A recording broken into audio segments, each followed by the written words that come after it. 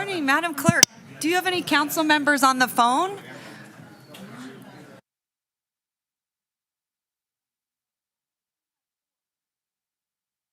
All right, I think. Can I ask her again? All right, Madam Clerk, do you. Can you hear me? Yeah, I can hear. All right. Good morning, everyone. Thank you so much for being here. I just want to confirm, Madam Clerk, do we have a quorum? Or do you have anyone on the phone? Is Councilwoman Ebert on the phone? No? No? Good morning, Okay. Madam Mayor. We do not have a quorum quite yet. Okay.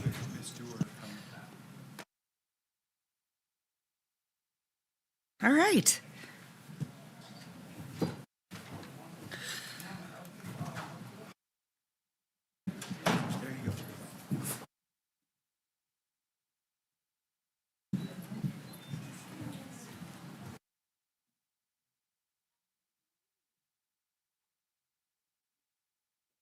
Good morning.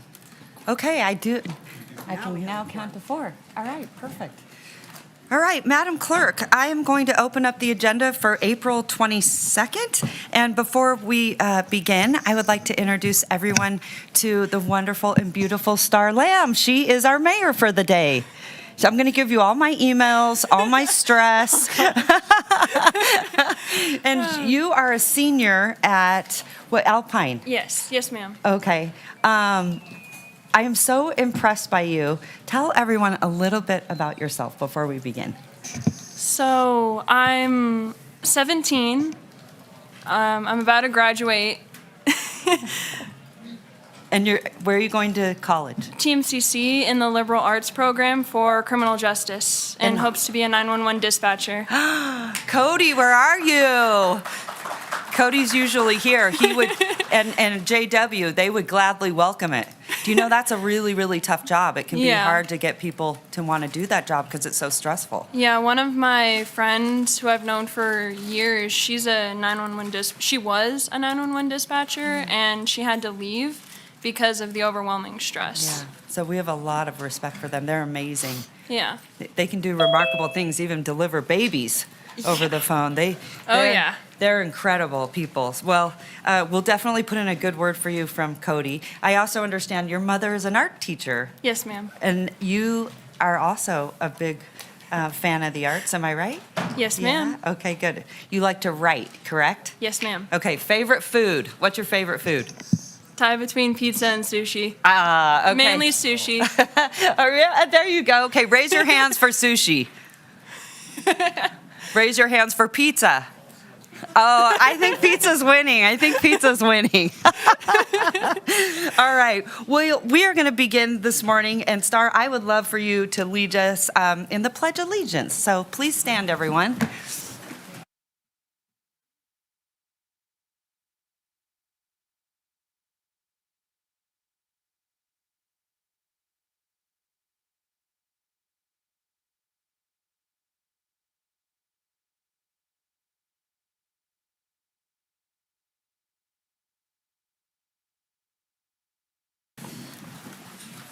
All right, Madam Clerk, I'm going to send it to you for roll call.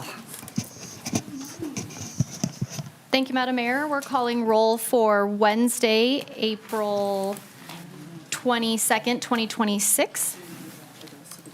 Reno City Council meeting. Councilmember Taylor? Here. Councilmember Dorr? Here. Vice Mayor Martinez? Councilmember Ebert? Here. Councilmember Reese? Here. Councilmember Anderson? Here. Mayor Sheevy? Here. You do have a quorum of the Reno City Council. And one more. You forgot one more. Mayor of the day? Here. Thank you. All right, thank you so much. We actually have a proclamation that we want to make sure that we have a lot of staff in the room, and I know that they have a very busy day, but we would love for you, how about if you read the proclamation for Records and Information Management Month? What do you think?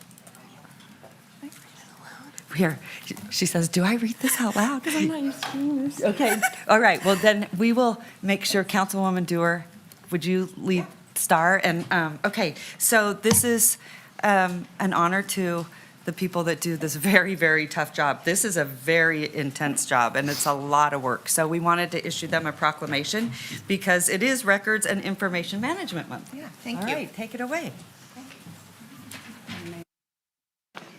This one, we need to give it to her.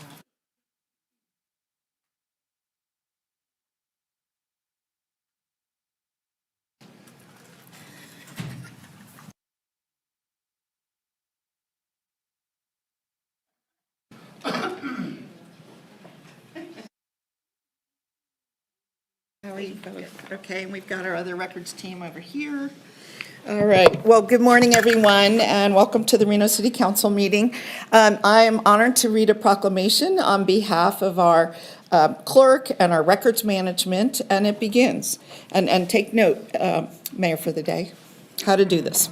Okay. All right, whereas records and information are vital assets of the city of Reno, documenting the rights of citizens, actions of government, and community history. And whereas effective management of these records ensures transparency, accountability, and the preservation of institutional knowledge for current and future generations.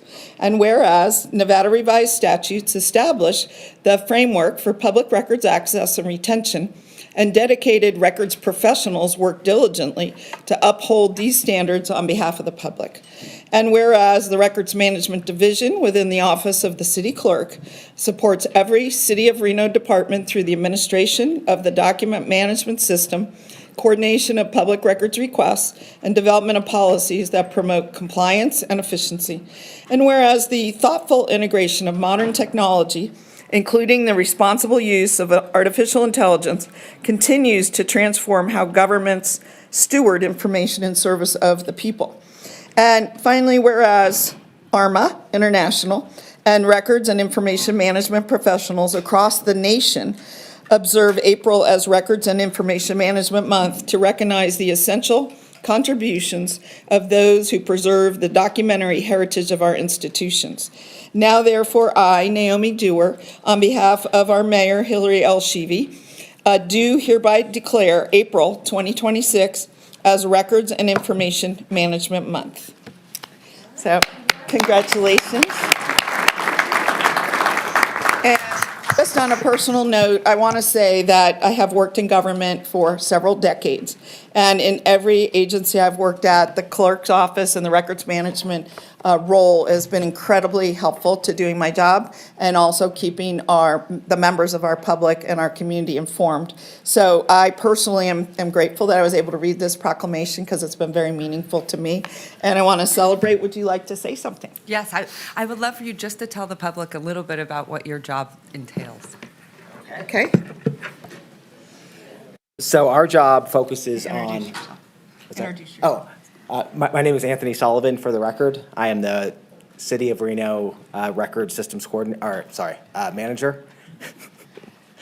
What we try to focus on is essentially providing transparency and accountability for the city by preserving the record. We want the city to know its history, understand its history, and be able to go back and understand decisions that we made and why we made them.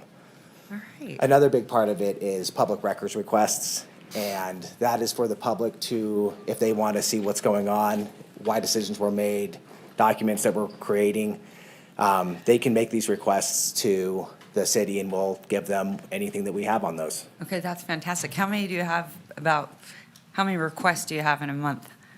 Oh, in a month? Or a year. Yeah, year. Or a year. Year's a little bit easier. Okay. We typically track above 20,000 a year. And so it's a lot. Wow. And everybody in the city helps, get those records all together together. and Yeah, and fulfill those requests for us. yeah. I heard here it's really intense. It is. Yeah. It is. Yeah. So we appreciate you very, very much. And would you like So- to say something? She's like, no, I don't want to say anything. Well, we appreciate you. I'm Molly Rosen, Records Management Program Coordinator for the city. Most of my work is fulfilling those public records requests and like coordinating with other departments. And I think it's just a very cool way to serve the public because it's their records. Yeah. And we're just working to provide them with the records that they're entitled to. And it feels very nice to be, part of that essential service for the city. I love that. And you're exactly right. It's the community's records, it's the public's records. So don't be afraid to reach out to these guys. All right. No, I think, unless Thank you you guys so really, much. really want one, but you probably have many. All right, well, let me give you this Or very we'll special. come by your office. All right, well, thanks, everyone, and thank you for what you do. Yeah. All right, thank you very much. Okay, getting right back on track. We are going to head into public comment. I am going to ask Madam Clerk, we do have a lot of people here for our first item, which is C1. So what I would like to do, I would ask everyone, I would like to take general public comment, and because I'm going to move up the item to C1 so quickly, I would ask if you're here for that item to wait and speak on that item. And so general public comment is not pertaining to C1, so I'm just trying to make it more efficient, and for many of you that need to get back to work, I want to get this to the front of the agenda.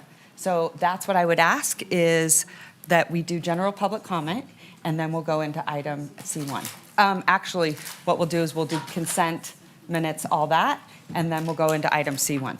So, sound good? Yep. Okay, perfect. All right, Madam Mayor. So our first item today is opening public comment. It should be noted for those in attendance that comments are to be addressed to the mayor and council as a whole.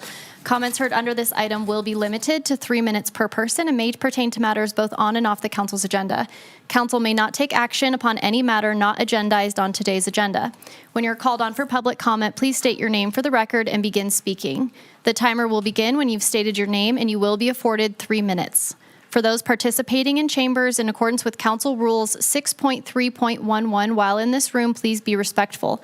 Disruptive behavior from audience members like clapping, yelling, whistling, etc., which impede the meeting, may result in a warning issued by the presiding officer.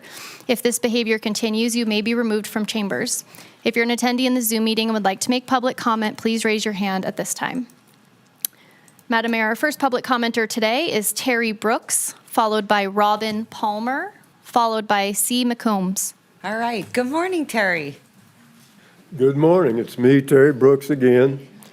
And today I'd like to share with you my thoughts on retirement and isolation and what seniors have to go through. When seniors retire and start another life of their own, they give up daily interaction with coworkers that they've known. For years, they knew a lot of coworkers that they interacted with every day. And they listened and learned a lot from what their coworkers would say. And the more they knew their coworkers, the more that they would find that they could use their nearest coworkers to dump some things off for their mind.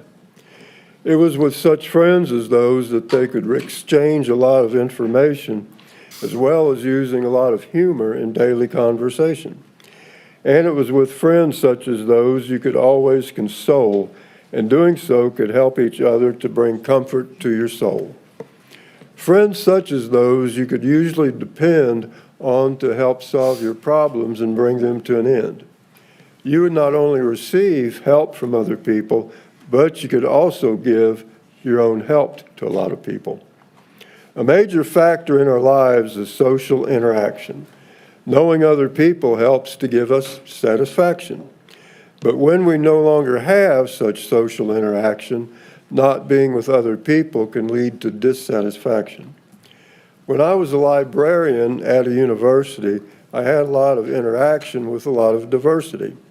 I had a lot of coworkers who would share a lot of knowledge that would help someone like me to gain a lot of knowledge.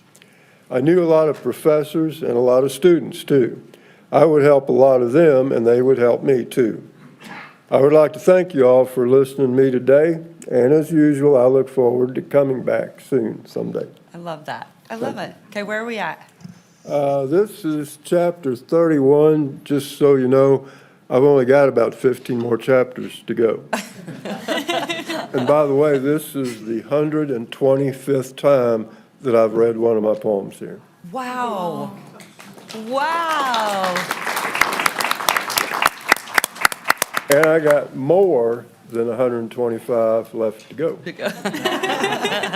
And Star loves that because she's a writer as well. So Yes, sir. we'll have to get you two together.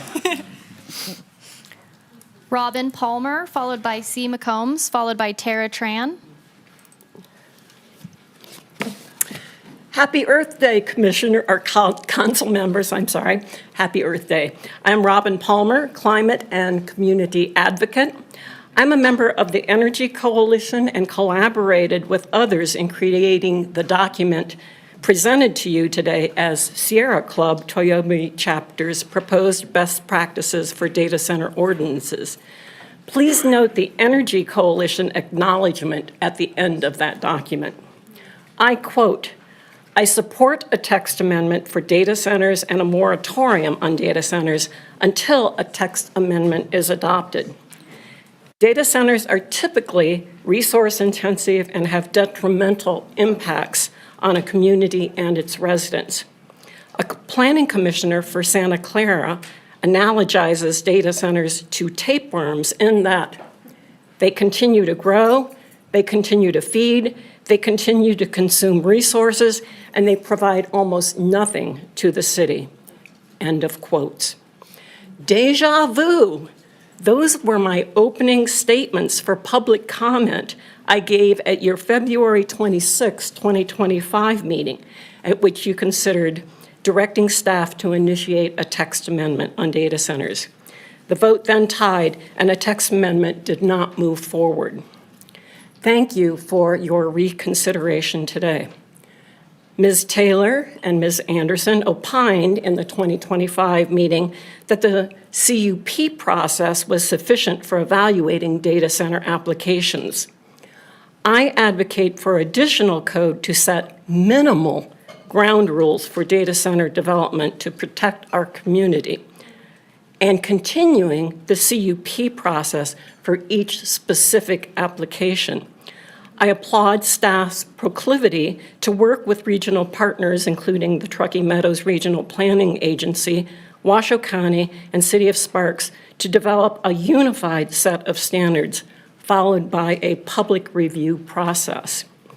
Furthermore, I request you reconsider a moratorium on data centers until guardrails are in place. Ms. Foose indicated in 2025 that the text amendment process would take 6 months. Any data center application received in the interim would be evaluated by current inadequate standards.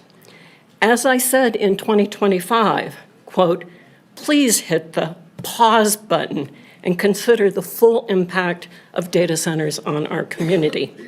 Thank you for your service and for the opportunity to speak. All right, thanks, Robin. C. McCombs, followed by Tara Tran, followed by Sheena Duckworth.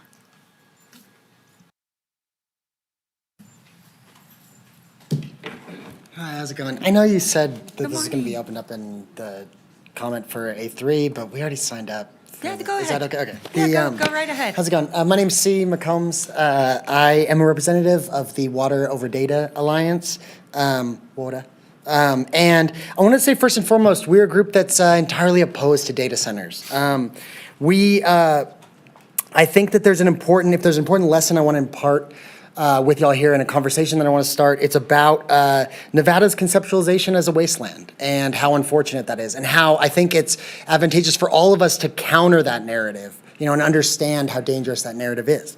This is a narrative that has existed since Nevada came into statehood. This is a narrative that drove extractive industry in Virginia City. This is a narrative that drove extractive industry throughout this state, throughout its history, and it's advantageous for us to counter that narrative here and now. And the only way to truly counter that narrative is to reconceptualize the function of the land. By putting the health and safety of the river at the center of our world and understanding, that is a way that we can do that. So the late Norm Harry would always say that what's good for the fish is good for the people. And I think that we need to interrogate that a little bit and understand that a little bit. The argument that he's making here is that we have nothing if we don't have the health and safety of the river. We don't have clean drinking water, we don't have fish, we don't have food. We don't have a way, this is at the core of everything. This is at the core of life here in the Truckee River Basin. And I really, we are operating in a lineage of activism that has, been throughout Nevada history, and especially I want to call your attention to more recent Nevada history. Even the function of activists are the ones that have kept nuclear waste out of our backyards. Many of whom are here represented within the Sierra Club, within Third Act. This is within the former group Citizens Alert. Like, this group worked with the Western Shoshone and kept us from glowing irradiated green. We need to.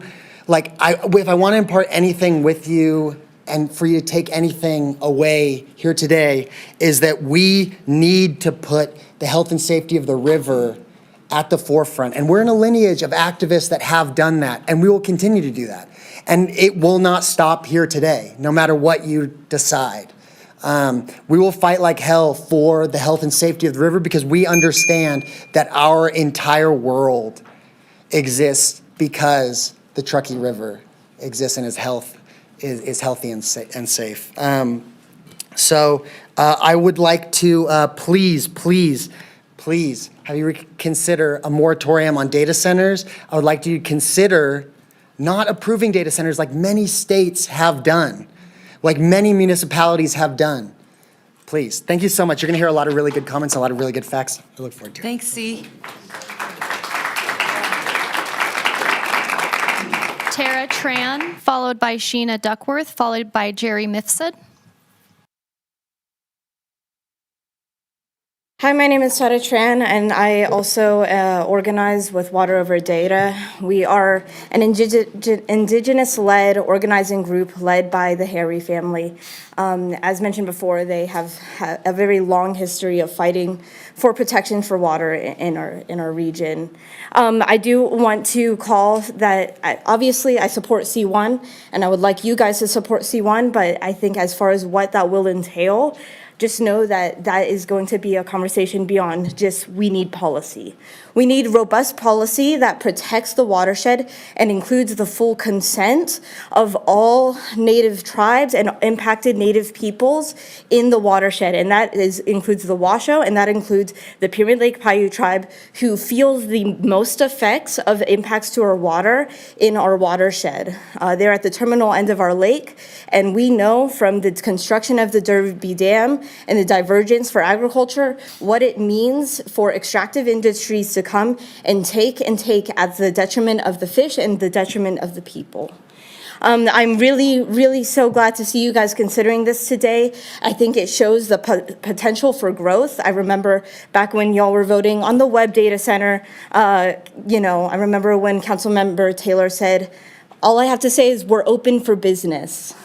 About data centers. So I'd love to maybe think about who do you guys serve, right? Who do you serve the industries that are purely speculative, that are losing money? I'm going to put on the other side of this, that this economy, this construction of hyperscale data centers for AI usage is not profitable. OpenAI, all of these different companies, they're not making money. They're getting giant subsidies from the federal government because this data is being used for surveillance. Data is being used for war. It is not being used to our benefit. That need is artificial. It's not there. What we need is clean water, right? I remember Councilmember Reese, for example, saying, well, I think maybe data centers are good for our climate because AI can make fire maps. I was gonna say, we can make fire maps. We don't need data centers to save our climate. We need a city council that will protect us.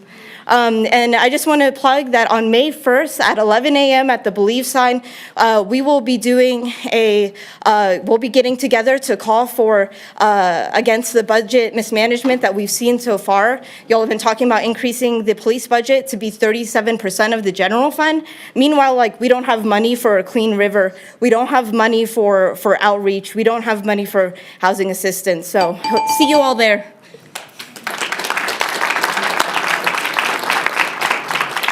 Thank you, Sarah. I think it's. Sheena Duckworth, followed by Jerry Mifsud, followed by Tammy Holtstill.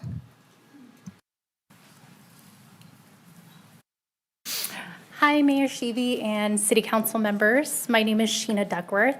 I moved up here from the Las Vegas area in 2021. Uh-oh. No, I love it up here. I'm It's a just lot kidding. better I'm up just here. kidding. But I'm here because I'm participating in the 2026 Reno Sparks Chamber of Commerce Leadership Program. So I joined this program just to learn a little bit more about how the local government works here and to network with other leaders in the community. So it's been a great experience so far. So I'm really here just to sit, to observe, and to really see where I can help support the work that you guys all do to make Reno a good place to live. So thank you for your service. We're glad you're enjoying it. Yes. It's a great program. Yes. It's a great program. Yeah. I met a lot of great people so far, so it's been great. Okay, good. Sheena, would you meet with my staff so that we can get a coffee set up? Of course, yes. Thanks so much. Thank you. Jerry Mifsud, followed by Tammy Holtstill, followed by Tyler Colton. All right, Jerry, come on up. She's gonna help you. Good morning, Jerry. Show these two first.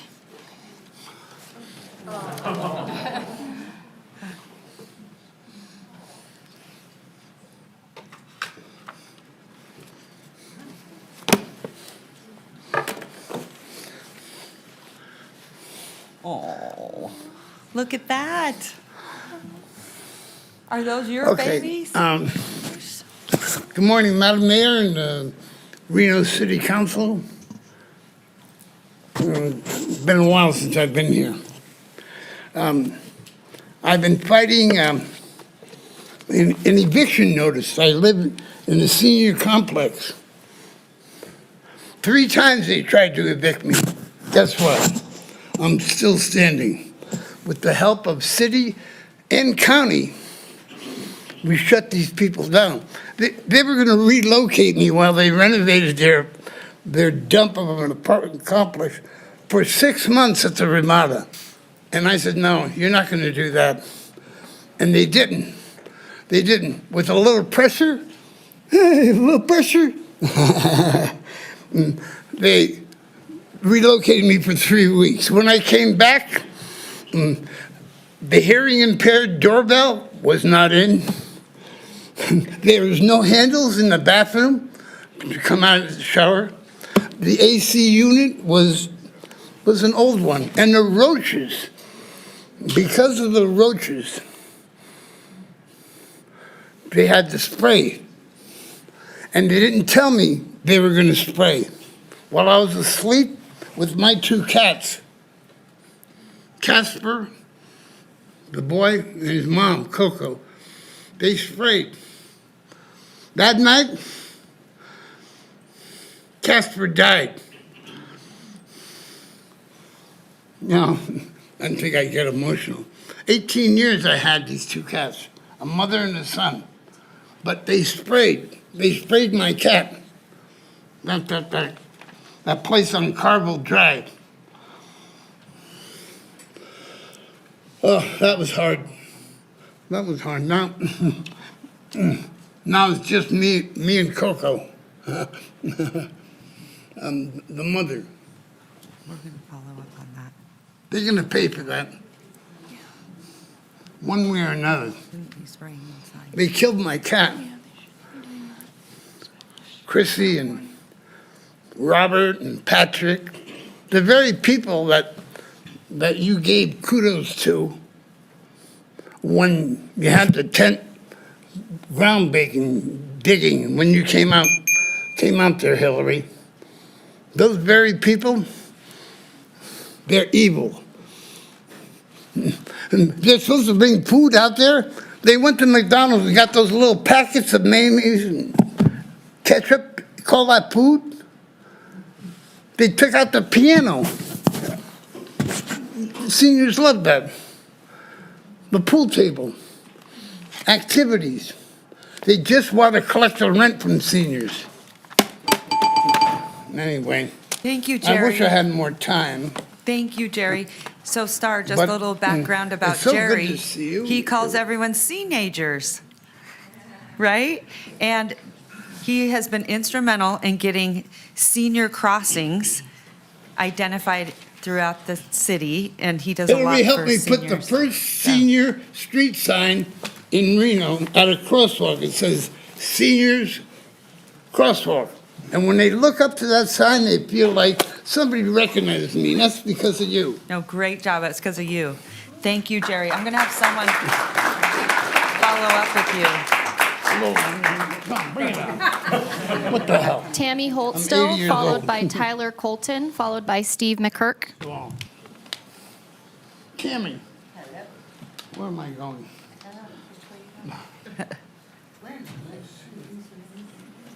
All right. Hi, Tammy.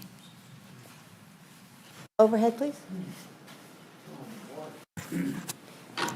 Hello, Tammy Holtstill for the record. Nice to see you guys again. I'm here because last Friday I was at the RTC board meeting and the only two for the city of Reno were not there. So I'm bringing it to your attention now. I sent over 2 months ago an email to you regarding Lemon Drive and the $88 million that RTC wants to spend for a 2-lane road on a silt berm. I did not receive any responses from you.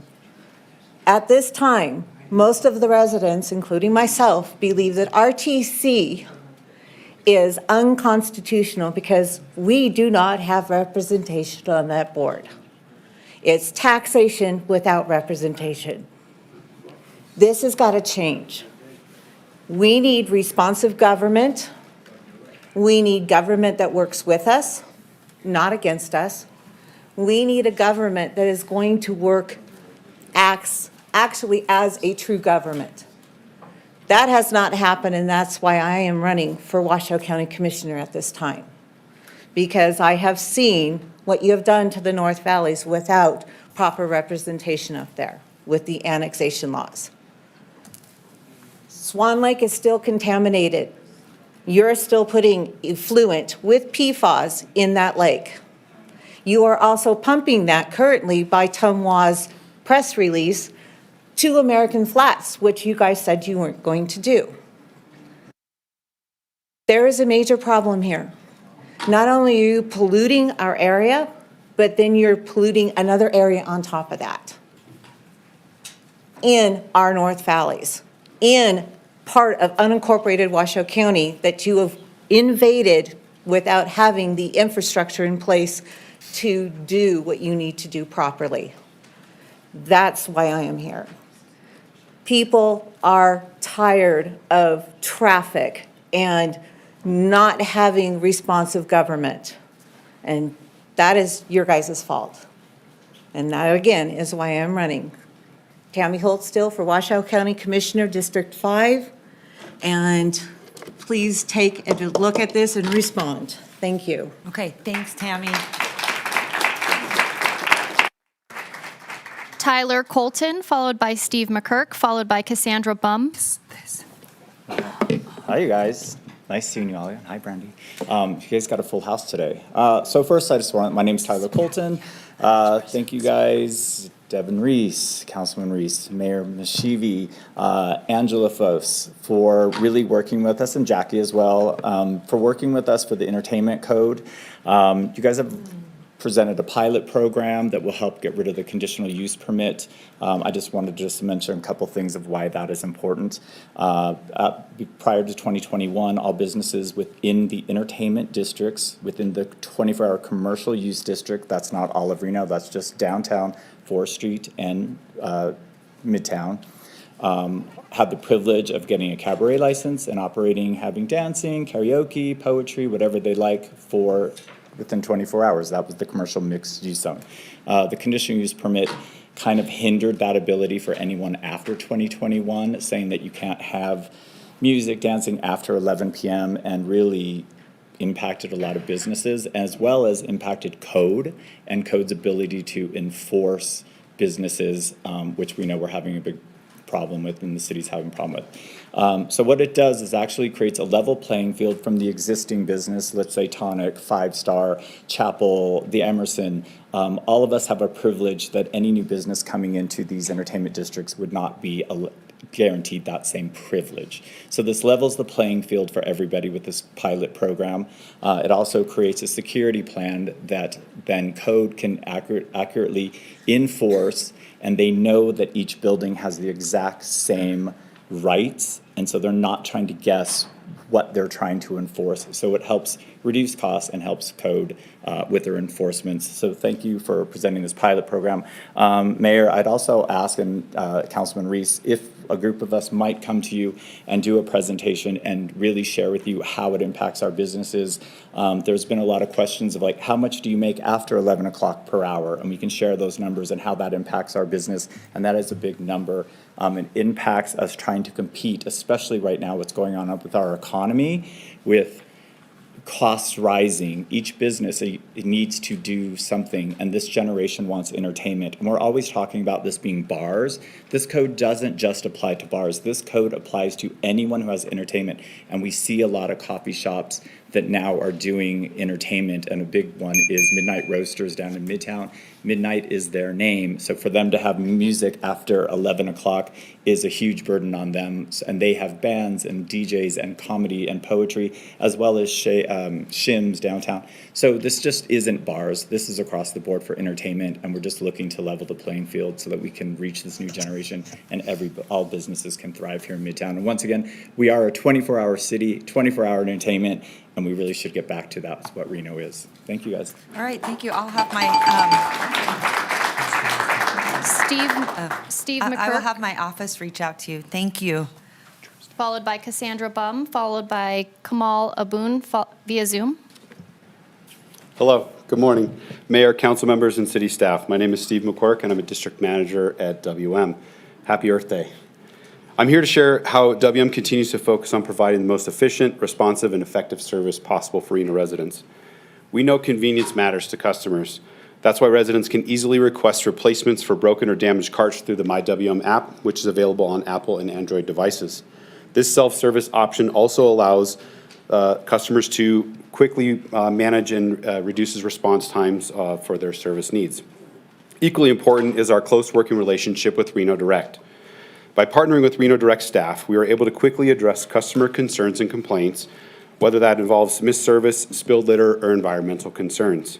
This collaboration helps us resolve these issues faster and keeps our neighborhoods clean and safe. WM also is proud to support the city's community programs. WM sponsors the River Rangers Patrol Program along the Truckee to remove debris and improve safety. We also provide same-day delivery and removal of trash bins for the city ward cleanups. Removing these bins same day prevents them from being targeted for illegal dumping after hours, leaving trash accumulations behind on school property, or potentially. This summer, we're continuing our annual partnership with the Greymar Environmental to offer free disposal of up to 50 pounds of hazardous household waste for residents with vouchers that are mailed to their address. Additionally, WM provides a wide range of curbside disposal options, including sticker packages and dumpsters ranging from 4 yards all the way up to 30 yards. These services enable homeowners to efficiently remove debris from their properties and mitigate wildfire risk. We also continue our in-kind donation to support the Reno Fire Department's fire fuel disposal program. The contribution is valued at $14,000. Next, sustainability and transparency remain core priorities for WM. Through partnerships with UNR, the Reno Sparks Chamber Business of Commerce Business Green Business Program, and other community organizations, WM opens the doors of our Eco Center recycling facility and Lockwood landfill to host tours and demonstrate responsible, transparent disposal practices. Finally, I would like to add on a personal note that I'm currently attending the Reno Sparks Chamber Leadership Class of 2026, which my colleague Sheena forgot to mention that that's the best class ever. Ann Silver and her team put on an excellent program, and I'm excited to be a part of this incredible opportunity. Thank you for your time and continued partnership.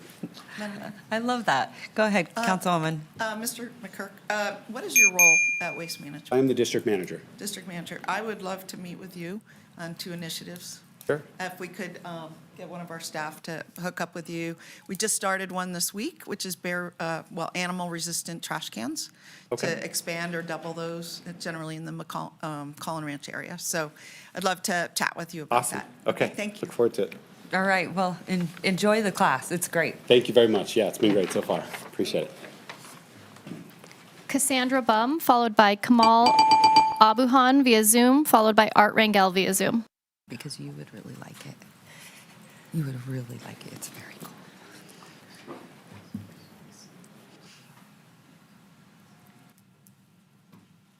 Thank you, City Council. I am Cassandra Bum.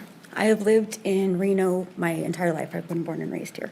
So I was thinking I would be a little bit later in line after hearing a little bit more about water and things like that. So along with water and other topics, some of the things that I think that maybe wouldn't be discussed, so I'll try to keep this short and sweet. What happens to these data centers after the technology is old? With our phones, I know every 6 months they're coming out with a new phone. So how long are these data centers able to be used and up to date? And then what happens after that? This data center down here on Keystone, I'm worried about what happens after that. Also, tourism. Reno used to be really into tourism. We worked a lot on the river of trying to build it, beautify it. People used to come here to see Reno, our mountains, our beauty. Driving along the freeway, it's a little tunnel. You don't see the mountains anymore. I took my son to Oxbow. I grew up at Oxbow. Excuse me. I used to go on field trips to Oxbow as a little child. Now driving by, that was crazy seeing that data center. So I'm worried about, yes, our water, everything. I'm trying to make this short and sweet for everybody else. But what happens when the technology is old? And what is happening with our tourism? Why are people going to be coming here not to see the data centers? So I would like to just say a short portion of Home Means Nevada, which is our state song, the chorus of it. Home means Nevada, home means the hills. Home means the sage and the pines. Out by the Truckee silver reels where the sun always shines. That's just a portion. I want to keep it short and sweet. Thank you for listening. All right, nice job. Thank you.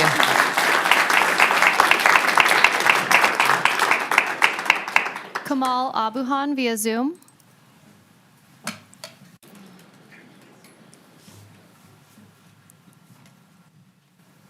Can you hear us? Madam? Kamal, if you would unmute and state your name for the record. Oh, my apologies. Good morning, everybody. Kamal. Good morning, Mayor. Good morning, gang. Is it okay for me to talk about a data center real Sure, quick? go ahead. All right, thank you. I hope your week's going well. My name is Kamal Abuhan again. Okay, so Reno is seeing a rapid rise in data center development, and before we can focus solely on the economic benefits, we need to consider the other side of the equation. These facilities don't just store information, they concentrate power.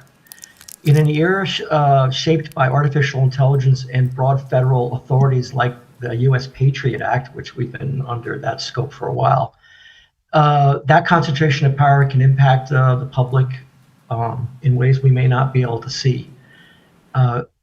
Companies frequently discuss in national security reporting, including a company called Palantir, which I'm sure many of us may be familiar with, shows how quickly modern systems can analyze and cross-reference data to identify individuals. These tools are powerful, and without strong local safeguards, the infrastructure we host could be used in ways that could raise serious concern for our civil liberties.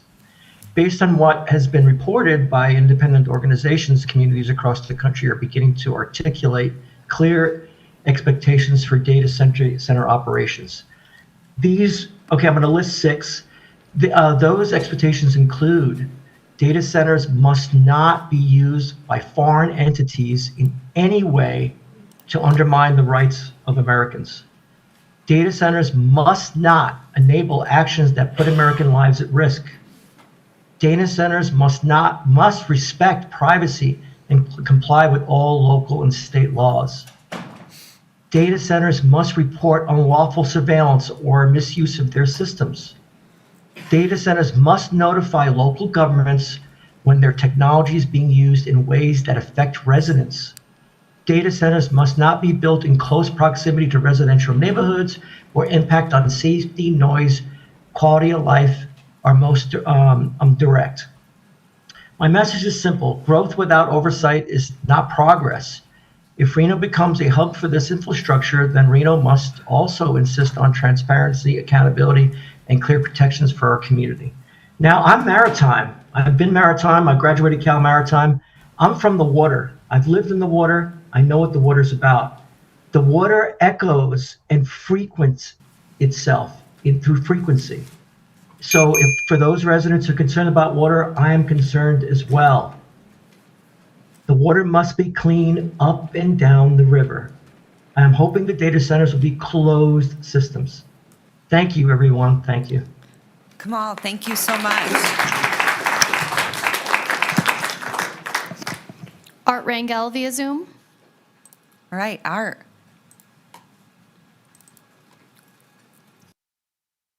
You might be on mute.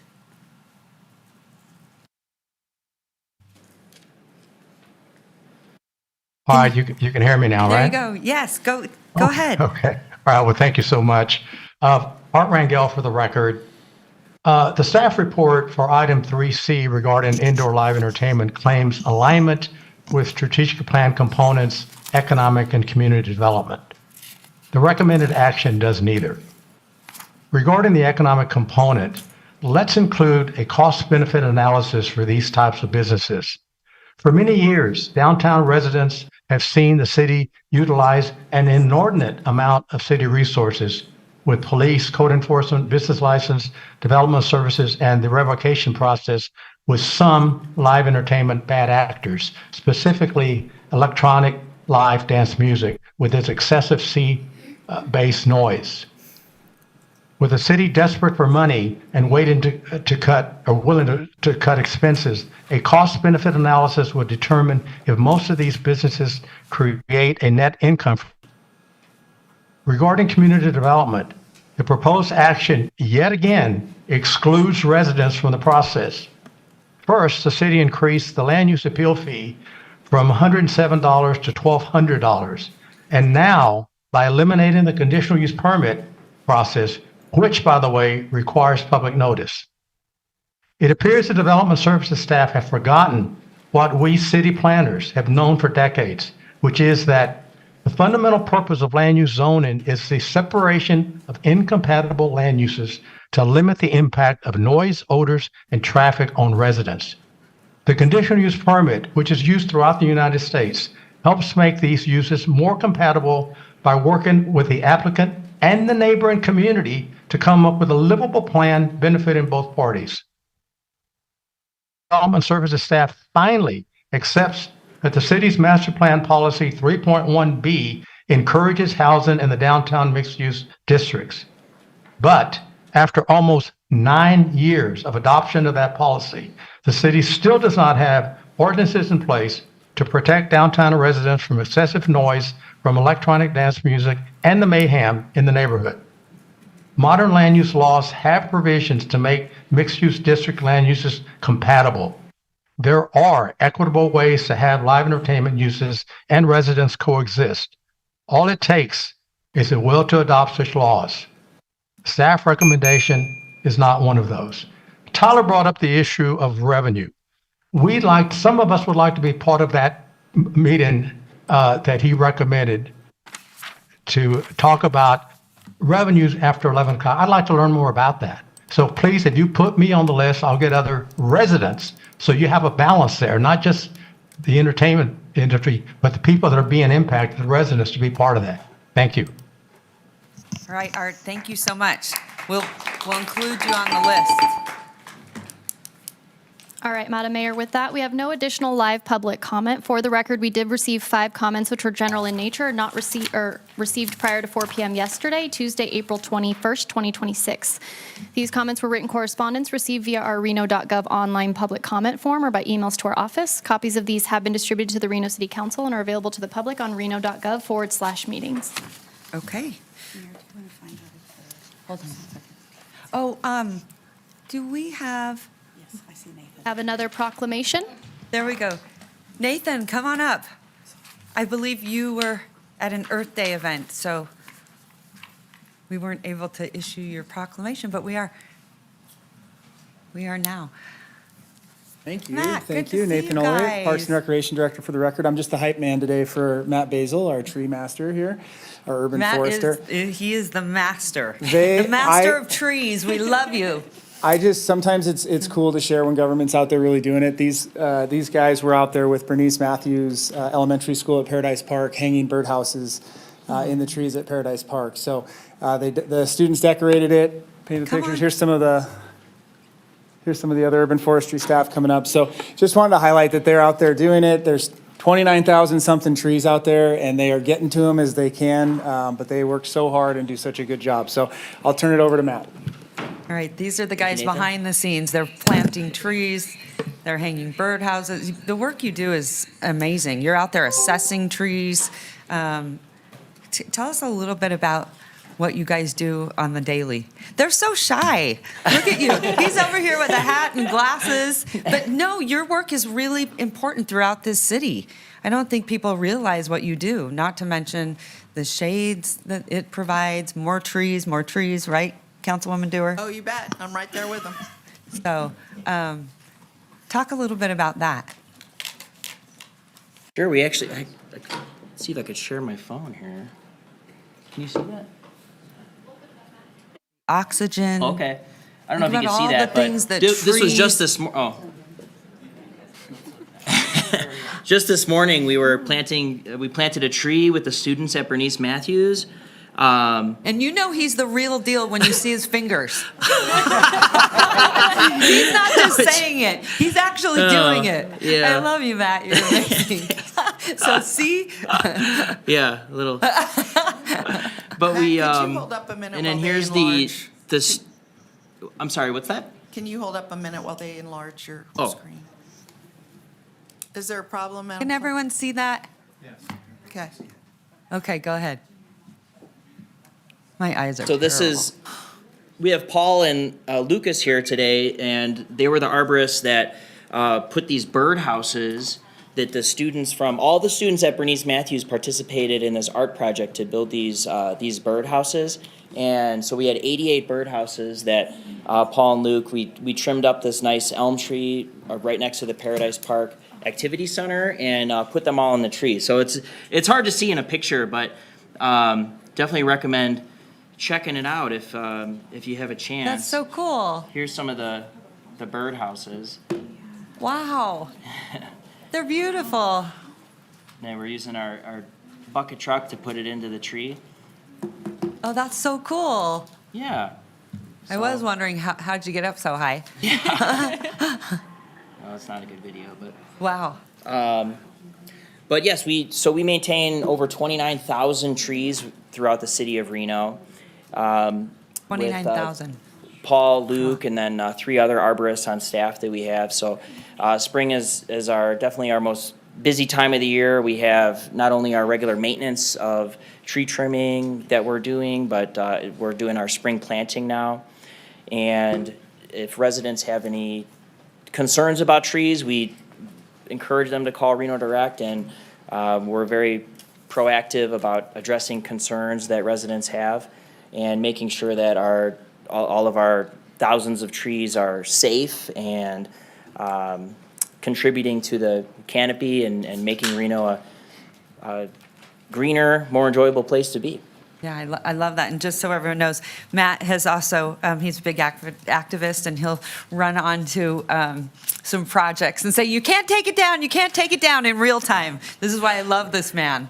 And so when people are sort of messing with our trees, you don't want to mess with Matt. He's got your back. I love it. Thank you so much. We spend a lot of time working with different construction projects with all the different contractors that we work with in town, making sure that we preserve the trees that we have, and we have a lot of great partners with our Public Works Department and with the local contractors, working to be careful around our tree roots and make sure that we're preserving them and not doing any more damage than we need to. So, Yeah, that's great. I also met his dad. He's a proud dad. So I just want to say that. So take it away. We have a proclamation for you guys today.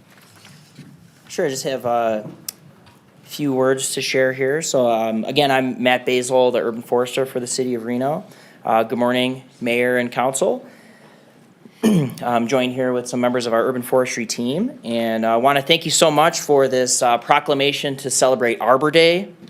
Arbor Day celebrates the planting and preservation of trees in our community. Here at the city of Reno, we maintain about 29,000 publicly owned trees in parks and along public spaces. I'd like to thank our dedicated urban forestry team for all the hard work they put into taking care of our trees. And I can't think of a better day to recognize the importance of trees than today is Earth Day, which is exciting. Trees are an important part of our climate as they create clean air and cool our neighborhoods and improve the well-being of our residents for years to come.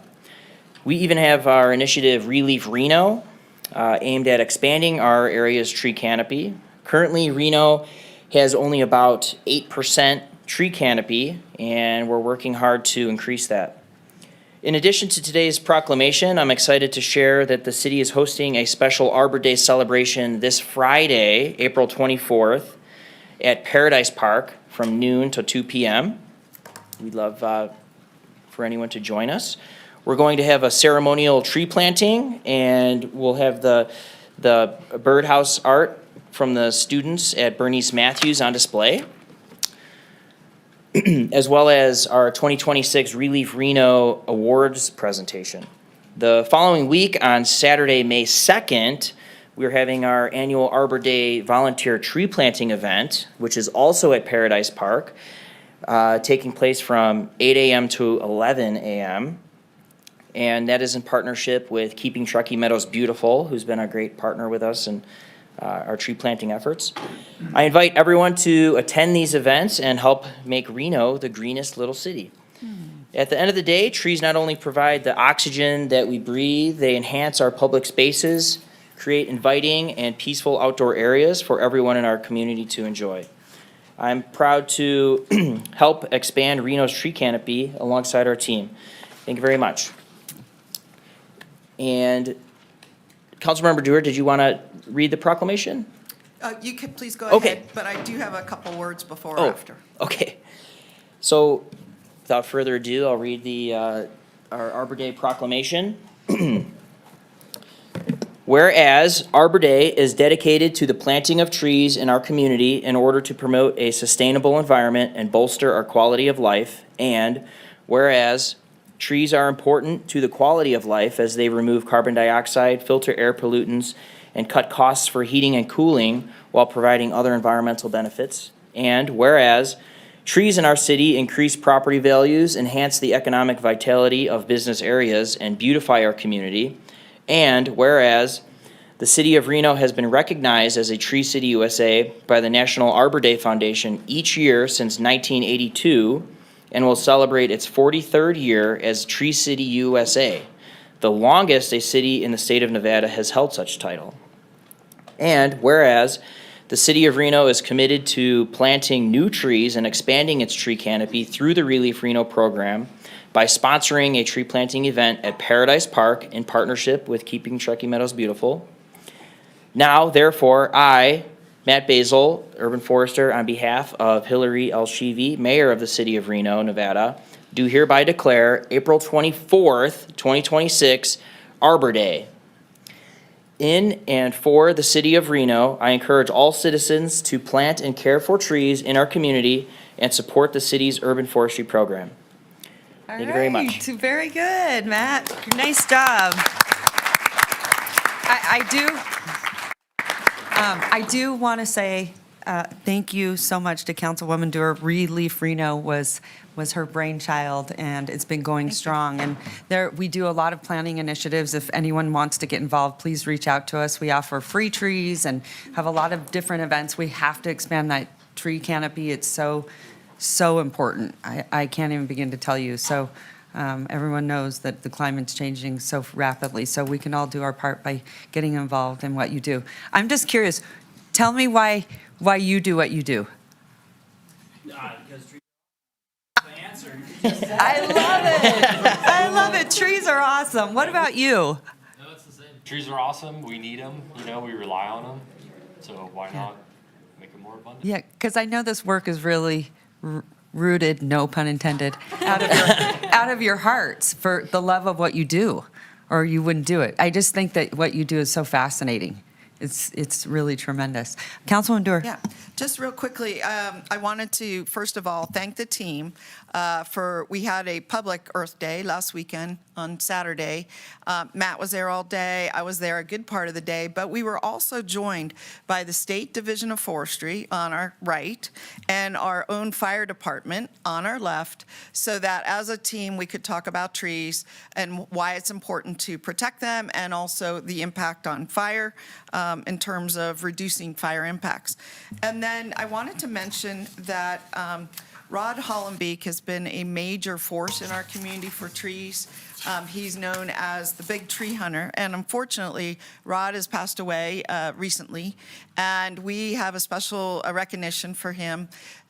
He was so widely recognized or known throughout the state. He's written several books about trees, but also the Washoe County Arboretum, which is up at Rancho San Rafael, is having a special dinner to raise funds for the Arboretum, but they are planning an entire tree grove in Rod's honor. So I wanted to let people know about that. They can contribute here at the city. I think we are planning a special memorial as well, whether it's a bench or a tree or a mini grove, and they are as well. Another thing that's happening is we are looking now at establishing an official city arboretum, potentially at Idlewild Park, which would be a first for the city. And it's something, if people love trees, for them to get behind. And then finally, I just wanted to mention, I'm really pleased that we're going to be bringing the first phase of our tree ordinance to City Council, and that's planned for this summer. I think it's about to go through public review. And that really focuses on our public trees, or the trees that the city owns. Those are the 29,000. But there's a part 2 to the tree ordinance, and that's all the other trees in Reno, Nevada, which far dwarf the publicly owned trees. And I want to make sure that we make good progress on that, right on the heels of hopefully adopting the first one, and move right into part 2, which will go into Title 18, which is our development code. So those two things are really important if we want to make any meaningful change. We do tree plantings, and we have for over a decade, but it has this much. It's very important, but it only has a small impact, 40 trees at a time compared to the thousands that we need. So again, Matt, also Nathan and Matt Brzezina, thank you for your work in highlighting the importance of trees. It's super important here in the fastest warming city in America. Thank you. Thank you, guys. Good job. Okay, I'm going to move right over to our city manager. Do you have any housekeeping notes? I wanted, just real quick, I wanted Oh, to go say ahead. something too. Go ahead. That's okay, I know I'm kind of late. Matthew, I just wanted to say something too. Nathan and Matthew, I want to say thanks so much for your work and your crew for helping me get more trees in my ward. I know that we talk about Reno being the fastest warming city in the country, and my ward particularly has the lowest tree canopy. So I appreciate your efforts and going on tours with me in my ward to find areas where there's existing irrigation systems so we can plant those trees, because that's a hurdle I think a lot of people don't think about. I know I didn't until we had our meetings, that you can plant trees a lot of places, but you have to make sure that there's water as well, and sprinkler systems aren't free. So I appreciate you looking for those opportunities with me and helping me plant some trees in some parks, and you guys have really put a lot of effort into it. And I know we've had an Arbor Day celebration in Dorothy McAlinden Park, and that was really wonderful. So I also just wanted to say thank you. And I know, Matt, you live in my ward, so I appreciate seeing you around. I know you probably have a particular interest in our area, and just thank you for all your efforts. Oh, wonderful. all three. Well, thank all of you. I appreciate all your work. It's So wait, very are much they getting more appreciated. trees than we are in our wards? Is that what's going on here? I think you just outed yourself, Councilwoman. I'm going to look into that. We're definitely- investigating that yeah, one. we definitely need them. We have the lowest tree canopy, and so I'm always encouraging staff to look for grant opportunities and ways to fund areas to put in that irrigation and water trees. And we fortunately have that effluent possibility out in my ward with the sewer treatment plant, but we just need to have more ways to connect that water out to tree areas. So thank you guys for all your efforts in that area. Great, that's great. Really quickly, we are going to get a picture because typically you guys hide behind trees, and we want to make sure that we capture this moment. Okay, let's do this.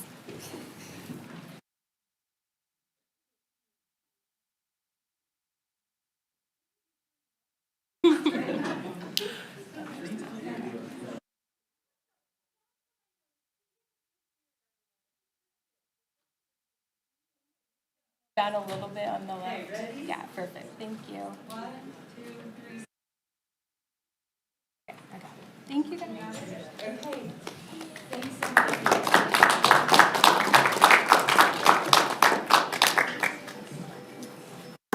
Okay. Now I'm going back to you. City Manager, do you have any housekeeping notes? Thank you, Madam Mayor. Our plan is to hear the agenda and the order as posted, except after consent poll, council will vote on any items not pulled. The pulled items will return at the end of the C items, so we'll do C6, then B1 through 10, and we will start the C items with data centers, C1. Okay, thank you Move to so much. approve. All right, I'm asking for approval of the agenda. I have a motion from Councilman Reese. I have a second from Councilwoman Dewar. Madam Mayor, I have a question. Go right ahead. Thank you. This is kind of for our attorneys. I have a question on item C1. I've heard some talk about a moratorium coming forward with this item, and I just wanted to level set where we're at. We're agendized to initiate a text amendment. Is that what we are going to be doing in item C1? All right, can we just come back to that and just right when we get to C1? Well, I was wondering if we needed to pull it or move it to a different agenda or a different day, if that's a conversation that we're going to be having. No, I would like to have the conversation. Okay, so let's just get to C1, and then I'm going to hand it over to Well, you, I would like just clarification on what the implications of your question. Well, I'm sorry, I've heard stuff about we're going to initiate a moratorium today. There's a lot of discussion. I want to make sure that people understand what we are agendized to do with this item today and not give impressions that we're going to be.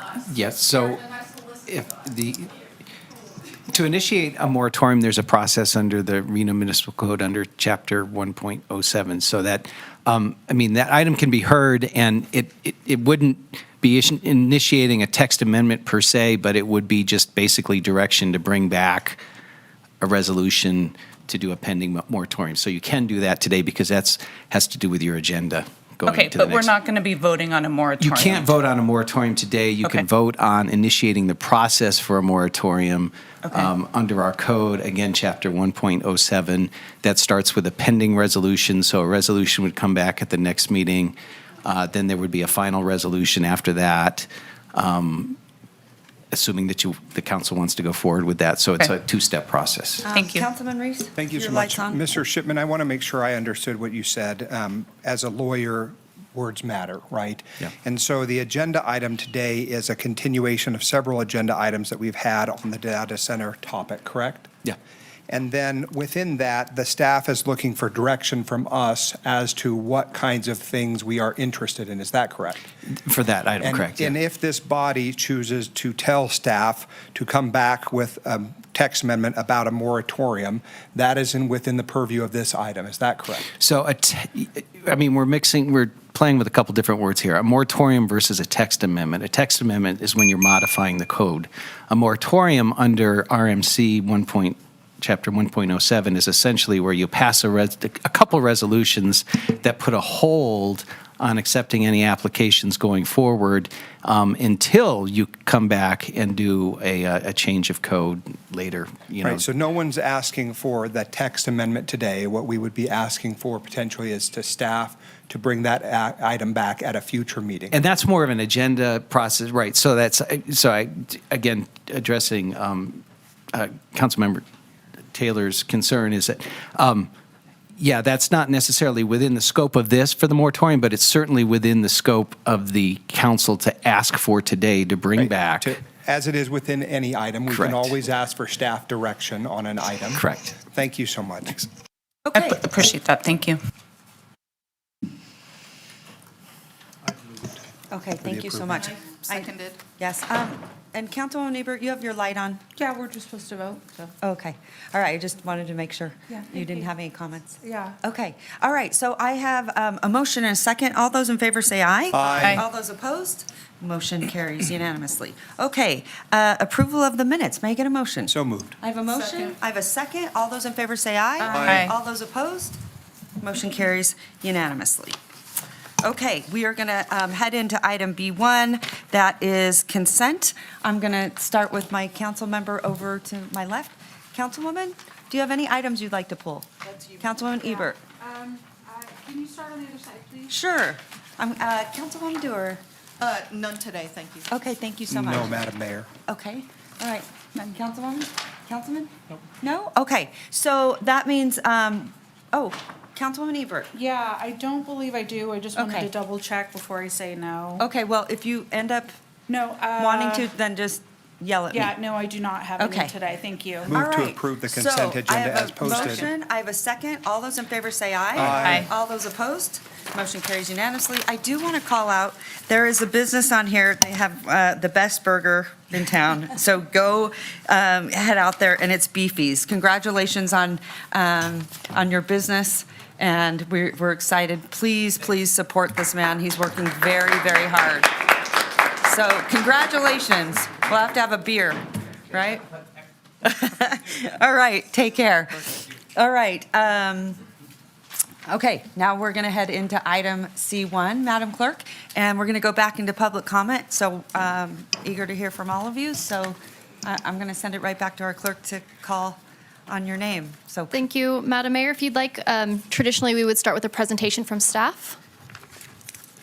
So they can actually- get their information and answer any questions before public comment stated. Actually, I believe I would like to hear public comment Okay. first. All right, thanks so much. Perfect. If you're in the Zoom meeting and would like to make public comment on item C1, please raise your hand at this time. And just for the audience, a reminder, will you state your name for the record? You will be given 3 minutes.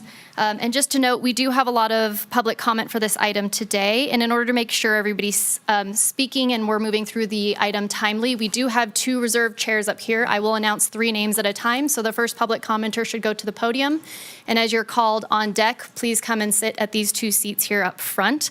And then lastly, we do have some participants that are still out in the lobby that were not able to make it in due to fire code. So I would ask that the meeting is playing and there are tables and seats out in the lobby. So once you've completed your public comment, if you would actually exit the room so that we can make sure that the other commenters who are not in the room at this time are able to speak as well. Yeah, and that would be really great if you, after you make that comment, if you could, so that we can get other participants in the room so they can also get their public comment in. I just want to remind everyone, public comment is 3 minutes. I like to give everyone equal time. The buzzer will go off so that you're prompted to know when that time is up. The best thing to do, so we stay really efficient, is to make sure that when your name is called, and you'll hear Madam Clerk call out the second name, just come and sit right over here, so then we can you kind of go around like this, so it gets pretty efficient. We do, and I believe, do we have 30 comments or public comments? We have 30 public comments. So I just want to keep everyone aware in case you have to be somewhere or you have time constraints. So I just want to make it as efficient as possible for all of you and also make sure we get all of your comments on the record. That's really, really important today. All right. What do you do with these? Oh, hold on to them. If you have your public comment card and haven't turned it in, you'll need to come turn it in with us. Oh, okay. So yes, grab one of those blue forms, make sure you fill it out, and then give it to Madam Clerk, and then she'll make sure she gets you in the queue. Okay? All right, Madam Mayor, All right. our first public commenter today is Lisa Hill, followed by Jess Burrows, followed by Bill Miller. Okay, perfect. Lisa, come on up. And please, just as a reminder, in accordance with Council Rule 6.3.11, while in this room, please be respectful. Disruptive behavior from audience members like clapping, yelling, whistling, etc., which impede the meeting, may result in a warning issued by the presiding officer, and you may be removed from chambers.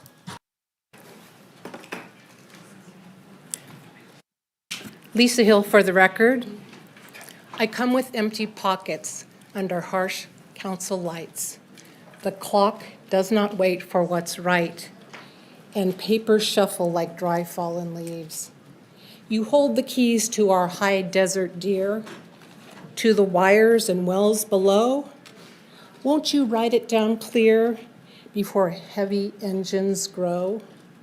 Why, you may ask, our grid stretches like a tightrope, spewing carbon as temperatures rise. How much will be lost when fire comes and burns it all away? Oh, why, you may ask, when our waters run dry and all the fish die. Our taps run brown and our houses burn down, and the river can't carry us home. I've seen cold boxes rise on Keystone instead, where children once played, trading song for a dull humming dread. Could it be a library or park? A place where young ones gather? A healing clinic or circle of friends under the shade of a cooling tree? Lines get blurred with hurried hands, yawning deals behind closed doors as trust falls like a wounded brand, and more fighting crowds the room. What gets lost in between? What slips through our civic seam? Is it time? Will it be you? Is it all of us? Where are the leaders for new times? Is it you? Is it you? Is it you? Tell me, when you write down these codes in the ledger books, who are you thinking of then? My children's eyes, their children's children's eyes, and the roots of our humanity that remember when? The Kiwi, the Cottonwood, the mighty Truckee, that have all been here longer than we? Will you weigh their breath in the balance sheet? Will you let them and us be healthy and free? Most of us are calling now for a future we can defend. Will you hear the chorus in the public wind or retreat to your comfortable den? Develop new code for new times. Do it now before more are approved. Do it in the light with all of us in mind. Great, nice job, Lisa. Jess Burrows, sound like a followed by poet Bill laureate. Miller, followed I love by it. Hello, I'm Jess Burrows with Jess. the Water Over Data Alliance. I have been working throughout rural Nevada for the past 6 years, and I just moved to Reno around 2 years ago. And it didn't take me long to realize how precious the Truckee watershed is and what a life source that is to this whole community in this area. The desert here is not barren, it's not destitute, it's beautiful. I fell in love with Nevada. I moved here from North Carolina. It's a beautiful, beautiful area. And this watershed is incredible.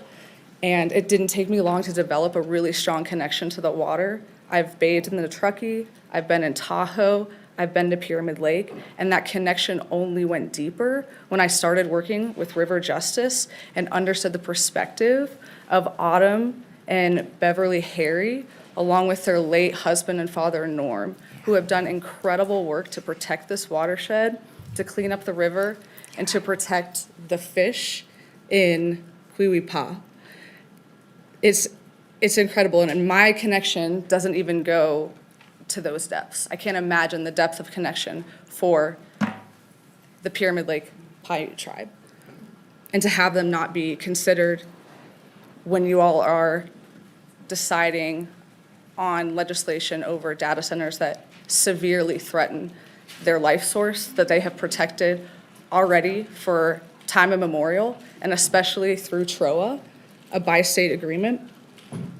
They need to be here, they need to be at the table, they need to be in this room, they need to be considered. The community, your public needs to be considered.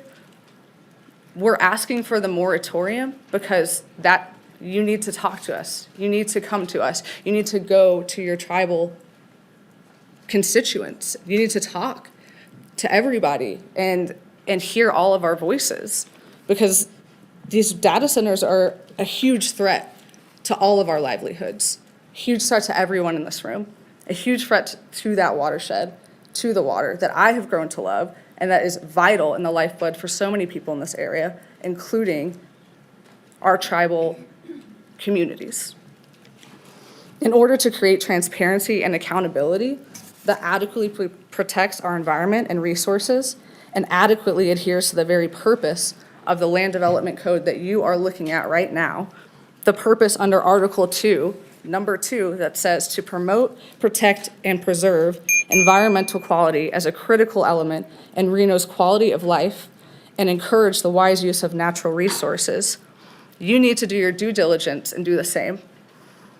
Please take this issue seriously and properly consult your constituents and local tribes, enact the data center moratorium previously proposed in February that you've already denied, so that you can adequately consult the public and gain the full consent of the Pyramid Lake Paiute tribe at the terminus of the watershed, and to develop ordinances that actually protect us, the land, and the water. Thanks, Jess.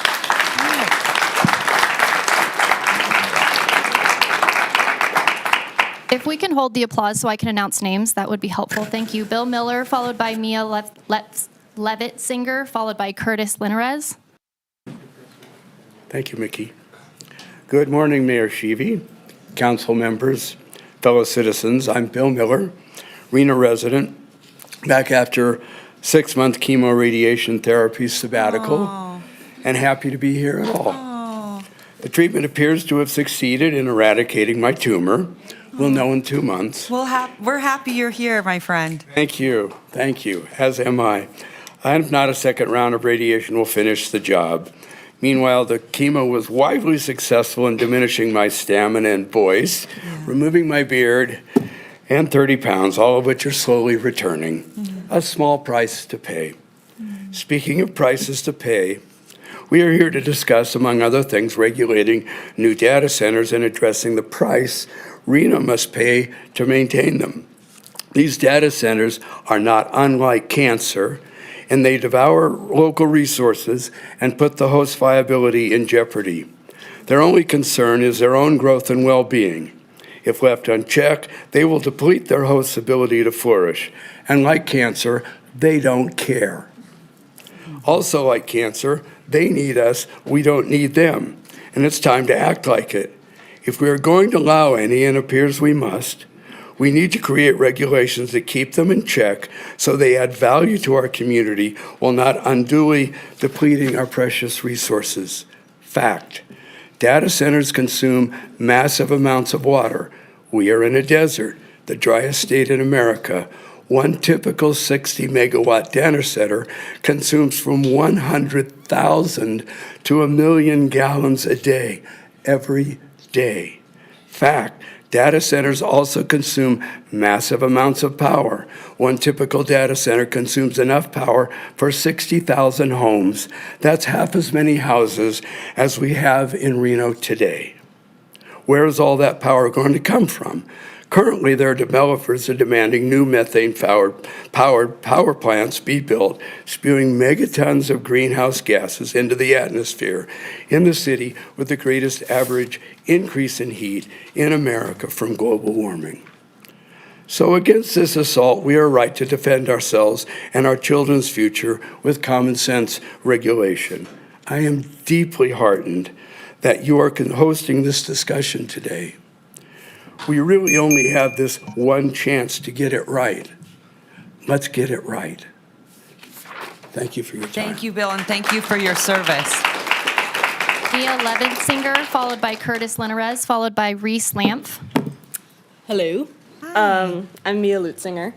Mia? Yeah. Mia is Mia? Mia. Yeah, that's right. Yeah. I don't have much to say that hasn't already been said better, so I'm going to keep it short. But leaving data centers unchecked without the possibility of dialogue is completely antithetical to the idea of community that Reno so often postures about, present company included. I know that each of you is intelligent enough to understand that contradiction, and I hope that you are dignified enough to honor it. Mayor Sheevy, you were praising the arborist who spoke earlier. I guess what trees need? Yeah. Water. Yeah. And like C. McComb said earlier, activism against data centers isn't going to stop So I encourage you to just make it easier on yourselves by approving C1. Thank you. All right, thanks, Mia. And Madam Clerk, before the next speaker and before Mia leaves, I need it, Mia. Mia.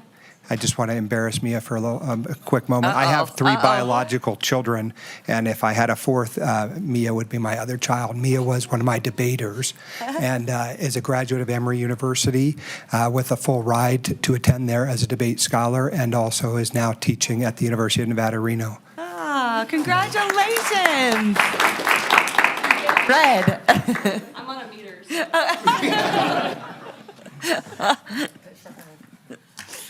Curtis Linares, followed by Reese Lamp, followed by Anthony Postman. Okay, Curtis, correct? Yes. Okay, Curtis, the floor is yours. Lovely. Nice to meet you guys. My name is Curtis Linares. I'm a local Reno citizen. When I was younger, I grew up in California. I know that's unfortunate for a lot of us, but I grew up knowing that water is an important resource. I spent most of my elementary school doing art contests, trying to save water. So to be here today is really nice to know that water is really important, and I think a lot of us here understand that. So with that being said, I want to say that I am here to speak in support of C1 and to advocate for a robust policy that protects the watershed. I'm fortunate enough to be here today at a, maybe not very easy time for a lot of local people, but I'm here talking in front of you with the support of a lot of local students and a lot of community members, knowing that the local Truckee watershed is important and crucial to the success and the future of Reno. We need a government that works for us and not against us. I heard that today. And increased regulation on data centers is one way that you guys can show us that you care. Protecting the Truckee watershed is vital for our future, like I said, and I want to thank you all for considering your roles in hearing local voices, including those of our tribal communities. So before we consider the economic benefits, I think that it is more important that we think about the human effects as well. So thank you guys very much. All right, thank you so much. Reese Lamp, followed by Anthony Postman, followed by Cullen McGinnis. Okay, hi. My name is Reese Lamp. Happy Earth Day, everybody. I think it's so special that this is happening on Earth Day. So I grew up in Las Vegas, and I had the honor of getting a full ride scholarship to come swim at the University of Nevada. So go Pack. With that being said, obviously swimming, water, they go hand in hand, right? So for me, I fell in love with Reno when I saw it. I couldn't believe something like Lake Tahoe existed so close by when all I knew was Lake Mead. If you've seen it, you know. Floating down the river is one of my favorite activities during the summer. Swimming across Donner, things like that. Knowing the detrimental effects that data centers have on communities has really broken my heart.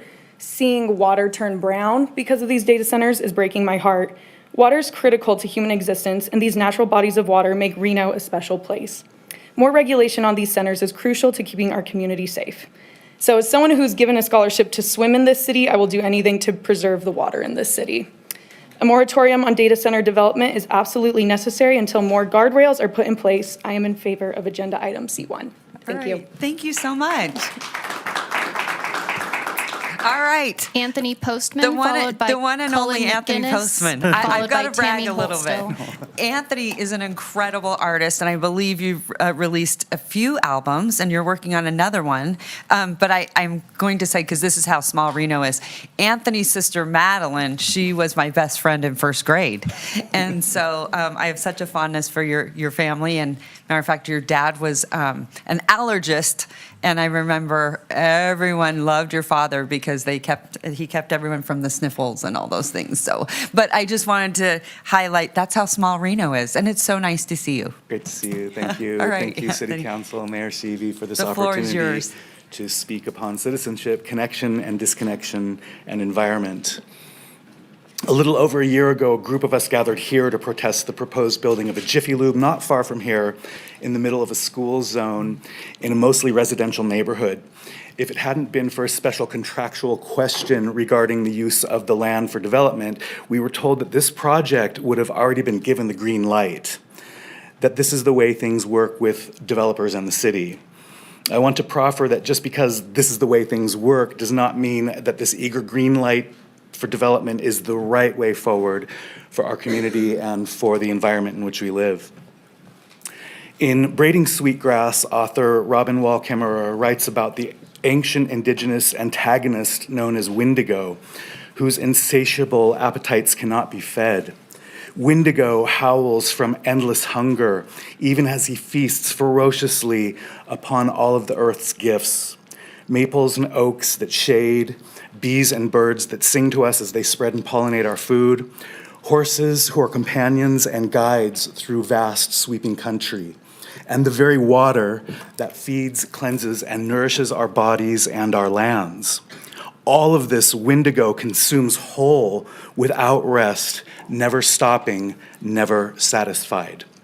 Wendigo destroys all that sustains us, our land, air, and water.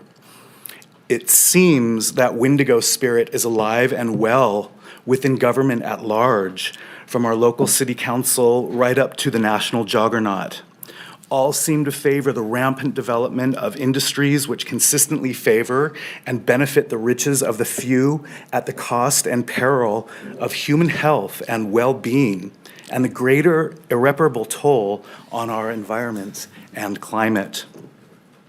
In a setting where we individuals are encouraged to consolidate trips in our cars, to economize fuel, to use our smart thermostats in eco mode so as not to tap the grid as heavily during peak hours, especially if there may be heat and fire risks, and to water on only odd and even days, it is unfathomable to think about large-scale users who will devour magnitudes more power on a 24/7, 365 basis. How is it that with upwards of 30 data centers in Washoe County alone that we are only now gathering as a wider community to talk about the power and water impacts? Could we possibly heat up our status as fastest warming city in the US? And not to mention the broader environmental and social impacts. I would implore our governments to marry the priorities of profit, people, and environment like a green business would in hopes of stewarding all of us into a sustainable future. Please, data center moratorium now. All right, thanks. Thanks, Anthony. Cullen McGinnis, followed by Tammy Holtstill, followed by Sandy Roth. Okay, Colin, correct? Colin? Cullen. Colin. Yes. Okay. Good morning, Mayor Sheevy and members of the Reno City Council. Thank you for putting this discussion on the agenda and considering changes to the development code around data center uses in our city. Better late than never, I suppose. My name is Cullen McGinnis, CULLEN-MCGINNIS, and I am an organizer with the Sierra Club Toyabe chapter. We are the largest and oldest grassroots environmental organization in the state, representing over 30,000 members and supporters. I'm here today to call on you to put a temporary moratorium on new data center applications and to adopt strict regulations around data centers to safeguard our communities and landscapes from their destructive impacts. When I talk to people in Northern Nevada and other Sierra Club members, data centers are the #1 environmental concern that I hear. Across the country and in many cities just like ours, data centers set up shop, incentivized by state and local governments, and then proceed to exploit the landscape and the people who live there. Communities have seen power bills spike, pollution of their air and water, and a constant hum of noise that disrupts communities and lives. Pollution of the air and water is an existential crisis for many places that have welcomed data centers without proper guardrails, and until this point, we have been headed down that road. Morrow County in Oregon is one such example. They saw a massive influx of data centers and then afterwards began to notice that rates of cancer and birth defects began to increase exponentially. After an investigation, it was discovered that the data centers were concentrating nitrates in their water through evaporative cooling and then re-injecting it back into the water table, contaminating the drinking water of an entire community. We have numerous lessons like this from across the nation, and it would be foolish of us to not learn from them. We are the driest state in the nation, and we need to have a ban on evaporative cooling and only permit water-efficient cooling systems while making sure that more efficient systems are treating their water or funding treatment infrastructure so it doesn't fall onto the taxpayers. We also need to do what we can to incentivize the use of renewable energy. The CEO of Nevada Energy is quoted as saying that he believes the power grid could quadruple in capacity to power these data centers. I know the cost being passed on to customers from this build-out is not under the purview of the City Council, but it is still valid to bring up how most of this infrastructure will be gas-powered and not from renewable energy. This basically makes it impossible for us to meet our state climate goals, and the city can have a role in requiring clean transition tariffs for new data centers, as well as rooftop and parking lot solar panels to ensure that developers use more renewable energy and minimize air pollution.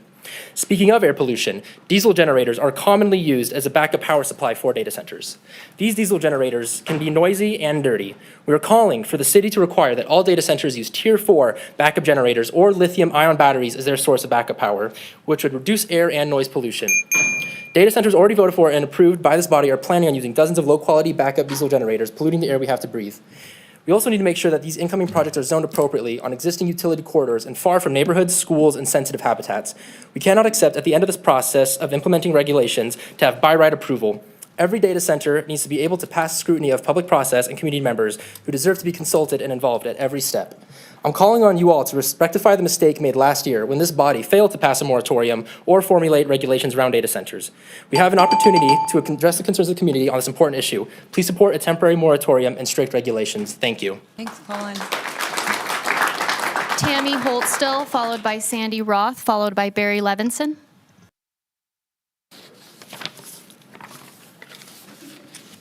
Overhead.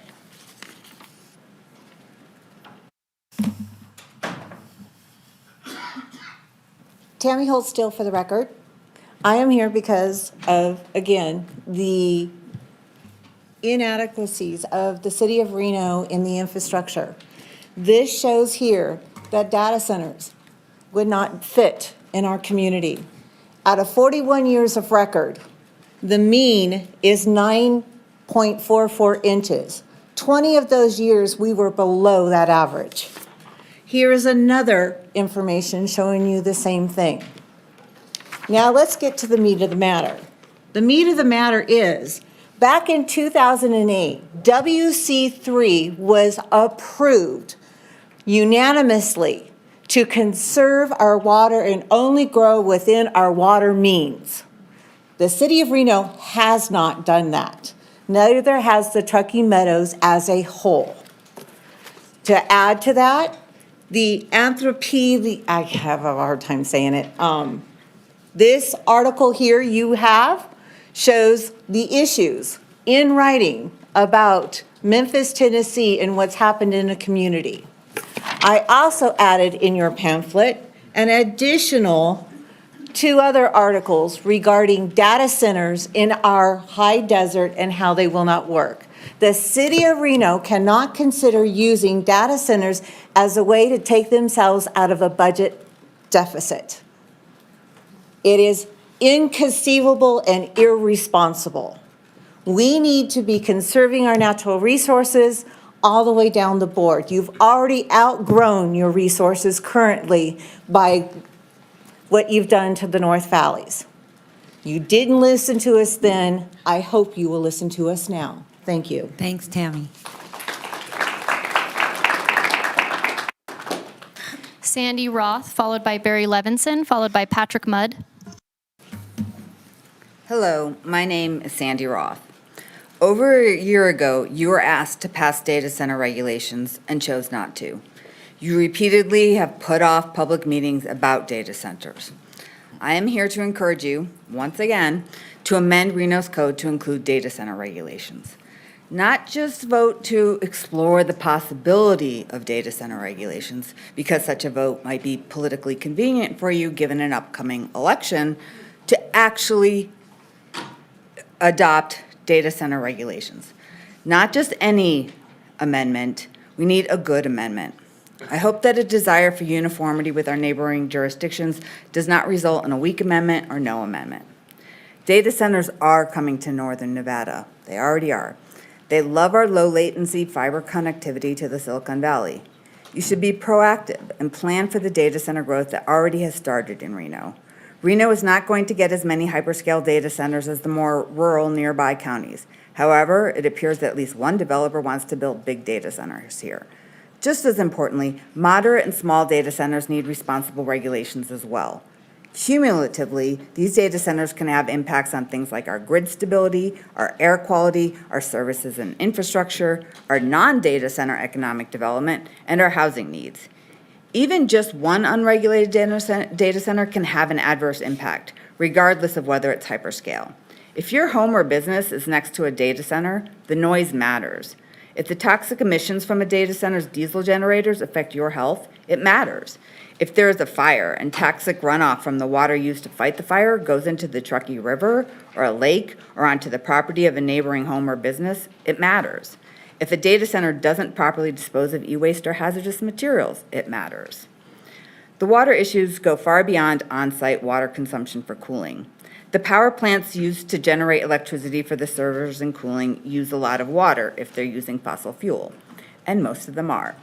More significantly for today's purposes, the water use and discharge can have impacts on local groundwater as well as on rivers and lakes and on our water and wastewater infrastructure.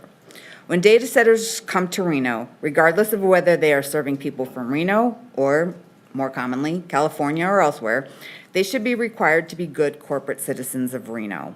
There must be common sense requirements and there must be truthful and transparent permitting processes with public meetings and hearings and no by right permitting. Thank you. All right, thank you. Barry Levinson, followed by Patrick Mudd, followed by Tara De Quiros. All right, good morning, Mayor Shivi and council members. My name is Barry Levinson. I'm a retired physician and engineer and a member of Sierra Club, as you all know. As you also know, our Sierra Club group and other concerned citizens that you see have been pushing for some regulations around data center approvals for the past year and a half. We are grateful that the Reno City Council has taken the issue up today. In an ideal world, we would not have to choose between being able to protect our environment and energy bills on one hand and technological process and tax revenues on the other. But unfortunately, that is where we are regarding data centers in this new world of rapidly progressing AI.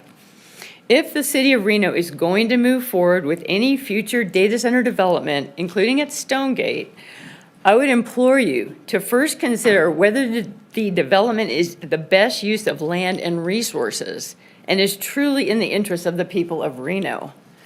If the council decides to move forward with a data center development, then the approval process must be governed by an ordinance specific to data centers, and a strong one.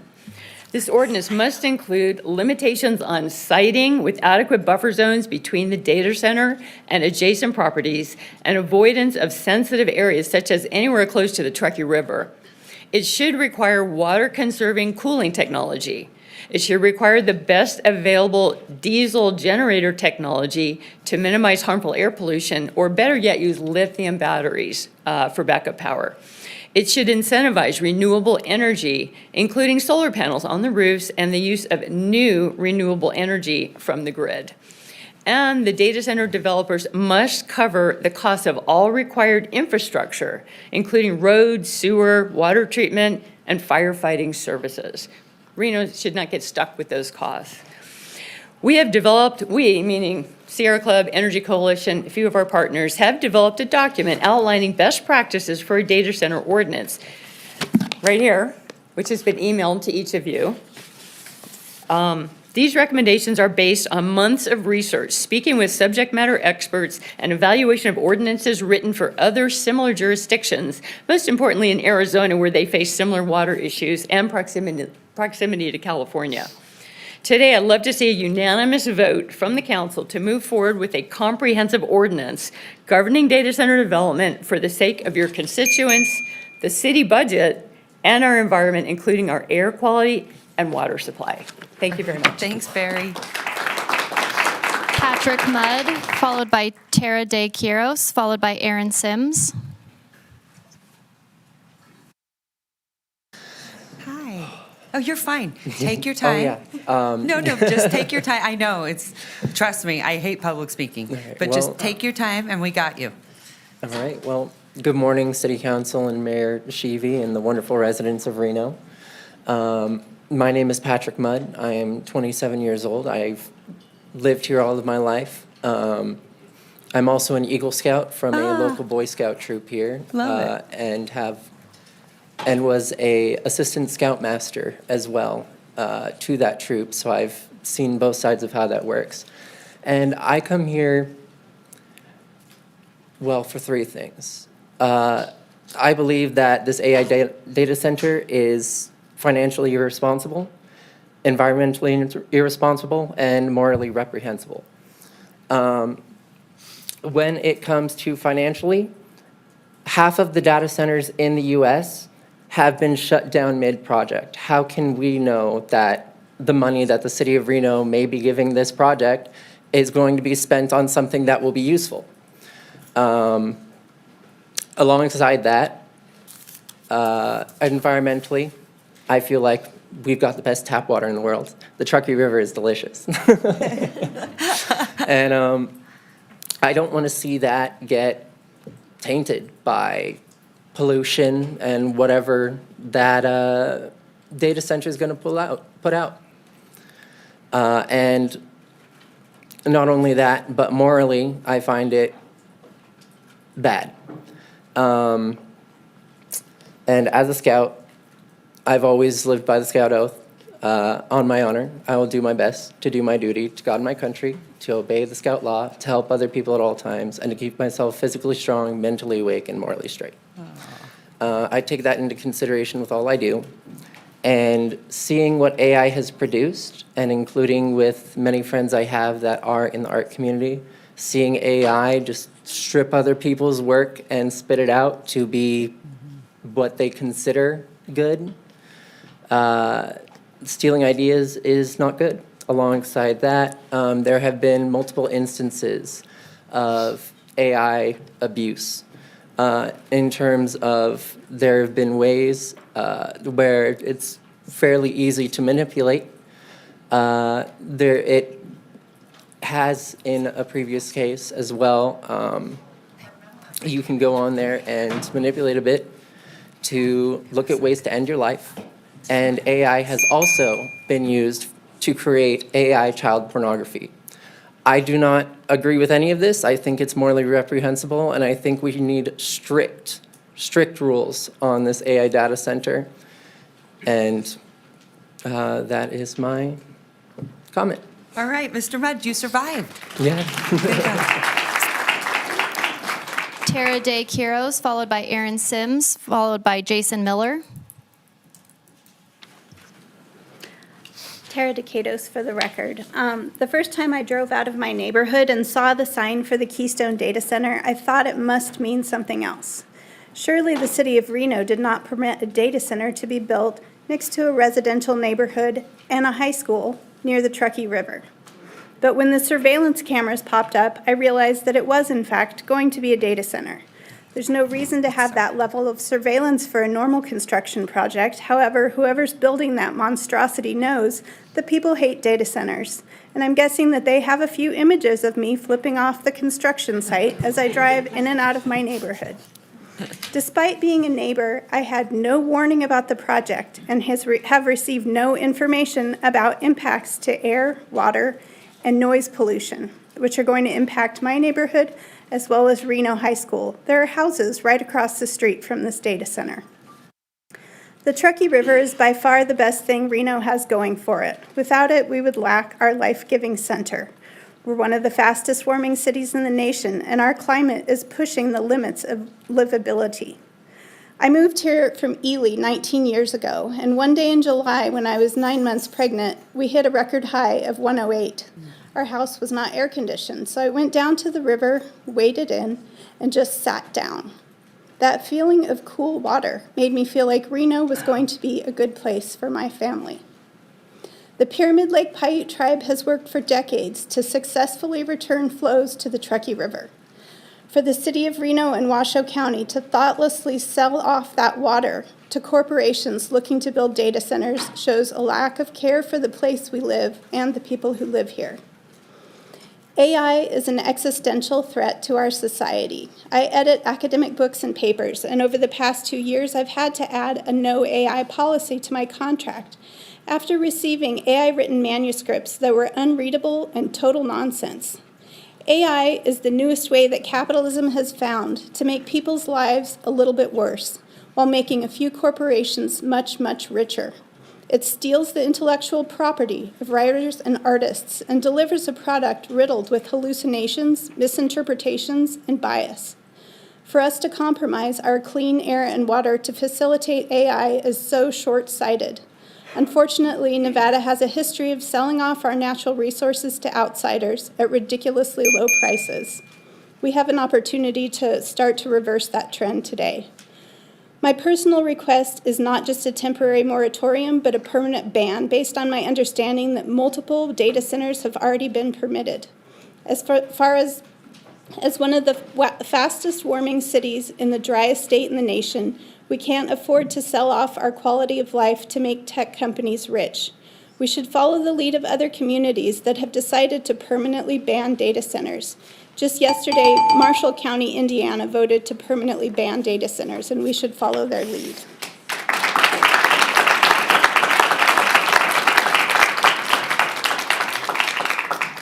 Aaron Sims, followed by Jason Miller, followed by Teresa Randolph. Hi, Aaron. Good morning, Madam Mayor. Good morning, Madam Mayor, for the day. Yeah. And good morning, members of the City Council. Hello. For the record, my name is Aaron Sims. I have been a Reno resident only for a year and a half, but I've been a proud Northern Nevadan for over 23 years. Okay, all right. That's acceptable. We're saved. But of course, I am speaking here today pertaining to agenda item C.1. And I also want to echo what everybody else has said, that I implore, I urge each and every one of you to consider putting at least, at the very minimum, a moratorium on any further construction of these data centers. Now, I did prepare to talk about a lot of the environmental damage and everything else, but I think that plenty of other people have that. One of the things I want to talk about actually is a little bit more personal. You know, when I found out that a new data center was opening up just 3 blocks away from where I live, I was like, what the heck are we doing? I understand zoning can be complicated. I understand that zoning laws and regulations can be complicated as well. But it doesn't make any sense to me whatsoever that when you have neighborhoods, when you have residents living in close proximity to one another with restaurants, parks, schools, and we're not just talking about, for lack of a better term, people who are living, you know, at the lower end of the class structure, but also $15 million homes. Why are we putting in a data center? So ultimately, I just believe that at the very least, if we can slow this process or halt this process for the time being and really study what we're doing for the future of our citizens and what we're doing for the health and safety of our community, that would just go so much, you know, for everybody who's here today, but also everybody who can't be here today and who cannot speak on this issue. The other thing real quick is that I want to point out the fact that we all know that data centers have historically skyrocketed energy costs. And we only have one energy company we can go through. Working class people can't afford that in 2026. So please hear us, please consider this moratorium, each and every one of you. And I very much thank you for your time. All right, thank you, Aaron. Jason Miller, followed by Teresa Randolph, followed by Donovan Brooks.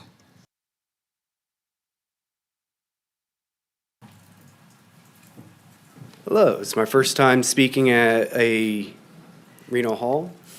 My name is Jason Miller. I'm a proud Renoite. I have lived here my entire life, so I am a Reno native. Wow, that's rare. It's very rare. I am one of the co-founders and organizers of Reno Satanic, who gave the county commission meeting last year. And with the news of these data centers, this has now become a fight for survival. Mark Twain says, whiskey is for drinking, water is for fighting. With data centers coming in and with the ecological damage that they could bring, this isn't just a fight for anyone. This is a fight for all of our survival. These things cannot go forward at the rate that they have been going through. So I am for this moratorium being put into place and put a hold until regulations are put into place to protect the citizens where these are being built and the damages that it causes to our environment. This is our one and only planet that we have. We should best take our own responsibility to take care of it and the longevity of it for future generations to come. As someone who has lived here their entire life, I would hate to see this place be destroyed and the natural beauty of this place be ruined by outside corporations trying to buy up our land and try to make a quick buck that gives no benefit to the people here. With that being said, that is all I really have to say about these. Okay, Jason. It's Jason, right? Yes. Jason, okay. Thank you so much. Teresa Randolph, followed by Donovan Brooks, followed by Dwight George. Just to interrupt really quick, I see someone very notable in the audience, and that is Frankie Sue Del Papa. I know I'm embarrassing her right now, but for those of you who don't know, she's pretty miraculous. She was the first woman elected to be Secretary of State. Am I right? The first woman, and she was the first woman elected Attorney General. So there you are.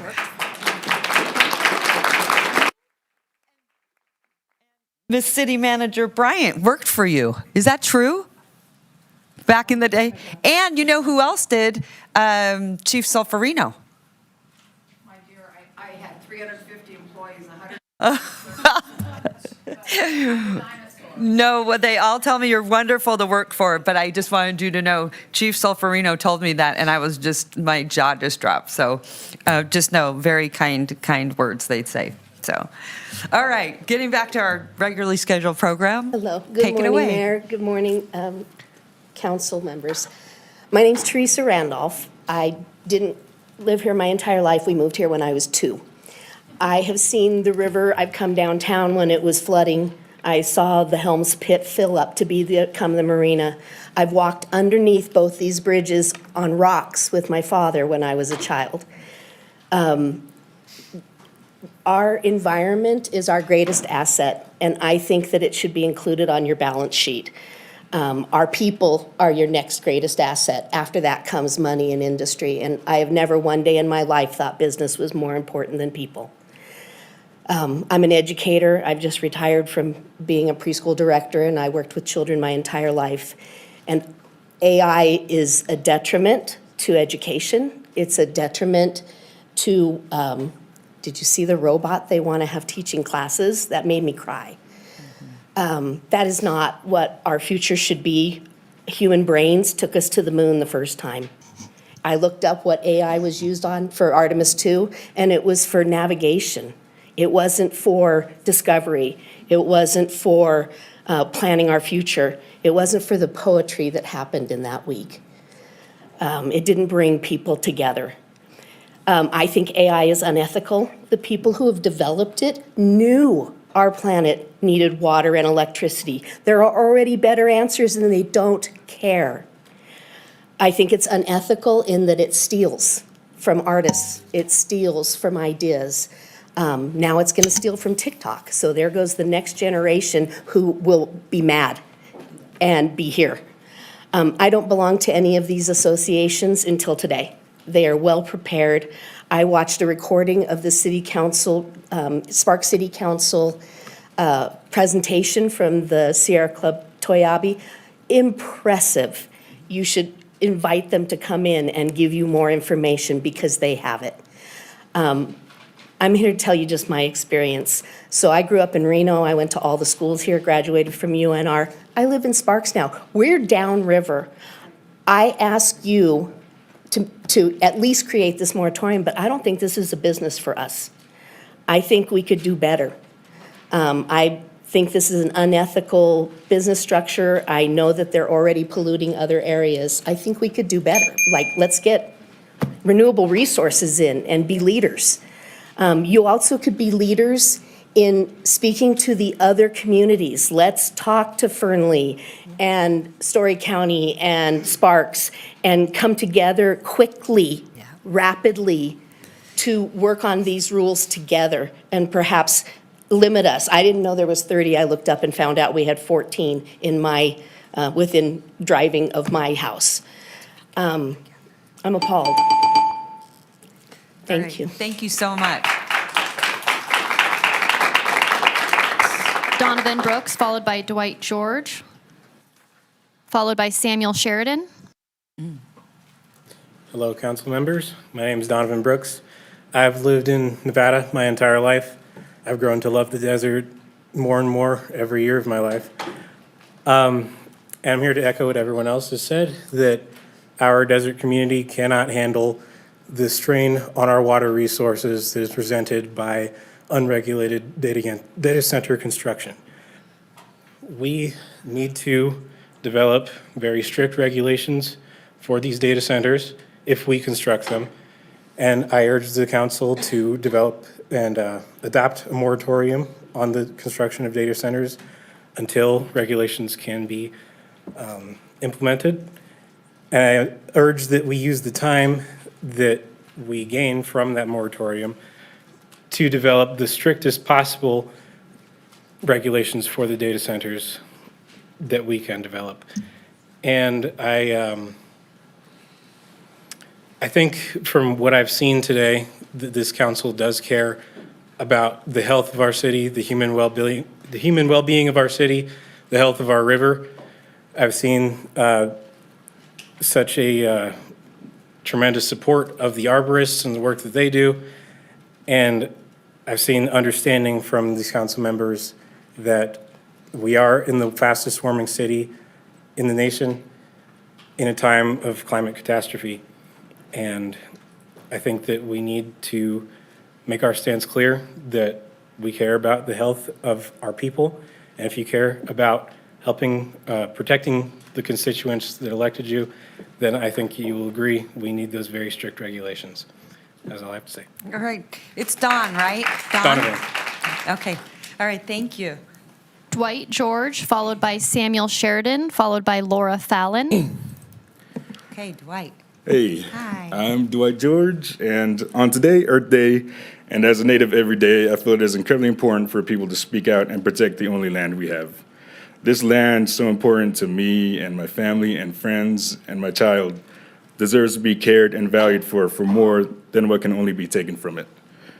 The data centers being spoken about today, like those already around this country, would cause so much damage to an already drought-heavy land that is also now clearly acknowledged by the council as the fastest warming city in the USA, that it is not only irresponsible, but irredeemable to allow its practices to continue.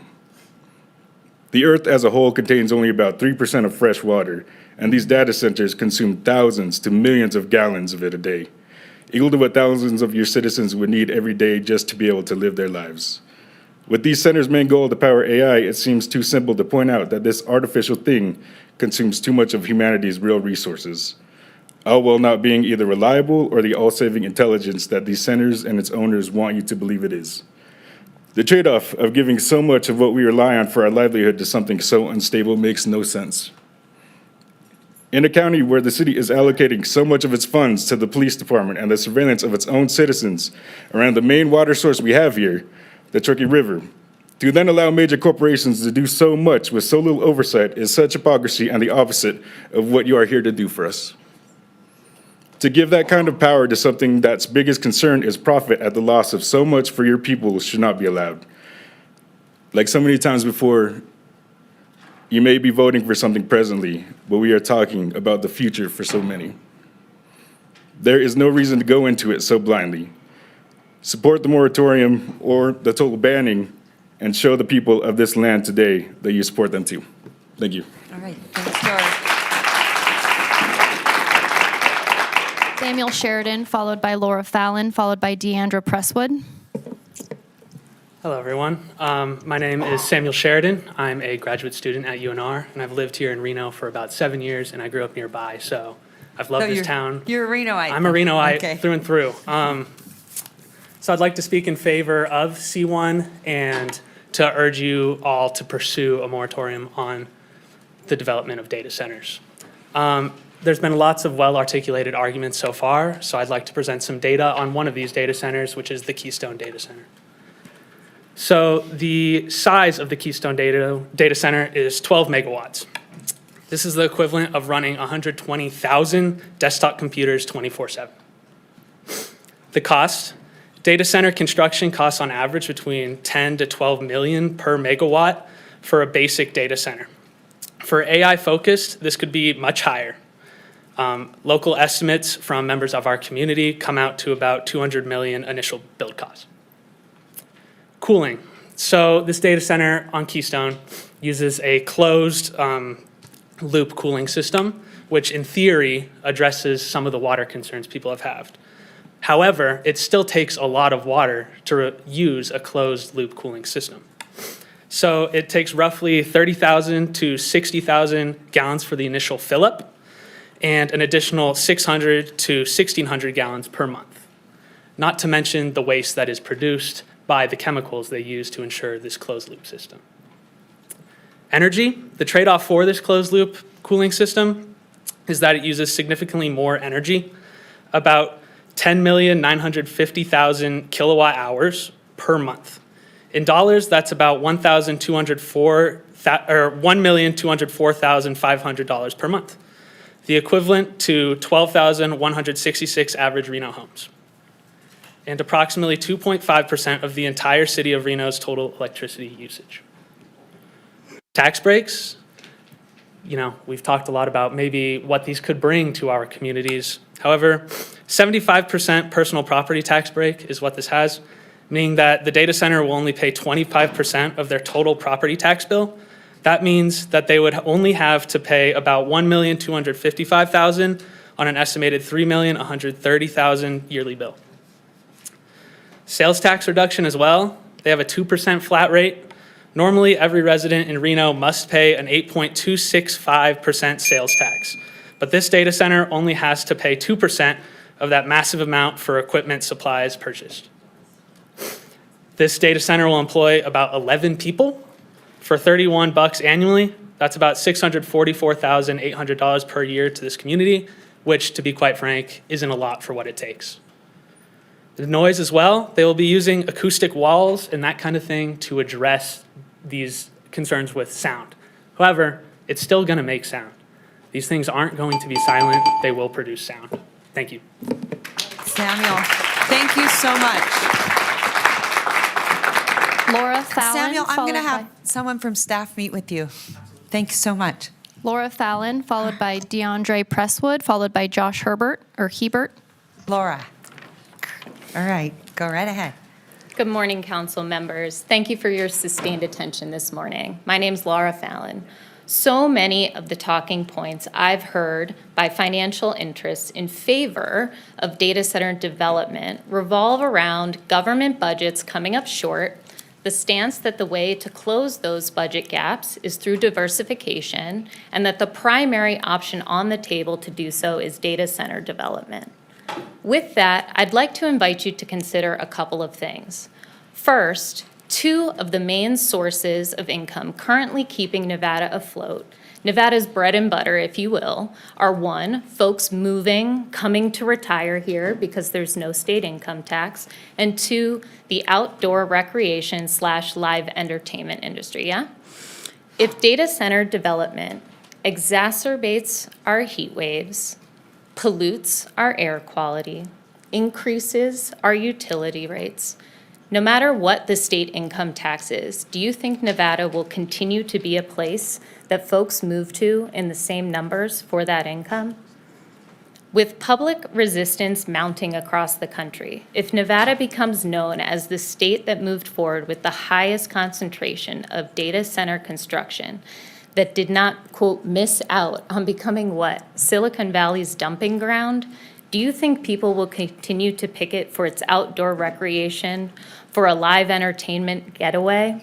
Data centers won't diversify or supplement our income. They will cannibalize the little income we currently have. The second thing that I'd invite you to consider is whether data centers are the primary budget deficit proposal on the table because of the unique abatements they are being offered. If additional industries were offered the same abatements, would other options be coming forward? Ones that maybe don't undercut our bread and butter, perhaps even complement it. Just for example, one thing I know about folks considering where to retire is that in addition to state income tax, they care about access to healthcare providers. Not only does Reno not have a level 1 trauma center, Renown Regional Medical Center is the only level 2 trauma center between Sacramento and Salt Lake City, cities in 2 entirely different states than Nevada. If Renown and other hospital systems were offered the same abatements, perhaps they would invest in such large-scale capital expenditure projects that not only bring construction jobs, but also a wide array of others here for years to come. Please vote at a bare minimum in favor of agenda item C1. And until we have common sense business models, plans, and regulations in place, please expeditiously call for a vote on a moratorium, not conveniently after elections. All right, thank you. DeAndre Presswood, followed by Josh Hebert, followed by Krista George. Hi, everyone. My name is DeAndre Presswood, and I am a second-year PhD hydrology student at UNI. Wow. But I'm just here as a citizen and a Reno person. You got to hang out with Councilwoman Dewar. I do know her. I do know her. hung out with me. I love it. Okay. And so today, I just wanted to tell you some of my concerns. I don't have any specific data or information on the data centers because that information is very inconclusive. There's not a lot of precise measurements on how much energy or how much water or the ramifications of the air quality and the sound. And so the reason a moratorium is needed is because there's enough data centers in the United States that's shown in anecdotal evidence that they don't always do what they say they're gonna do. And so my question to you is, if you're gonna regulate them, what are you gonna do to hold them accountable? Because if they pollute our waterways, and we already heard that we live in a terminal watershed, so meaning any pollution that happens will be with us forever, and any water resources they use, they will take. And so what does it mean when they violate those things? Is it just gonna be an economic thing or just a fine? Because you can't buy what we have here, and that's what everyone loves. The environment, the water, the Truckee, the Pyramid Lake, you can't replace those things. There's no economic value on returning the ecological integrity we have on it right now. So the question is whatever regulations you give them, are they going to hold up their end of the bargain? And what is going to happen when they violate those? Because they will violate them, because that's what industry does. People make mistakes, accidents happen, pollution happens, things are wrong.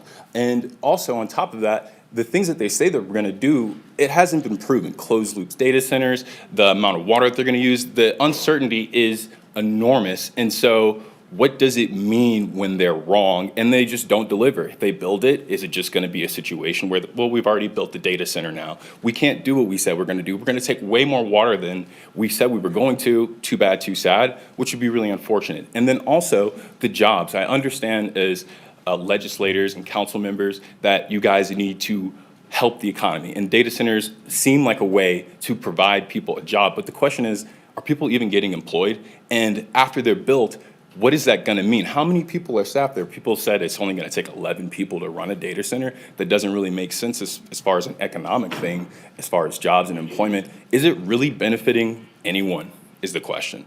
And so thank you for your time, and I hope you consider it. All right, great job. Thank you. Josh Hebert, followed by Krista George, followed by Mariko Gill. All right, good morning. Hello, Mayor Sheevy. Or good afternoon, sorry. Members of the council, thank you for this opportunity to speak. My name is Josh Hebert. I'm a Reno resident. I'm one of Devin Reese's constituents. I'm also a candidate for Congressional District 2. Oh, congratulations. And I'm not going to duplicate what other people have said about the water and the power, but I would like to add to it. First, for these data centers that use, I have a PhD in physics, so when I look at data centers, I see something that takes energy and power and turns it into money and heat. That money leaves Reno, the heat stays here. So if we have a facility like the one on Keystone that's a 12 megawatt facility, that's like taking the energy of 10,000 homes and putting it in a single location. So that's going to increase the heat in that location. And there have been a recent preprint study showing, at least for these large hyperscale data centers, that they can increase the local temperature from about 3.5 to about 15 degrees. So it has an important influence on local heat, and that's not something that we can have in a city that is the fastest heating city in the nation. And then when it comes to these non-evaporative cooling systems, I think the one in Keystone is not entirely non-evaporative, so it will still be using water. But even if we have an entirely non-evaporative cooling system that's closed loop, most of the water that's used for these data centers in Nevada is used for power generation. So when you use non-evaporative cooling, it makes that data center less energy efficient. So what that ends up meaning is we're actually using more water for these data centers in a state like Nevada until we have requirements for them to have green energy power. So at this moment, I think we absolutely need to have a moratorium on data centers in Reno, and I think we need to be considering whether this is actually an appropriate industry for this city. And I want you all to think of these things as industrial facilities. These are not tech facilities. These are industrial facilities for producing the compute power that the AI and the cloud computing center, the industries need. So they should not be sited within residential neighborhoods because they produce a lot of heat. They produce a lot of noise, as people have spoken about, not just from the generators, but also if they have air-cooled systems, these fans are enormous and they're extremely loud and they run 24/7. And they also, these diesel generators do a lot of pollution. So as other people have said, we need to have battery-based systems if they're going to be based within cities. And they shouldn't be anywhere near homes or schools or any of these things. So I'll wrap up my comments here, but I hope I've added a little bit more to your knowledge about how these things work. All right, thank you so much. Krista George, followed by Mariko Gill, followed by Bree Casper. Good afternoon. I would like to show this really quick. This is where the data center is located. This is my house. We were never contacted, spoken to by anybody about what we thought about this. We were asked to come to city council meetings, and my husband, who is Jeff Schomburg, who built that beautiful Believe sign sitting back here, he came and he said there was a lot of talk about energy and water and money, nothing about the people or this neighborhood that this is going to be built in. As of today, or up to date, there's not been any health impact studies about what this data center is going to do to our quality of life, to, sorry, let me look at my notes here, I'm a little nervous. It's, you know, we stand to lose our quality of life, our livelihoods. Jeff builds in our backyard. He'll be subject to the noise, and that is a big concern. He already is prone to migraine headaches. I'm prone to vertigo. And this noise that's going to be produced has been already studied to show that it causes sleep deprivation, it causes headaches, it causes, you know, vertigo, the things that we work to not have in our lives every day, and it's going to be 24/7. I come here to ask for the moratorium. And in any thoughts that you have going forward about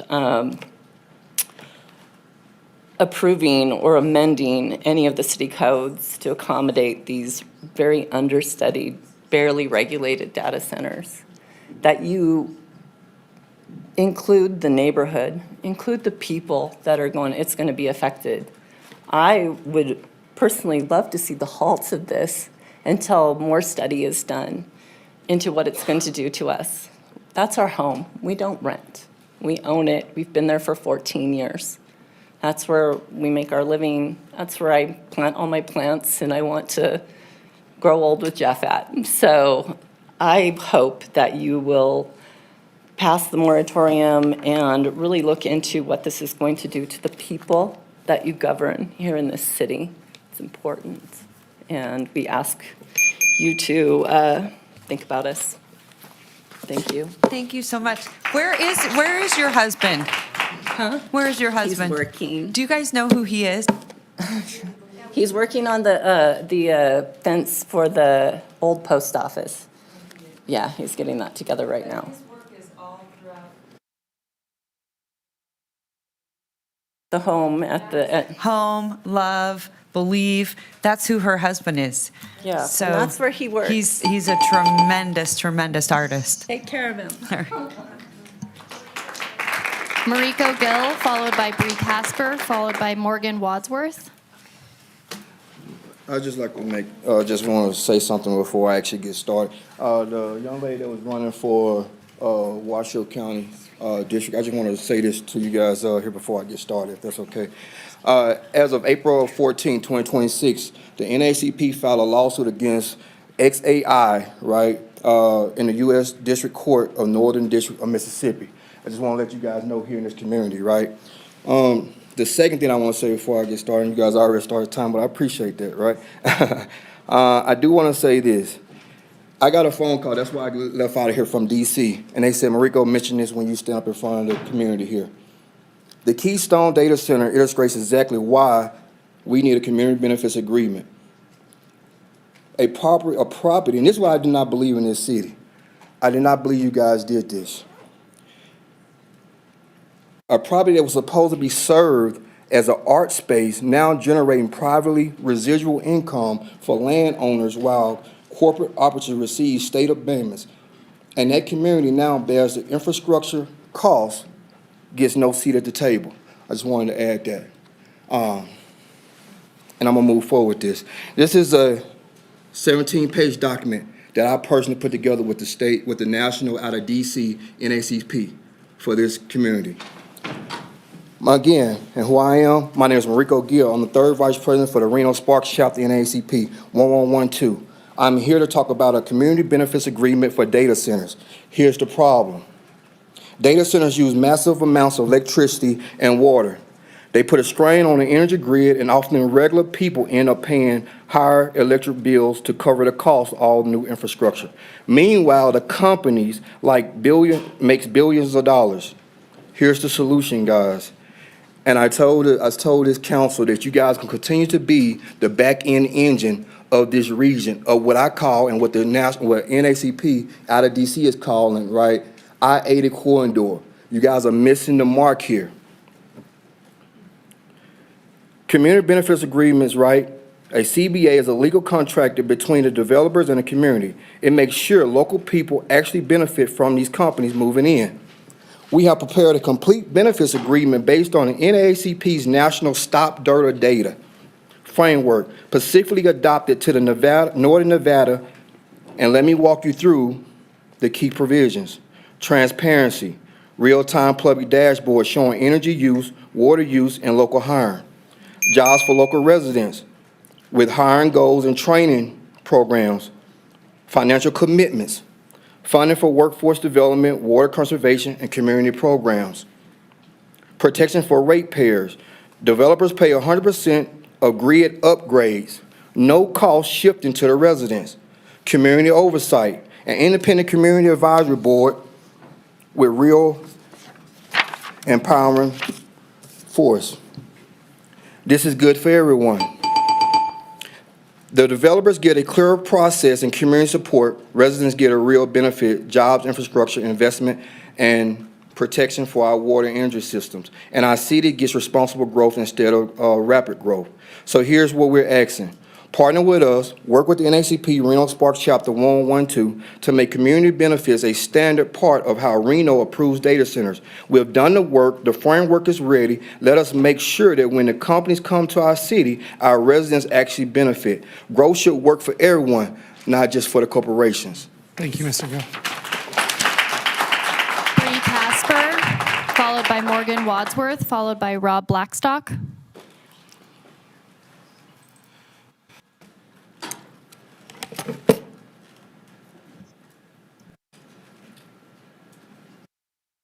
Hello, everyone.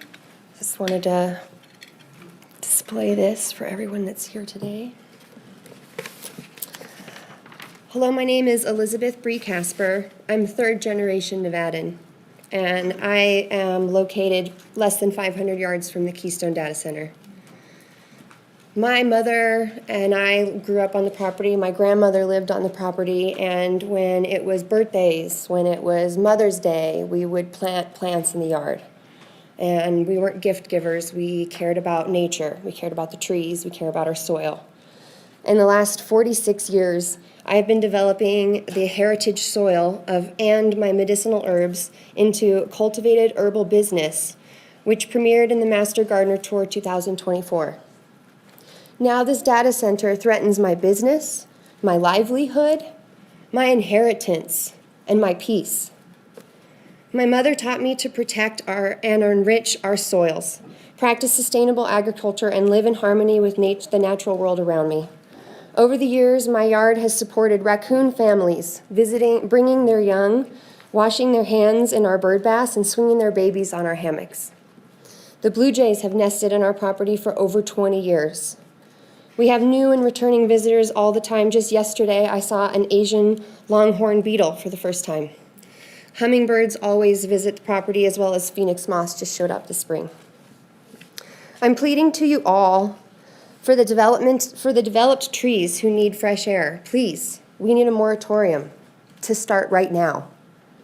For the plants that perish with fine particle matters that suffocate them, we need a moratorium right now. For the birds that get disoriented and low-frequency hums, they don't get to speak their voice here today. So I'm going to do this for them. We need a moratorium right now.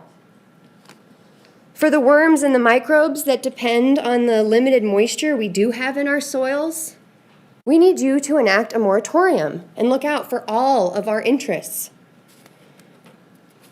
Baseline, please initiate the process for a moratorium on all data centers within your control while we figure out how to make them healthy, sustainable, and profitable for Nevada. These are the following questions that I think are important if we were to move forward past a moratorium phase. What are the recourses when we run out of water in this state? What's our plan B? What is our recourses for nearby neighbors when our health is impacted? Are you going to pay our medical bills? Who will reimburse our increased utility bills? Who will reimburse my loss of income? Who will pay the depreciation on my property value? When a moratorium is decided, how quickly will you actually stop construction? And then to close, if we do not inherit the earth from our ancestors, we borrow it from our children. In this legacy, is this the legacy you want to leave behind? Pollution, greed, natural resource rationing, and ultimately the human extinction? Thank you. Thank you. Morgan Wadsworth, followed by Rob Blackstock, followed by Jacob C. All right. Hi, Mayor Sheevy and the council. My name is Morgan Wadsworth, and I'm also running for Congress in CD2, which is currently held by Mark Amadei, if you didn't know. So I'm here today, like so many of the people here, to talk about the data centers and the unregulated growth that we are seeing of them in our community. Just recently, Nevada Energy said that the electricity required to power the proposed data centers in our state, let alone Reno, is 3 times the amount needed to power the entire city of Las Vegas. Nevada Energy is also reporting that they will need to use fossil fuel energy to meet the energy demands of all of these proposed data centers. And yes, some of our data centers use less water, but the ones that do use less water require more energy. And as many have pointed out, we only have one place to get our energy from in Nevada. And on top of these environmental concerns with our energy and our water, over the last decade, Nevada has granted approximately $457 million in tax abatements to data center developers for roughly a few hundred long-term jobs. This is revenue that we could have used for our schools and our local infrastructure instead of data centers. And as many people have stated, Reno is the fastest warming city in the country. Nevada is the driest state. We also live in the Great Basin region, where all of our water and the pollution that happens to it stays right here. It doesn't flow out or drain out into the ocean. It stays in the region. Hence the name basin, like a bowl or a sink. And here in Reno, we are on the Truckee watershed, and it drains straight to Pyramid Lake. We need to be conscious about what we are doing to our water, lands, air, and energy resources in this city and in this state. And so I urge the council to enact a moratorium on data centers. I also urge the council not to take any campaign donations from data center developers and their associates so that they can meet the needs of the community without any conflicting interests. And lastly, I also ask the council to please make sure you are contacting and getting consent from our tribes when making decisions that impact our environment, land, and water. Thank you again, and my name is Morgan Wadsworth.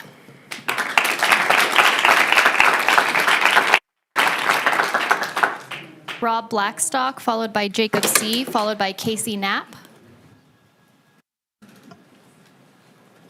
Jacob C., followed by Casey Knapp, followed by Georgina Wetzel. Hello. Before I get started, I just want to say Happy Earth Day. I think I speak for a lot of, I was born and raised here in Reno, and I think I speak for a lot of residents when I say that data centers are not welcome here. I've yet to see a data center anywhere that helps its local residents. In fact, I've observed quite the opposite. I've seen residents paying more and more for electricity to make up for the data center's usage because they made a deal with the electrical company to make residents pay for the new infrastructure required to meet the high electricity demands. I've seen communities polluted and water reservoirs drained to almost nothing. It doesn't matter if they're open system, closed system, or air-cooled. Open system will drain our water supplies and our beautiful lake. Closed systems have saved some water but are highly toxic for the soil and aquifers, which is especially bad considering we're in a basin and there's nowhere for the pollution to go. As far as air-cooled systems, they consume up to 30% more electricity than air-cooled and are often require huge diesel generators to help meet the facility's needs, which put off massive amounts of carbon emissions. There are more environmental concerns that we are oblivious to due to many ethical concerns such as transparency. I urge you to keep in mind the points that we have all made today and do something about these data centers that are going to pollute our ecosystems and suck our resources dry. I know my fight will not end here today, and just because these problems don't affect you because of the shoes that you are in, they will. Thank you.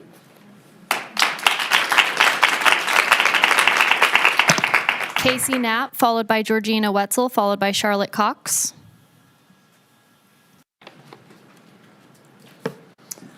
Hi guys, I am Casey Knapp, and I just wanted to confirm that my position was correct because I think I might have put the wrong position, so I'm waiting for that to pop up. And I know that there were some other people that had positions where they said they were in opposition, but I think, okay, no position, good. But just wanted to make sure that that's looked at in regards to some of the comments, because I think there were some that seemed like they were speaking against data centers, but maybe the position was not accurately reflected. So I think a lot of the people here have brought up some really amazing points. I came here prepared with all kinds of like facts and data, but it does not really seem to make sense for me to spend my time doing that because so many other people have done a fantastic job of speaking to that stuff. What I want to speak to today is what we see as the vision for Reno. Where do we want to take this city in the future? We have a lot of different opportunities, right? And there are some things that are going to be beneficial for the members of this community, for the wildlife, and for our outdoor spaces.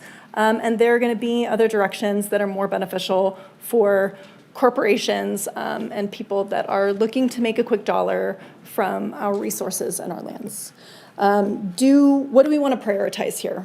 What do we want to allow and what do we want to protect? And I think it is really critical for us to reflect on that as we are making some of these decisions that are going to affect Nevadans for generations. Will we allow Reno to continue this trend toward becoming a mosaic of warehouses and data centers? Because I know in the last 10 years, I have seen so many new warehouses that have been put up in the midst of residential areas, alongside parks, along our frontages. When you fly into Reno, that is a dominant feature on our landscape. We've got these beautiful mountains, these beautiful outdoor spaces, and we have these massive buildings right in the middle of our city. And it is showing what our priorities are. We have the opportunity to lean into the increasing recognition of Reno as a prime destination for outdoor enthusiasts, for people who are interested in natural spaces, who want to camp, who want to explore our mountains. If we become this mosaic of data centers, of warehouses, we're going to turn those people off. And I believe that that is the most promising future for our community in terms of recruiting more residents to move to our area and encourage increased tourism. So the fate of our incredible city is in your hands, and as your representatives, I hope that you preserve and protect our resources and our lands and really lean into becoming this mecca for outdoor enthusiasts and people who really appreciate our beautiful natural spaces. Thank you. Thank you.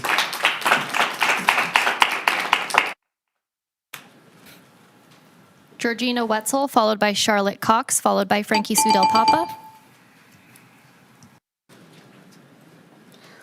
Good afternoon. My name is Gina Wetzel. I'm not from Reno. I know that there are strong opinions about that, but I've lived here for 5 years, and I've moved and lived in a lot of places in the United States.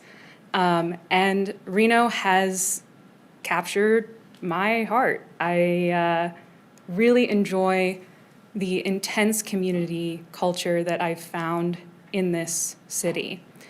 I've also seen that today. I'm one of the final speakers here today, I think. I'm not sure. I signed up when I walked in this morning. But everybody feels strongly about this. You've heard facts. You've heard anecdotes. You've heard personal emotions, poetry, art. These people care about their city. Now, a lot of what I initially wrote has been covered. I wanted to cover what I thought were less talked about negative aspects of data center development, which was water use, energy use. I wanted to add that the noise, scientists have been studying the effect of urban noise since the 60s, since the beginning of suburban culture. And now, over the last few years with data center development, scientists are still studying the effects of low hum steady state noise, which is long waves that are not adequately blocked, as well as other types of waves by buildings, so they can go further. And that hum your brain can tune out, but people who are prone to migraines or have any level of sensitivity will feel it. People who don't notice it do have a stronger or a higher chance of health problems regardless of whether they notice it or not. That was one thing I wanted to add. The other thing was the economics of this. 11 people for about 2 acres, I think, for that keystone. That's a crazy ratio of jobs to land, especially in the middle of downtown. So just from that one common sense data point, it doesn't make sense extrapolating from that. I want to close that we have offered you a lot of information. So now you have it. There's no, we didn't know, we haven't heard, we haven't waited long enough. I hear a lot that government is slow, that it takes a long time, that proper channels need to be addressed.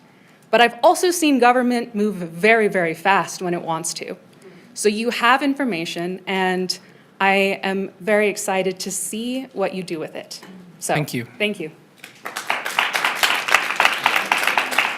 Charlotte Cox, followed by Frankie Sudel Papa, followed by Yasina Wells. Frankie Sudel Papa, followed by Yasina Wells, followed by Howard Goldbaum. Good morning, everyone. My name is Frankie Sudel Papa, and it's a privilege to be up here before you today. I came a year ago, February, to ask for a pause when we were looking at the original data center request that came before you. That vote was 4-3.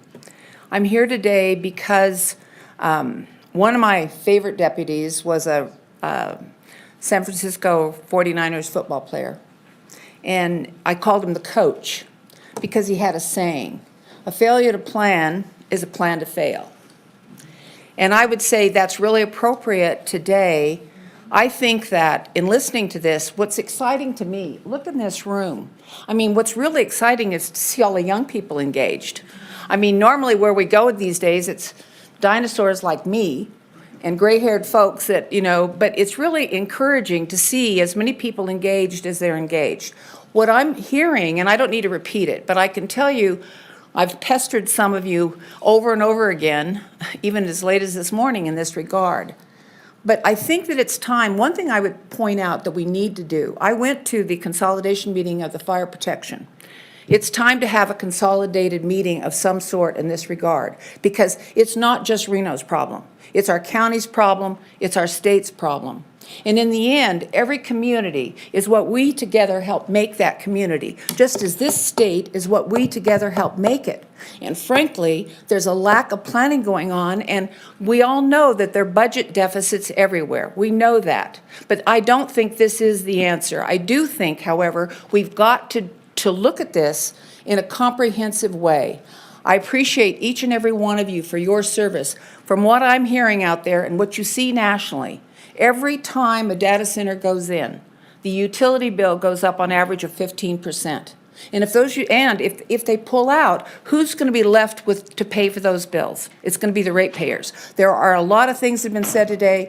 I appreciate your time. But Jackie, one thing I would ask you to do, where is NACO? Where is the Nevada League of Cities? I mean, frankly, I'm going to go back. I've talked to my legislators. I'm going to talk to them again. This is not just Reno's issue.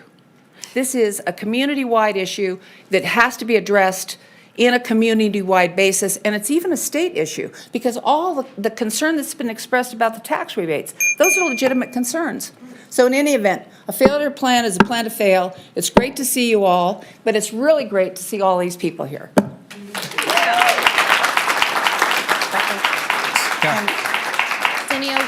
Yesenia Wells. I just want to say thank you so much, Attorney General. It's a pleasure to see you. And just for the record, what you will be hearing today in the staff report is a conversation about the regional efforts that will be going forward. Yesenia Wells via Zoom, Howard Goldbaum via Zoom, and Madison Hayden via Zoom.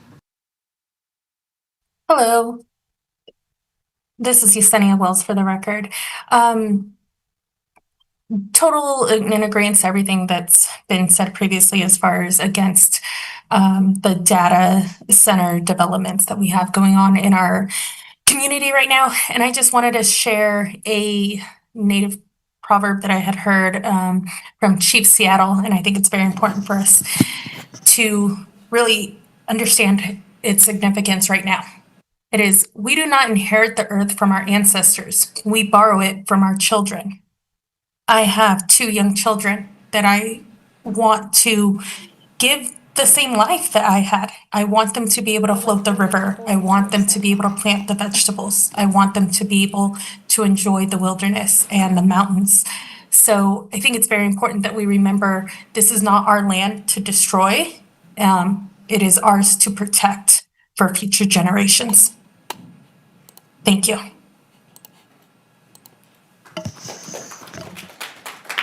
Howard Goldbaum via Zoom, Madison Hayden via Zoom, and Autumn Harvey via Zoom.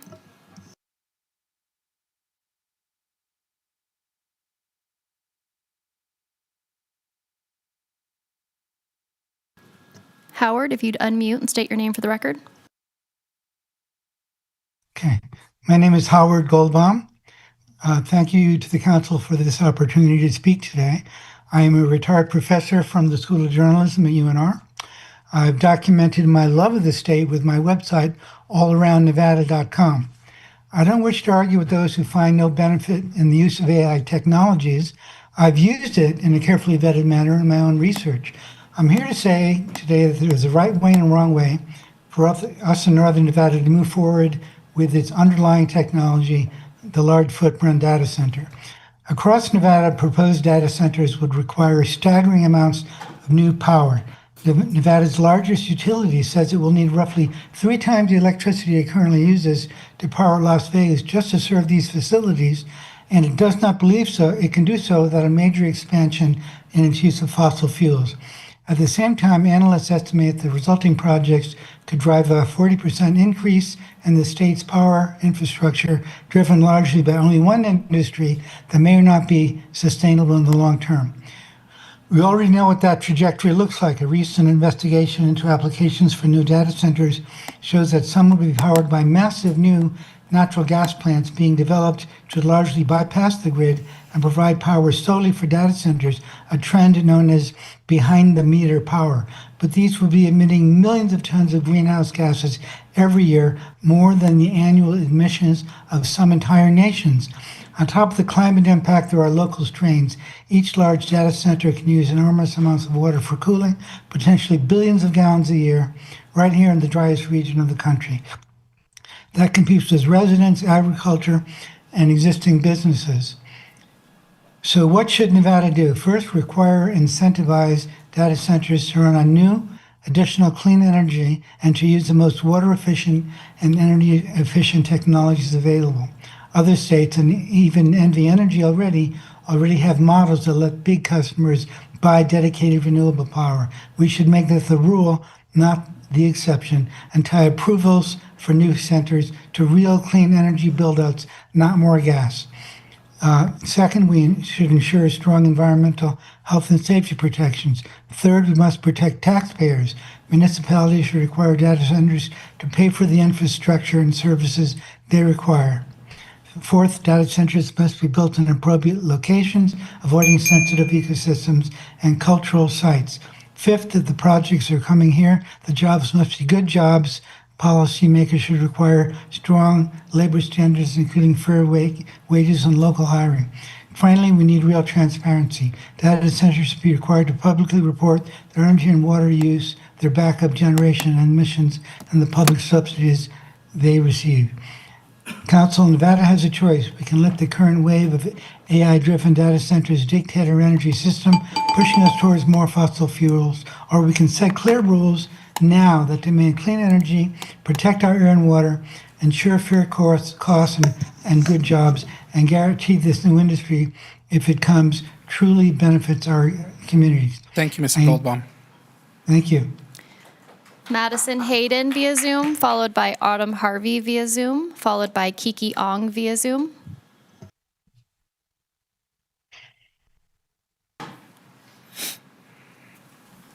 Can you hear me okay? Yes, we can.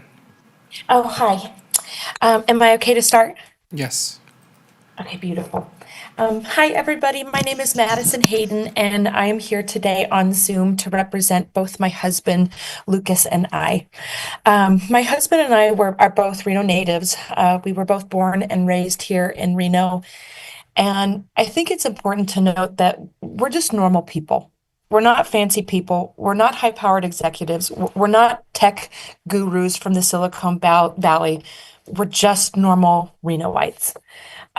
We recently got married in May of last year, and we have saved our entire lives to be able to afford the opportunity to purchase our first home together, which we did in November. It was so disappointing and also alarming to see just a few months later that ground had been broken on a data center that is just a mere 5 blocks away from our new home. And I want to ask the council, how would you feel? How would you feel if you had saved your entire life to buy a home, excited to have babies and to create this life together, and there is a massive data center going in next to the Truckee River, which is the lifeblood of our community? It feels really scary. And more than that, something that I've noticed from some of the speakers who have gone before me is that that people feel angry. I don't necessarily feel angry. What I feel is sad. And it feels very sad because as city council members, it's your job to protect us and to look after your constituents. And by seeing this data center go up, it doesn't feel like anybody's looking after us at all. What we are being asked to do is trust that these data centers, that they are okay. But if we have learned anything from history, it's that trust is not protection.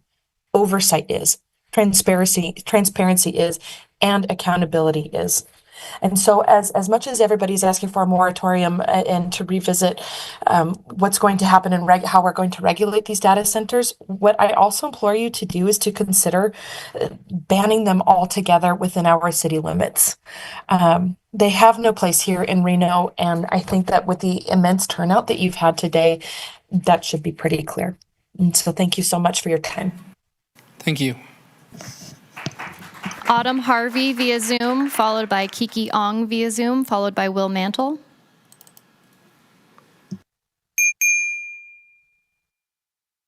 Hello, no autumn Harry Minani, no kuiwi papananadoe, no kuiwi takata, agai takata, dene. No. For the record, my name is Autumn Harry. I am both Paiute and Navajo and a member of the Pyramid Lake Paiute tribe. I identify as a fisherwoman and community organizer. Today, I speak to you as a representative of the Water Over Data Alliance to vocalize my support for agenda item C1. I am approaching this topic as a community member who lives and has spent my entire life at the terminal end of the Truckee River watershed. I am currently calling in from Kuyuipa, also known as Pyramid Lake. Regardless of the specific level of land or water use, any data center development has potential impacts to the flows of water quality of the Truckee River. Approval of data centers should not proceed without full, prior, and informed consent from the sovereign nations who are the traditional stewards of this land and water.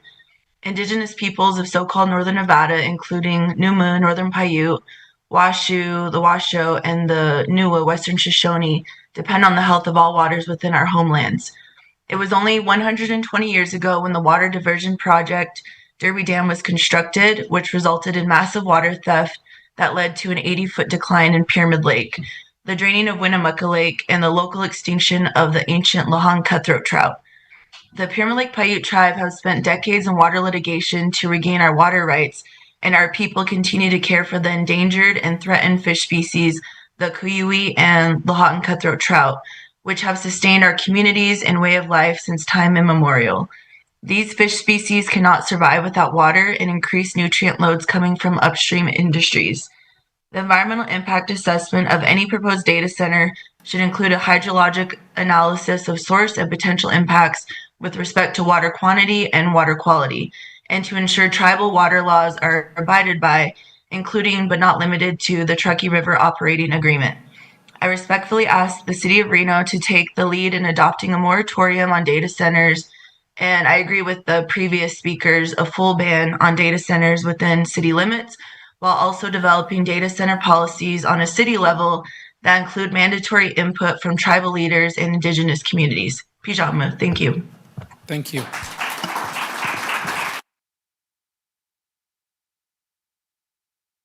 Kiki Ong, followed by William Mantle, followed by Nicole Anagapasis via Zoom. Hi, can you hear me? Yes, we can. Okay, great. My name is Kiki. I'm also a representative of the Water Over Data Alliance, and everything I've written has already been said, but I'll go ahead and read what I've wrote just to get it on record. I'm here today in support of agenda item C1 and to encourage the Reno City Council to vote to put in place a moratorium on data centers. There's no reason to rush these projects without careful consideration of the impacts to our community. Data centers use an extraordinary amount of water and energy resources, and we don't need more extractive industries that will ultimately hurt our neighborhoods by increasing the cost and availability of these resources. The City of Reno needs to put protections in place for the community. How is opening Reno's door to businesses that are water and energy consuming entities like data centers going to help with the catastrophic climate change? We just had the warmest winter on record. As many have mentioned earlier, this is the fastest warming city in America, and water is life. Data centers are also known to pollute and contaminate water supplies, and I don't want to be drinking contaminated water. That data centers use all sorts of chemicals to keep the water from evaporating quickly and keep their servers cool. There can also be leaks in any and all types of systems, and mechanical components will absolutely release heavy metals as they age. For these and many other reasons, carefully considering any requirements for building a new data center is absolutely imperative. You guys should be transparent with the community and allow all to make sure there's a forum for us to participate and understand what building data centers entails. This is not something that we should risk our limited water supply on, and that's why the city should define limits to water usage. That's why I'm requesting that City Council put a moratorium in place before data centers are built throughout Northern Nevada. The moratorium that was previously reached by City Council was not meaningfully evaluated or discussed, and I encourage the Council to revisit it now with full consideration and public input, especially while centering Native voices. Thank you. Thank you.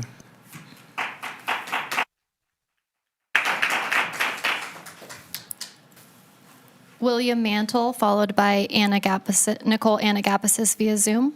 Mr. Mansell, before you get started, I just want to let Madam Mayor know that we have gotten some requests to take a 15-minute stretch break from some of the members of the council. So we'll take your comment and Nicole's, and then we'll take a 15-minute break. I just wanted to make everybody aware of what's coming up in the next couple of minutes. And following that, I just want to state for the record, we've got about 20 public commenters left. Yeah. So that's why Okay. I want all of you guys to get up, go to the restroom, get some fresh air. and I'd then we'll like come to back. request an ADA accommodation of not leaning this close to a microphone, but William Mantle for the record. I don't want to reiterate what you've already heard today. I don't want to belabor those points. I broadly agree with those and wish to echo those sentiments that you've already heard. When thinking about this issue in data centers, I think it's poetic to apply it to an entire life cycle, such as our natural world naturally exhibits. We know that our water comes from our lovely Sierras and the snowpack, and then it melts and forms our rivers, and then goes to our basins and our aquifers and whatnot. When thinking about these data centers, one thing I wanted to add on to is, again, the life cycle of these things. At the end of the terminus, when the natural cycle is completed, when these data centers are either outdated or unnecessary because technology has hopefully done a leap and bound beyond it, what is going to be the requirement to remove these things? Because we already know that e-waste is an exceptionally difficult and challenging material to deal with already. It's not something I can just throw into my trash and think, oh, that's going to be fine. It's going to go to where it needs to go and be processed the way it needs to be processed.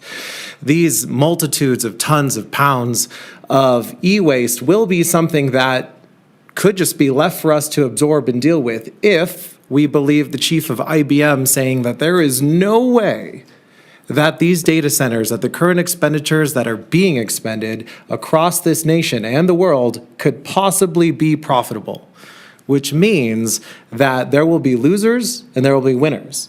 And we have no idea who that's going to be.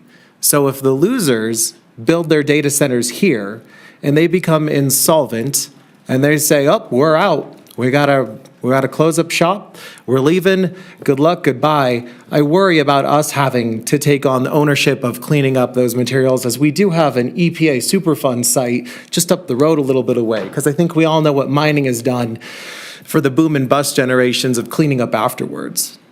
I don't want that to be our history too in the modern era. Further, I also wanted to add that data centers aren't exactly like us. The fact that they get state benefits to only pay 25% of their property taxes and 2% of the sales tax, that's not me and that's not you. So we're not going to say they start off as fair partners should they meet those requirements to get those kind of abatements, which they will, which is why they hire 11 people, because that's what it requires in order to get a minimum 10-year abatement. And I know that's a Dillon's Rule thing, and I know that. Hey there, can you hear me? We can, thank you. Awesome. Like many other people said before me, I'm not going to iterate what the folks who have spoken prior have said, because they're probably saying it better than I ever could. But I would like to mention that regulation here is not enough, and that a temporary moratorium on data centers is simply a Band-Aid fix for a long ongoing fight that people have been living and dying for generations now. There are battles happening all over the country against the construction of the infrastructure of AI-focused data centers, and it feels like a moral and ethical obligation to oppose these technologies and their infrastructure from poisoning our land, water, and human and non-human neighbors. It is imperative to realize that these battles are actually existential. Green energy is not green. It takes lithium batteries, and lithium is just another extractive industry which requires mass amounts of fossil fuels to sustain itself. Solar panels and batteries are not enough. The only thing that stops these pollutants from contaminating our land, air, and water is a complete halt on the construction of these data centers. How, on one hand, are you going to approve surveillance cameras that supposedly prevent encampments of people who are literally just trying to survive from polluting the river, and on the other hand, there are companies that are getting a 75% tax break while directly polluting that river? As a former commenter mentioned, what is the accountability process for data centers if they break their regulatory promises? I want to remind everybody that if the only cost of a crime is a fine, that is not a crime, it is a price tag. I don't want a community benefits agreement. I don't want regulations. What I want is a community that I could raise children in.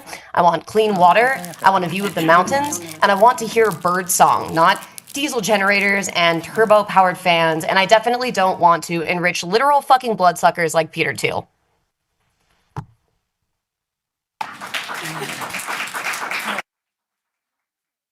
All right, Madam Mayor, with that, we're going to go into a 15-minute recess. We'll reconvene at 1:20. All right. Thanks, everyone. We'll see you back here shortly.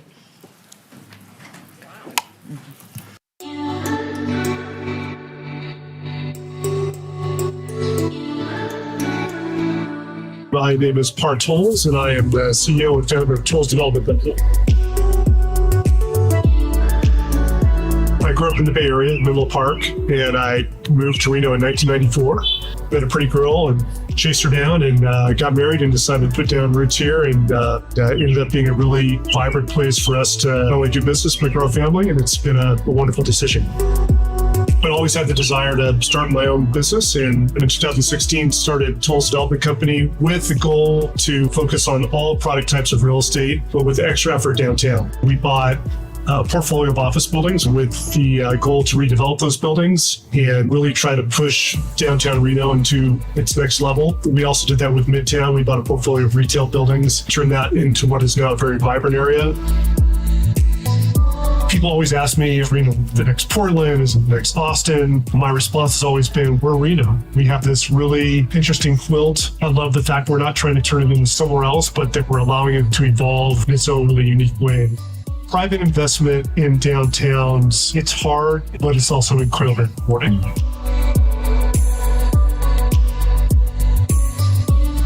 Downtown Reno's really got a nice platform for additional mixed-use development. We have a good foundation of retail, good foundation of office, good residential, arts and culture. We have a river that runs through it.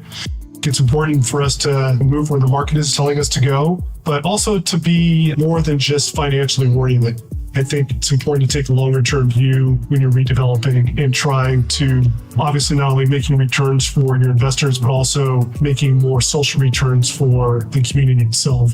I think we have a collaborative culture here. We're part of the fabric of this community. These businesses are our friends. You know? We don't have big commutes. People want to be together. We'll never leave Reno.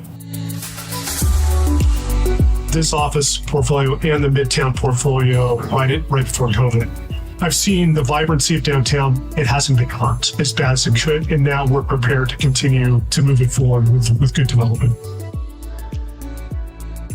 It's easy to stay in suburbia, but it's certainly not as fun. And you haven't come to downtown Reno yet, please come visit us. I promise you, you will make it your Friday night date night. It is one of the most vibrant, special cities on the West. And I can't wait for you to experience it if you haven't done it yet.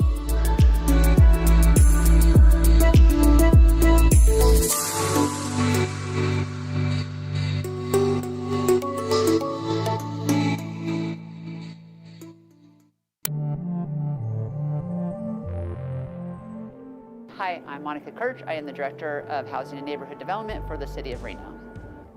The Rapid Rehousing Pilot Program is a program that the City of Reno started in coordination with Volunteers of America and the Reno Housing Authority. Programs like the Rapid Rehousing Pilot Program are important to Volunteers of America because it gives us an opportunity to catch individuals who are otherwise potentially falling between the cracks as far as services go.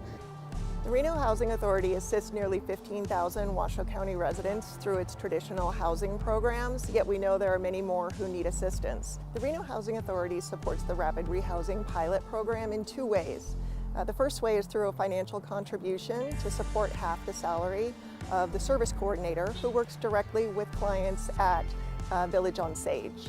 The second way that we support the program is by ensuring that clients are on one of our HA's wait lists prior to being housed at Village on Sage.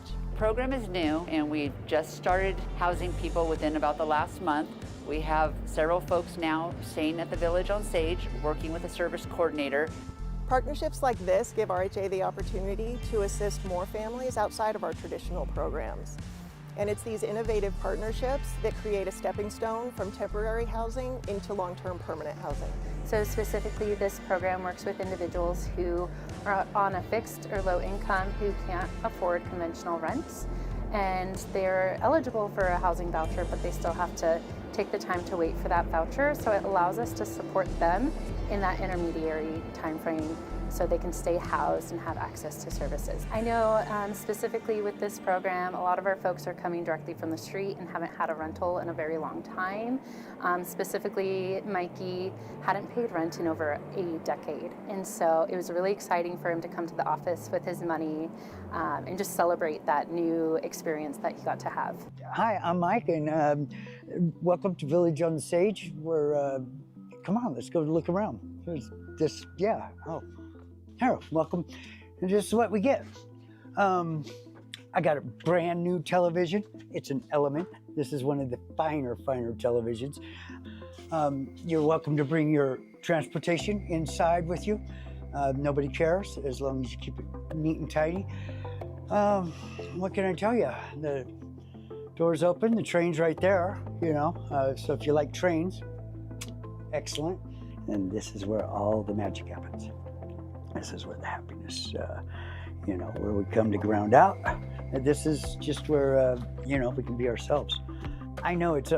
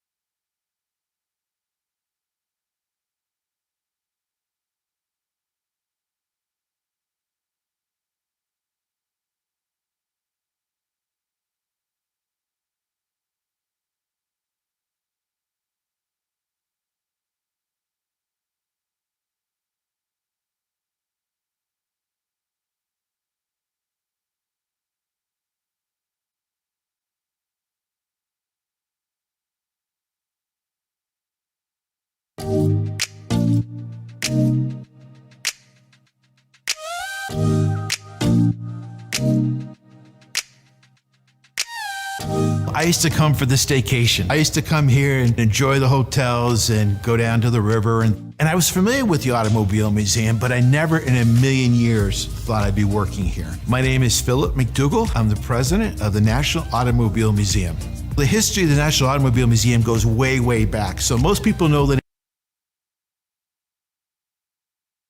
name Hara from the casinos, but they don't know the story behind it. Mr. Hara, he had a collection of 1,400 of the most unbelievable cars. And when he passed, he didn't have a will. The community got together and they said, you can't sell all these things. This is part of our community, it's part of our identity.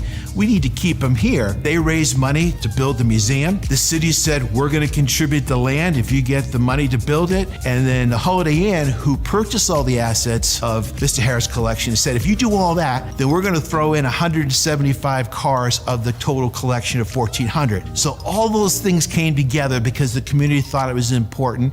And in 1989, the museum was opened up.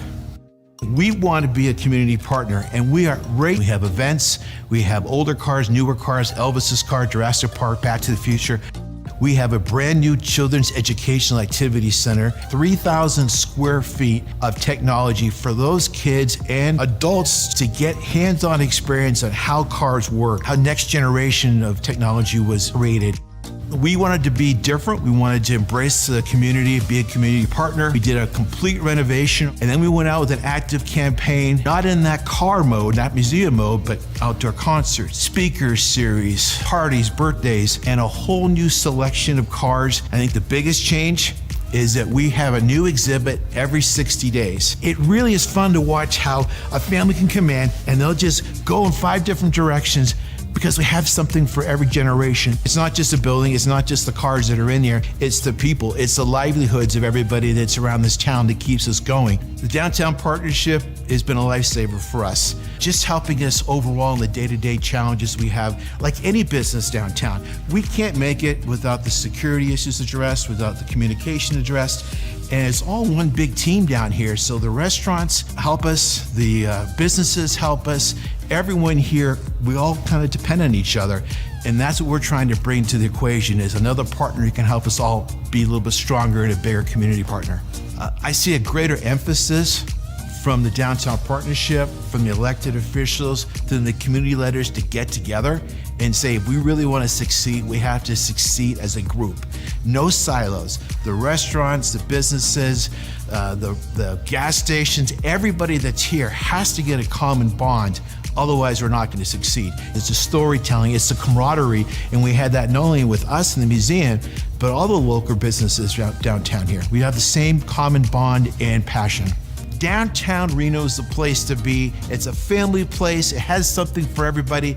Come to the museum, go to a local restaurant. You're gonna feel safe, you're gonna have fun, and you're gonna be 15 minutes away from wherever you live.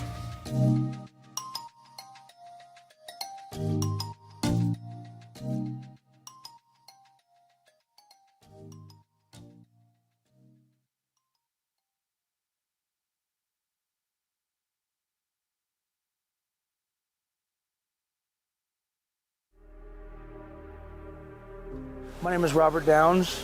I'm a field specialist with RISE, and this experience with Bonnie Pace and the Pathway Pilot has been awesome and tremendous, and I'll never forget it.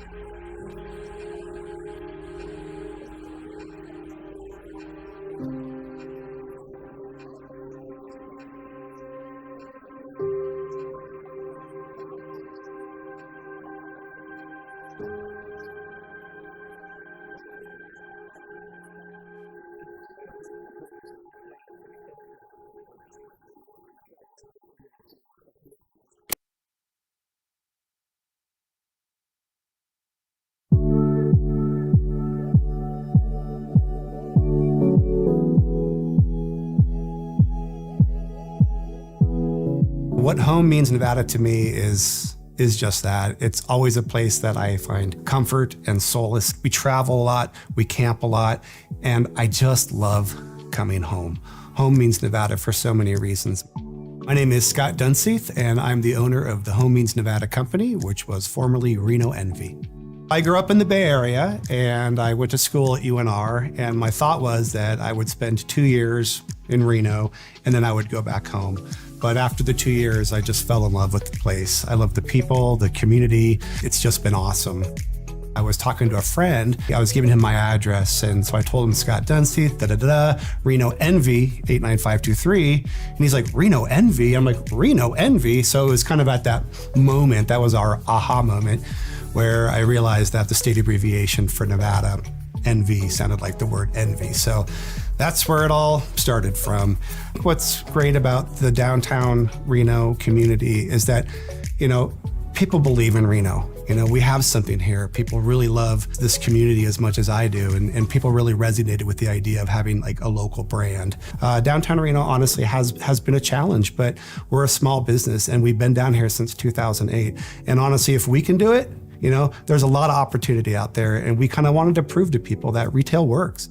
In 2012, rebranded ourselves, and we went from Reno Envy and renamed our brand the Home Means Nevada company, kind of try to support the local artists in the community by bringing their products in and selling them on their behalf. We have all sorts of great stuff. We have coffee from Glory Cloud. We have local honey. It's important for us to collaborate too with local celebrities. Krista Palmer is an Olympic athlete, and we had the opportunity to partner with her and create her own authentic Krista Palmer Battleborn t-shirt.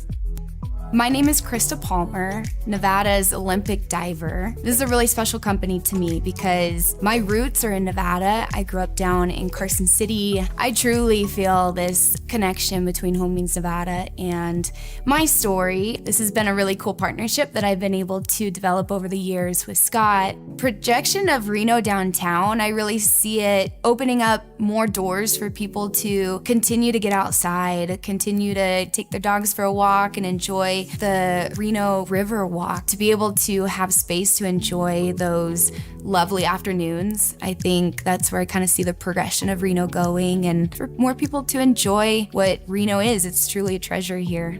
People believe in Reno, and we believe in Reno. There's so much opportunity and so many different types of people in downtown Reno. And the city of Reno has been great with this partnership with the Visitor Center. The RSCVA has been great. The collaborations that we do with the community, with the university, with Krista Palmer, Olympic athlete, it really is about a community that kind of binds us together. If we didn't have that support, we wouldn't be able to survive in downtown Reno. I've always felt like Reno's been kind of our little secret, and we love to share that secret. We love to see Reno grow and prosper. Great for shopping for friends, great for gift giving. Just come on down, visit us, check it out. It's been a while. Come visit downtown Reno and see what you're missing.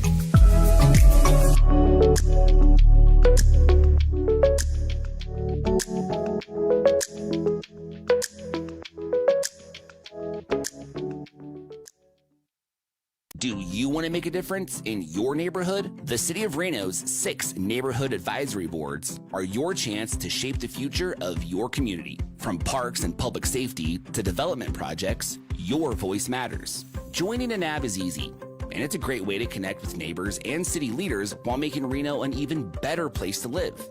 Applications are open now. Visit reno.gov/NAB to learn more and apply. Get involved and help make Reno not just livable, but lovable.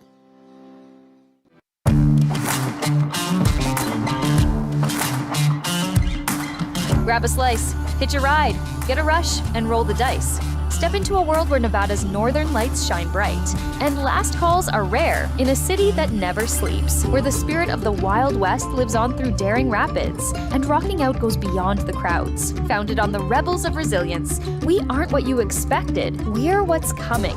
We don't just embrace downtown, we infuse it with life. We are a convergence of adventure, art, and taste. It's not just our city, it's our identity. The mighty Truckee our lifeline, and the Nevada sky as our backdrop, downtown Reno is a tribute to our roots and a leap into the future. Discover 110 blocks of stories of residents, entrepreneurs, Okay, here we go. creators, and masters Madam of the Clerk.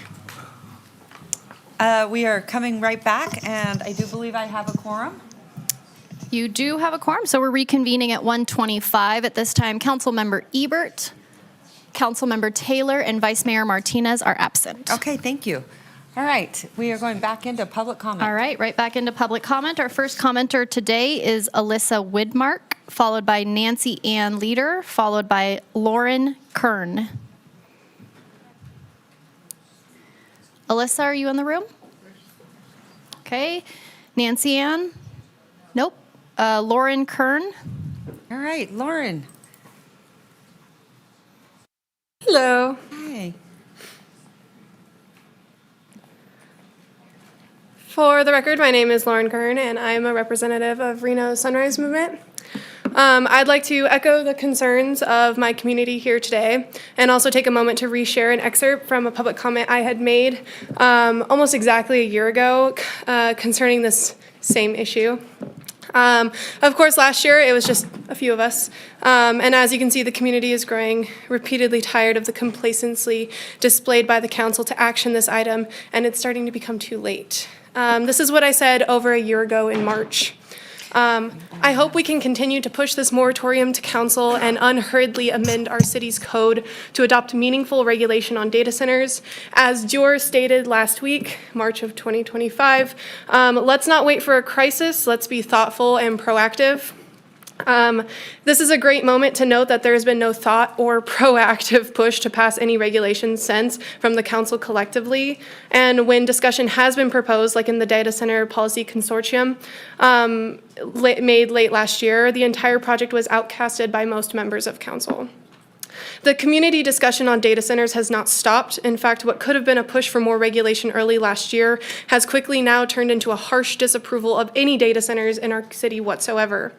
I'll never forget my first city council and planning commission meetings and the stark contrast of discussion between the two, leaving planning commission feeling hopeful, yet consistently leaving city council feeling futile.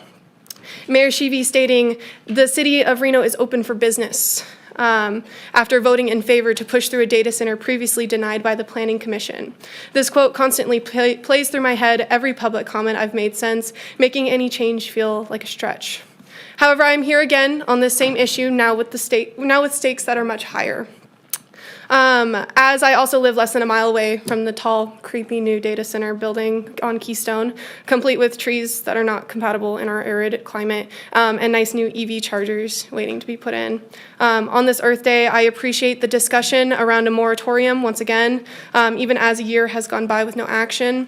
And I hope being here today doesn't feel as hopeless as it usually does, and we can vote to pass a moratorium.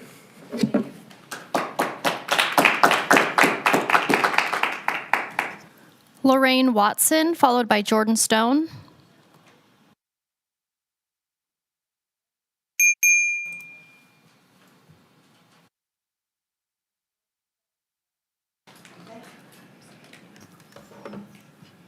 I don't know how to say it. Guess it's oh, I'm just leaving this here. There you go. Okay, perfect. How many na? Lorraine Watson. Manu Agi Panida Takara. My name is Lauren Watson. I'm from the Summit Lake Paiute Tribe. I'm also Secretary of American Indian Movement of Northern Nevada. I'm honored to be here in front of you all today. And I guess I just learning of these data centers. So I'm trying to do my research and background and as much as I can. Seeing about not only the data centers, but living here in Reno for, I'd say 21 years now. I moved my children here, single mom. I moved our offices here with a couple other people for Summit Lake. We have administration offices here now. We have a bigger and growing population of our tribal members. And to me, it's very, very detrimental and important, not only for our water resources, but for our land base, for our creatures, for water protection, for everything that, as you can see, this is up at Summit Lake, and we are all connected with our water, from all the way to when the rain comes down, to Lake Tahoe, comes down to our beautiful city here in Reno. And I honor and I love Reno. I have a love-hate relationship because I grew up in Oregon. and I moved here to be on council. We initially had our offices in Winnemucca, and we found that we couldn't get our resources, so we moved our offices here.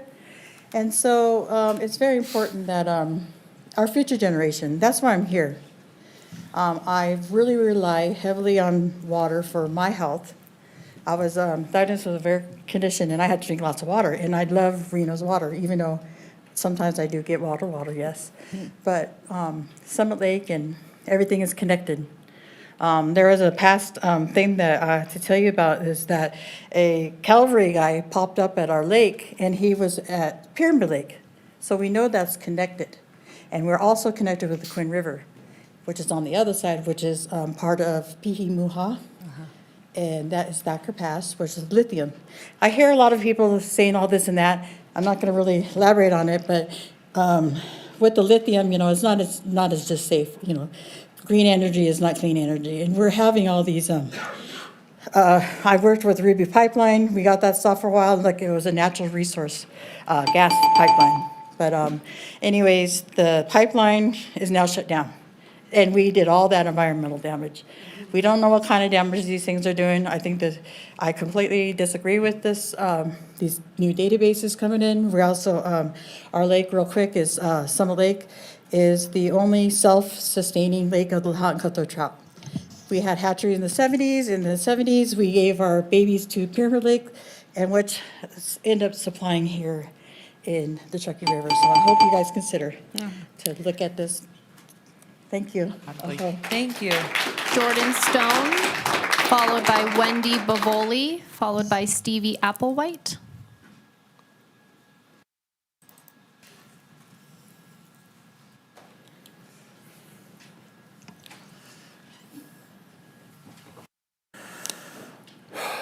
Hello, Council. Jordan Stone for the record. 2 weeks ago, I came here to ask you all to not fund the live view cameras along the river, and I was disappointed to hear that you voted against the multiple demands from the community. I hope that today you will listen to the people of the community, myself included, and at minimum, put in place a 6-month moratorium on any new data center construction. Before my public comment 2 weeks ago, I was introduced to you by my friend Bradley Carlson as the Vice President of the Astronomical Society of Nevada. So, if you'll indulge me, I'd like to speak about the importance of water from the perspective of not just a member of this community, but also as an astronomer. When we look into the vast expanse of space, we find many things. We find distant galaxies, star clusters, and in the last several decades, we have found thousands of exoplanets well beyond the reaches of our own solar system. Many of the thousands of planets we have found in our galaxy alone, of all of them, we know of exactly one planet that can definitively support life of any kind. Water is the most essential ingredient to not just human life, but all life as we know it. And as Dwight George previously mentioned, only 3% of the water on Earth is fresh water available to drink and otherwise support life. For all intents and purposes, and again, as many people have mentioned before today during public comment, water is life. Councilman Reese? Eyes up here. Want to give him comment, please? Please listen to the people of this community and protect our water. Protect life. Do not allow data centers to come into this community and extract our vital water and energy resources. The people of this community do not want these data centers. Do not disappoint us. Thank you.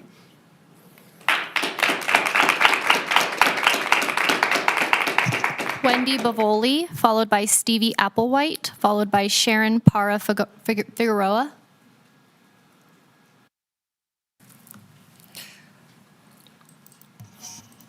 Okay, we got Wendy, right? And then, Madam Clerk, Wendy, then? Stevie Applewhite. Okay, Stevie, and then? Sharon Para Figueroa. Okay. And if they don't show up, just put them on the back end, because they might be just still on break. Can you guys see that? Right?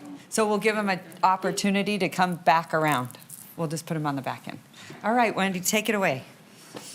My name is Wendy Baroli, and my family has been in Reno, Nevada since 1918.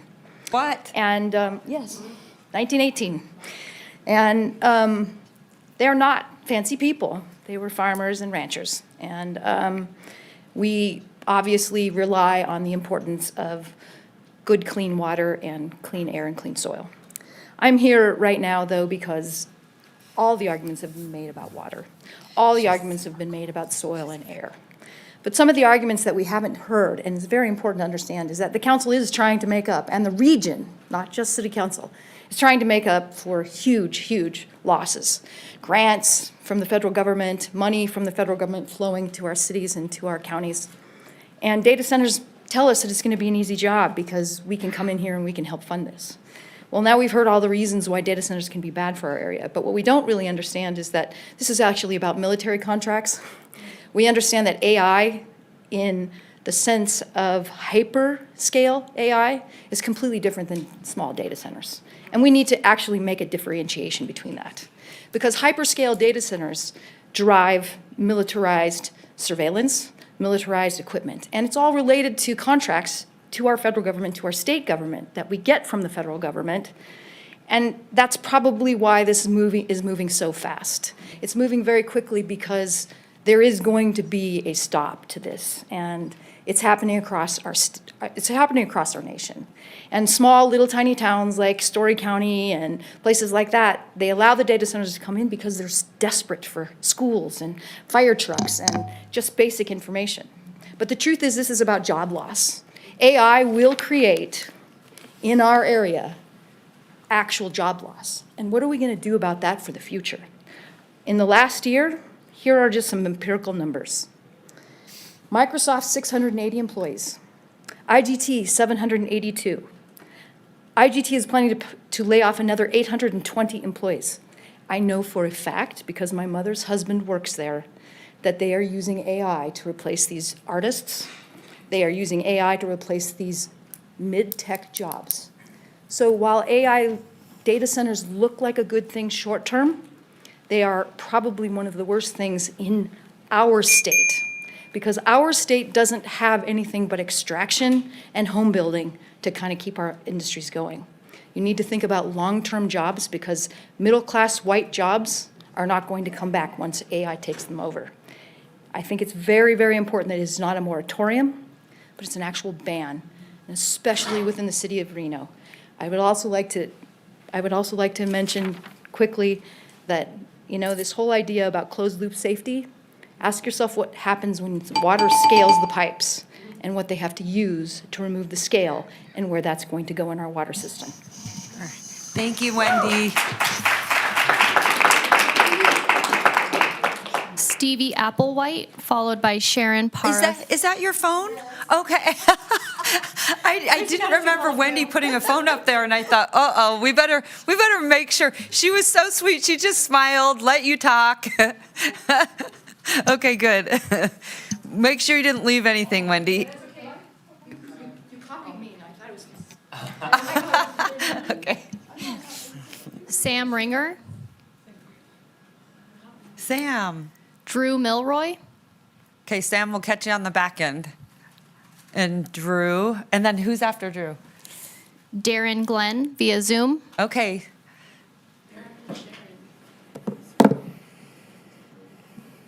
Oh, cute. May the forest be with you. That's what his shirt says. Earth Day. May the forest be with. I love that. I've got to get It's one. Earth Day. I'm Reno resident Drew Milroy. I've been around for all the Earth Days, and I've seen much more of our Earth ruined than restored, I'm afraid. You should make this easy. There's no need for a regional study. Just let Story Council take the literal heat of the data centers. They've made their decision, and that means that we're off the hook. So you should ban any new data centers and not allow the expansion or replacement of any of the ones that are already here. Just say no, like so many other local governments have all across the country. The council's considering a unified set of standards and a coordinated regional approach toward data centers. Now that sounds reasonable, especially in an election year. But unified and regional opens the possibility of our standards being degraded by the Wild West model, by the precedent that's now been set in Story County. When you take awful, like there, and you average it with anything else, then you go down towards awful. So we don't need to do that. There's no need to set a standard other than they already took the hit. They made the decision for the region, so let them stew in it.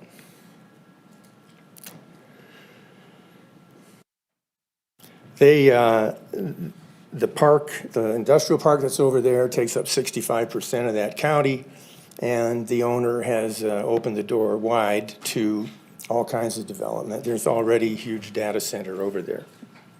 So other commenters for this meeting have logically laid out the economic, natural resources, environmental justice, personal privacy, and other reasons that data centers shouldn't be approved almost anywhere.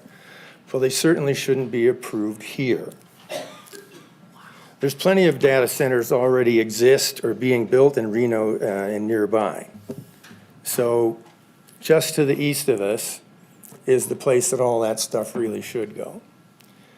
If it was a hazardous waste dump and they decided they wanted it, that wouldn't mean that we necessarily have to do a regional plan and have one here. Well, the results are pretty much the same. So draw this line in the sand, Reno. Let this decision be the standard for future decisions by the mayor, council, planning agencies in the region. Heavily weigh climate change impacts in every decision. Consider coming climate impacts on Reno and Reno's impacts on the coming climate. Thank you. All right, thank you so much. Darian Glenn via Zoom, followed by Sharon Para-Figueroa, followed by Tim Lambden.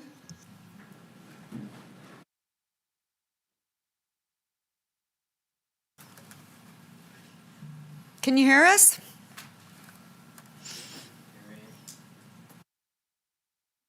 Darian, go ahead and state your name for the record. Hello, can you hear me? Hi, Yes. Darian. Can you hear us? Yes, I can hear you. Are you able to hear me? Yes, we can hear you. Go ahead. Hello, can you hear me? Hi, my name's Darian Glenn. Yes, I can hear you. Are you able to hear me? Are we getting two people? Okay, I don't know if you guys are able to hear me right now. We can hear you now. Okay, Perfect. my name's Darian Glenn. I'm born and raised here in Reno, Nevada. I just like to say thank you for this time.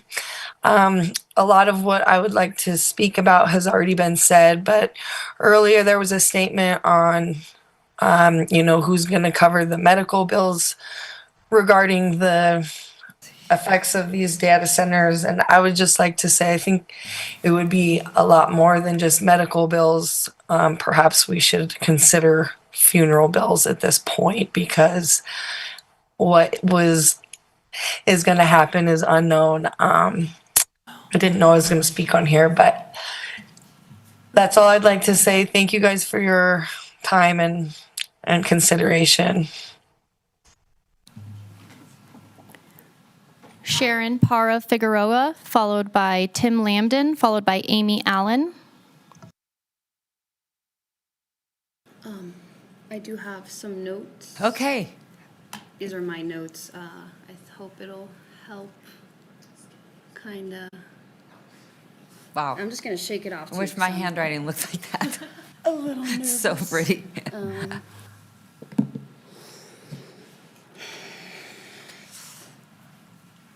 I mean, if everyone could just take a deep breath with me, that would be kind of nice. Inhale. Exhale. Yeah, it's a little tense. It's a little tense. My name is Sharon Para-Figueroa, or in Spanish, Sharon Para-Figueroa. Born in San Jose, California, but moved here when I was 1.5, so Reno is very close to home. I know we heard the Home Means Nevada song earlier, which if there's time I might sing it, because why not? So I am here in favor of the moratorium and hopefully a permanent ban on future development of data centers for multiple reasons expressed today. at least a minimum 1-year pause to just be able to reflect on what's been presented today. And it sounds like this has been going on for more than a year. In a world where everything is going so incredibly fast, it feels pivotally important and necessary to slow down. Otherwise, we may have irreversible damage done to the local environment, economy, and health of the community.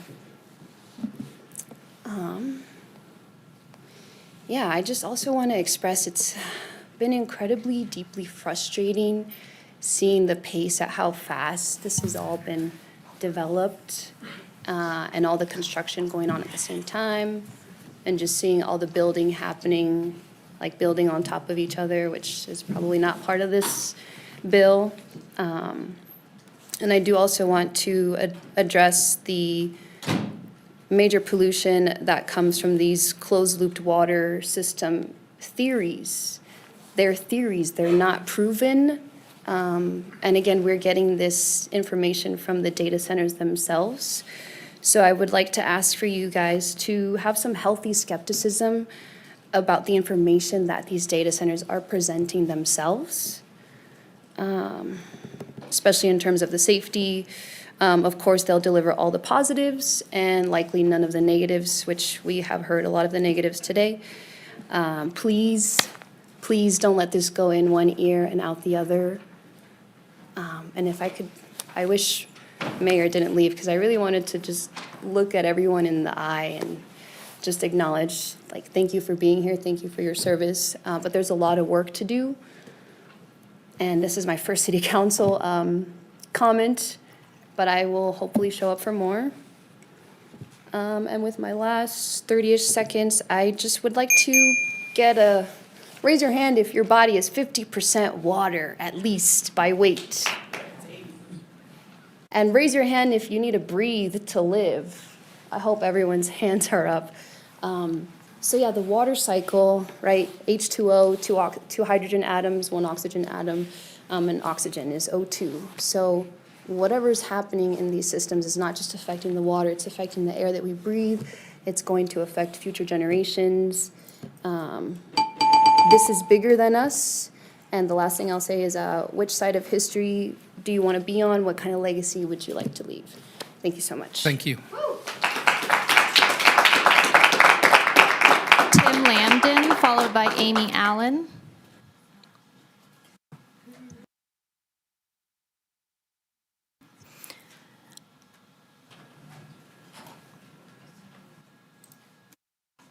Allison Clift Jennings.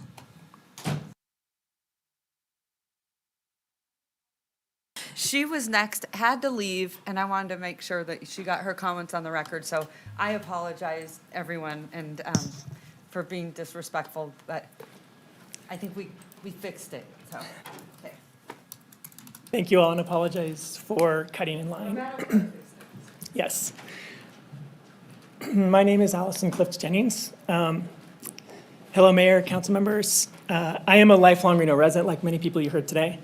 I'm a mother of 3, and I'm also, unlike a lot of people here, a tech CEO. I spent my career building companies in this industry, in this area, and which is exactly why I'm here today, asking this council to set a real standard for data center development in our city. Data centers are coming to Northern Nevada. They're already here, we know this. They weren't necessarily done well, but here we are today. The question is not whether we grow, but how we grow, and whether our residents can look back in 10 years and feel proud of the choices that all of us made here in this room. I'm not here to oppose the industry. I know what these facilities bring. I know that they bring construction jobs, skilled trade work, often union work, tax revenue for our schools and services that we genuinely need. But our region should compete for this investment, except the competing does not mean accepting every single project on every term. It means setting a standard that reflects who we are and where we live. And as you've heard, where we live is in a desert. Water is not a renewable resource in the Truckee Meadows the way it is in other parts of the country. Our neighbors, our ranchers, and our children will be here long after any single facility's operating life. So I ask this council to consider 2 straightforward performance-based standards. First, as mentioned, require closed-loop cooling. This technology does exist today. It works. It's It's already standard at the newer hyperscale facilities across the West. And here's what makes this ask different. Data centers have a choice that our hospitals, our schools, and our homes simply do not. A hospital cannot run on closed loop water. A school cannot. Our families cannot. They need actual water drawn from our actual supply. Data centers are the only major new water user that can opt out of that demand entirely through cooling technology that is already commercially proven. Every acre foot committed to a facility that has the option to use closed loop cooling is an acre foot of water no longer available for the schools, the hospitals, and the housing our community still needs to build. Second, incentivize and where feasible require that the electricity powering these facilities come from renewable resources. Nevada has some of the best solar resources in the country, as we know. NV Energy already offers green tariffs, and on-site solar is increasingly cost competitive. So the grid we build for this industry today is the grid our children inherit tomorrow. These aren't onerous requirements. They are clear, they're measurable, they're aligned with where responsible operators are already heading. The ones who cannot meet them are not the operators we want building in our city. Responsible growth is not a contradiction, but it is a choice.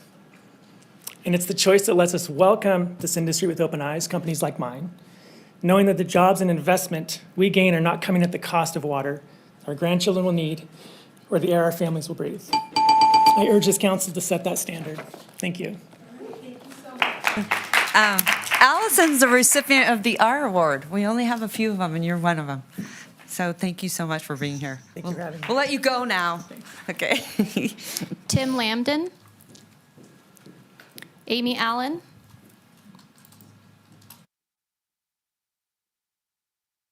Sorry. You're good. Good afternoon, all of you. My name is Amy Allen. I'm a local resident, mother of 3, and I was compelled to chat with you all today. Thank you for your time and your service, each and every one of you. I was taking a run in my neighborhood off Westfield Avenue behind Reno High, and I was looking at the crane of the data center, which just feels like it's right behind, the football field. And then I went to work this morning on Dickerson Road, where I manage a much beloved shop, and I'm part of the community of residents down in there that have been recently developed. A lot of investment, a lot of commercial enthusiasm down there in Dickerson District, really bringing it to life. And that's why I thought I'd come down here and do. So much of what's been said has just been so great. It's so rational. And I was trying to think, what can I say that's of some use? And I think I'll say the hard stuff and make it hyper local. That's often hard to do. And what I mean by that is, it just seems to me that this was a circumstance where our city council was actually held hostage by the current regulation and laws, because the land, right, was zoned industrial commercial, and it had a use, and the owners, who are, among a really fantastic philanthropic family, they're doing what they need to do. They've invested in property. It's got a new value. And so what I want to do is I want to encourage my city council to think forward. It seems like we're a little bit behind the 8 ball here on data centers. And I want you to look at the other pockets of land around, because people are going to grab the bat. They're going to keep doing that. And that stinks. Because if you were to take a drone off the roof of that data center and actually look around, there's so much going on in that area. I'm sure I don't need to tell any of you. And Reno, I love you. I'm proud of you, right? What you're saying here today.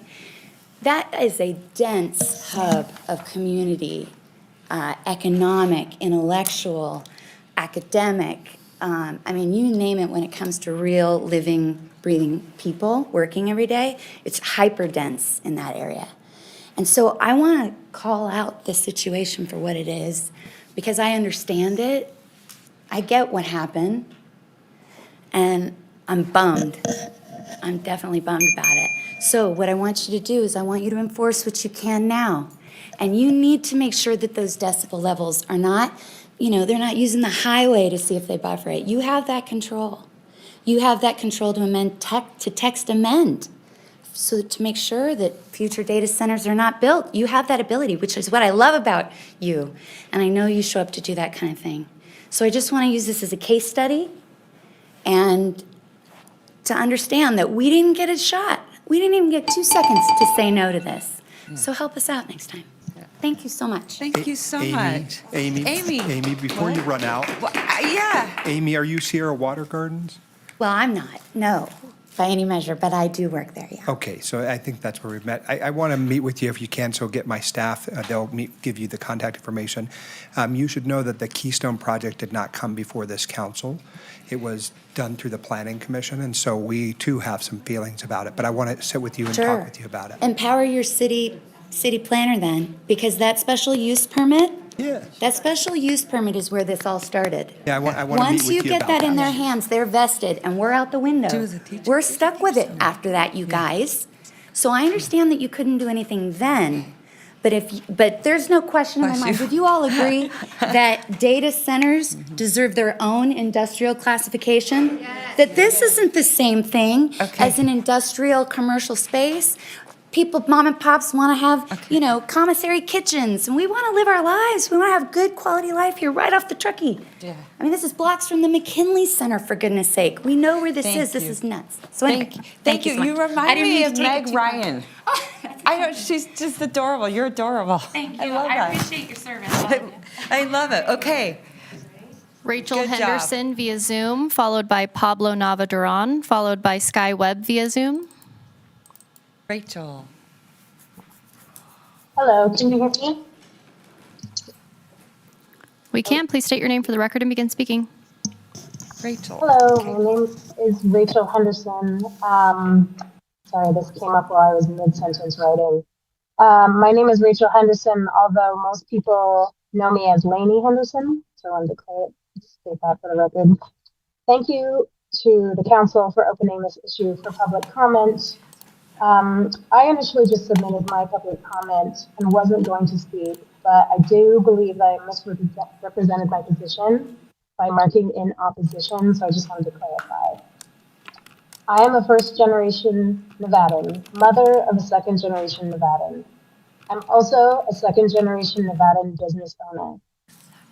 In addition to echoing environmental, technological obsolescence, and health concerns, I'm a massage therapist until alternative forms of healing is my practice, and imploring council to consider wildlife as well as people as stakeholders. I'm here to illuminate the existential core of the matter. I support a ban on new data centers.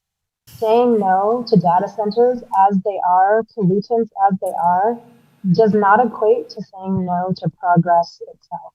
We must force progress to become sustainable and leverage the demand for progress to advocate for a sustainable future. Thank you.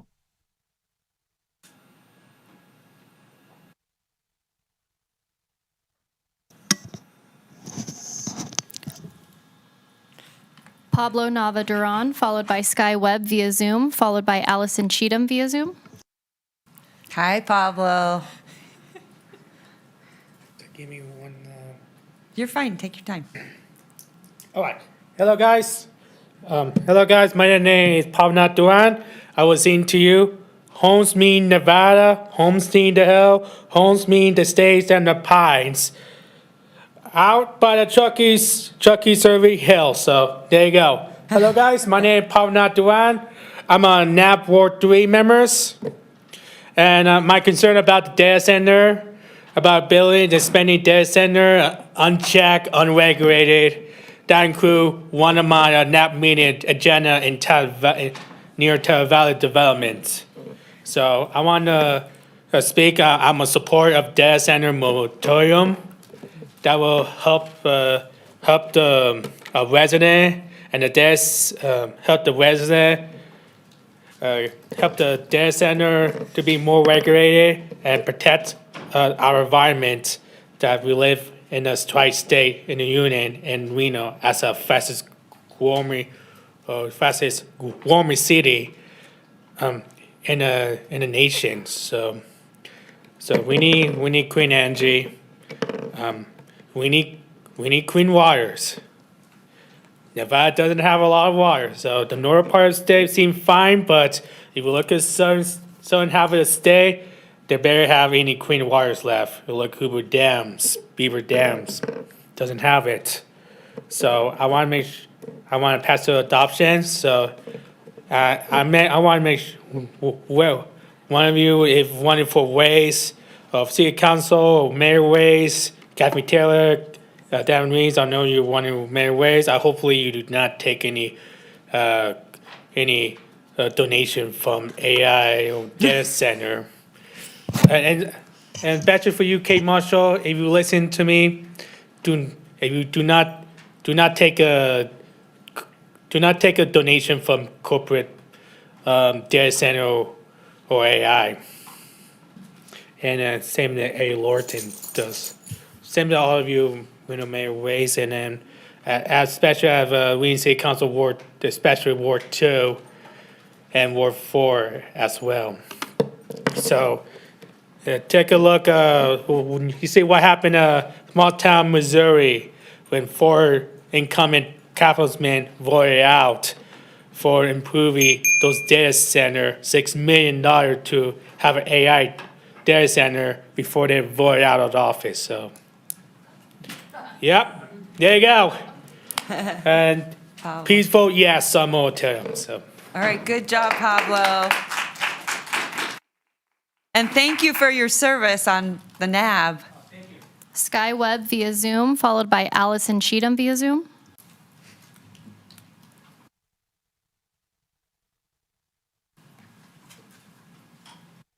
Yes, hello, good afternoon. Are you able to hear me? Yes, we can hear you, Sky. Great. Yeah, I grew up and went to high school here. I'm a resident and healthcare professional here in our community. While we have already heard significant and valid concerns today regarding the environmental impact of these data centers, I am speaking tonight to highlight another critical layer of vulnerability, and that is our region's public safety and infrastructure readiness.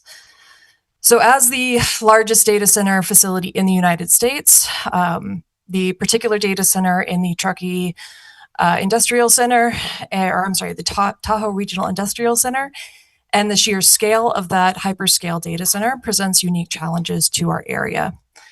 Given the current global climate, there is widespread public speculation that major defense contractors involved in the ongoing conflicts in the Middle East, along with federal entities and like the Department of Justice, may utilize this massive infrastructure.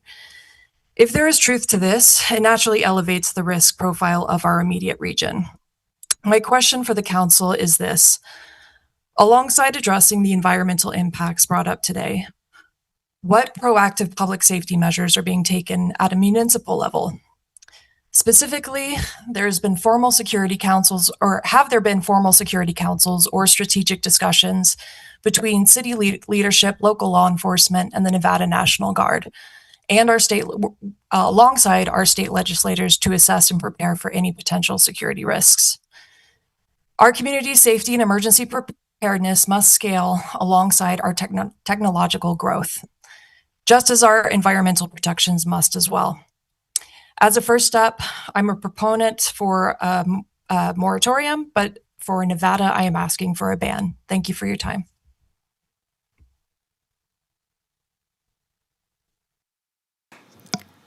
Allison Cheatham via Zoom, followed by Antone Labard.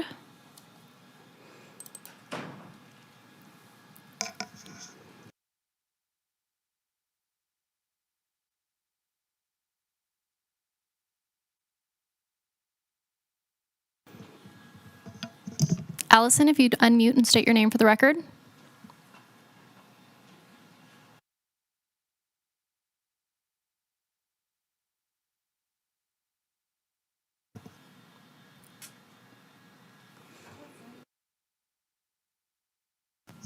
All right, Antone Labard.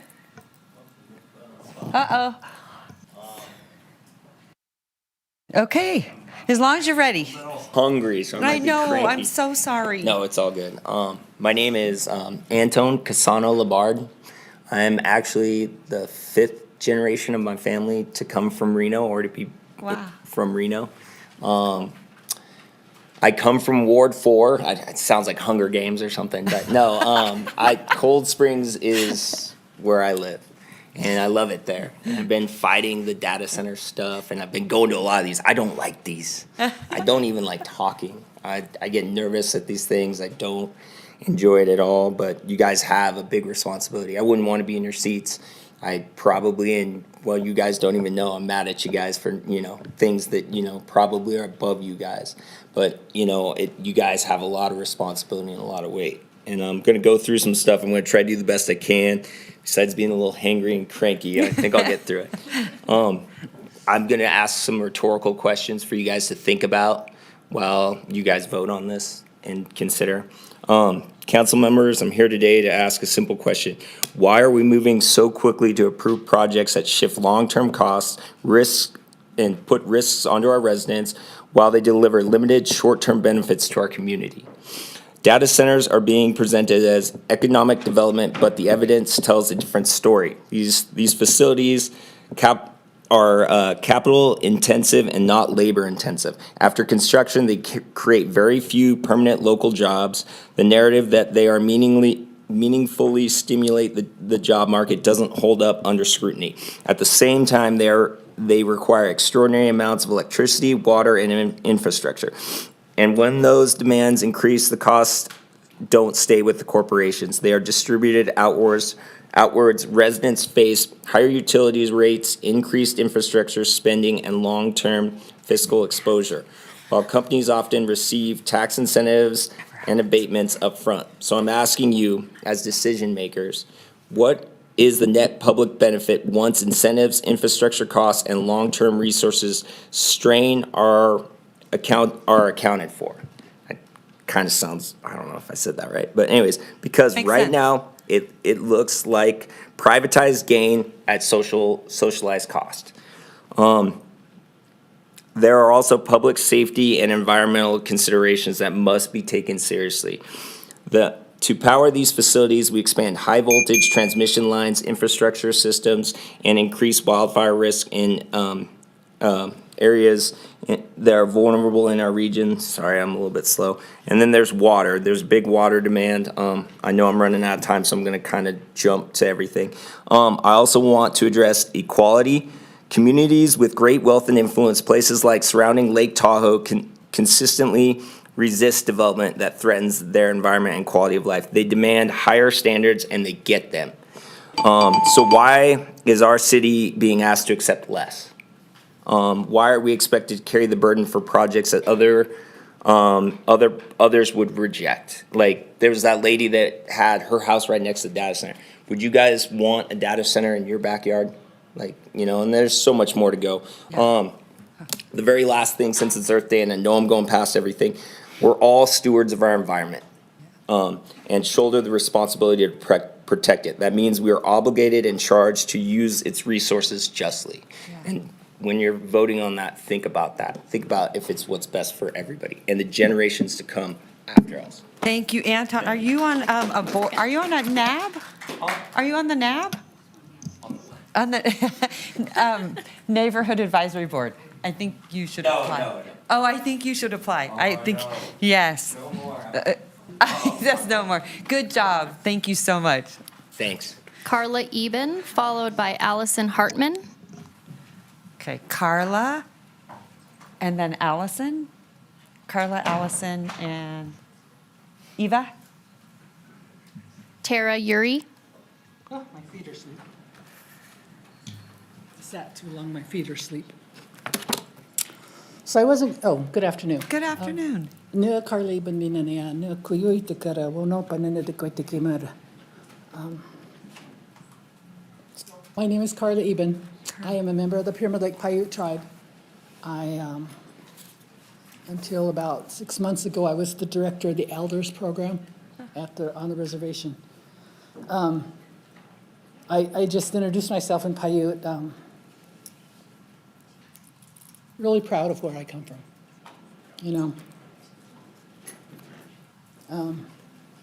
We're eighth generation documented residents of the state of Nevada. But if you go back and look at how long our stories tell us we've been here, we have 14,000-year-old petroglyphs at Winnemucca Lake. In 1905,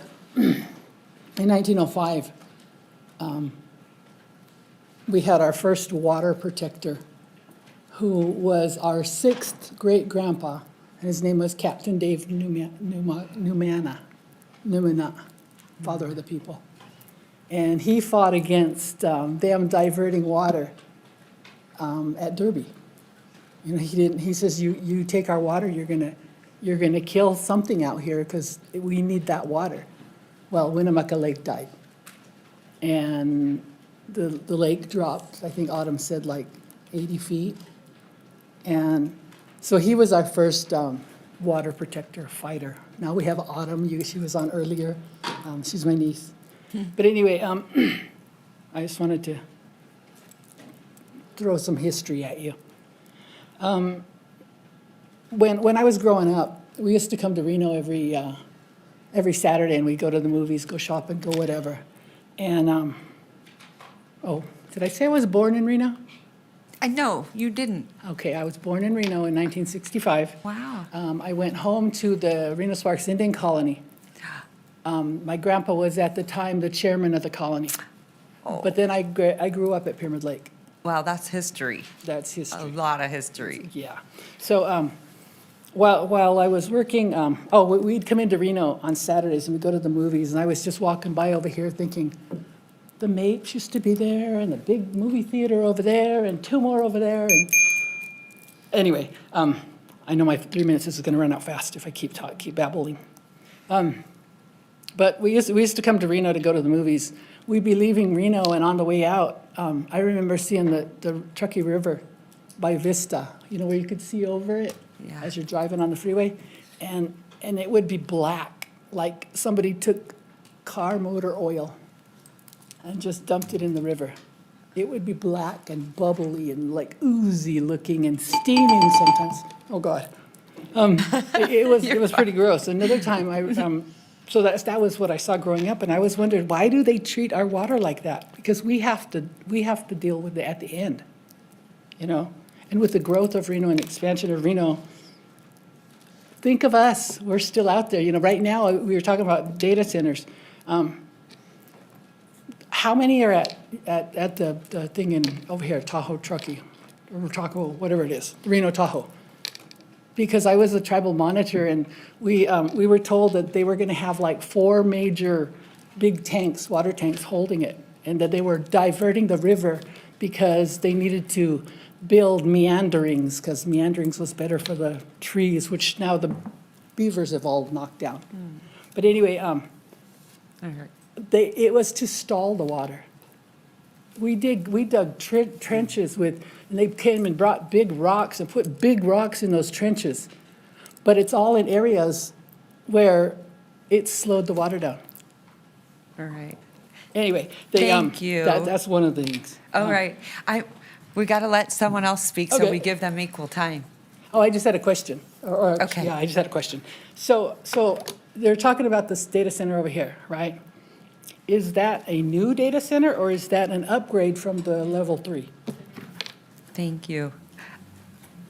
And I'm trying to think the movie theater you were referring to. Allison Hartman, followed by Tara It was the what? Uri, followed by Chelsea Garin via Zoom. All right, hi. Hello. Hello, Council. My name is Allison Hartman. I do social media for Northern Nevada politics and kind of just things happening around the area.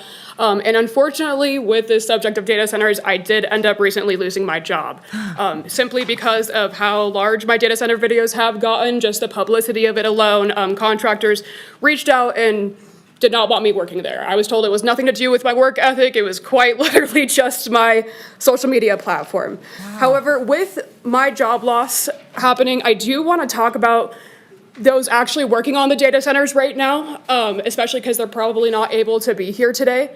A lot of them are working 10, 12-hour shifts. If they don't choose to work overtime, they're most of the time let go. It's one of the only jobs in Reno, Nevada that actually pays enough for a livable wage, which I'm just kind of sitting here like I just lost my job and the data centers are being built and they pay really well.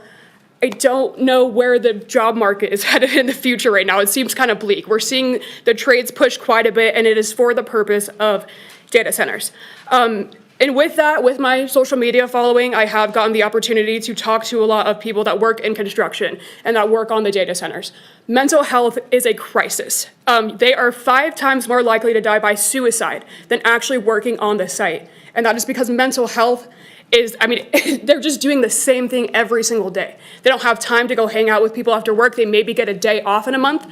They don't have time to go hang out with people outside of their job. And that really concerns me. Not all data centers are the same. You know, like, of course, data centers exist in medical facilities. They exist in a lot of places. I mean, we all have photos kept somewhere. We all have videos kept somewhere.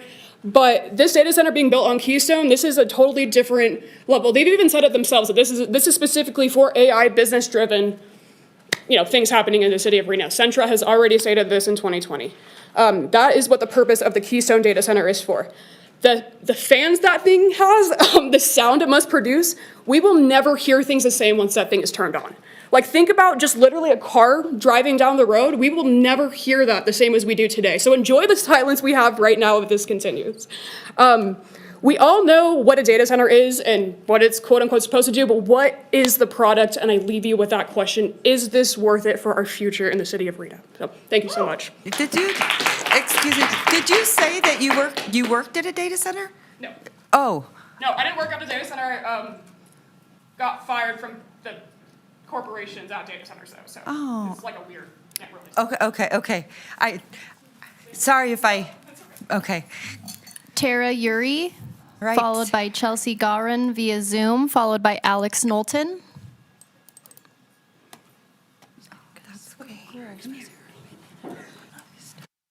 Hi, Tara Yuri. This is my first time speaking, and I'm terrified right now. Oh, no, don't be. Just take your time and just go slow, and we're rooting you on. Everybody has said everything I was thinking about saying, but so I thought I'd bring something new. I've lived in Reno since I was 6 years old. My parents moved here, and we've enjoyed all of the lakes and the rivers, and I raised my 2 daughters here, and we'd go out and we'd hunt and look at the wildlife, like lizards, and catch snakes and lizards and frogs and all sorts of stuff. With these data centers, all that's going to go away, and if the power consumption goes up and we're going to end up having to pay more power. I'm a person who's on disability living in low-income housing.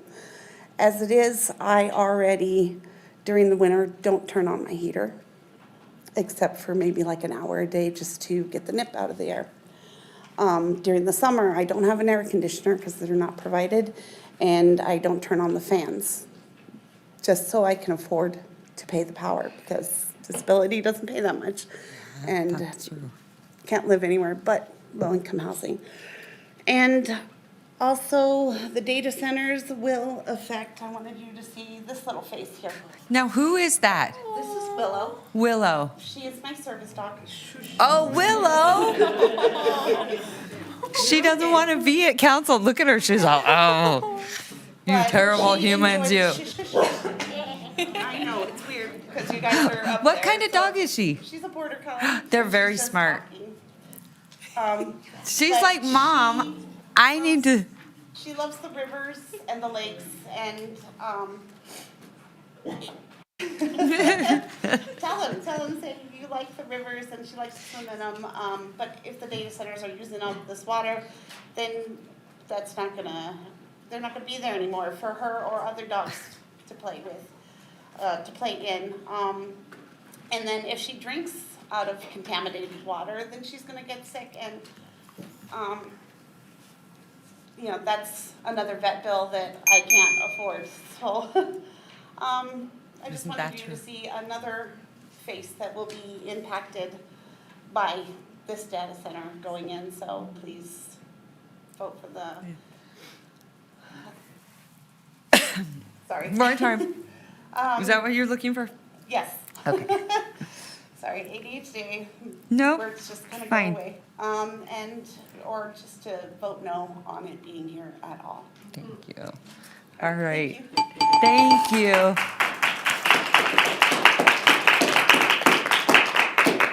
Chelsea Garin via Zoom, followed by Alex Knowlton. Hey y'all, can you hear me? Yes. Can you hear us? Yes, excellent. Okay, go ahead. So my name is Chelsea Garin, and I'm a new resident to Reno for about 3 years now. I moved from Austin, Texas, where because of over pumping of groundwater, natural beauties like Blue Hole and Jacob's Well no longer have natural flowing water. They're effectively dead areas now. I highly encourage y'all to look at that.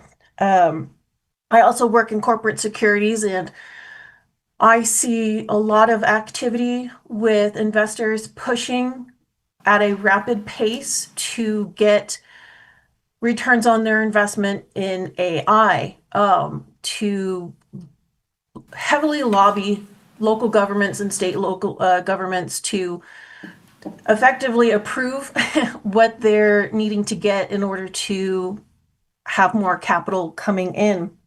I did submit a comment yesterday, but I became aware of a recently published study from the Nature Conservancy and the Desert Research Institute regarding groundwater, and I'm going to send forward that link to y'all.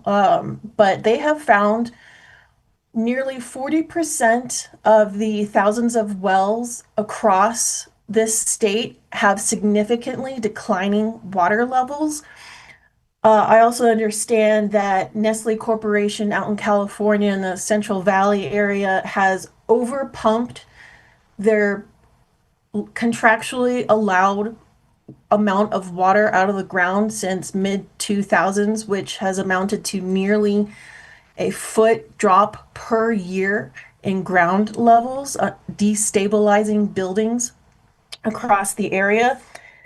That multiple corporations back in Texas, because there's little to no governmental inspectors, they're not finding out environmental problems until years down the road, and they don't have the manpower to actually investigate, test, and put together these reports in a timely manner.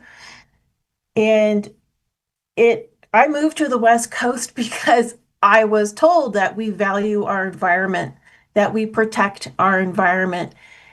And hearing about the data center push is really devastating to someone like me. Nearly pretty much all land in Texas is private. There's no such thing as public land. I love how much public land we have here in this area. It is absolutely gorgeous. And knowing that we rely on snowmelt in the Truckee River, historic snowfall, well, we had a lower amount, right? And it's only going to get worse. And it's an uptick over the years.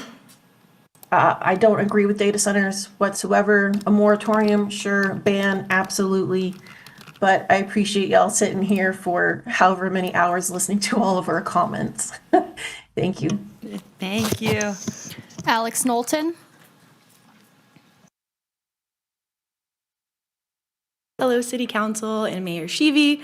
My name is Alex Knowlton. I was born and raised in Northern Nevada. I went to school at UNR, and I am now a community member in Ward 1. I wanted to express that I'm in favor of a moratorium on data centers because I believe that we need development decisions that are backed by evidence and development decisions that put our community at the heart of those decisions.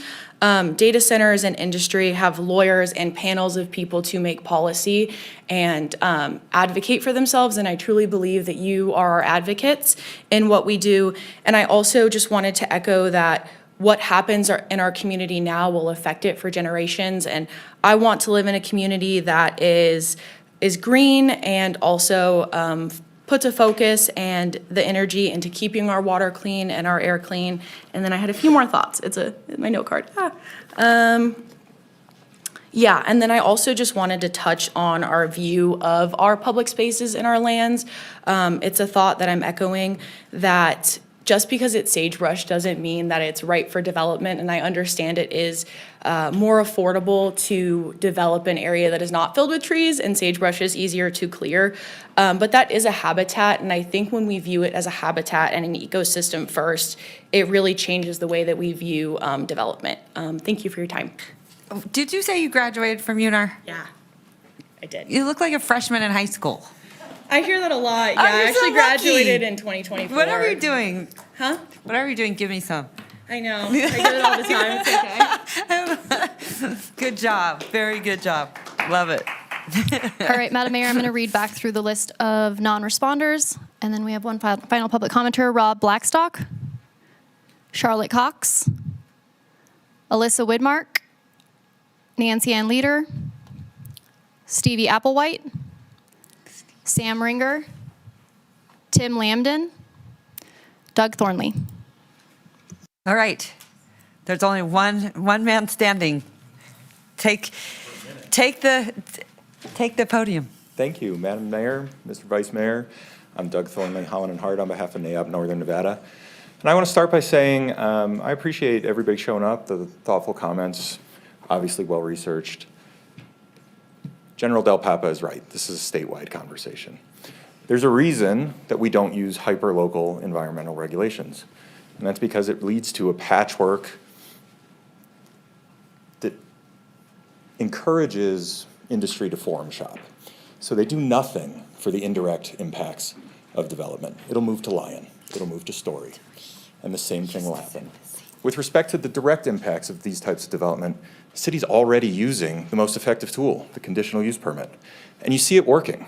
If you average the impacts of the 3 data centers approved by this city in the last, a year, I guess, they use on average just under half an acre foot of water per year per megawatt of electrical usage. That's about the same as a house, one house. So in total, the impact of those data centers, when they come online, will be about 50 single-family residences. Putting a moratorium in place will adversely impact the city's position with respect to economic development across the country.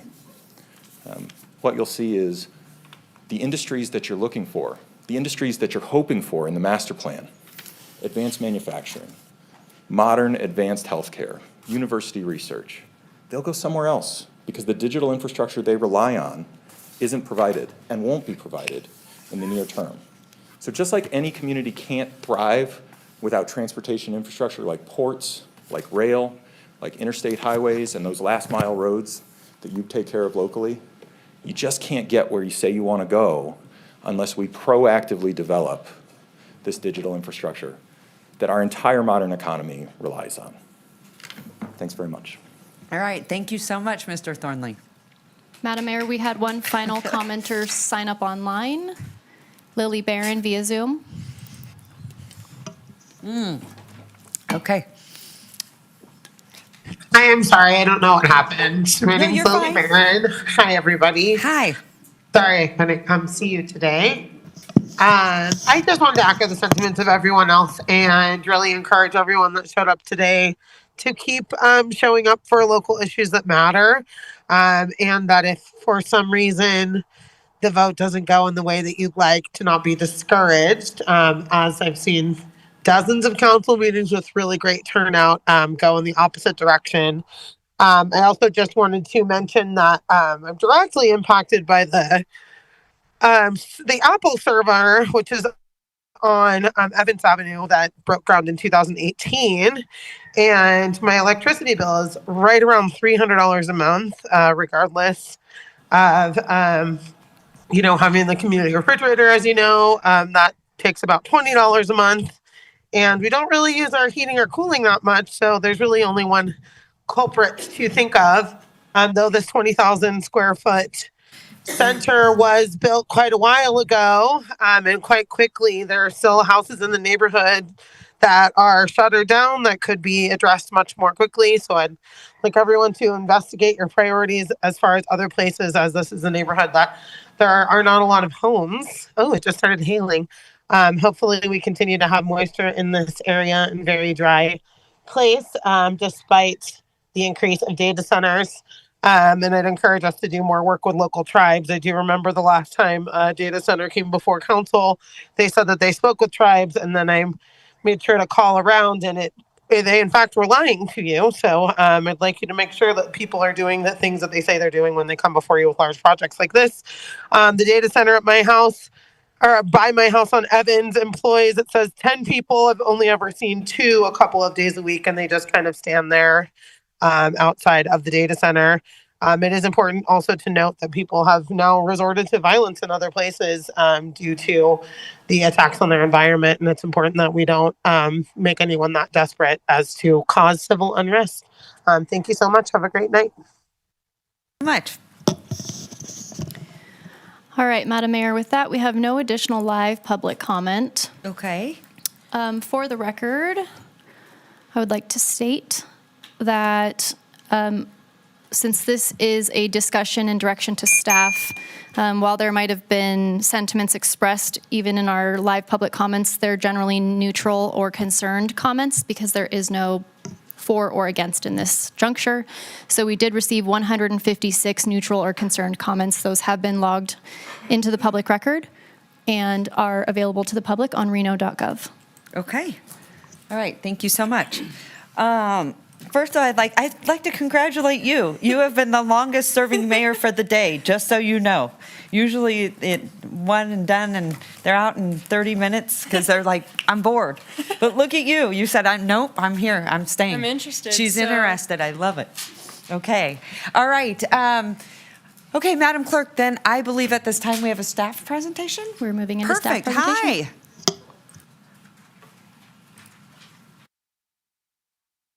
Members of the council, for the record, Lauren Knox, Senior Planner with Development Services. The item before you is a text amendment initiation request to Title 18, which is our zoning code related to data center regulations. All right, in terms of alignment with our strategic plan, this item touches on economic and community development, as well as infrastructure, climate change, and environmental sustainability.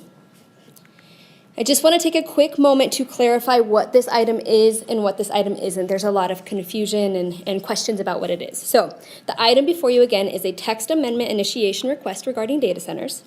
And I want to make it clear that it's not intended to be a discussion about a specific project or any specific proposed regulations that we have at this time. And it's not a decision on a moratorium. I know there's a discussion that you can have the discussion, but it's not agendized as a decision on a moratorium at this point. All right, so before we jump in, let's do a brief refresher on data centers. You've heard a lot of information already, but first, what are they? So the definition that we have in code is overhead here, but basically, it's a facility that stores, manages, processes, or transmits data, and all of the necessary equipment to do that. There are many different types of data centers. This slide really only touches on a few. But generally, they can range from a small or enterprise function, which is often associated with a single business operation, all the way up to those much larger hyperscale type facilities. There aren't really clear definitions of what each of these are, but the main takeaway here is that they can come in many different shapes and sizes. So why do we need data centers? They're really the backbone that serves our digital needs. We are living in an increasingly digital world, particularly with the step up in the use of AI, and there's an increased demand in computing power. So data centers are really that infrastructure piece that feeds that need. And why would data centers want to locate here? There's a variety of reasons. They're listed overhead. But generally, the proximity to other tech-related businesses and data centers is important to this industry. There are a lot of co-location desires. The low latency and proximity to other users is another key piece there. Generally, we have a pretty tolerable climate. Low humidity is helpful for that data center type use. We generally have a lower risk of natural disasters, so things like flooding or tornadoes. There's a perception of an abundant amount of land. We generally have an easier regulatory framework and process compared to development in other areas or in other states. And there are potential tax incentives, generally in the form of an abatement by the state, that are available here. Okay, so we just heard about why data centers may be interested in coming here. And in 2023, we began receiving increased inquiries about data center development in Reno. So in 2024, we recognized that this use is a bit different than anything that we've had in the past. So we thought that we need to review them in a different lens. So at that point, we developed the CUP, or the conditional use permit requirement. And then in 2025, we codified those requirements, and I'll get into the specifics of what was put into code in the next slide. But following that, we brought an initiation request forward for a related text amendment. At that point, we had just adopted new code. So we adopted new code in January of 2025, and the text amendment initiation request was brought forward in February of 2025. Council felt at that point, some council members, that it wasn't maybe quite ripe to have that conversation yet, and expressed a desire in wanting to see kind of those new code changes take effect first. So in a tie vote, council did not move forward a text amendment initiation request at this time. So all of this is really to say data centers have been on our docket for a multiple of years of this point. So what do we have in code currently? So currently we have a conditional use permit requirement, and it's still limited to certain zoning districts and generally the urban or employment zones. So that conditional use permit requirement allows us to review these on a case-by-case basis for things like compatibility to adjacent development, consistency with our development standards, traffic, consistency with our master plan. We also have some additional use-specific standards related to things like dock doors or loading areas. And then I just want to point out also that any development that comes into the city of Reno is required to meet our standard development standards, things like lighting, parking requirements, screening, building and site design requirements. So all of those pieces are in play now for data centers. So why are we here again? What's changed? Why are we talking about it now? So as you're aware, there's a large amount of conversation regarding data centers. That's both nationally and specific to our region. It pops up in all kinds of different forums. The Reno area was also recognized as a top emerging data center location, and a lot of that has to do with development in nearby Story County. There are also a lot of varied groups talking about data centers, from the development community to different advocacy groups. Other jurisdictions are also talking about data centers as well at this point. And then I want to touch a little bit more specifically on one of our regional partners here, the Truckee Meadows Regional Planning Agency, and their efforts in this space. Team RPA has really been on the forefront of research on this topic, and they have a page on their website dedicated specifically to this conversation. I encourage everyone to take a look at that. It's got some great information.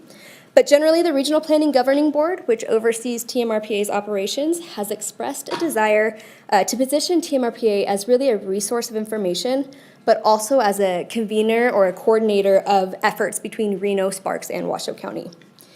In the very near future, TMRPA will begin engaging with stakeholders and the public and using that information to create a report of prioritized recommendations that all of our jurisdictions can then use in hopes of coming up with a consistent approach to regulating data centers.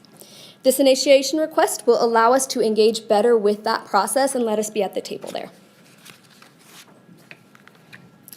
As shown on TMRPA's website that I just mentioned, there are also many entities involved in the regulatory or service provider side of data centers. All of this is really to say this is a larger topic than just the city of Reno. It's not just our issue.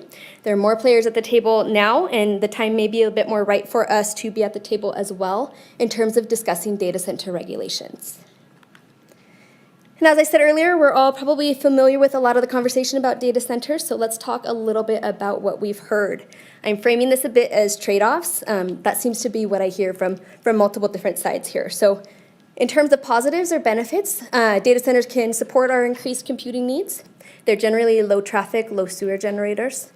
The industry co-location attraction can help with some of our economic diversification goals or priorities. Sometimes they bring in capital investment, construction jobs. There's a franchise fee capture potential there on the energy side of things, as well as some tax benefits or licensing benefits. In terms of concerns, we've all heard the high cooling, high energy needs, so sometimes they can be water consumers, high energy consumers. Land consumption is another big concern. Some impacts to nearby uses, things like noise on residential uses. Ratepayer concerns in terms of those higher energy cost potentials, some environmental costs. generally seen as a low employment generator. And then there's a question about the actualized community benefits. So there we're talking about the potential tax abatements given by GOED. We don't have authority over that piece, but it's talking about what does it really mean, what does it really bring into our city. So let's talk about what this initiation might get us, or at least allow us to review. So through this process, I anticipate the topics on the screen here will be reviewed and will determine a best approach to regulations that address these issues here. Those items are things such as common definitions, location and siting considerations, design, noise impacts, water and power use, and sustainability and other environmental considerations. I'm not saying everything here will be regulated, but these are the items we anticipate reviewing and analyzing as a region.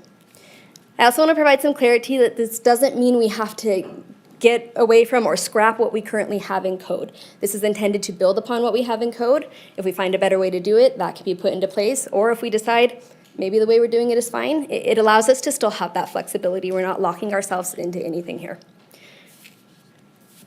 And then where, excuse me, where do we go from here? At this point, it's up to council to decide whether an amendment to Title 18, again, that's our zoning code, to address data centers is initiated. Again, this will allow us to engage with our regional partners. It'll allow us to be at the table and have the conversations about regulations. If an initiation is made, there is quite a lot of public touch points in that piece. So again, we would want to join in with Turkey Meadows Regional Planning Agency. They're going to be embarking on a big outreach process. This will allow us to join in on that piece. So there's going to be a big stakeholder community engagement piece in that. And then on the City of Reno side, we have the neighborhood advisory boards that we generally go to. Our planning commission will review this, as well as coming back to council for final approval. So there's many, many touch points within that process. And then another piece in terms of timing, I want to do some kind of expectation or level setting here. There's a lot of key players, a lot of conversations that have to be had. We're at the mercy of our partners if we are wanting to be in a regional kind of framework and doing this all together. So this may take a while. It may take a little bit more time than maybe we want. But for something to be well vetted and have that regional approach, it may just take a little time. So I just wanted to get that clear there. So with that, I have a recommended motion overhead, and I'm available for any questions. Okay, just a couple of things, because I do want to just clarify, because I did hear some comments that weren't exactly accurate. One of the things is that we have had concerns over data centers, and so we have been having those conversations. And I'm grateful that the council is having those conversations. But one of the things, the big fear was doing it sort of, in our own city and not taking into consideration of our jurisdictional partners. I was under the impression that that was sort of the next step over at regional. And I think it makes sense. That's one of the reasons why we said, hey, if we do it here, then what happens to, they'll just go to Sparks and everything will be in Sparks. But it still would impact all of us. And so this council really wanted to take a regional approach, which I think makes absolute sense. However, I think we have to live with a reality. They might not be on the same page.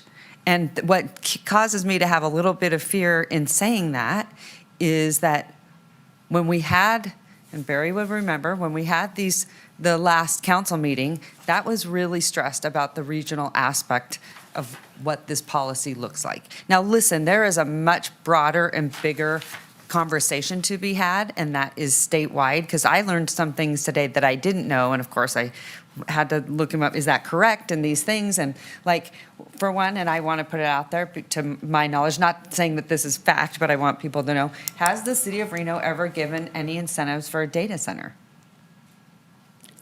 The answer is no. But at the state level, the answer is yes. And so I think there is a big disconnect between how cities also have to take on these extra sort of infrastructure needs and things like that. And we see it typically with housing, whenever they incentivize, corporations or other things that happen. And then cities, we have to figure out how to manage those things or be good partners or all those kinds of things. And so that's where sometimes it really causes you to have major heartburn of how we bridge the two. But I do think that eventually we all need to be very aware that we might have to do this in our own lane. I don't think that's the best approach for the region. I think that becomes very problematic with other resources. And then you have to ask, are you going to come to us and ask for our water and our resources because you're tapped out? And then it's going to end up putting it on the backs of the city of Reno. So I just wanted people to know because, I hear some of this, is this a little too late?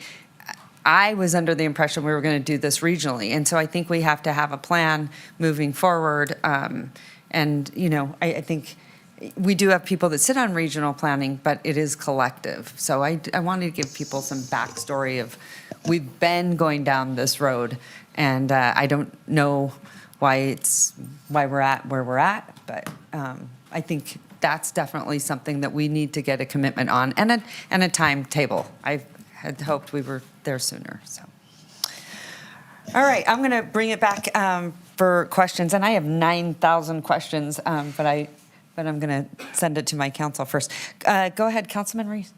Thank you, Madam Mayor. I'm going to start with some comments, and then I'll get to questions probably in round two. But I want to start by acknowledging all the concerns we've heard from residents today, organizations and people like the Harry Family, Water Over Data Centers, the Sierra Club.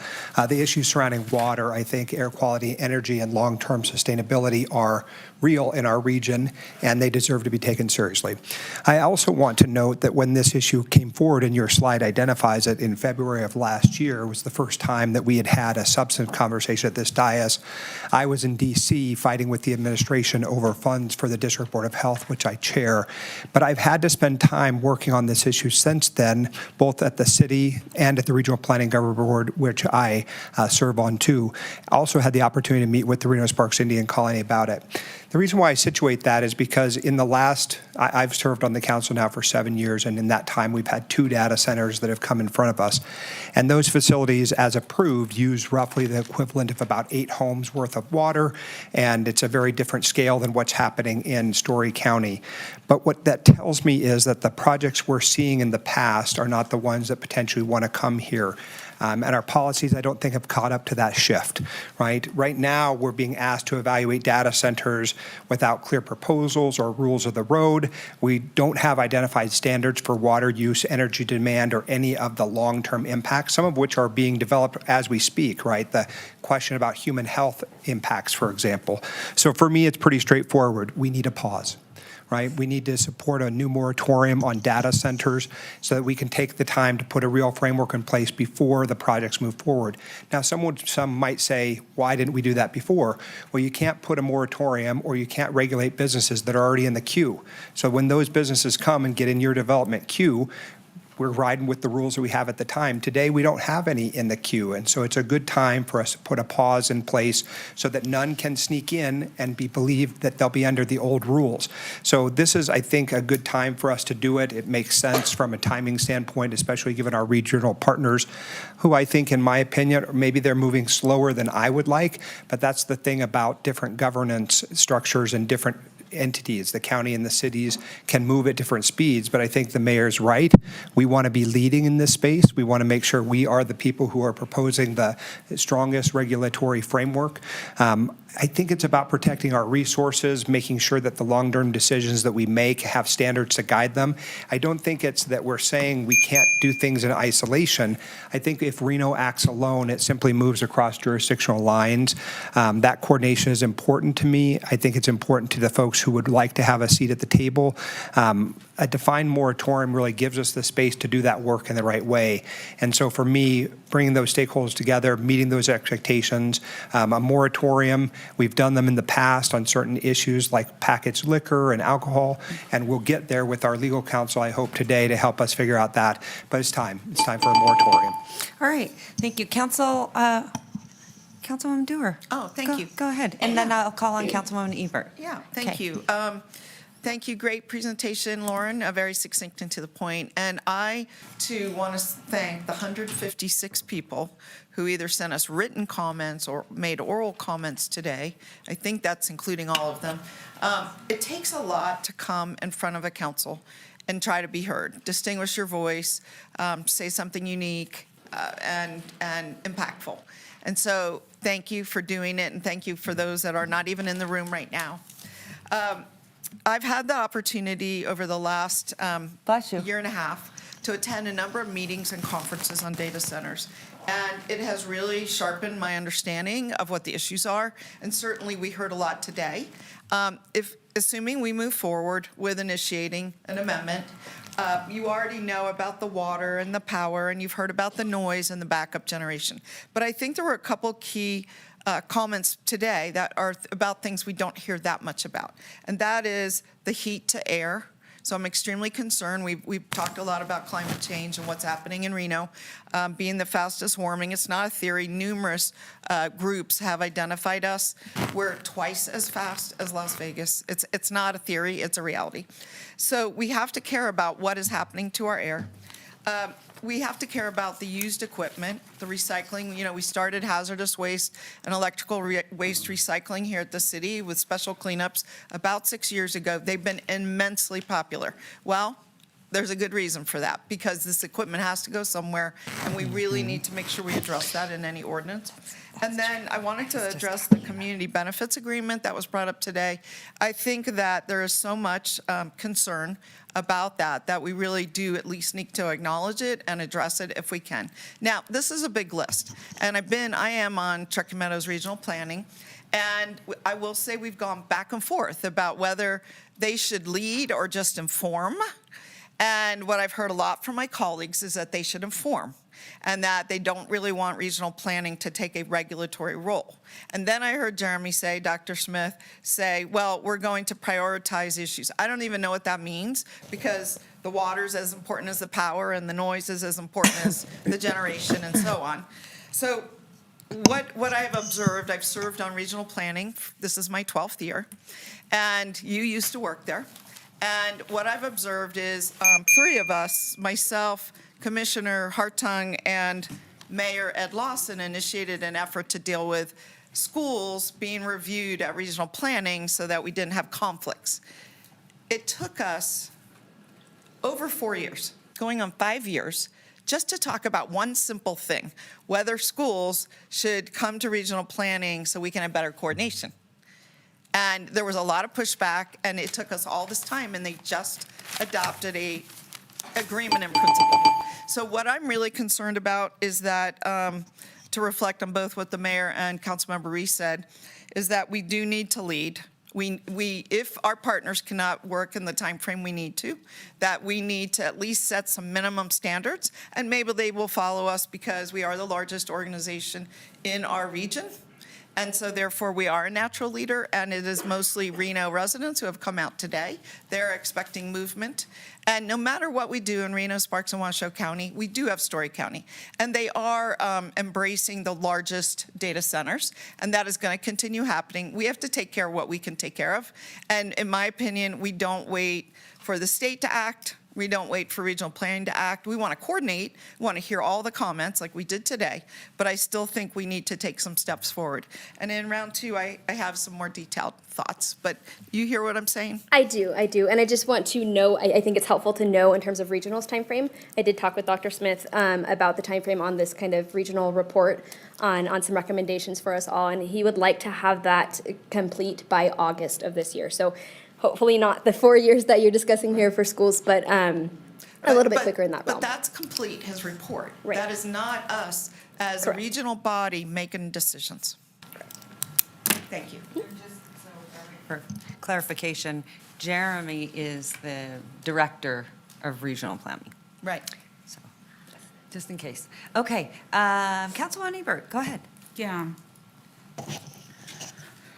Thank you for the presentation, and I also want to thank everybody for coming in and giving public comment. I agree it's not easy to do, and some of these people I've seen multiple times, and I've met with many times and had many conversations with, and They've showed up for multiple data centers now and large projects in my ward that had master plan amendment changes that will allow for data centers that will be a huge, could potentially be a big drain on resources. So I've written some things down that I want to say so I don't mess things up, but I have a lot of feelings about what has kind of happened with regard to this conversation and how it's kind of been hijacked a little bit, not by the public commenters, I want to say, but I just want to start off by saying I have been consistent in advocating for my ward. Okay. I've done it at every meeting where we've talked about this. I've consistently asked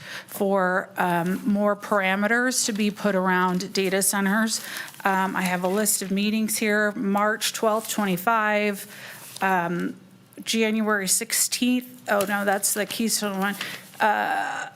January 22nd, 2026, when the web data center came through, February 26th, when we had the vote to talk about data centers. So I have been consistently asking for support on this, and the answer I've received from my fellow council members has kind of been the CUP process will handle it.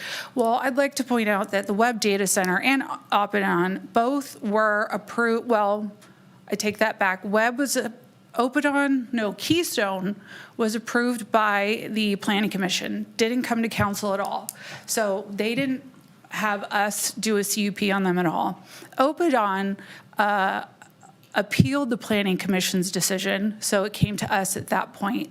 I was able to work with them to get some sustainability features added, so I was able to get there with them because they were willing to work with me, and that's really what I'm trying to find is partners in this. And I've been really working on these relationships. I'm currently trying to get a tour with Switch to see what sustainability features are being used in the region.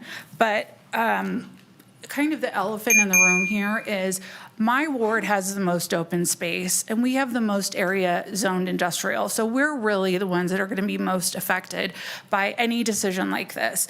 And I have a lot of area that's kind of intermixed with county. So to say that a city moratorium won't affect me is just not accurate. So I just am very concerned about how we handle this. I have more stuff to say. I don't know if you could give me more time. This is so important to me. Yeah, we'll come back. Okay. We'll actually do 3 rounds. Okay. We typically do 2, but I want to make sure that you get everything on the record. Okay, I'm going to head over here. I think it's so hard to see. Mine's on. Is it? Okay. Yeah, you just have to lift it up because if it's this way, it looks blue or dark. It doesn't show lit. Okay, go ahead. Thank you. I want to say, Councilwoman Ebert, I absolutely respect your position and your consistency in this. We may not see eye to eye, but you've definitely been consistent, as have I. I absolutely support a coordinated regional approach to looking at data centers. And when we talk about the Regional Governing Board, there are 4 of us on here that sit on that board.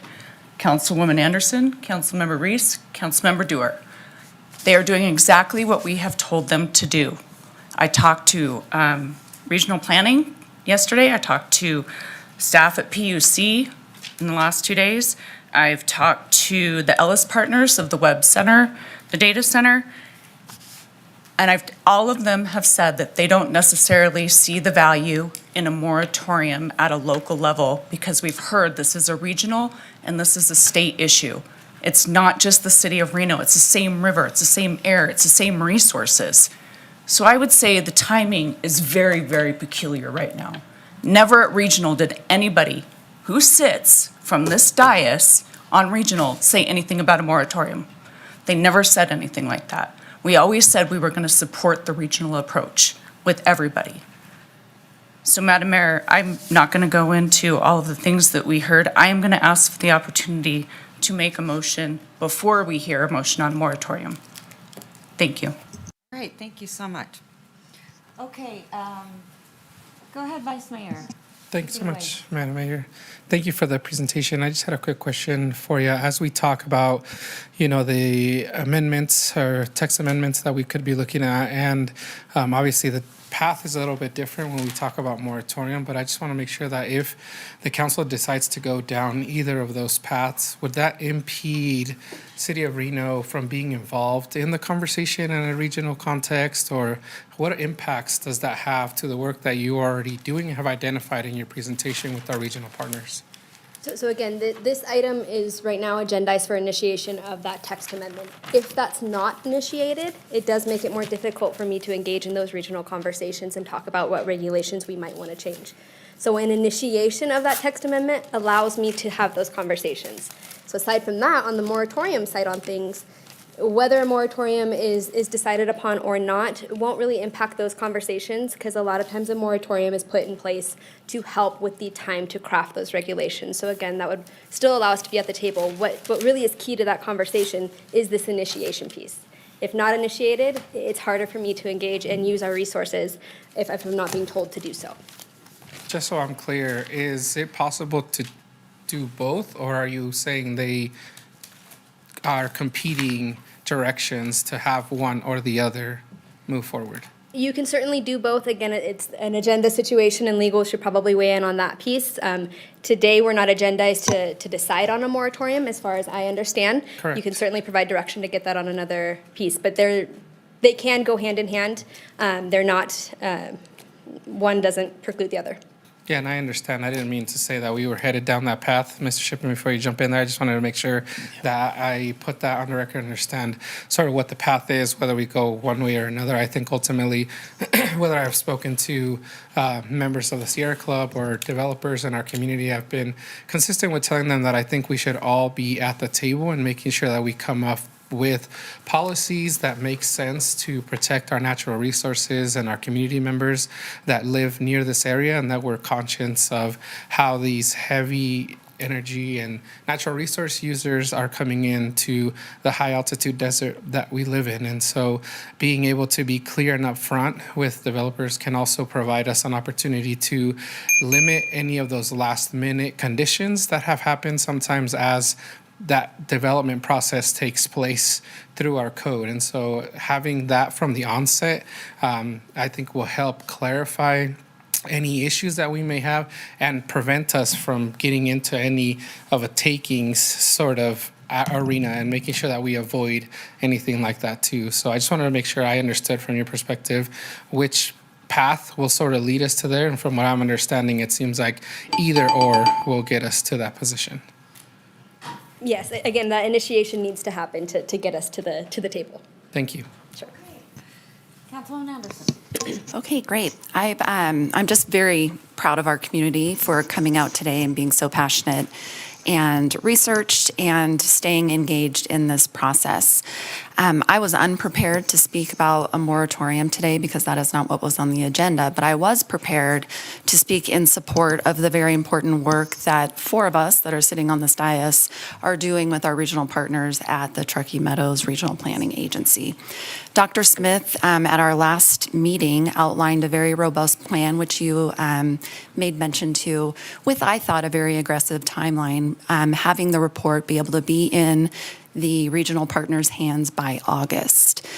So my understanding of this, based on my briefing and this agenda item, was that we would be empowering you to go and do your work through this text, this amendment initiation, to invest in that regional work and those decisions on this very, I think, aggressive timeline now that we've gotten it off the ground. I will say that I do hear you, Mr. Reese and Ms. Dorr, about leading in this space. I will be the first to tell you that Reno often loses traction and offends their partners by thinking that we are the most important leaders in the region. We don't necessarily have all of the land that would be considered for this zoning and land use. And so going in as partners together in a regional landscape, like we've been doing very intently together, I think is the right way to move through this. I haven't had time to study the real impacts for not only job creators, but people that are developing land, community members, residents that could be potentially in and around these projects, what a moratorium would look like. So I definitely, when it's on an official agenda, Will do my research there. Was not prepared to talk about that today. Thank you for the work. You've been at every one of the meetings that we've been at, and so have these fine members of the community. I just wanted to really thank a few of you for giving me additional things to think about. One thing I sit on the Western Nevada Development District Board, and I was in Lovelock a couple of weeks ago participating in a conference where we learned a lot about data centers because that whole I-80 corridor is really the largest target. And we were talking about something that I hadn't really considered before, which was the IT safety and privacy infrastructure and protecting our citizens on a privacy level. I don't believe that that's necessarily an appropriate conversation in our hyper-local regional discussion, but at the state level, I think that's something that we need to track very carefully. I'll have more comments in my next couple of rounds, but thank you very much for bringing this to the council so we can get this started. Okay, sending it back down to Councilman Reese. Thank you so much. I want to follow up and be clear about what I expect to be the outcome of a moratorium. First, it's not just about pausing, it's about using the time intentionally. And I think one of my colleagues who is a dear friend and we just see differently on this issue said she didn't understand the value of the moratorium. Well, I'm going to identify a couple of them. First is the value is in listening to the people that we serve, right? Every time I knock on a door, every time I shake a hand at a gathering on Earth Day, this is the question that people are asking, right? So that's the first important thing. The second is value in ensuring that other governments understand that we are going to move forward and move forward with some all due speed, right? Government is very good at being slow and finding opportunities to do studies and get all the stakeholders in the room. And those are all good things in a vacuum, but we are in the same place today that we were in a year ago and may no more closer opportunities. Third is it signals to folks who might contemplate coming here that we are going to act before they can act, right? Right now, as I've explained to people, the reason why we have not initiated these kind of regulatory frameworks is because we already had data centers in the queue. Today, there are none. Is that correct? As far as I'm aware, yes. Okay, so there are no data centers in the queue. It's also true that NV Energy is right now trying to decide, and maybe Ms. Dewar can shed some light on this, about how to serve power to these groups, which they cannot, because I know for a fact that there are groups that have tried to come here and they can't get approvals because they cannot get power from the regulatory authority in Nevada Energy. We also don't have the water resources to share. It is true that they're mostly moving away from water into different kinds of closed systems, but there is not the water, land, or energy to do it. And then the last thing is that, look, Reno is not the big bad gorilla. We're not going to go around and swing our weight. But the truth is, we're 300,000 people, right? We're the largest population center. We have the largest portion of developable land, if there is even land to do the kind of data center we're talking about. And we're also not even talking about the definition part of your presentation, which said we need to be clear on what is and what is not being discussed, right? Some of the smaller data centers are ones that are like in my building down the street, right? Each casino probably has a data center in it. Our hospital certainly has a data center in it. The university has them. They are a function of the economy that we have created, technology or otherwise, but we have to be talking about the same thing. And if we're not even talking about the same thing, how are we supposed to evaluate those things? A moratorium is the only thing that makes sense. And it has been my consistent position that we should do this on a regional level. I want to create the conditions under which that will be done successfully, but making sure the public knows that they're not going to find another data center around the corner because we couldn't prevent it because we have land use zoning regulations. I think Amy said it very best, and she was a great public comment because she said some of this is because of the structures of government being what they are. I don't want to focus on that. Those technicalities will not save us any longer. We need a moratorium. All right, Councilwoman Dewar, go ahead. Yeah, I'll speak to moratorium in my third round, but for right now, I want to speak about the energy piece. And first I want to start about water. So some may know that I was the former state water planner for 7 years, and my whole world was water throughout Nevada. So clearly, when it comes to water issues, I'm going to want us to be the most conservative possible. We are the driest state. There's no room for mistakes here. Once the water's allocated, it's allocated. There's no pulling it back. They're trying to pull it back in other parts of Nevada, and it's being met with people being fired and lots of controversy. So once you have something, it's pretty hard to take it back. So I want to talk about energy for a minute. One of my biggest concerns, because I'm confident we'll address the water piece, has been the energy piece. And what we've seen in other states without regulation is that more power generation is built, and those costs get embedded into our rates. And that means everyone in our region is paying to grow the system. But only a few are benefiting from that growth, and that is these big mega users of energy.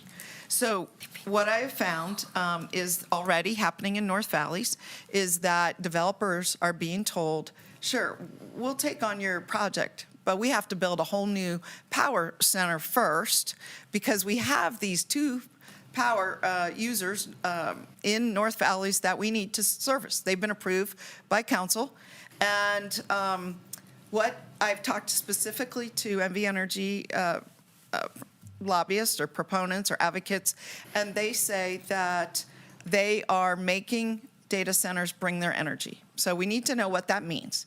And I know that on May 4th, which is around the corner, MV Energy is going to PUC to ask to memorialize this requirement that data centers bring their own power. And it's specific to data centers, that they bring their own power. Recently, you may have heard that MV Energy told Liberty Utility, which is in Lake Tahoe, that they were no longer going to supply them power after a year. And I called to make sure that I understood the why. And the why is that Liberty Utility did not work with MV Energy to establish their needs, and therefore MV Energy is not prepared to support those needs. It's rather like us with waste management putting them on notice that we're going to go out for an RFP. And so what's happened here is, in a similar way, people may be denied power here because of the demands that are sitting in front of them. And so I do encourage those that came and are concerned about energy use for data centers to attend the May 4th, where this will be presented to the PUC, and also talk about all the what ifs.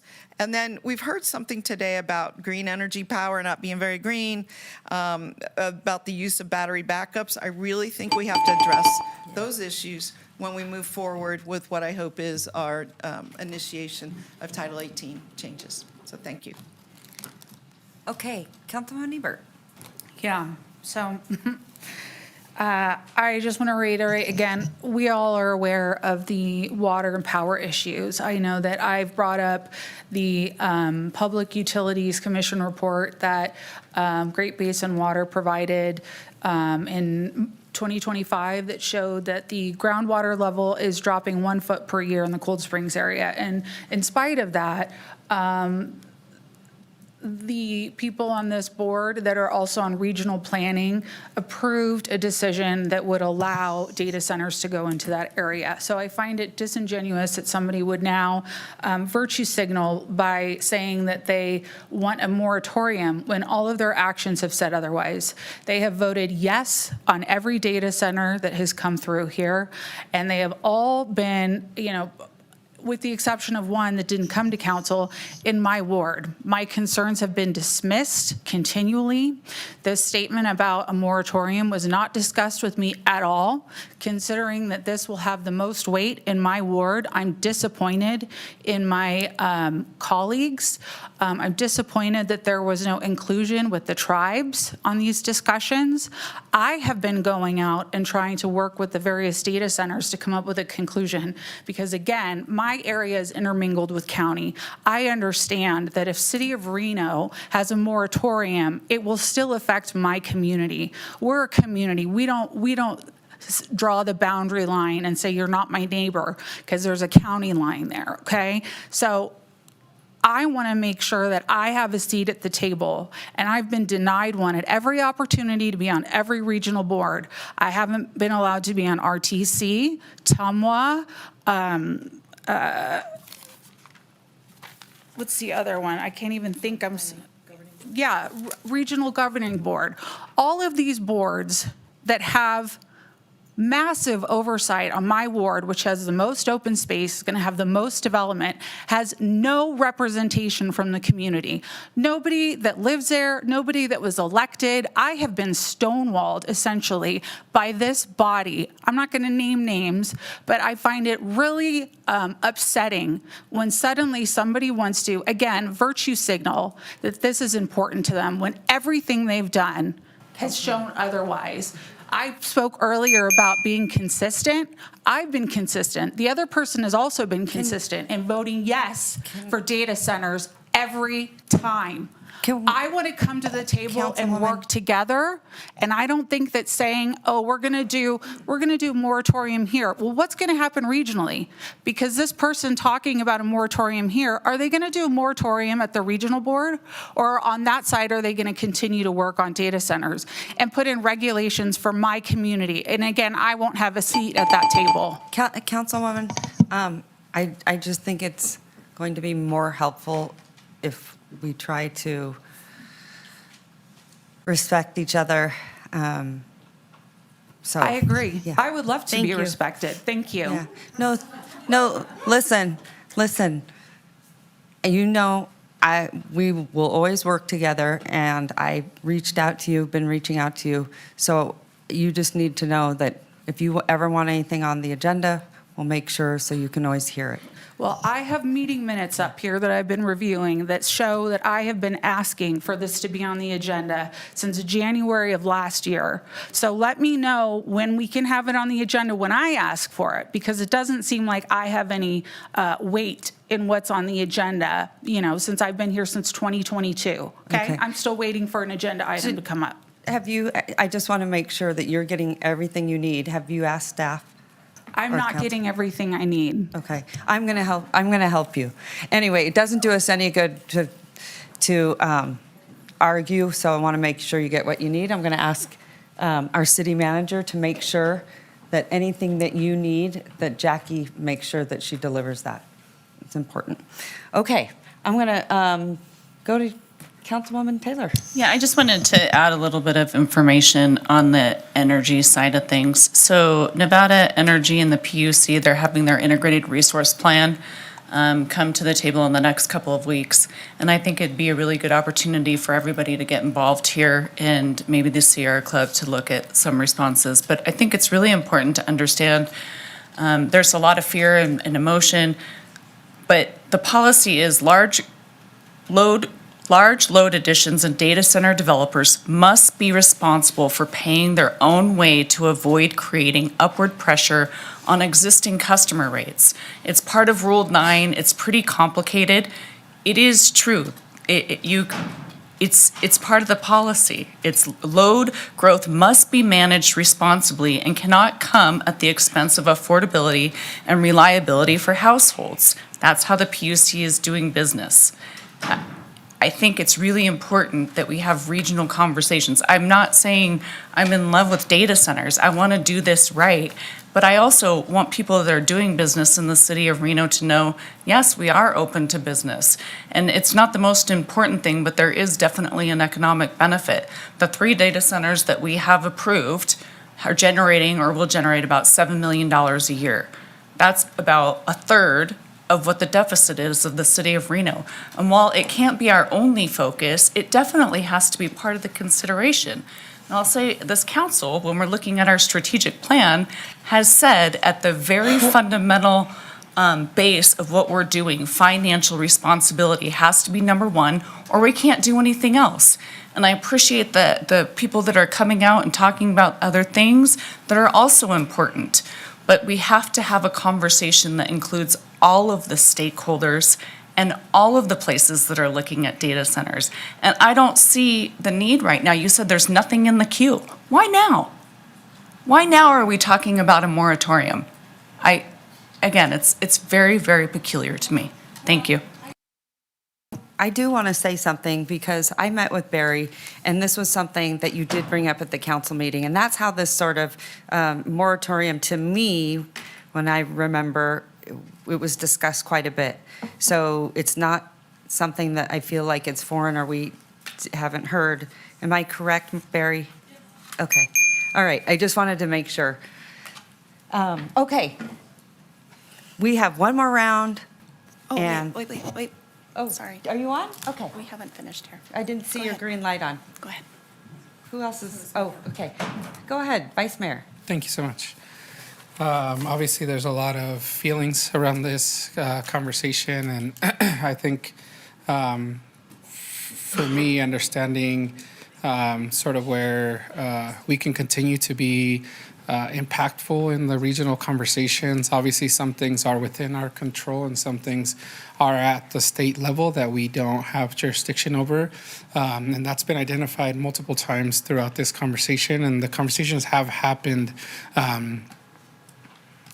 a little over a year ago. Our planning commissioners sent us a recommendation. And so this conversation isn't something that's new or anything that hasn't had enough runway to have the conversation today. And so being able to talk about this in this context, I think hopefully can provide you as staff and arm you with opportunities and whatever you need to be able to continue to stay engaged in that conversation at the regional level and being able to provide some of those protections that folks have been asking for during public comment and that you've heard echoed up here on the dais as well. And so I think just the way that you have the motion recommended today, I would definitely be in favor of initiating a text amendment and looking at ways to further incorporate some of the things that you've heard today into the land development code that we have.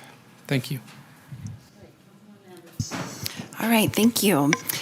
Before I forget, I was going to run out of time, and I just wanted to call attention to Ms. Fallon's comment earlier today. I thought she made an excellent point about other desired industries and the potential effects of abatements or the potential opportunities we have with abatements. So I wanted to get that on the record that I know GOED is doing their work right now, and it would be an interesting conversation to ask them about other high-quality industries that we're looking for, because our shared goal is to attract and grow high-quality industries like healthcare innovation, advanced manufacturing, and tech-enabled businesses that bring stable jobs and long-term resilience to Northern Nevada. Because we have to remember, we have a workforce development opportunity here, and we have a very expensive community that we live in. So high-quality jobs and attracting these industries is key to keeping our students, our workforce develop, the people that we have invested in, and our children here in this region. Modern industries don't just need land, they need data infrastructure that is secure, cloud access, redundancy, and proximity. And they're essential. They're just as essential as roads and industries as infrastructure.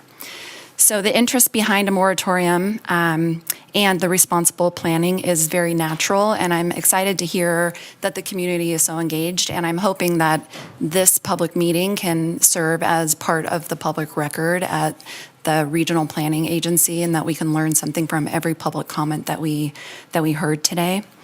Northern Nevada is competing nationally for these sectors. Regions that can confidently say we have the infrastructure ready will win the opportunities with healthcare and innovation companies, advanced manufacturing companies, tech-enabled businesses. So I'm just asking to build trust with our community that we're listening and we're doing committed regional work with our partners so that we can have easy to understand and clear expectations for anybody that wants to bring digital infrastructure to our region in a smart and responsible way. We can set clear expectations now on water use, energy efficiency, and land compatibility with this regional plan. And August, I think, is a very appropriate timeframe. I want to echo Ms. Ebert's frustration that right at this time, we are trying to take an action that interrupts her ability to have productive conversations about the most popular land use that could potentially be coming to her ward. And so I want to support you in your comments there, and I hear you. Okay. Councilwoman Ebert, this is our final round. Okay, nobody else wants to go first? Okay. I don't care if you go first. Okay. I just wanted to make sure. Yeah. Okay. Okay. So I wanted to talk about a moratorium, but first, I want to respond to Ms. Ebert's comments. And I think a different way of looking, hear what I'm saying. I think a different way of looking at what you've experienced is that you're advocating for something, you want to be heard.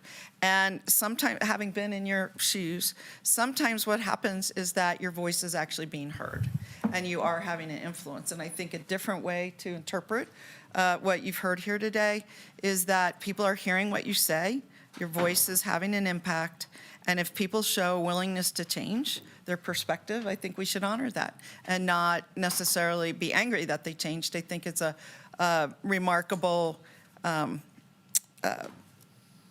note of confidence in what you're saying, and I think you're being heard. So I don't think that it means that it's a culmination of being angry. I think it's a culmination of actually making a difference. So I compliment you, Ms. Ebert. On a moratorium, I think that Mr. Reese laid out the reasons to do one. I've been on the council, and we have put things on a moratorium before when we are focusing on making changes with our regulations. And we want to send a clear signal that we need a pause and that there are new regulations coming and that we don't want people to be surprised. And I think Councilmember Reese makes another important point. There's no better time to do it when you don't have something on your docket. So the fact that there is nothing here and no one that can be affected by it in this moment is exactly the right time to do it. So I will, if it comes up as an option, to direct staff to develop, whether it's our attorneys or you or working together, to consider enacting a moratorium at a future date. I would be very supportive because I think this rule change needs as much focus as possible. And we need to not be simultaneously being distracted by competing applications. So that's why I think it makes good sense. I remember we did it with signs, and I think we did it with something else. Mr. Shipman can review it, but I think it was, what was that? Packaged liquor. I think it was very important. It gave us a moment to think and focus on the issue at hand and make good, valid, thorough decisions. So I'm going to, just for folks to know, I'm going to support both things. I want to move forward to initiate an amendment to Title 18, and I would support moving forward with a moratorium. I don't know what the time frame would be. I want to hear more about that when we get there, but that's kind of where I stand. And again, I have been with Ms. Ebert. I have voted no on data centers, but we both have also voted yes, to her point. And we've gone to seminars, we gathered information, and we both have voted against the further industrialization of Ward 4 in the North Valleys. Okay. Okay? Thank you. So I appreciate that. Okay, thank you so much. I appreciate that. I am going to just say something because you guys know that I have been fired up about this for a long time, and you can thank the legislature. I have been on this council for almost 14 years. Yes, I'm ready to go. We need new vision, and I'm excited for that. But let me tell you something. One of the things that I've seen that has been the most detrimental, and people should be pissed about this, and that is ward-only voting. And I'll tell you why, because the people voted against it. The legislature took it and shoved it down our throats. And what I have seen is that you have a council up here that is very divided because they all are elected. Poor thing. I'm just looking at you. I'm not like, so just know, try not to look at me. But my point is that what that did, what I noticed out of anything is it fragmented this council and it fragmented this city. And I want people to think about that, how anyone can vote. I love how actually, like, everyone up here can vote on any of your issues, wherever, what ward you live in, but you don't get to vote for them. How does that make any sense? Not to mention, you've heard it and you see it over here where there's the frustration. Why? Because everyone has to worry about their own ward. They don't have to worry about anything. I don't think Reno is big enough to where we should be eating ourselves. We should all be working together so we help Ward 4, Ward 3, Ward 2. Then we made it even worse and took away the at-large. Because I used to work with a council member that no one could work with. And I was the at-large, and that was amazing because then I could step in. But I will tell you what, I have watched it be so detrimental to downtown. I've watched it be detrimental to Ward 2, where someone wants affordable housing in their ward, or they say, I need more housing. The rest of the council votes against it. What? But yet you guys, I mean, it's unbelievable how we're voting on the things in your wards.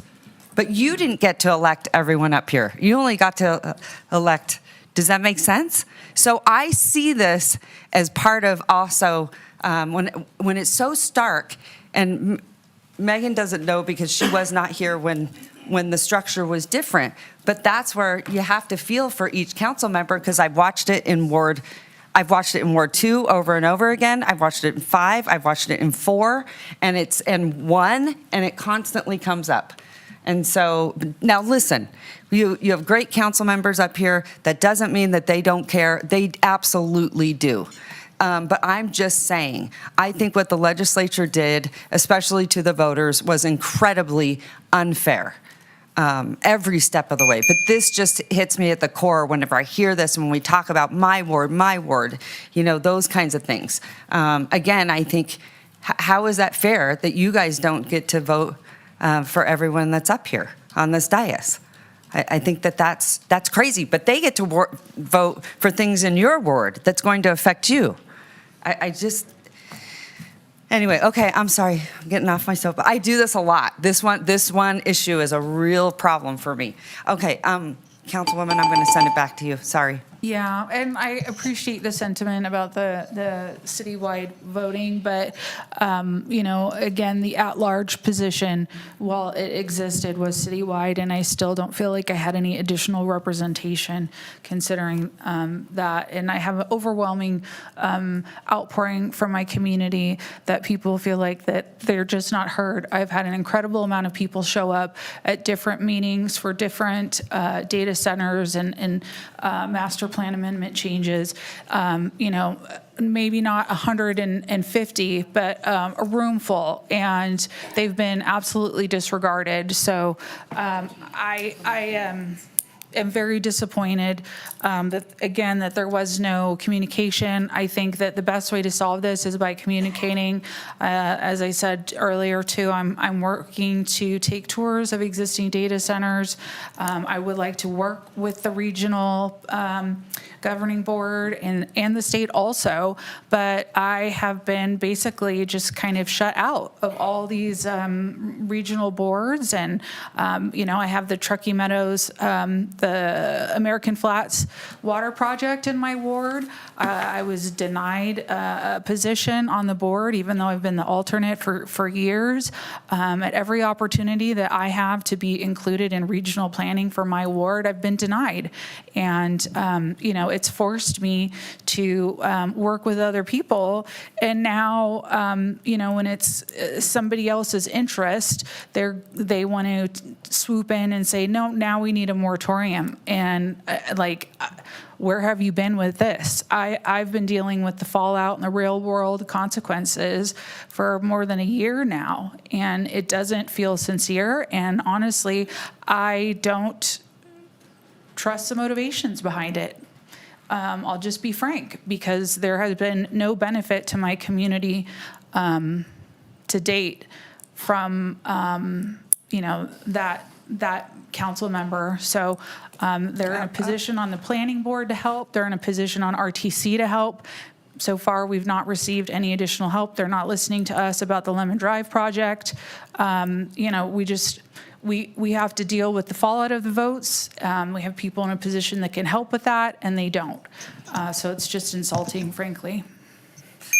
Okay, Councilwoman Yeager, we're going to move on, but I do need you to know that I asked our city manager to make sure that she follows up with you, and was she aware? And she said no. I also want to, and I want to make sure you get what you need. The other thing is, I want to remind everyone, you can't go and actually talk to everyone. There's something called open meeting law. So you have to make sure, and you don't violate that. So council members can't talk amongst each other. You can only talk to 2 members. So it makes it also that much more challenging, which is weird because the legislature doesn't have to do that. Why? Weird. I don't know. I just think that that's weird. So we can't violate, it's called something called open meeting law, and I can only talk to only a couple. So that also, I think, makes you super frustrated that you can't work collaboratively to the extent that you want to. And so anyway, frustrated. Okay, Mr. Reese? Yeah, I have my last time. Thank you so Councilman Reese, much. and then we have this is our last round. This would be my last Yes. time. I wanted to start off by identifying states that have, or communities that have instituted moratoriums since the first of the year. So on April 14th, so just a few days ago, Maine became the first state in the United States to pause and enact a moratorium statewide on data centers. In California, Monterey Park and Oakley have instituted data center moratoriums. In Colorado, Larimer County, Georgia, Clayton County, Newton County. In Illinois, Champaign County, Coles County. Indiana, White County. Minnesota, Carver. Louisiana, the city of New Orleans has a pending moratorium. North Carolina, Orange County, Chatham County, Gates County. Oklahoma City has a moratorium. The truth is that moratoriums happen, and in this particular case, the moratorium idea was not on our agenda because it was not suggested by the topic that was on our agenda. It came from the community. The community is the one that put the moratorium conversation into place. It did not happen at this body. And so it's a very strange thing, lots of curious things happening today. But what is encouraging is that people are here. Mr. Shipman, I want to ask about what I would propose as a motion, and you tell me whether or not this meets the open meeting law requirements for today. So I'm not making a motion, I'm asking you a legal question about whether this motion would pass muster. So it'd be a move to initiate an amendment to Title 18 Annexation and Land Development Code to review and modify the requirements for data center uses and direct staff to return to council with an ordinance that includes a moratorium on new data center approvals. I would further direct staff to provide recommended standards addressing water usage, energy demand, air quality, siding, and ongoing reporting requirements, and to coordinate that work with regional partners and the state. So I think the first half of that mirrors the recommended motion is fine. I think the moratorium is just a different animal. Under the code, you or any council member can request to put a moratorium on the agenda by resolution. So it's not something that this body will vote on today. It's something that one or all of you, collectively, including the city manager, it's essentially just direction to the city manager to put it on the next agenda, and any one of you has that ability to do. It's not required to vote on that. But where would the motion come from? In council comments or? No, you don't. It could be outside the meeting. It could be right here, and you can say to Ms. Bryant, I would like to have that resolution be brought at the next meeting or at a particular meeting. Because I think as Ms. Knox said, it was stylized as getting council feedback. My feedback is the necessity for a moratorium and the initiation of the text amendment issues that were described there. The text amendment, going forward, and everything that you said that was pertinent to the text amendment is fine. It's just a legal difference here. You're not being asked to vote upon a moratorium today. It's not on the agenda today. It's your right under our code to direct that a moratorium resolution be placed on an agenda as a council member, and that's what our code allows. So that can come at the next meeting. It's a two-step process where there's a pending resolution. Once that's adopted, then that stops the pipeline, and that gives way to a final resolution that everybody would vote on. But again, it's not something that this body would vote on here today. It's not within the scope of the item. It's something that you each have the right to ask for a moratorium at the next agenda. Right, so a moratorium could not be instituted immediately following our vote today. Correct. But it could be asked for as part of the motion, is what you're saying. No, not as part of the motion. The body is not doing anything with a moratorium today. You, as a council member, can ask for a moratorium to be placed on the next agenda, if that makes sense. Madam Manager, have you heard that request from me? I have heard that Thank you request, so and just much. to be clear, it's section 1.07.010 of the Reno Code called moratorium procedure. It is a two-step process, just to level set the expectations. The first step is a request by any sitting council member or me can place a pending moratorium resolution on a city council meeting agenda for consideration. If that is approved, we then move into the second phase, which requires notice through the newspaper. It's a much longer process. It cannot come back the 2 weeks later. It would be a period longer after that. I do hear the request. If you would like to say yes, I will take it as you making a request to bring this back first meeting in May for consideration. Is that our next meeting? Yeah. that Yeah, is. yes, that is my request. Thank you. Okay, I just want to make sure, Councilman Anderson, you had your light on. Yeah. Go ahead. Okay, so just to be clear, I appreciate all of that clarification. I'm very aware of threats of violating the open meeting law. My stepmom worked for the district attorney's office for her entire career, and the number one thing she said after I was elected was, "I will kill you if you violate the open meeting law." So that is the exact reason why we rely on our agenda. We build confidence amongst each other, with our community, and trust with all the stakeholders by demonstrating preparedness, showing we can thoughtfully manage industry development and growth and all of the decisions and conversations that come with it. So one of my favorite books about communication and business is called Critical Conversations, and it's written by a variety of authors, and it's come out in its third edition. So it's a very popular book, but I'm just very privileged to be a part of this very crucial conversation. I think it's crucial, not critical, sorry. Crucial conversation that we're having in our community about the regulation, expectations, and protection for this land use. So I want to really thank you for coming here today, engaging with us. I want to thank you, or hope that you will come and follow us to the regional process. Barry, I see you there all the time. Sandy, I see you there all the time. I appreciate your thoughtful and well-researched comments, encouragements, and you're helping move this process along in a way that I think our community can be really proud of. So thank you for staying engaged. Okay. And I have one final comment. Okay. No, Councilwoman Taylor has her green light on. Oh, I think we're all on the same page now with that explanation of the motion that we can all get behind. So I want to make sure, did you have, Manager Bryant? Go ahead. I just wanted to be clear for the record that I need to double check the agenda. I need to double check staff availability. We will get it back as quickly as possible, and I will communicate to council when that will be. Okay. Sounds good. Vice Mayor. Thanks so much, You just Remy. turned your light on. I did. I was waiting for my turn. Thank you. Yeah, just wanted to add, I know, Councilmember Eber, you're talking about taking tours of different facilities out in Story County. I would also add the Apple data center to your list. I've taken a tour of there, and they were really great and open with showing me their different sustainability features they've put in, and I was really impressed to see that there are some data centers that are doing it without being required to. And it's just kind of highlights that what we're doing is not enough, that, we're not requiring anything. It's just not acceptable. We should have some standards there. If other companies are doing it without even being asked, then we should have a baseline of requiring some sustainability features. So, but thanks for bringing that up, because it was a really great tour, and I'm going to try and go to anyone I can find, in driving distance, just so we can try and do the best we can. And I know I had a conversation with someone from Sierra Club.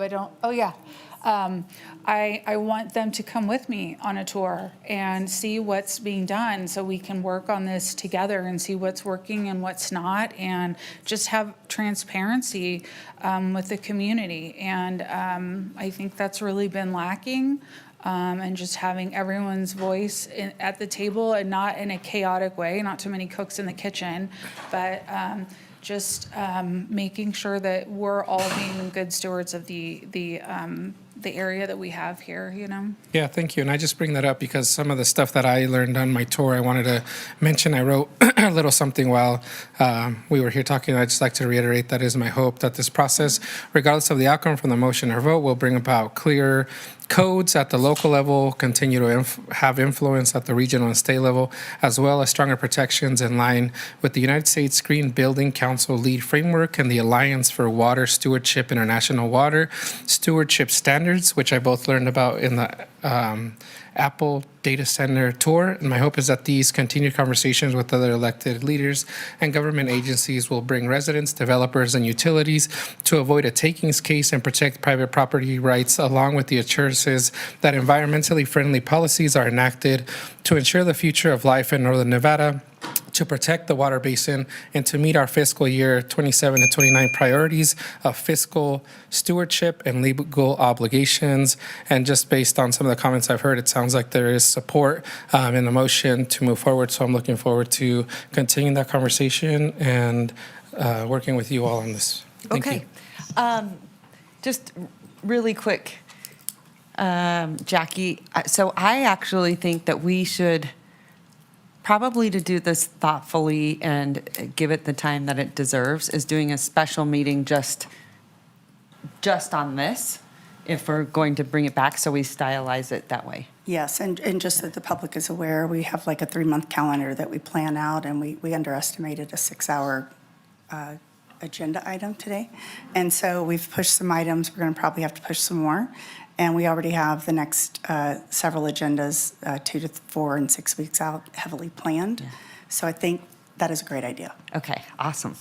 Love it. Madam Mayor? Councilwoman. Yeah, I wanted to go on record too, asking Jackie and staff to put consideration of a moratorium on an agenda. And I'm going to push back a little about the 3-month calendar, and that is, it's been my experience, the 12 years, that once you verbalize something, that you're going to do something, this actually can generate a rush of applications. And that is why it's incredibly important that once you vocalize something like this, that you actually take action. And I don't think it's that complicated. Our attorneys have done at least 2 before. Yeah. They know the process. It's just. It's not a complication Yeah. issue, and the mayor's idea, I think, resolves it. We'll work with the agenda management bring to it get back. something scheduled in the near future. Yeah, where we soon. can have one item. 2 weeks. So we can, Yeah. Okay, so all I wanted to say is just that, you know, I want to at least have an opportunity to have it on an agenda so that we can discuss it and get all the issues out and have a thorough discussion. But I also don't want to wait for 3 months, because I've been here before, and what I saw with signs and alcohol is that the minute we verbalized it, we had a rush of applications to beat a moratorium, and that is not good for any of our city staff or us. But I'm just thinking, because I know we wanted to do possibly the next council meeting, I think we could do it as At a a separate special meeting, yes. Yeah, absolutely. And do it right away. No, I totally Okay. support that. All right, good. So, Vice Mayor? I'm sorry, Mayor, and I just wanted to be really clear. This is not something I discussed before this meeting. This is something that I received in the better part of 156 comments, both online, written to us, and verbalized in the room. I'm listening and I'm hearing and we're responding. And so I just want to be clear that someone on council didn't call me up and say, oh, we have to do a moratorium. That didn't happen. What happened was That's- listening to our constituents. So thank you. And the other thing is, I just want to make it really clear to my colleagues, if you need something, you got to go to staff, because of open meeting law, sometimes you can't collaborate on the level. And especially as mayor, I take it very sensitive, because I feel like the mama, I want all of you guys to get along. And it hurts my heart when my kids don't get along. And sometimes the best way to do that, and it's one of the reasons why that we have a team that helps us get there. And so if you need something, you can't rely on your colleagues also, because they are focused on their wards. Unfortunately, I want them focused all of Reno. But please reach out to Jackie, her team, and I also want to hear if you're not getting what you all need from staff to get something on an agenda, or hearing your concerns, or just whatever it may be. Please bring that up with our staff, and then you can call me, and I try to reach out to you all the time, and you over here, and so I want everyone to get what they need. With that, I'm going to send it over to Vice Mayor. Could you please give me a motion? Yeah. Or Kathleen, do you want to give me a motion? Go. Love to give you a motion, and I wanted to kind of when I started out today, even set the expectations of what this item was. So appreciate you all being here, but I move to initiate an amendment to Title 18 zoning to review and modify the requirements for data center uses. Second. Okay, so I have a motion and a second. Discussion? Go right ahead. Madam Mayor, thank you so much. I want to make sure that Sorry, Ms. you're late. Knox His light was on. understands the motion, because the motion, as put up here, initiates a text amendment or to Title 18, but I'm not sure it incorporates the concerns that have been raised by our community around water, energy, air quality, scaling, siting. So how is your staff going to take this very vanilla motion and use it to the benefit of the folks who came here to testify today? How does that happen from here? So all of those items I will say that I've seen in all of the written comments, I went through all of those as well. Everything I've heard today, I've been sitting here listening the whole time. All of those topics are topics that we will look into. And when we come back to this body and to our planning commission and our NABs and out to the public, we will discuss kind of each of those items and kind of what regulations could look like, what the best practices might be for our region, and move forward with that conversation. Everything that we heard today feeds into what I plan to develop and bring you. So yes, I have heard it. It is vanilla, but it also helps us to take in everything and everything that we're gonna hear throughout the process as well, right? Not just tonight, but every other meeting that we've had about this topic. And then you'll be back to us how soon? Again, it depends on kind of the regional engagement level of conversation. As I stated before, regional plans to bring that regional report forward and go through this massive engagement process with stakeholders and the public. They plan to bring a report through the governing board in August. We will have that information beforehand as well. So we will try to do our best to be as quick as we possibly can. But again, this is a bigger conversation than just Reno. So I'm at their mercy to a point, but we will try to go as quickly as we can. And if tomorrow a data center application is filed in the city of Reno, it will not have any of these Title 18 changes to it? It will not. It still has our conditional use permit requirements. I know we've heard that that's not perfect, but there is still something in play. There's a stopgap. There is still a public process that has to be gone down for any data center request. So it'll still go through that process. Okay, thank you so much.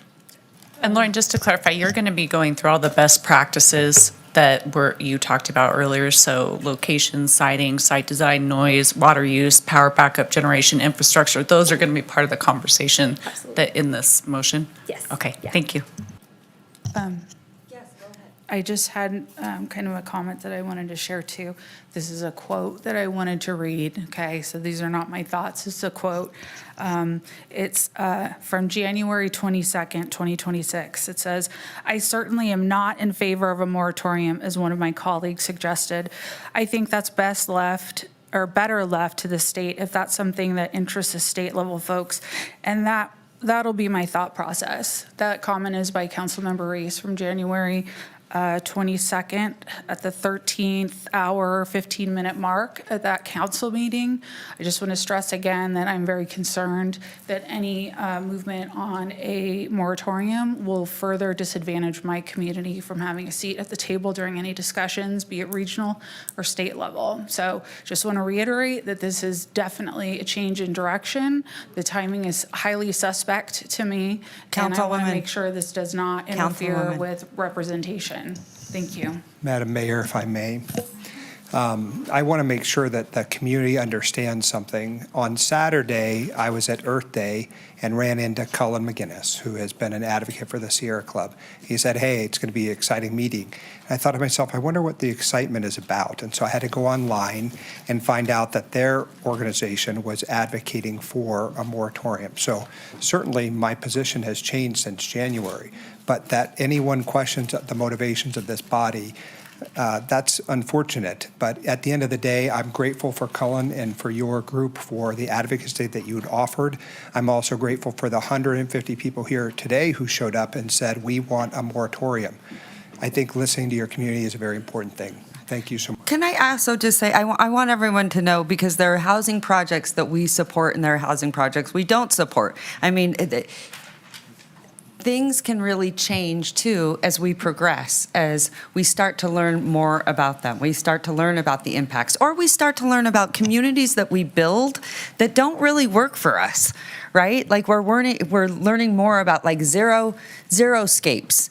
I would think at one time we would have thought, well, that seems like a dumb idea, but now a lot of people are doing it and it makes a lot of sense, right? Because it conserves water, and also think about the impacts to fire and things like that. So so, I hate when we say, well, you said, things change, they evolve. I mean, who had any idea that AI would become, I mean, how many of you had heard, I don't even know if I had heard of AI really 2 years ago. I don't know. Just, we've been hearing about it, but not to really see the magnitude of what technology and how fast it moves and things like that. And so I just want people to be aware that I think the most important thing about a council is that they listen to you, that they hear you. And there have been many, many times that someone can give testimony and it completely changes the way that you feel about something. I am proud of my council for listening and being respectful today. It means a lot. I also don't want council members attacking council members. That gets very political and does not need to be necessary. So I want everyone to do this collectively, do this as good partners in the community so we can get the outcomes that we really need to see to have a sustainable future for our city. And the other thing is, I'd say there's many of you, not just on this issue, I need you guys to get here for trees. I need you here for trees, people. Am I right? You know what else I need you here? I need you here for the river. I've been screaming about the river over and over and over again about the lack of funding that we've had for the river. I finally got the river stewards to make sure that they're helping people and we're cleaning up the river and we're keeping it vibrant. We need sustainable funding sources. We need you at the legislature. We need your help. We need you at the federal government side. It's crazy to me that there is not enough funding for the most incredible asset we have running through our city. But those are things as well. So love your passion, but also need you on some of these other things as well. So please stay engaged. Okay, so I had a motion, I had a second, and then we had discussion. All those in favor, say aye. Aye. All those opposed? Motion carries unanimously. All right. Anything else? No. No. Okay, thank you, everyone. Thank you for being here. Okay, wait, we are going to skip to item, what is it, C5? Okay, C5. And I know Ms. Van Buren is on her way down here. Thanks, you guys. Fast one on her. We're what? I pulled a fast one on her. Oh, did you? Okay. So she's on her way down. Oh, there you are. Hi. Perfect. She's ready to go. We'll be quick. Come on down, Vicki. All right, Madam Mayor, we're going to go ahead and open the Redevelopment Agency Board at this time so that we can hear the budget for both the RDA and the Reno City Council. All right, so. Okay.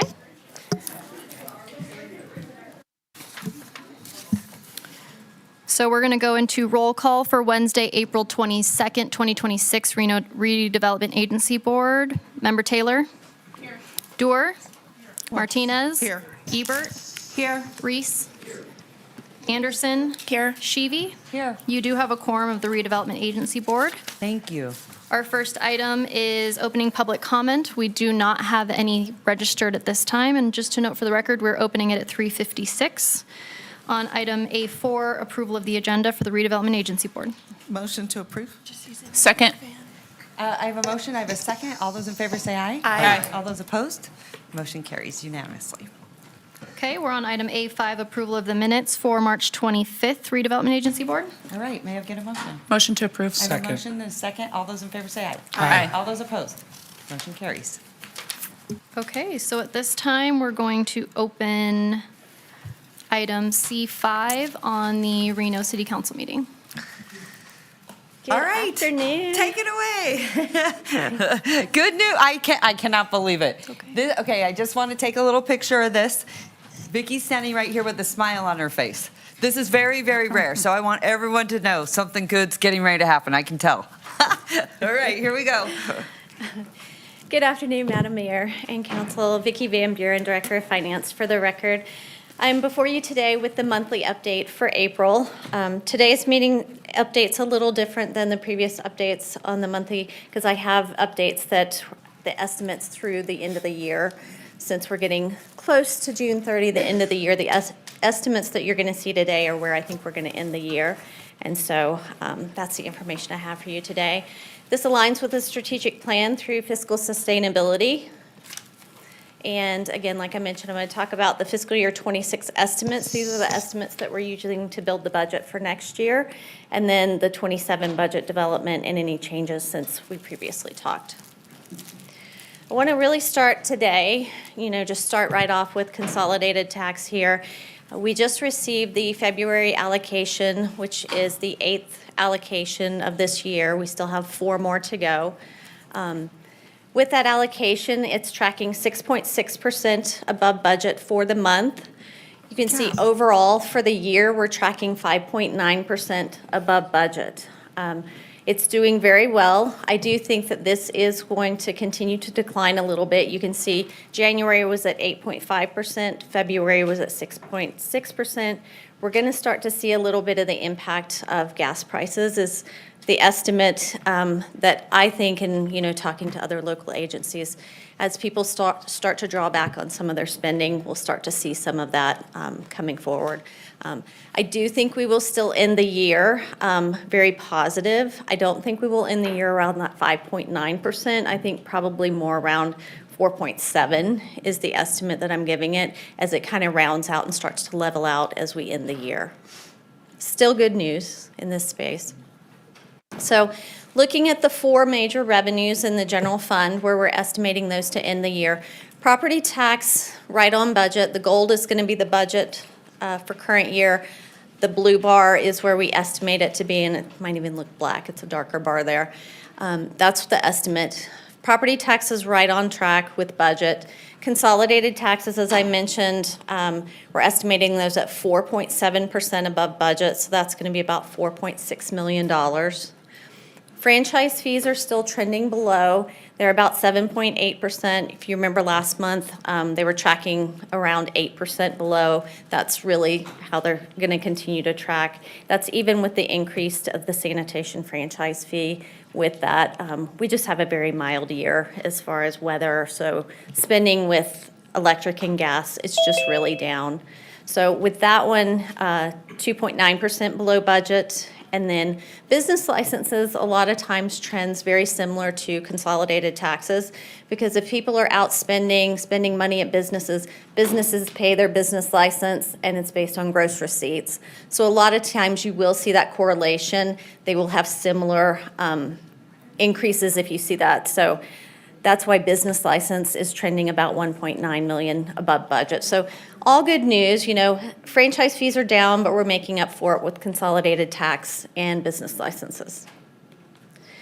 On the expenditure side for salary and benefits, we're looking at being about 1.7% below budget. So that means we have savings in that space compared to budget. It's about $4.5 million in savings is what we're estimated. It could be a little bit more than that. This is a little conservative here in this space, but this is the starting point as we built out the budget for next year. Before you leave this slide, if I may, it sounded like we were allowed to interrupt you for just a moment. You can, absolutely. Okay, I just want to point out how low the debt service is. I think you said it's about $6 million. That's from general fund. Now, we have other debt that is from dedicated revenues that go to pay for those things. So if it's something in redevelopment agency, or it's something with retrack, or it's something else, those revenues somewhere else. But for a city our size to only be paying $6 million for debt, and that is covering the Moana Pool, the Public Safety Center, and some fire trucks. The fire apparatus program, Yes. I think that's incredible. And I just wanted to highlight it, that it really is. It should not just be brushed over quickly, and I know we've had a very long day, but, thank you. Thank you. I appreciate that. What's that? Vicki, I think you are absolutely remarkable. I want to thank press you. release out on this because, it is campaign season and you hear a lot of crazy rhetoric and this and that and we got to be this way and you're not being responsible and all these things. Mm-hmm. It is incredible what you have done and we are so fortunate to have you. And Well, not just me. Well, you're right. The city as a whole, and you guys, given the direction, making the hard decisions. I want to say that, it just, I know how hard it is because remember when we got here? Oh, yes, mean, I remember. We paid down the debt, $200 million. We've really, really tried to stay the course with also adding things that make a community vibrant and wonderful and healthy, like the Moana Pool, like, that a lot of the housing projects that we have done, like the CARES Campus. There's been so many initiatives that we invest in, and I just want you to know how grateful we are. I don't even know how to thank you enough, but my point is I don't know, I hear the negativity, but that's because the mayor's office hears everything negative, right? I live in negative land. But you need to know how I just think that you have done a remarkable job. And I never want you to feel like, feel like we don't appreciate you, because I do. I think we're just very, very fortunate to have you. And this is incredible. We should all be celebrating, but I think we've been sitting here for a long time and our legs are tired. But I want you to know that. I want a press release out on this, and this is the work of also the executive team. And in the press release, it's 1.5% of our general fund budget goes to debt. That's just an incredibly low number.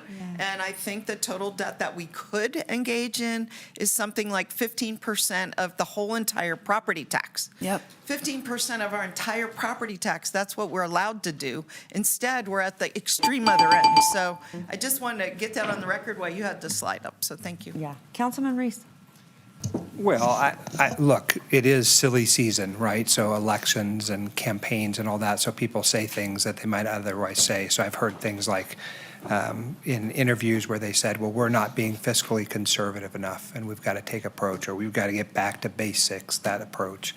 Those words, have we done that? Is that this slide's evidence of that? Absolutely. I mean, this slide is evidence of the city as a whole, holding positions vacant, still supporting the community, doing those services that the community expects and needs. And we're still doing that with, frozen positions and holding positions vacant and creating the savings in this space so that we can move forward and still try to continue to solve this in the future, because this isn't a solve today. We're solving it for 1 year at a time, but we are also planning for the future. And I have some slides in the deck as we move out to really show you that. But this, it's a big win from where we were 2 years ago. Yeah. Trying to say, how are we going to get through this and what's going to happen? Absolutely. But those slides are coming, is what you're saying? Yes. Oh. And the this, I hope that you will describe what the this is. The this is, you mentioned higher gas prices. We have uncertainty out in the community. Absolutely. We have an accounting system that the state has gone here, there, everywhere, leaving us at the complete tail end of a process that we have absolutely no control over. You were going to add? What's that? We've had PERS increases. We've had increases to insurance costs. We have contracts that we have to live up to, not just our employee contracts, but other contracts that have built-in increases. There's a lot out of our control. And so the fact that we are managing through is remarkable as both the council and our staff doing their jobs. And we don't hear that message very often, and I'm not running for any office. It's important that we recognize what we are doing and we put the good message out there. And I don't care how much people say, well, you're trying to counter bad messages with good messages. This is reality. These are facts. So thank you. Thank you. Okay, Councilwoman Anderson. Oh, no, I'm just still on, I'm just. Your light's on, sorry. Okay, go ahead. So this slide is basically just showing you the savings that we're projecting from the current year. And that's what we just talked about. Departments, holding positions that are vacant, and then also, saving money where they can. That's the operating expenses savings that you're seeing there. So all these departments in the city, they're all doing this so that we can continue to come before you and have some solutions for some things. So next year's budget, we've often talked about what are the things we can do. We can decrease expenses, we can increase revenue, or we can do a combination of both. Well, you as council, you've done a combination of both. In order to balance the budget, we've done zero-based budgeting. We've changed a methodology in budgeting for vacancy savings. We're doing some things, deferring some payments on some nice-to-have liability, long-term future things. One-time sources for capital maintenance, Fiscal year '26, that's the vacancy savings that I was talking about on the prior slide. Using some of that savings to bridge the gap for next year. And then you as council obviously increase the sanitation franchise fee, another hard decision, but it's part of one of the pieces of the puzzle to get us to this space.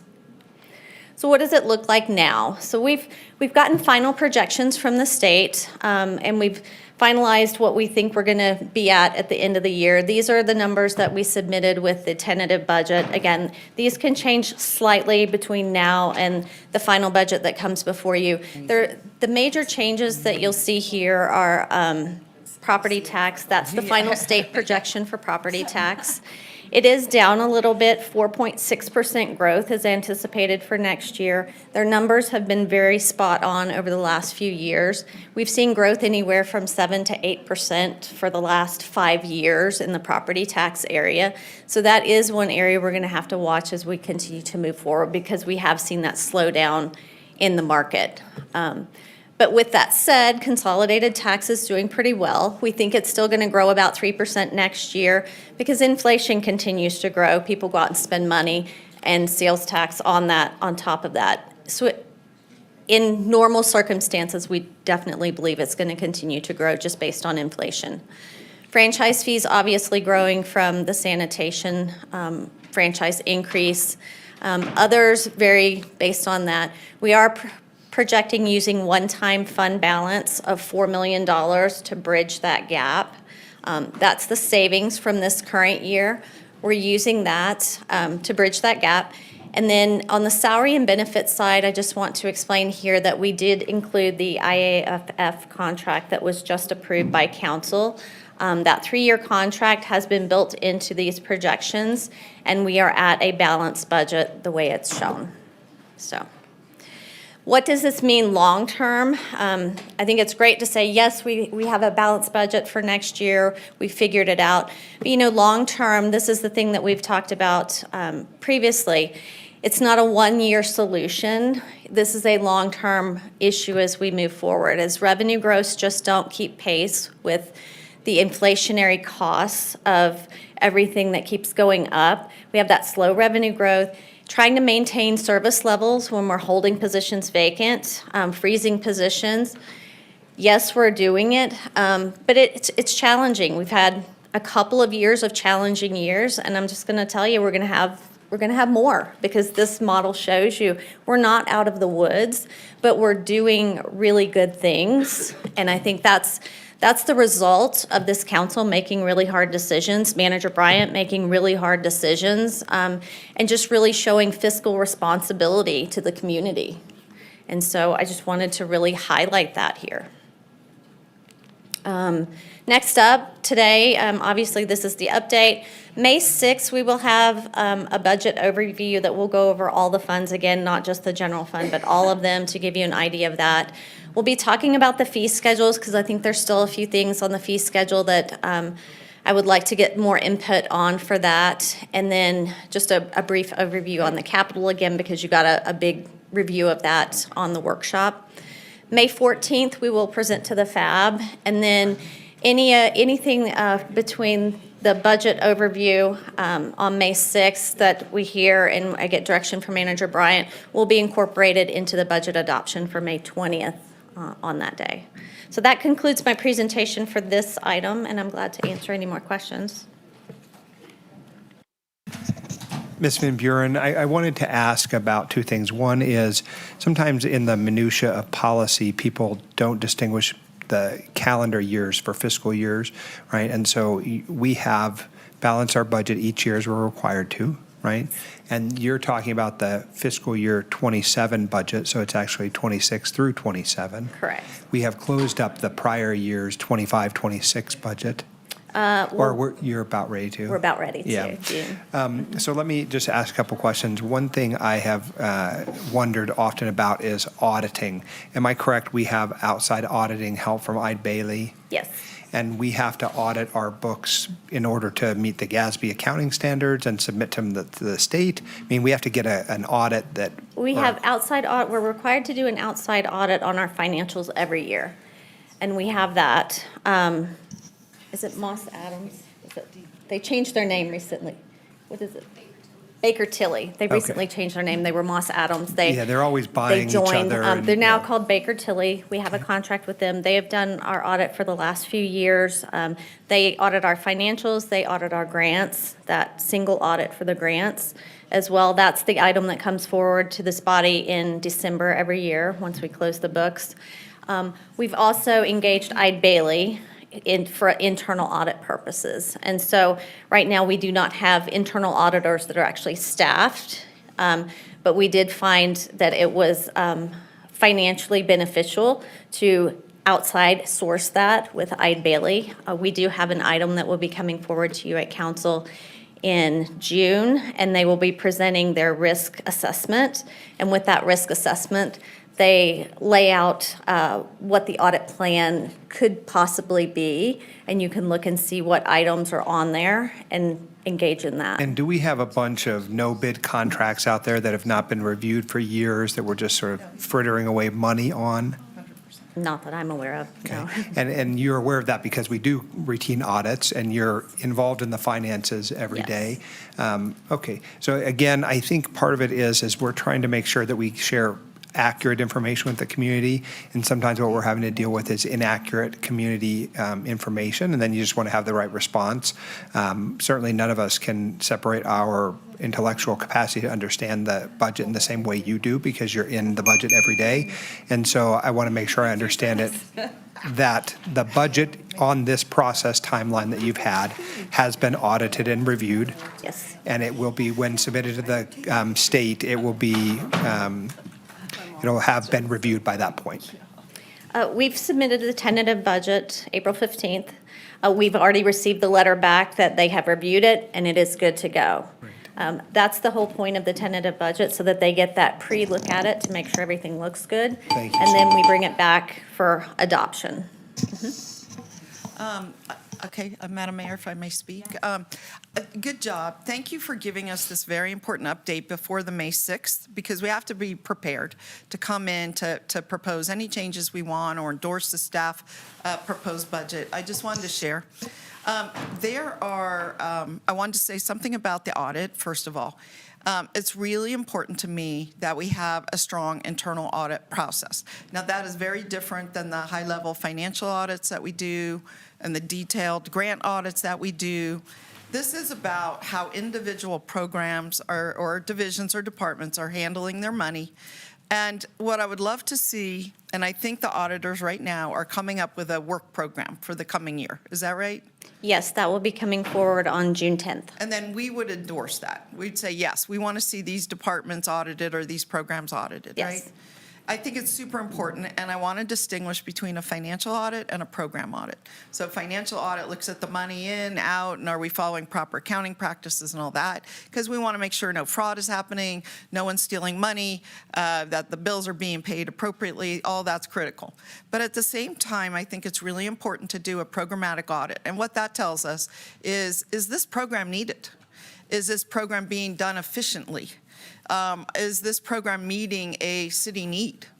And I'm not sure, and again, in my 12 years that I've seen us do program audits, but I would love, in your conversation with, I guess, Baker Tilly, is that it? Or Eide Bailey with is Eide doing Bailey, that. to talk to them about that, because I don't think they're naturals at that, but they may be able to subcontract out depending which departments we want to audit. Listen, as an agency head myself, I've been through some rigorous audits. And sometimes audits are actually used as a form of punishment, I'll say. That I've seen this done, where somebody somewhere doesn't like a project or a program, well, stick the auditors on you, and they'll tie them up for months. It's hard for them to do their work. They're constantly being asked for documents, and I'm not suggesting that. But what I am suggesting is a reasonable program audit on some programs through the year.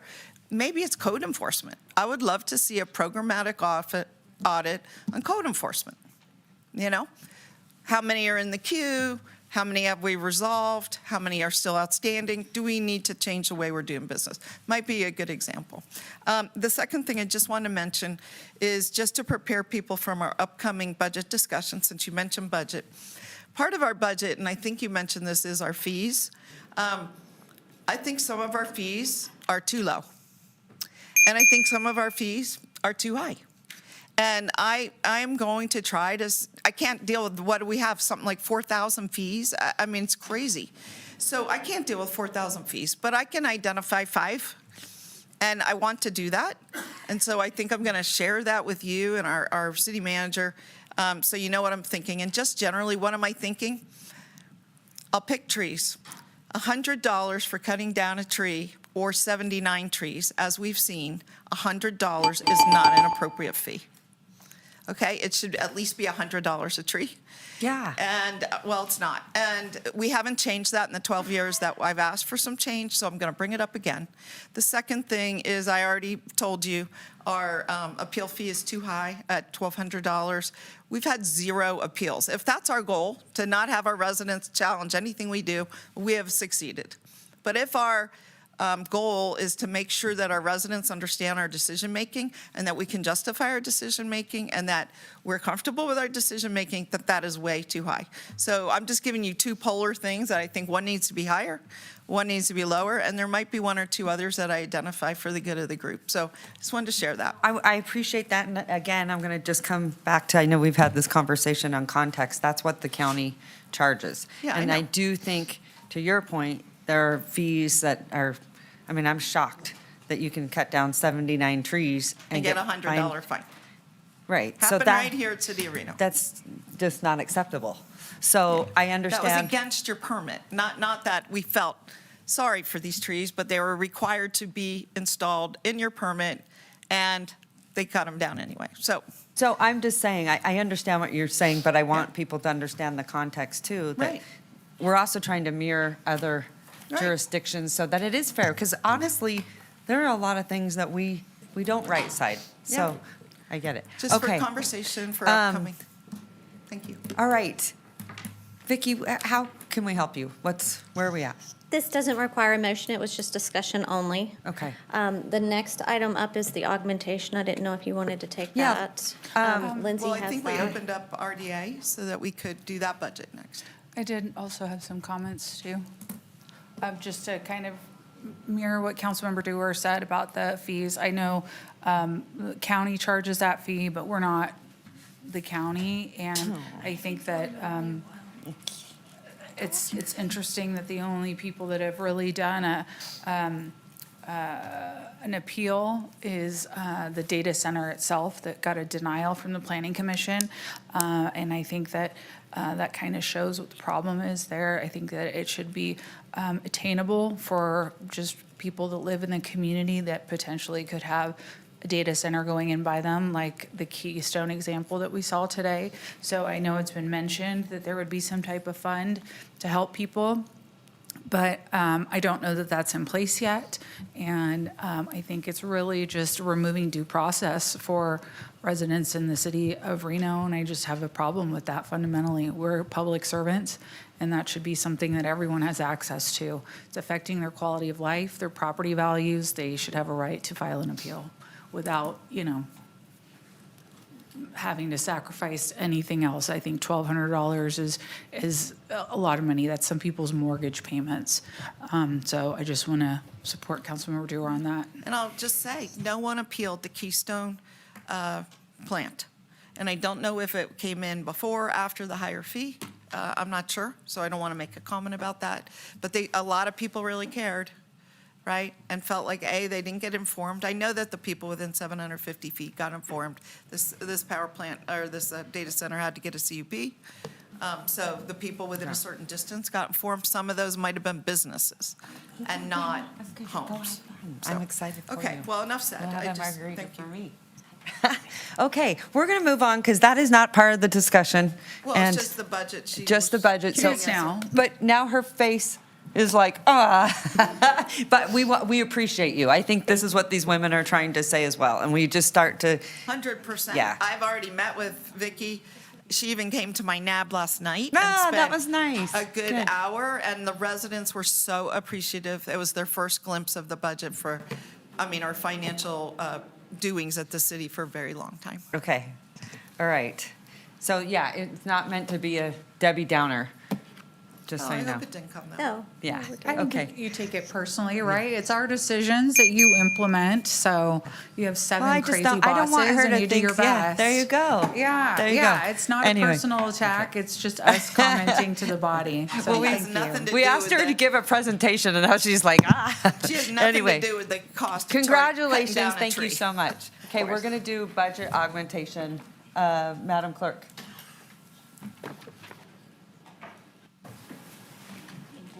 So item C6. Okay. All right, does council need a presentation? No? No. Wait, which one is this? I'm going to make a motion. Wait, don't make a motion, Yeah. please. Hold on. This is C6? Yeah. Yes. You've had a long day. Hold on a second.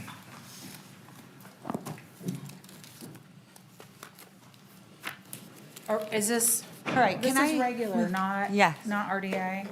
Can you just tell me what it is really quick? Lindsay Hatfield, Budget Manager. It is the third quarter augmentation. Yeah. Oh, yeah, if we can just get a high-level run-through. Okay, just for hold the on a public second, benefit. hold on. Okay, hold on. Yeah. With that being said, because we went through a agenda, not process, I don't know what, I'm drawing a blank right now. What did we go through? Agenda organization. So with that, hold on, I want to make sure there are some people sitting here, and so I want to make sure that they are getting their item heard. So I apologize. Because what we'd like to do is make sure if you're on Madam Clerk's agenda that we move around. So I apologize. So hold on. And I think you're here for item D1? Is that right? Okay. And this is Ward 3. So I'm sending it over to Vice Mayor Councilman Martinez. Would you, so Madam So Clerk, much. do you have any public comment on this item? We do have one public commenter, Kathy Fitzgerald. Okay, Kathy, you guys, she gets the biggest medal.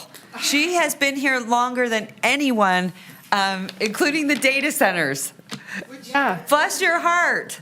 it's been a long day, and I can't believe that you guys do this every, 2 weeks? 3 weeks? Anyway, my name is Kathy Fitzgerald. I've been a resident in Reno for 35 years. I have a doctorate from UCLA in environmental science and engineering, and I've worked for, and I'm a registered civil engineer, and I've worked for the past 40 years doing community health risk assessments, hazard analyses, off-site consequence analysis, site assessment, and site remediation. So it's interesting that the first part of this was all about data centers, because I wanted to talk about battery energy storage facilities, which is item D1, is annexation on your next agenda. And I think this project has flown under the radar in that the first that I heard of it was from the Reno Gazette-Journal article saying it had been approved by the Reno Planning Commission, and they issued a CUP on it. You know, the cities and the community here is so concerned about data centers, but I think actually, even though data centers use a lot of water and electricity, they're kind of innocuous compared to what they call BEST facilities. And I was actually supposed to be in a webinar all day today on water and data centers. And we made you miss it. That's it for I'm this meeting. sorry. But anyway, I think the risks and hazards have been downplayed on the meetings and hearings that have gone before about BEST facilities. And I know all over the country, I know Councilman Reese was talking about all the moratoriums on data centers around the country. Well, the same thing is happening with BEST facilities, you know, where people are banning construction or they're providing ordinances for these particular facilities. So I wanted to say I'm not opposed to them because I was involved in the permitting of 2 facilities in Southern California, but there are a lot of hazards and steps and hoops that you have to go through to get this approved. And we had some really heated public meetings and had to submit over 1,000 pages of documentation, including fire safety plans, community health assessments, air pollution plume modeling, emergency action plans. And I have not seen any information on this project. You know, I watched the Reno Planning Commission meeting, there was sort of one generic plan of the facility and one picture of what a Tesla megapack looks like. So I'm running short on time. The issues are fire, that these facilities are involved in thermal runaway, which are batteries overheat and catch fire.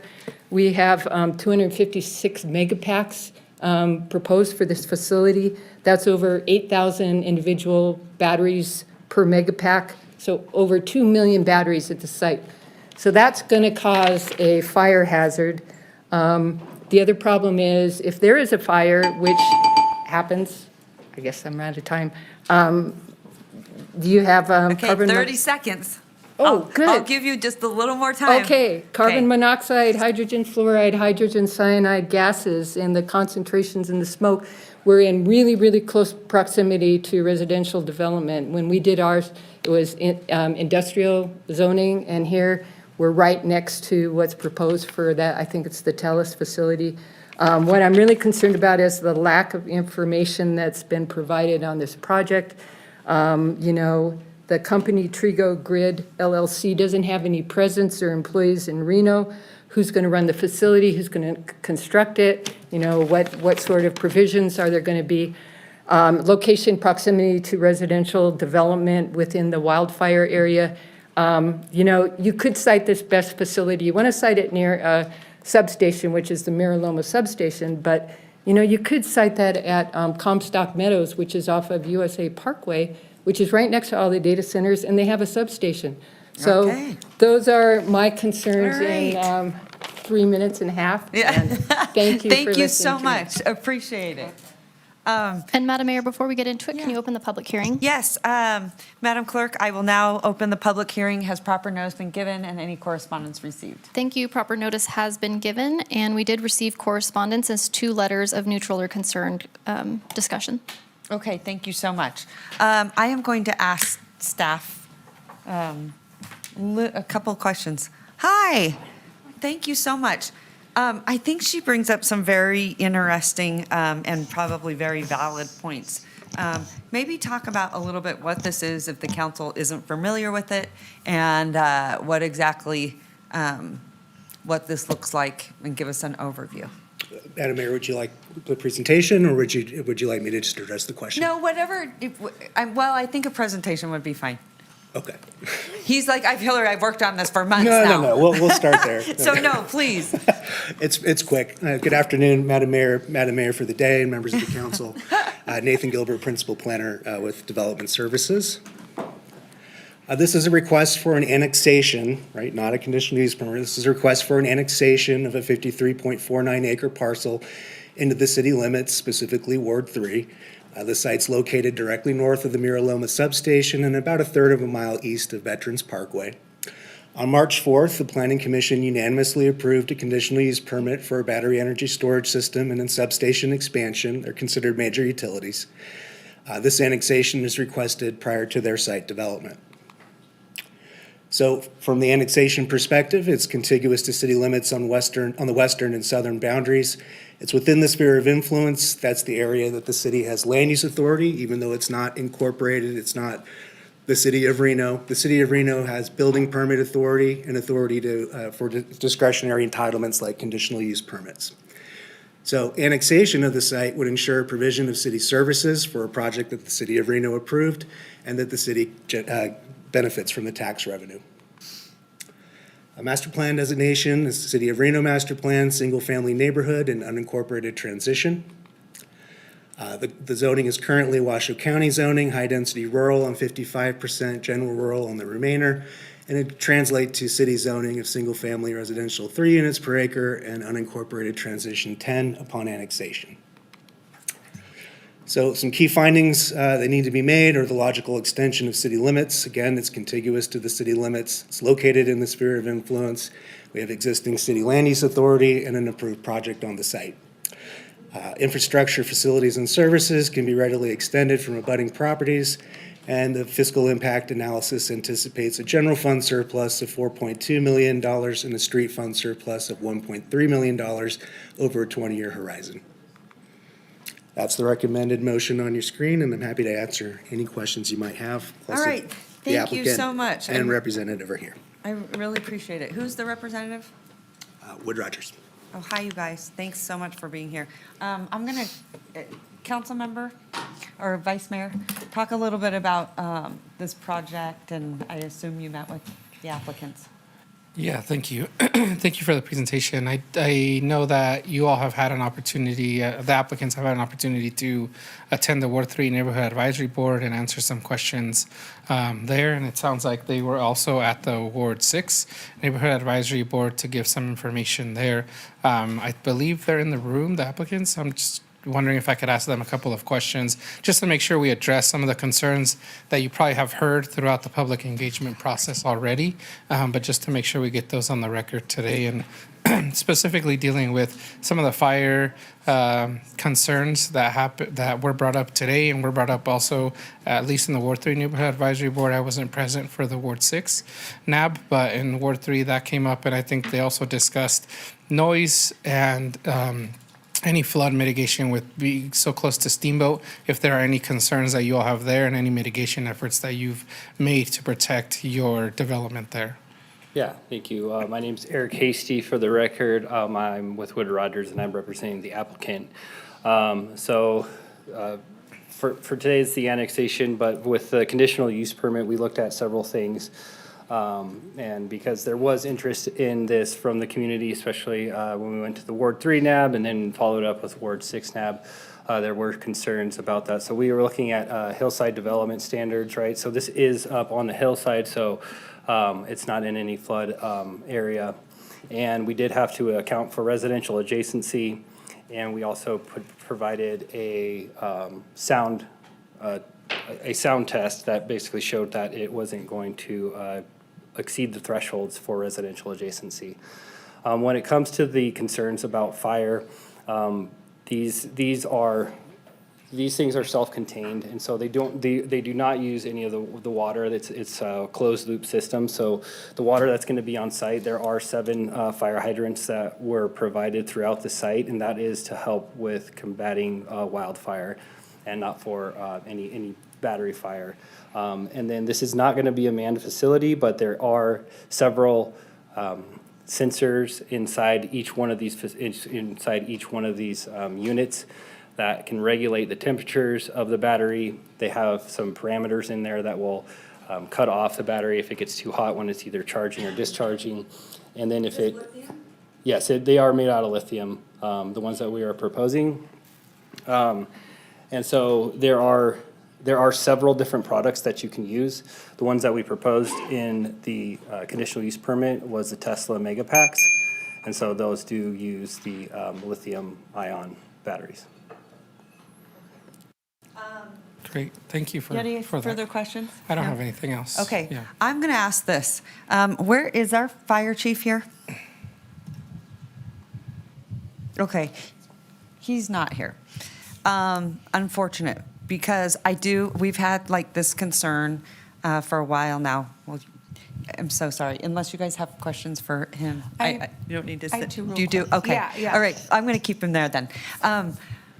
I don't want to look at you because you're not staff, and I feel like you think that you're in troubles. So just know that this is not, I'm not directing this to you, I'm directing this, I think, at staff. This is something that we have been very concerned about for a while, are lithium batteries. And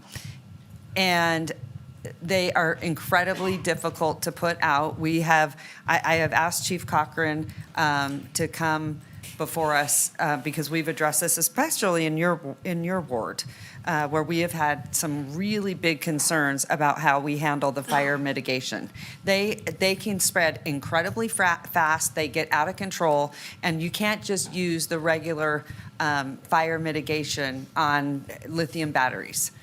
We know this, and they are. And so I again, like, this is another area where I think we do have to have things in place where we know exactly what the impacts are, and particularly the fire impact. This one's huge. If you go online and read all about it, I know all about this topic, and you see lithium battery fires all the time in bike shops and in businesses or on airplanes. With laptops, things like that.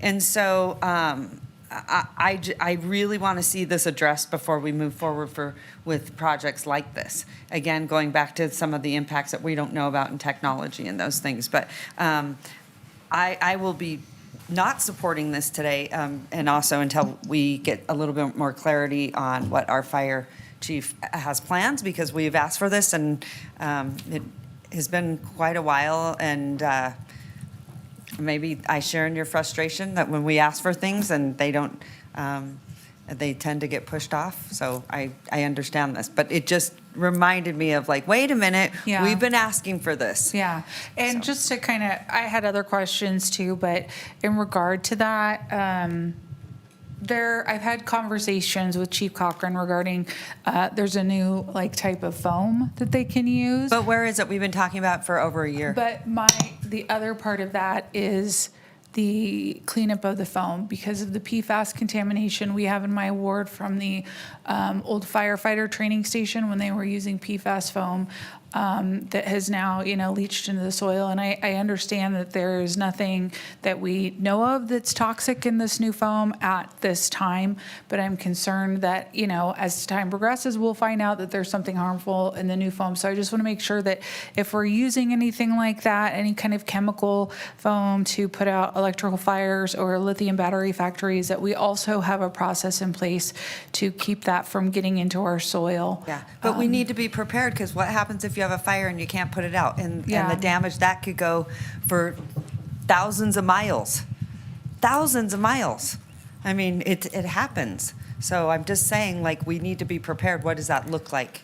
The other thing I wanted to say, and this is off that subject, but I'm really curious about, this type of technology being integrated into data centers. We have a lot of comments about the use of diesel for generators for backup power for data centers, and there's a real push to kind of get away from that. I just want to kind of put it on the radar that, like, if that is something that is possible to do with data centers, if you guys have ever collaborated with them or whatever, I think that maybe that's something that you guys should look into. There's definitely a market for that, I think.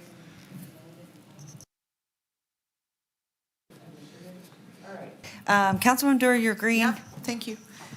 You're green. I also wanted to support this issue, that I don't know that we've put enough detail into, we approved the CUP. So I brought up at my briefing that I was uncomfortable doing an annexation after we've approved a CUP.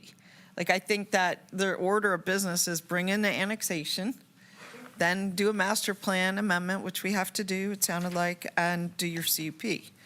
And you're shaking your head, so maybe I'm missing something. If anybody wants to address that, feel free. And then my second issue is that I'm not really clear. I'm sure they put standard conditions about fencing for the horses. The city has just built a wildlife refuge area just north of this area, and I want to make sure that if this land is built right up against the mountains, that there is a way through for any animals on the eastern side of their boundary. So they may have to fence 20 feet inside their boundary so that all animals can pass by this battery plant. So you see what I'm saying? So if you are going back to look at things, I want to make sure we've addressed that. Thank you. Nathan Gilbert, Principal Planner. I just want to make clear that we're talking about an annexation. Right. And that Oh, I know. the conditional use permit has not been agendized, and it's been approved. Well, that's what I was saying. It's been approved. Yeah. And normally, the kind of things we're talking about would be addressed in the CUP. Okay. Right? So as far as your comment about requiring a master plan amendment, it does not require a master plan Good. amendment. Okay. But, and the zoning, I thought that the zoning, they're bringing it in what the county zoning was, right? Yes, but upon annexation, it translates to an equivalent city zone. Right, and what is that? It's UT, It's SF3 and UT10. SF3, but you can do a battery plant in SF3? You can do a major utility in any zoning district. That's what I had a briefing, and that's what they said. But I still think it's cart before the horses, my opinion. You don't have to agree, but I think that if you're going to review a project, that it should be annexed into the city first. We should first decide, because this sort of, put some handcuffs on it. We've approved a CUP. We haven't even agreed to annex a property. Yeah. It was a struggle for me. So the way that works is through an interlocal agreement with Washoe County that's been in place since the 90s. And so that means that the areas of sphere of influence that haven't been annexed yet, if somebody wants to do a project or somebody wants to build a house, even something benign, everything that they do, they come to the city of Reno for Right. building permits or if they want to do something. We Right. can't make them annex No. if they want to do that. Right. But we did require it. Yeah. So that, hey, we're entitling something for Washoe County and then saying, Washoe County, you take care of it. Yeah. Thanks, Right. Nathan. Appreciate the backstory. I know Yeah. that after you do a CUP and there's I don't know, there's no tentative map associated with this? So then there's no final map? Okay, Councilman Dewar, I'm going to move on. Sorry. Okay, but I had to confirm Oh. that, are they going to allow animals to pass, or are they fencing right up to a rock It cliff? has to meet all the Virginia range standards and code Yeah, for okay. wild horse fencing. All right, thank you. Okay. Councilman Anderson. Yes, I just wanted to maybe address a couple of the things that Ms. Dorr was concerned about. I was very grateful that even though this project is in the border of Ward 3, a lot of my Ward 6 residents sent letters because they were concerned specifically about fire in the thermal lane. So thank you for coming to the NAB. It's in another life, which is really bizarre and kind of curious and cool at the same time. Mr. Trago, I was working with that company years ago just to come up with his brand when he was coming up with these very sophisticated logistical systems through engineering that keeps things, working and efficient and better, easy to manage when you're remote and things like that. So it's pretty cool to see one of the projects come to life in Reno. As it related to the fire protections, most of my letters were from people that had migrated here from Paradise when they lost their homes there. There's a lot of people in Ward 6 that moved here at that time. So specifically, we had their questions answered. Each one of these pods is individual, and the system specifically monitors them. So if one starts to overheat, it gets shut down, the energy gets transferred or saved. It's specifically built for fire safety based on rules or some failures in other communities like the Moss Landing fire. Each one of the pods has its own fire system to put it out, plus they have the wildfire mitigation system around it. So I was made more confident by the explanation that we learned about at my NAB. And then also the specific question was asked, Ms. Dorr, about the horses. And they are being fenced out and around not only the construction project, but the permanent facility in accordance with your... Well, or not mine, but years ago, the city's wild Yes. horse fencing requirements, of which there's 8 conditions. But I don't know if my question was actually understood. I assume they were, and thank you for confirming. And when it's my turn again, I will try to explain what I was getting at. Yeah, I just wanted to share with Thank you you. that it did come up even from my members. That's fantastic. Good comments. Interesting. Small world, huh? It is. Yeah. Yeah. Okay, Councilwoman Dewar? Yeah, so what I'm asking is not is it complying with the horse, which you said, Nathan, you said it's complying with the horse fencing standards. What I'm asking is that they have choices.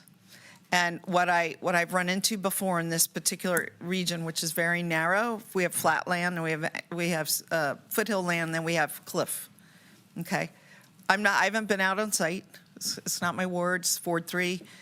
But what I wanted to know is, does their property boundary go right up to cliffs, or is there some flat land beyond their property? That's all I was asking. Yes, it's 30% slope at the edge of them. It's 30%, but it's not 60%. It's not cliffs. It's minimum 30% slope. It's steep. It's steep. Okay, so what I'm asking the applicant, and it's not a must, it's a ask, is that they set their fence back a little bit from their property boundary so that all wild animals can go past the property. If the battery facility is not covering the entire edge to edge of the entire property, that they set their fence back a little bit so that all animals can bypass this and not get up into very steep terrain. Do you understand what I'm saying or asking?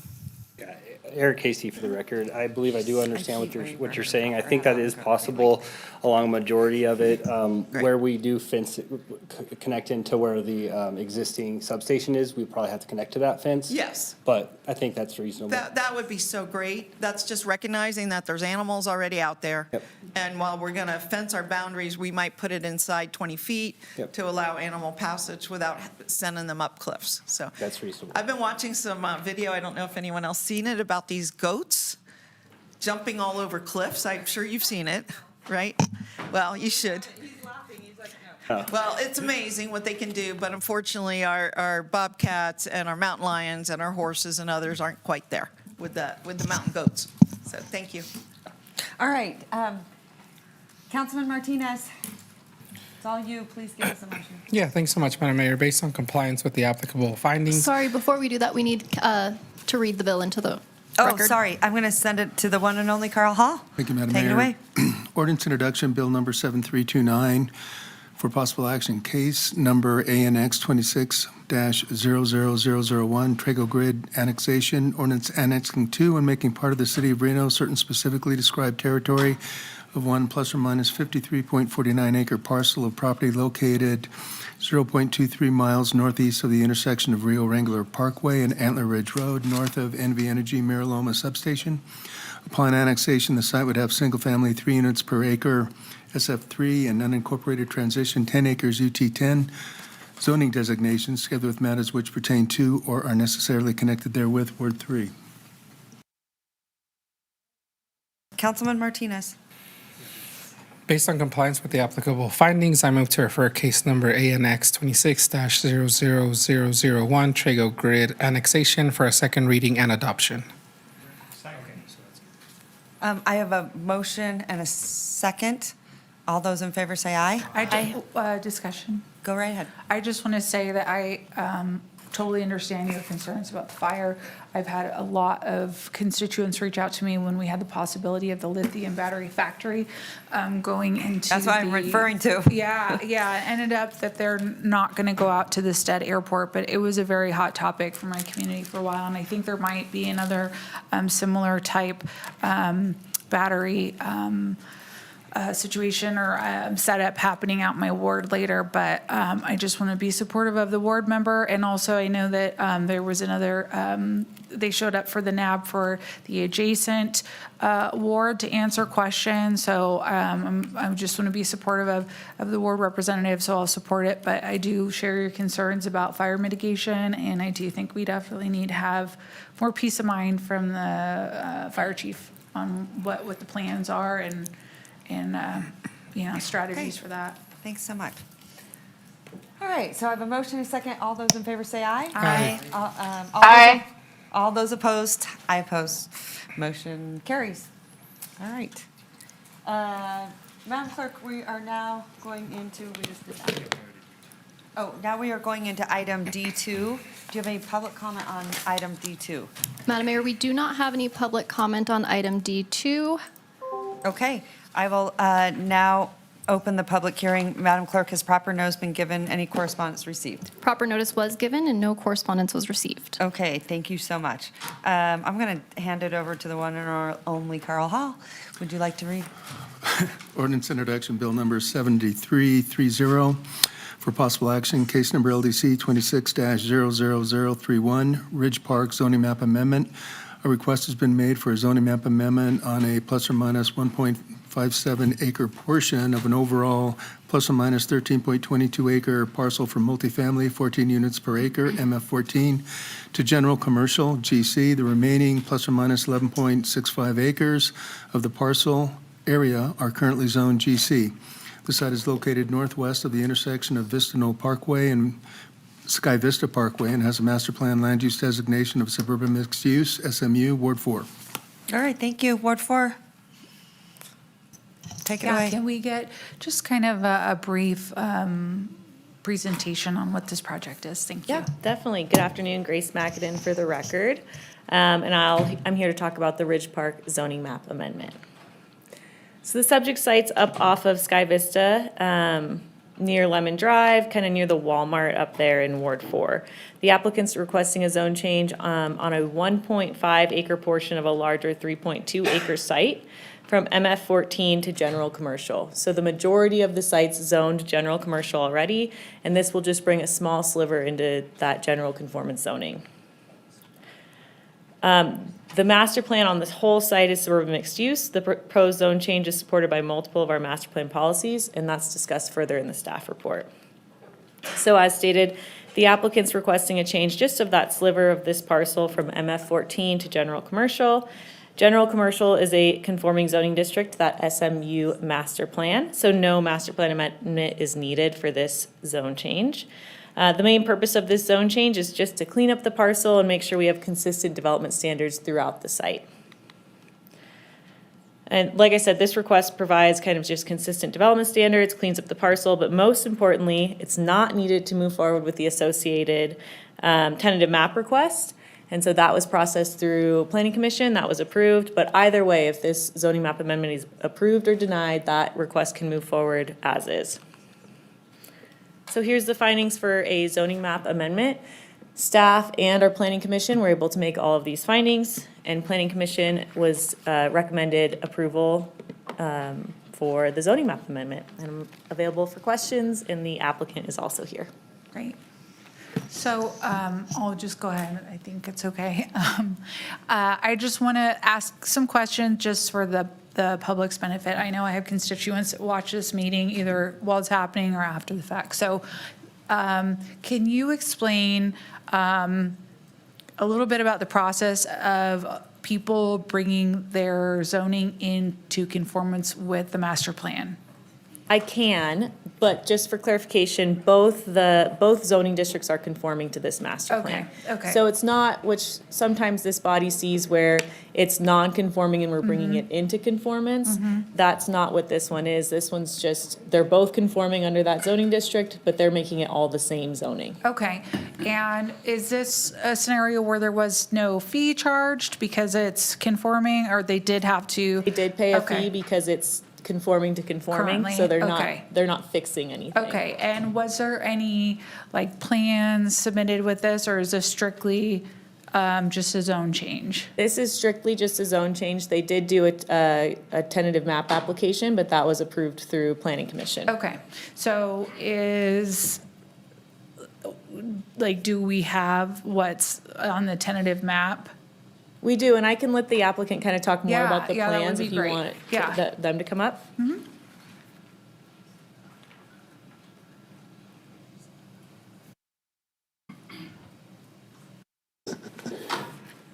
Good late afternoon. For the record, my name is Dave Snellgrove. I'm with Bowman Consulting Group. Do have some presentation materials, which I think will help address some of the questions that you're getting at.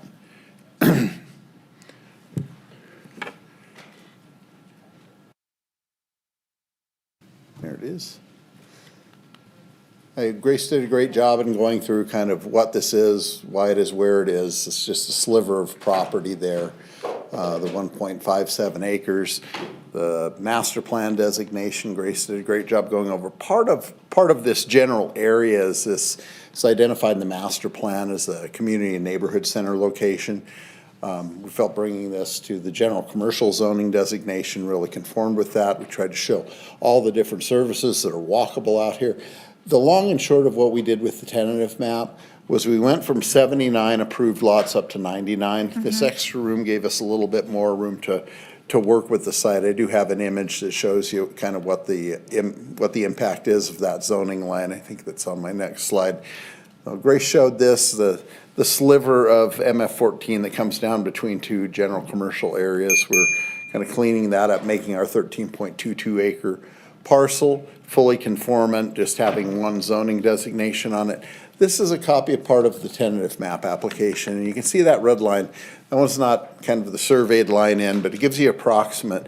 With the alignment of where that line is and the houses that we have, we basically would have houses that are split zones. So as Grace mentioned, What this does is makes the development standards consistent. We have one measure of standards. You could technically have a house that would have to meet MF14 on part of it and GC on the other, which creates a little bit of a challenge. So Yeah. we wanted to make sure that that was consistent. And bringing this in, we had to pay the fees and go through the extra meetings, but my clients wanted to do that to try and clean the Yeah, property up. Yeah. Thank you for showing that map. And can you go back to that, please? So this is what I wanted to see, and you came up to my NAB and answered a lot of questions. I appreciate that. And I just wanted to say, I am always really supportive of housing. We have a desperate need for it. We all know we need affordable housing, and it's not gonna happen until we have enough supply to meet demand. So I'm happy to see housing. And also, I think this location is great for walkability. As you showed with the map, there's already a lot of shops right there, and then there's other stuff going in. There's a Dutch Brothers that's already open. There's a Panda Express going in. So as far as like kind of community building a little bit, it's like starting to happen where people can walk and do things close by. It's walking distance to the North Valleys Regional Park. So I'm really happy with this project. I know there was some concerns with parking, and there's never enough parking. I don't have enough parking on my street, but I do think it's great, and I appreciate the conformance and just providing more housing. So thank you. Well, to toot my client's horn a little bit, on the back side up towards Vista Knoll, you can see some lines. Those are pedestrian paths, and there's actually a branch path that goes up and will get up to Vista Knolls quicker. So people coming from other parts of the subdivision, they don't have to walk on the heavily traveled street of Sky Vista Parkway. It kind of gives them another route that they can go. So I was really happy that they wanted to have that within this. Yeah. And getting the acquisition of that property really helped them take control of some of those things a little bit better than when it was a divided piece and a sliver. Yeah.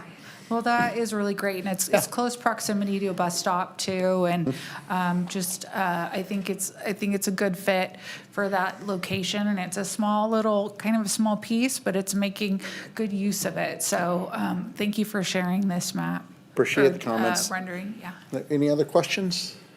Does anybody else have questions from the body? If not, I'll look for a motion. Councilmember Ebert. Yeah, motion to approve. Second. Can we do a motion to refer? Oh, motion to refer. Second. Thank you. We have a motion and a second. Did we ask for public comment already, just to make sure?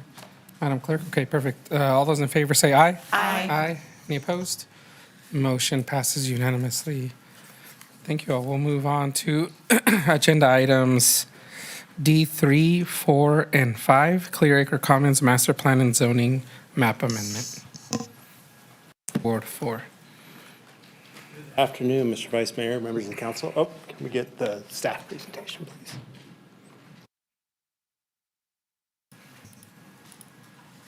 For the record, Mike Raley, Planning Manager with Development Services. I know you've had a long day. I'll give you kind of a brief overview of the project, and then we'll be available to answer any questions you might have. This is a request for a master plan amendment and a zoning map amendment on a 27.32 acre site located off of Clear Acre Lane at Scottsdale Road. The master plan amendment would be from single-family neighborhood and public quasi-public to suburban mixed use, and the zoning map amendment from single-family residential 3 units per acre to mixed-use suburban. Also, we're requesting sponsorship of a regional tier amendment from Tier 2 to Tier 1, which would be to support the density allowed under the MS zoning district. To give you a little background, this site may look familiar to you. In 2024, the council sold this parcel to the Northern Nevada Building and Construction Trades Council. As part of that purchase and sale agreement, the requirement was to build 400 affordable housing units and 240 workforce units. The zoning that's being requested is to support the density needed to implement that agreement. In terms of compatibility, to the north is the TMCC campus. To the west, we have the freeway, and then it's a mix of multifamily and single-family residential, with multifamily being on the west side of Clear Acre and single-family on the east side. It's also within a half mile of neighborhood centers, the Walmart Center, the Home Depot there at Northtown, and Clear Acre Lane is a major arterial, which includes an RTC transit route. Future project, we have not taken in, they have not formally submitted plans, but it is anticipated, based on that agreement, to be a mix of affordable and workforce housing units with potentially some support office and commercial. The applicant is here and can speak to that if you have any specific questions. One comment that we received at Planning Commission, some of the public comments we received, obviously are concerns related to traffic. That will be analyzed when they come in with a specific plan. They'll be required to do a full traffic impact analysis, and then we will require them to install any improvements necessary to mitigate their impacts.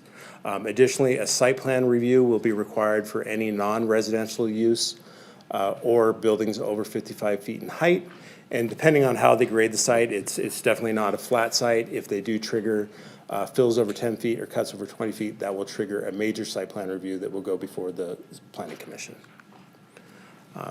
This is just a side-by-side comparison of the master plan land use. As you can see right now, it's a mix of public, quasi-public, and single-family going to suburban mixed use, which is supported, as you see, by a variety of master plan policies. Zoning, a portion of the site is actually already zoned MS, so the west side of the site is mixed-use suburban now, with the east side being SF3. This would essentially unify the zoning to SF3, or excuse me, MS across the entire site. So 11.01 acres is actually what's being amended. Just a quick comparison in development standards. Obviously, the key differences would be the density. MS does not have a maximum density, where the SF3 is capped at 3 dwelling units per acre, which doesn't get them to what they need in terms of the number of units that were mandated by that agreement. Master plan amendment findings, staff and the Planning Commission were able to make all the findings. Same with the zoning map amendment. This did receive unanimous approval by the Planning Commission. And the potential motions are on the board for you.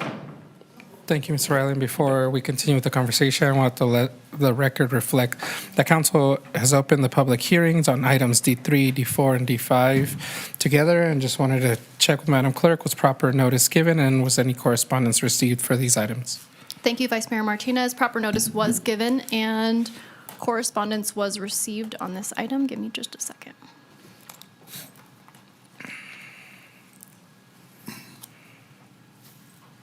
Two comments of neutral or concerned, and we have no additional public comment registered. Thanks so much. With that, we'll go back to the body and actually move it over to our city attorney to read into the record. Thank you. Ordinance introduction on D5, bill number 7331 for possible action, case number LDC 26-00003, Clear Acre Commons Master Plan and Zoning Map Amendments, ordinance to amend Title 18, Chapter 18.02 of the Reno Municipal Code entitled Zoning, Rezoning of plus or minus 10.47 acres located on the south side of Scottsdale Road, south of Reno Vista Drive, and west of Clear Acre Lane, and north of East US Highway 395 from single-family residential, 3 units per acre, SF3, to mixed-use suburban MS, together with matters which pertain to or are necessarily connected therewith, Ward 4. Thank you, Mr. Hall. I'll just ask before we continue to questions, do any council members have any disclosures? Not seeing any, and we already received the staff presentation. Councilmember Ebert, would you like applicant presentation, or are you ready to move to questions? Can we just see it really quick? Just look at it, just because I'm really happy about this project, and you know, we've been kind of a part of it since 2024 and excited for it to move forward, and just want to see where we're at. Perfect. I'm in total agreement. It is a great project. City Council, my name's Brooke Oswald. I'm with the EREC group. I think Mike covered most of the zoning and what we're doing. I think what's really important to this is the partner that the City of Reno has been working with in this, and that is the Building Construction Trades Council of Northern Nevada. They were chartered in 1928, so they're almost 100 years old. So they've been in our region supporting the workforce and what they've been doing for a while. They work with 17 local unions, and in 1978, they developed their own development corporation. It's a 501(c)(3), so it's a nonprofit development organization to go in and build housing. One of the great programs they have is this apprenticeship program, and what it takes is apprenticeship in all the trades through the unions. It brings them in and uses these projects to help train them. So it's a great apprenticeship program.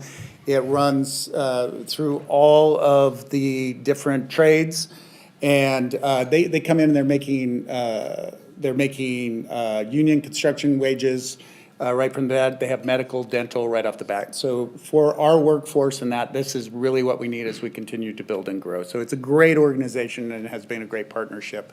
One of the projects you might know is the Arbor Park Apartments. They built that. That is a senior Section 8 rehab program. The financing, that provided 132 union construction jobs, 426 total jobs, and it had about an $80 million impact on our community.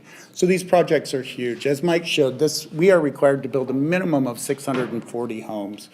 One of the things that's, the TMC is very close, and they've been talking to them through TMC. TMCC has shown real support, and not only for their students, but really for their workforce. So that comes through those positions that really need, from custodians up to their professors, right? This provides housing opportunities for that group. So there's another kind of partnership forming there.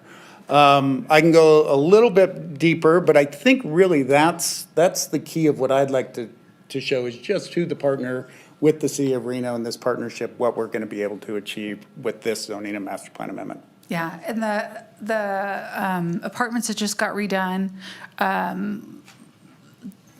I can't remember what they're called. I think you mentioned them, that they just remodeled all of the units. Was it the Carville? Yes, Yeah, the Carville project, They yeah. did a beautiful job, and it's such a great, facility with grass and trees and beautiful accommodations, and I'm just really looking forward to this project being completed too. So Yeah, great. it's great. And, that affordable housing, that is locked in for 30 years. There's really a tie to that. They'll hit a certain economic demographic in that. Talking to just the traffic and all of that, we have a general plan going. Some of the commercial they're looking at is actually to have their trade office there. So they want to really invest and have their offices on this site and be there. I think some of the other things that you will see is, we will be looking at the traffic, so it creates that opportunity. If there's any offsite improvements or anything, that would come through the developer and not come on the city for that. Additionally, I think pedestrian connectivity in that is really going to be important. So this is really going to be a community in itself that will outreach to the surrounding neighborhoods. Great. All right.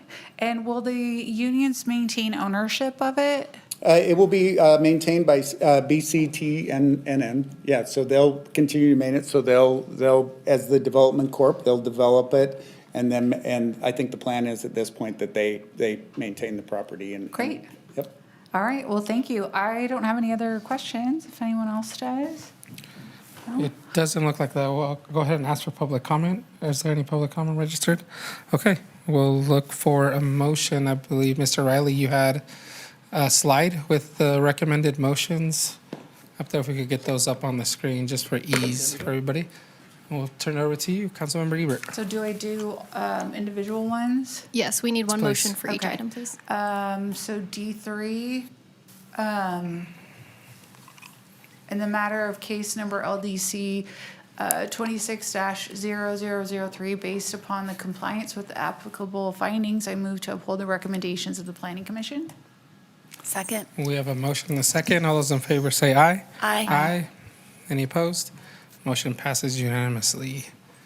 D4, Master Plan Amendment, I move to uphold the Planning Commission's recommendation and initiate a regional land designation tier change, subject to a master plan conformance review and associated regional land designation tier amendment by the Truckee Meadows Regional Planning Governing Board, with the Master Plan Amendment contingent upon approval of the tier change.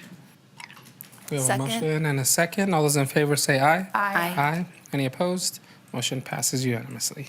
Thank you. D5, please, Councilmember Zoning Ebert. map amendment, I move to uphold the recommendation of the Planning Commission and refer bill number 7331 for a second reading and adoption. Second. Way to collaborate. We have a motion and a second. All those in favor say aye. Aye. Aye. Any opposed? Motion passes unanimously. Thank you all. Thank you, Councilmember Ebert, for that. We'll move on to agenda item E1. And 2, give me 1 second. Sewer fee ordinance introduction. Sorry, are we going to go to G1? Or E1? Excuse me, E1 and 2 with the sewer ordinance. And then we'll move over to Gs, please. Thank you. All right, could we move to slide 6, please? No? There you go. All right. Good afternoon, members of the council. For the record, John Flansburgh, Regional Infrastructure Administrator. The item before you today, or two items actually. The first one is that we can make the findings that the sewer fee increase that is being proposed is in compliance with the NRS, and that those additional fees that would come in are going to be used solely for the purpose that the enterprise was set up for. And then the second one is the reading of the ordinance introduction, and then a motion for adoption. As you recall, this is for the discussions that we've had on the sewer rate increases, the $3 per month per year annually for 3 years. And I can go through additional information if you want, or we can move from here. Do you have any questions or comments? Do we need to read the ordinance before we jump in there? Mr. Hall. Item E2, ordinance introduction, bill number 7332 for possible action, and ordinance amending Reno Municipal Code, Title 12, Public Works and Utilities, Chapter 12.16, Sewer Service, Article 2, Sewer Service Charge Regulations, specifically Section 12.16.120, Dwelling Unit or Residential Unit, 12.16.130, Industrial Commercial Discharger, and 12.16.200 surcharge rates to increase the rates effectively July 1st, 2026, together with matters which pertain to or are necessarily connected thereto, sewer fund. Thank you. Are there any comments or questions? Councilmember Reese. No, I'm prepared to make a motion when you're ready. Okay. Councilmember Ebert, do you have any questions? Or are you ready to vote? I just want to make sure No, I'm before we ready move to on. vote, and I know that I've made comments at the last meeting where this came forward that, I really appreciate all the work put into this and the changes made to accommodate feedback from this body and from the senior advisory board and the community at large. And there was real changes brought forward based off of that feedback, and I really appreciate it. Just with the current state of what's happening in the economy right now, I can't support it just due to outside circumstances, but I appreciate all the work put into this. So those are my comments. Ms. Stewart, are you? I'm ready to vote. Yeah, Mr. ready for a motion? I don't think we've had a motion yet. Mr. Vice Mayor, I move that the fee increase is in compliance with NRS 354-613, and the reading to the council hereby finds the fee increase is not prohibited by law. The fee increase is necessary for the continuation or expansion of the purpose for which the enterprise fund was created, and that the fees that are deposited in the sewer enterprise fund be used solely for the purpose for which the fees are collected. Second. We have a motion and a second by Councilmember Anderson. All those in favor say aye. Aye. Aye. Any opposed? Opposed? Motion passes. Thank you. With that, we'll move on to agenda item E2. Do we have a motion there? Move to refer has been read. Second. We have a motion and a second. All those in favor say aye. Aye. Aye. Any opposed? Wait, hold on. It's the bill first reading and, the reading and adoption. Opposed. Okay. Motion passes. Thank you. Thank you.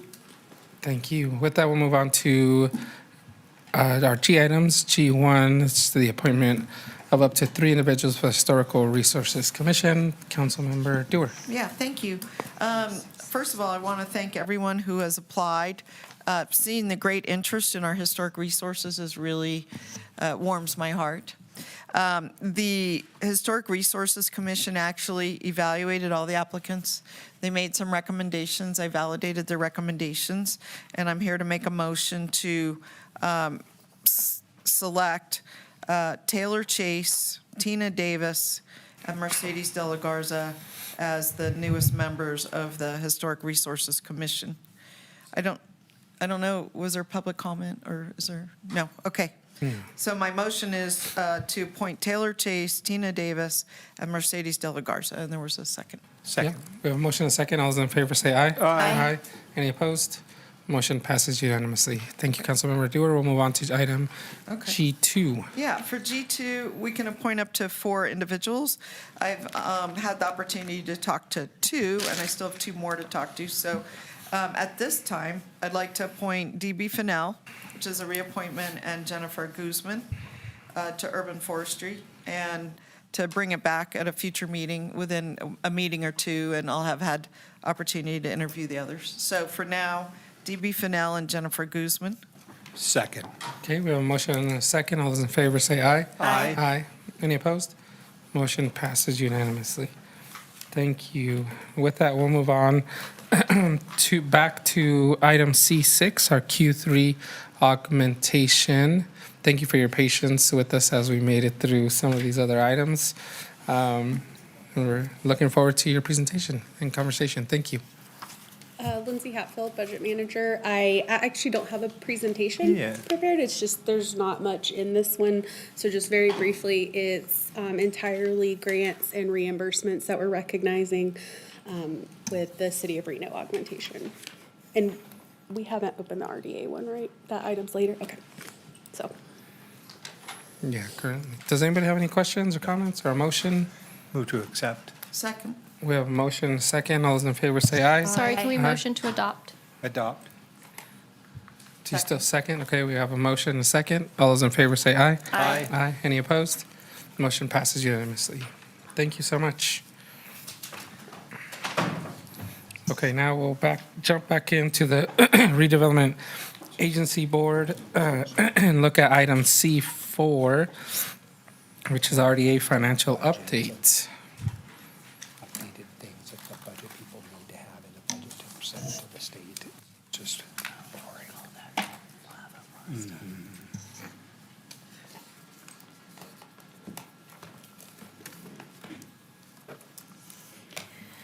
Good evening, Vicki Van Buren, Director of Finance. For the record, I have a budget update for you on the RDA, Redevelopment Agency, and this is for fiscal year 27. This is really intended just to be an overview of the information that was previously presented at the workshop on March 4th.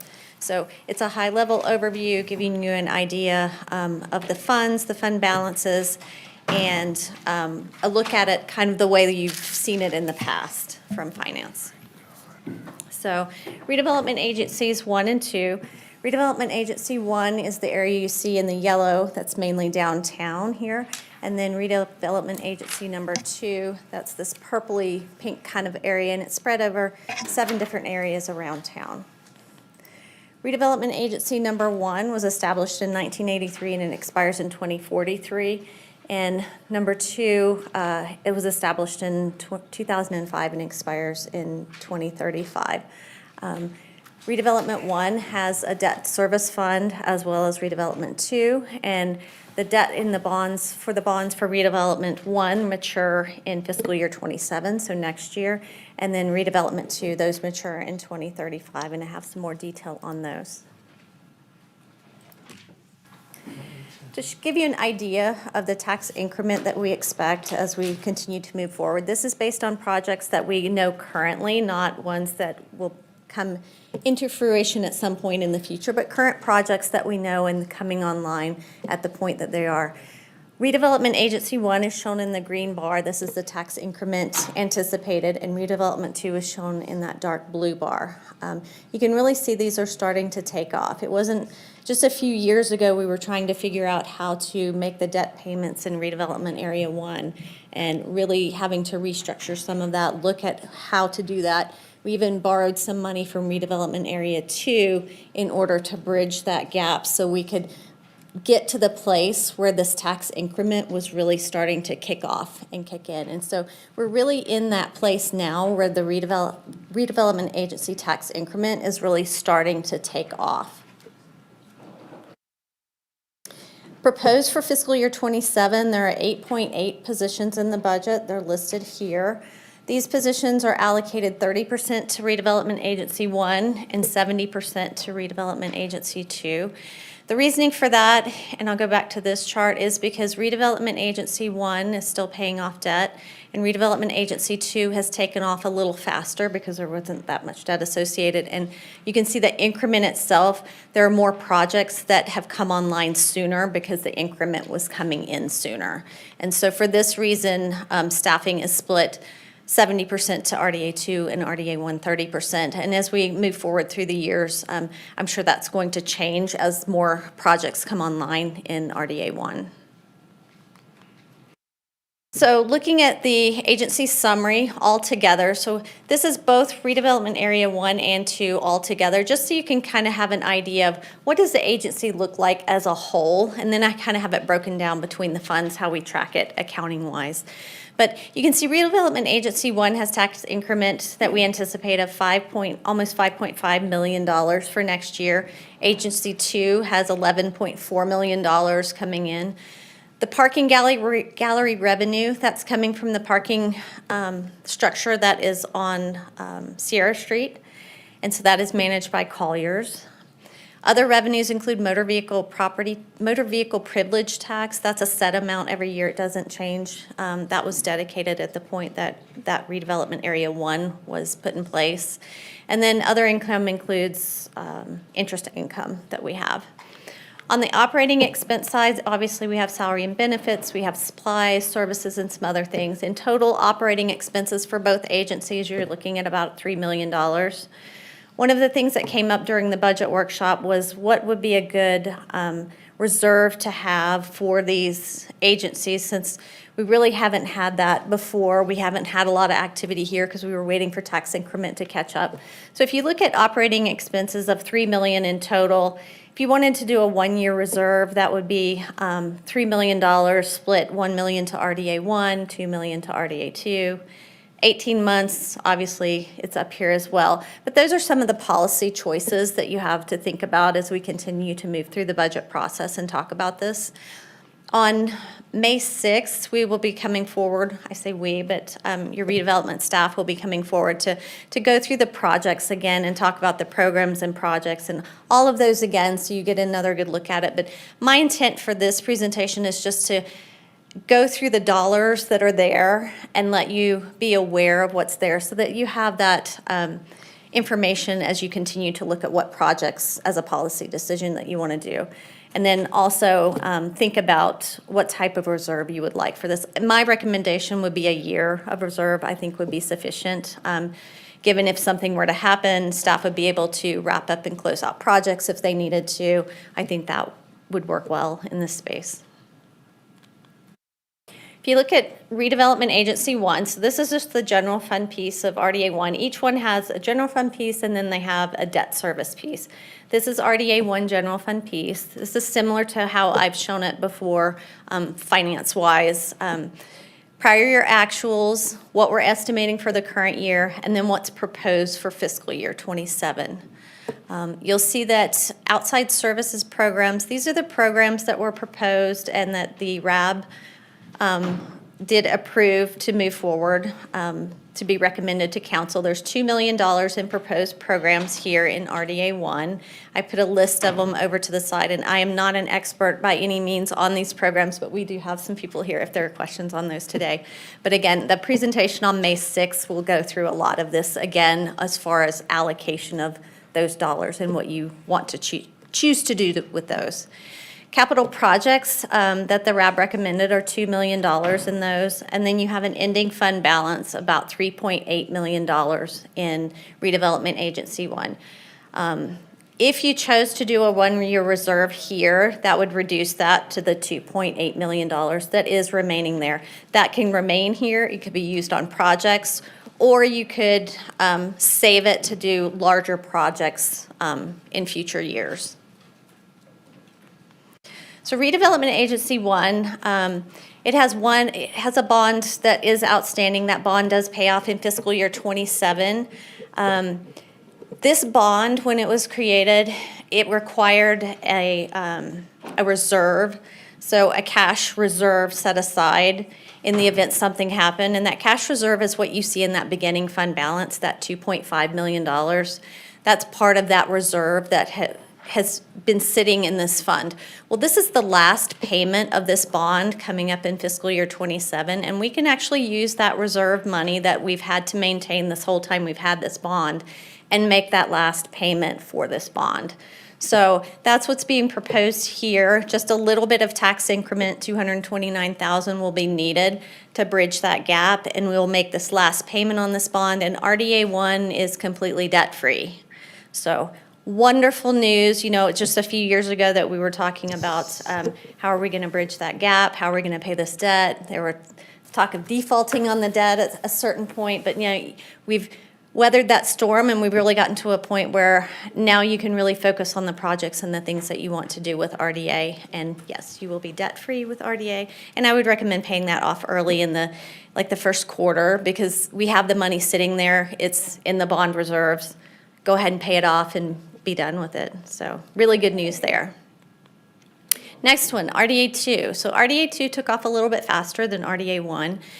Has some money that has accumulated over the last couple of years. So we have a beginning fund balance there of $22 million, a little bit more, $22.8 million beginning. We have tax increment coming in of 11.4, and then some interest income that we're earning on the money that's there.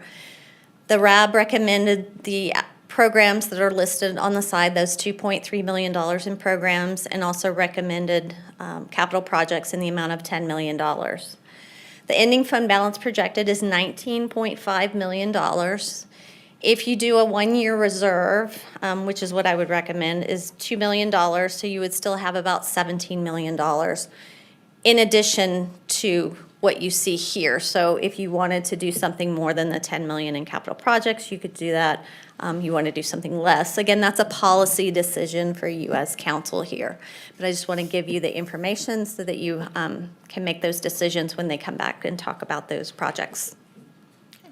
So debt side. So Redevelopment Agency 2, on the debt side of this one, there's just a very small bond. I say small, but it's $400,000 that's remaining on the Cabela's debt that we had. It was for some improvements that were done at Cabela's. And so this one I'm proposing with the final budget I'll be bringing back. I want to propose that we pay this off in the first quarter of next year as well, because we have funding that has built up here in this debt fund. We have $700,000 in there. The payments per year, only about $50,000 a year. This one is callable, so we could give notice 30 days and go ahead and pay this off. This one technically wouldn't pay off until 2035. We have the funds available in here, doesn't impact the other projects that have been proposed. So I would recommend that we just go ahead and pay this one off early, and then you will be completely debt-free in Redevelopment Agency 1 and 2. So it's really good news in this, considering where we came from just maybe 5 years ago. So that concludes my presentation, and I'm glad to answer questions. Okay, great job. Question. Go right ahead. Yeah. Could you go back to, I think it is slide 8.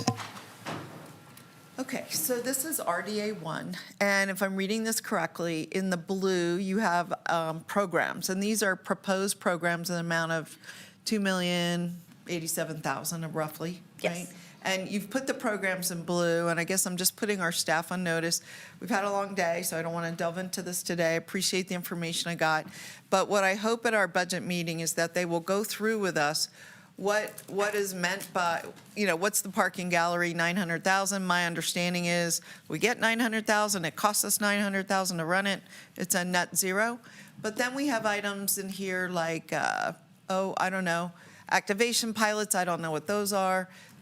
Studies, I don't know what those are. Retail traction, I'm not sure what that is. Restore, 500,000, I'm not sure what that is. So what I hope is to get some clarity at the meeting about what the staff is proposing for programs that are not capital improvements.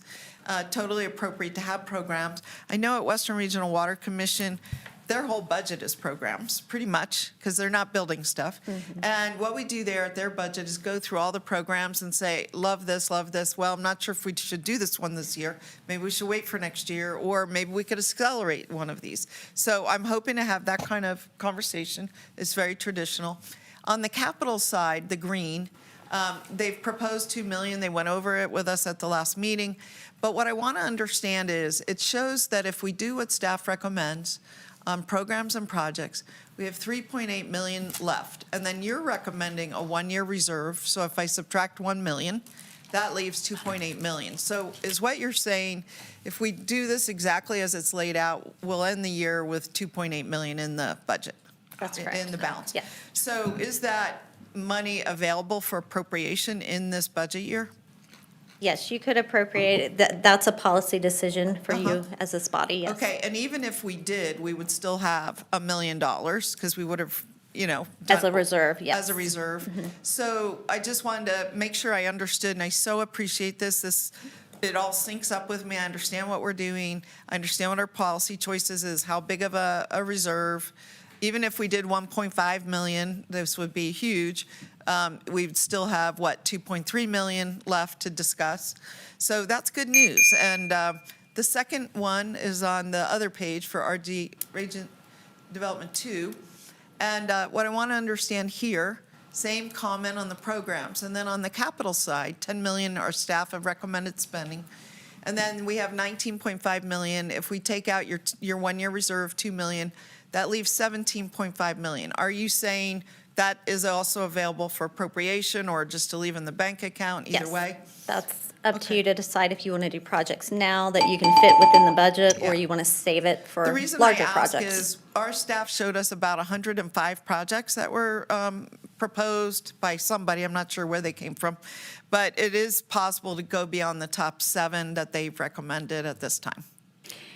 I can't comment on how they came to that. No, I'm not asking you to. I'm Some just of the saying- things that I think Hey, about Brian, in do you want to this, come on up? in this space are, capacity to do projects too. And I'm sure they factored that in because, Right. You may have money, but you may not have capacity Absolutely. to manage those That- we things. do So that at flood as well. potentially could be part of it. Just to be clear, we do that at flood. We have something like $70 million. Right. And we're not going to spend it all in one place because staff can't physically undergo 10 projects simultaneous, capital projects. So understand. That's what I suspect, but I have not. Brian, do you want to elaborate on that so that poor Vicky doesn't, I don't want her speaking. suspect. I don't want her speaking for you guys, so could you Brian- please? Brian help? McCardle, Revitalization Manager for the record. So you're talking about the remaining reserve funds, what would those be used for? Well, I'm just saying, are they available? That's all. Those would be available.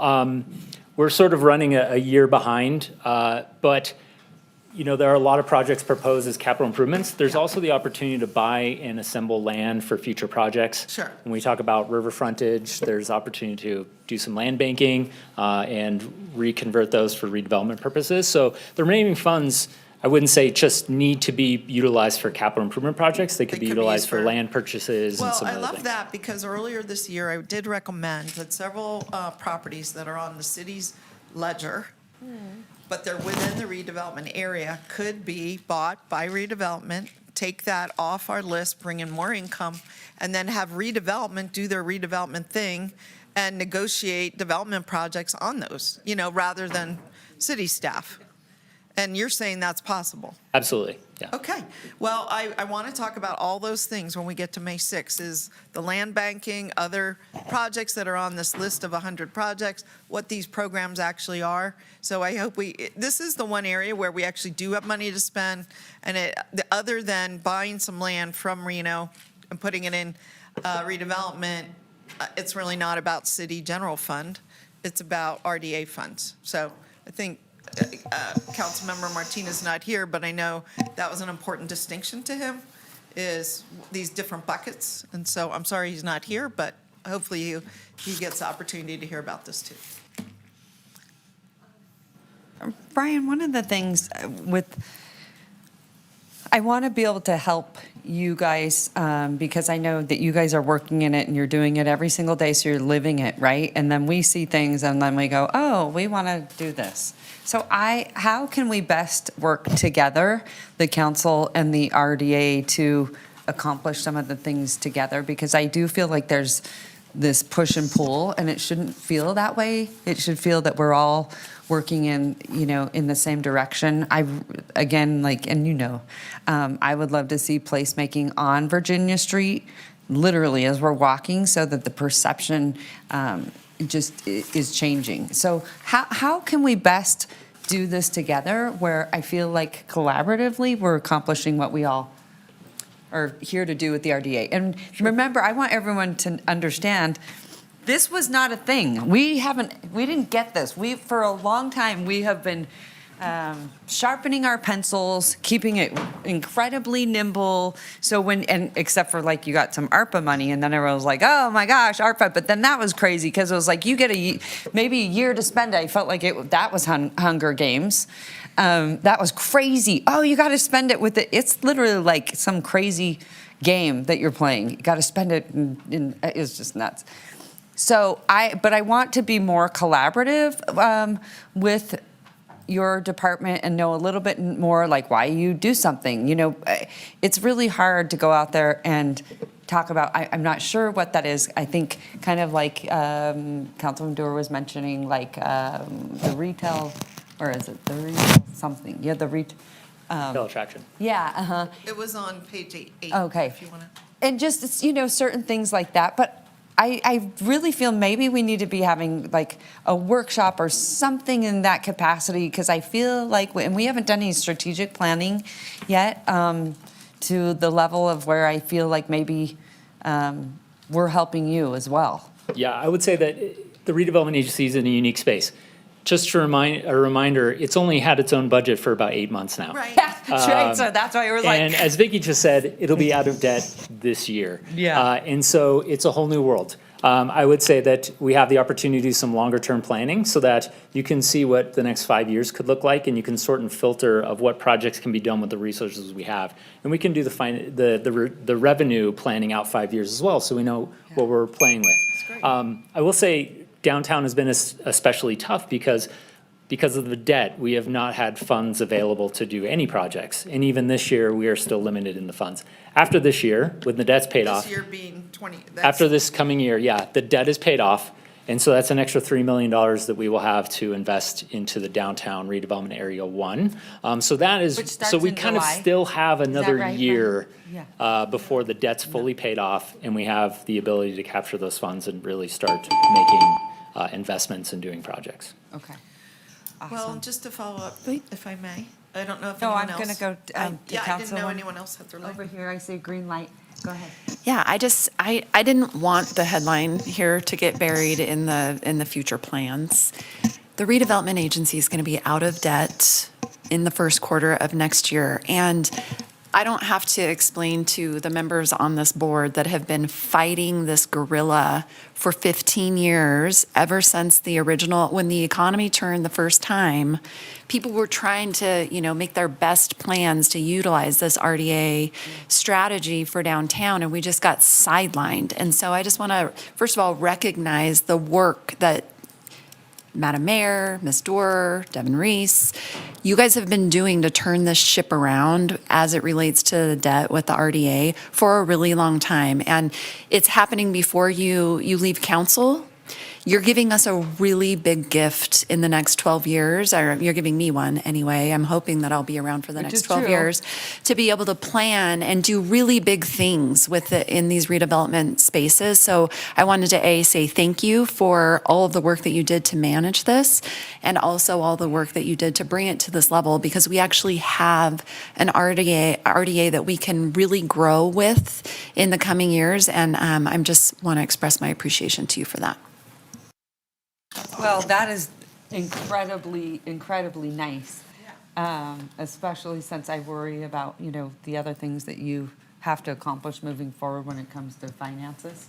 And so I do think this is going to be one of your areas where you can get something done and be really proud of it. Look, we had the pool, we had the police station, we had the CARES campus, we've had Virginia Street Bridge, we've had Sage Street and all that housing, and the most affordable housing that we've ever seen in the city of Reno. So I want you guys to have some of, the wins too. And I think this is going to be your time to be able to shine. So thank you so much. I appreciate that. Very nice. Okay, Councilman Reese, can I just ask, would this also be something, because I think it would be, and this is Councilman Reese's dream, and he's wanted to do this for a long time, but could this be, Brian, where this could help with your vision for removing the dump off the river? Yeah, I hope so. I mean, I think that's the larger term question about how much money you leave in reserve and what is available in other years, right? Because anything that talks about that is going to be a more expensive undertaking. Yeah, obviously. But also, I think it dovetails with a lot of what the policy questions we were being asked earlier today.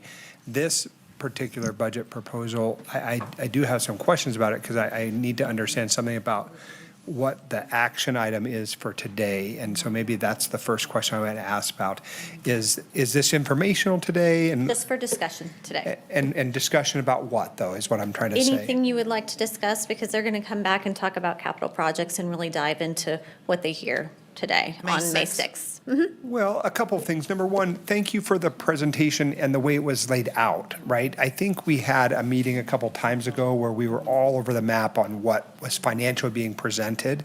And I think that's because we sort of come to expect budget presentations in the way that you've trained us to expect them. And so when we see them that they're not that way, then we're kind of all over the map about it. What I want to say about a couple of these slides, and part of it is it's hard for me, I'm having an eye issue today, so that my allergies are crazy.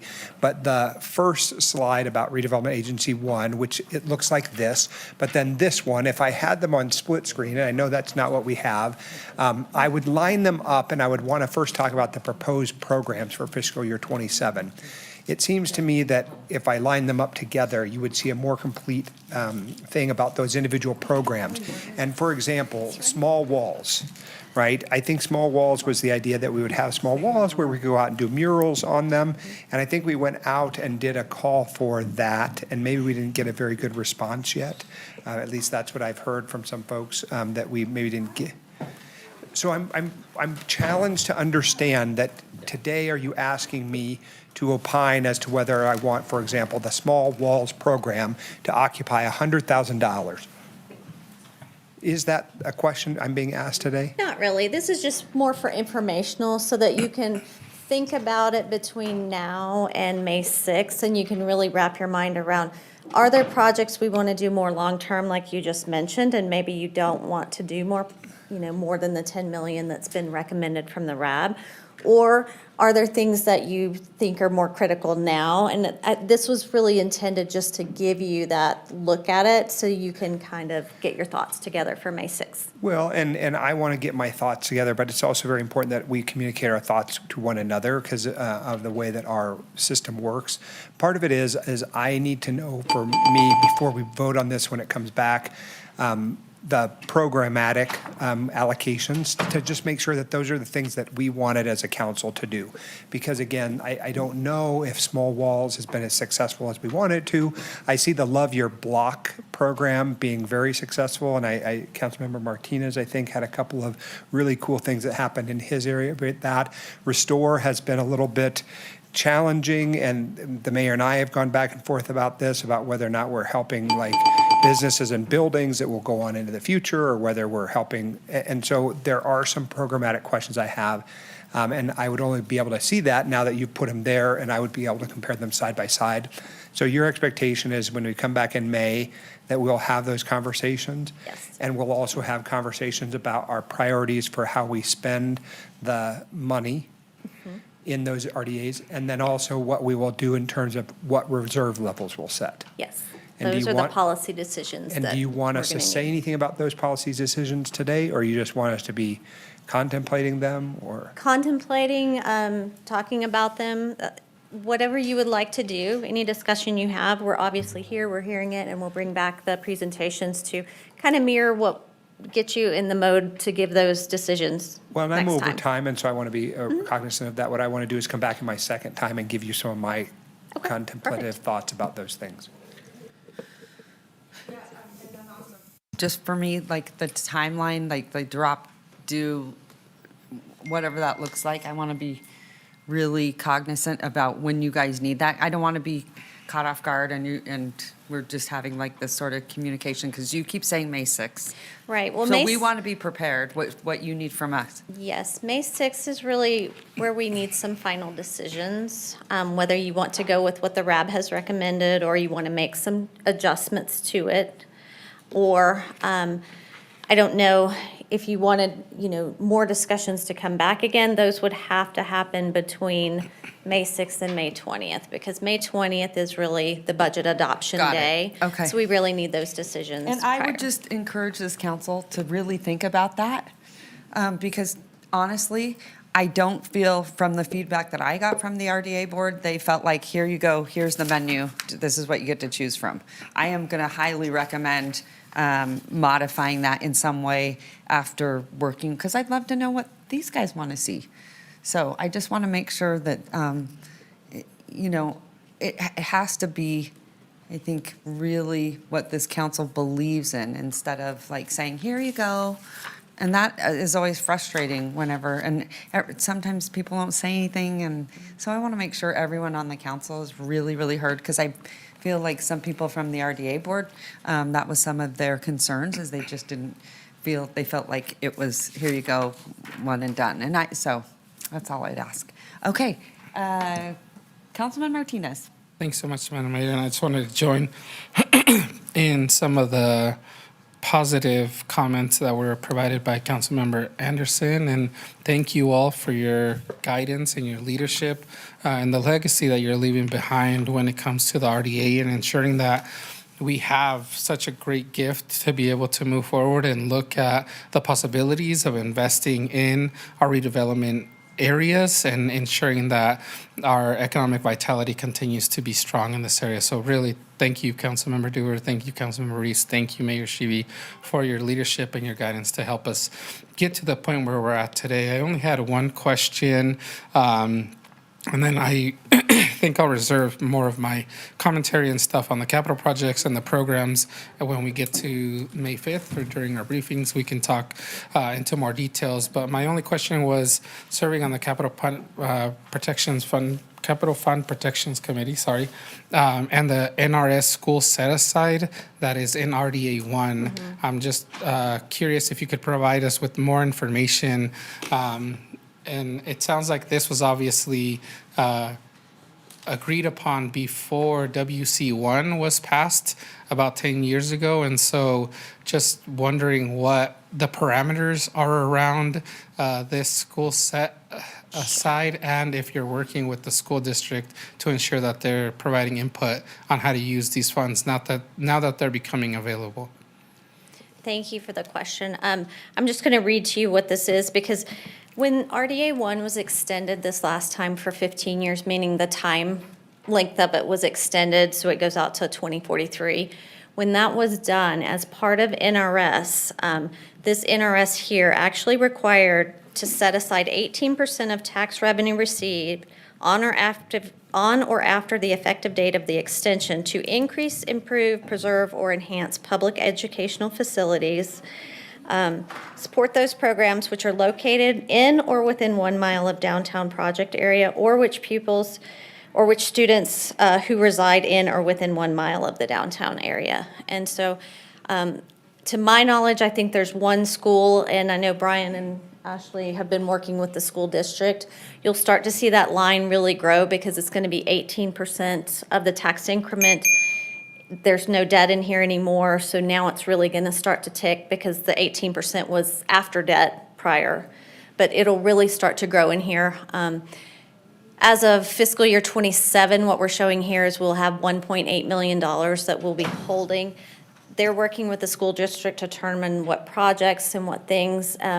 One of the things is students who live here but then go to another school is a potential to use, or students that live in or within 1 mile of downtown but go to other schools. So there's some nuances to it, and they're working through it. I don't know if, did you want to comment a little bit about what you're working on with it? Brian McArdle, Revitalization Manager. So we hold those funds. The school district has to propose a project for the use of those funds, so we don't send them a check every year. based on what that set aside is. We hold that, and then we have a discussion on what sort of projects or improvements or programs they would like to see. They propose it, and then we sort of participate with those funds into that project. Okay, yeah, I think I have more follow-up, but we'll, over my time, and I'll move over to Councilmember Dewar. Okay. So I'll just follow up on this and then go to something else. So Brian, if you could come back. So if you're saying we'll have 1.8 that we basically have to set aside for school-related projects, and let me pick a school in downtown, Innovations High School. That is a Washoe County charter school, if am I correct? Yeah. Or not even a charter school, I'm not even sure what, it's a special high school. Yeah. But is that something that we could say we would love to invest in those programs? I have been principal for a day at Innovations. I've toured it. It's an amazing school.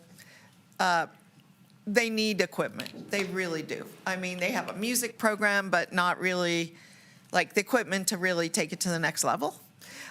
They're completely surrounded by concrete. So if you wanted these kids to ever get outside, maybe to support the school, we would work on the river. You know, it's only like a couple blocks from the river. I mean, it sounds like those are some appropriate choices that we could make. Yeah, that is correct. I'm reading it right here, and it's to either enhance the facility, to run activities and programs, to improve, preserve, and enhance public education facilities, and support activities and programs. So it's not committed to just hard cost improvements. It can also go to Be for programs and programs. activities. So Yeah. I'll just put a pitch. It's one school I know downtown that could use some help. And it's right downtown. It's not a mile away. And there's probably other really deserving schools. The other thing I want to get clear, I had a briefing with Vicki, and I asked a question, and I don't think I got a full answer, but today you just said an answer. And that was, it was my understanding when we paid off the debt, you said we would have $3 million more to spend on projects. And I want to make sure that that is correct. Is that? So let me find that. So currently, we are paying about $2.8 million a year in debt service. At RDA. And we've been paying that every year for the last, in fiscal year 2028, we don't have to make that debt service payment anymore. Right. And so that is $2.8 million that is freed up to be And the invested money in anything. in this debt fund is it's transferred from the general fund into the debt fund to pay the debt? Is that how it works? That is correct. Okay. I imagine So that's we correct. just wouldn't transfer in the money because we don't need to anymore, right? That was my basic It's question. actually the tax increment. So if you look at the property tax on this slide, this is the debt slide. If you look where it says property tax, in fiscal year '25, we had to have tax increment of $3.1 million in order to cover that debt.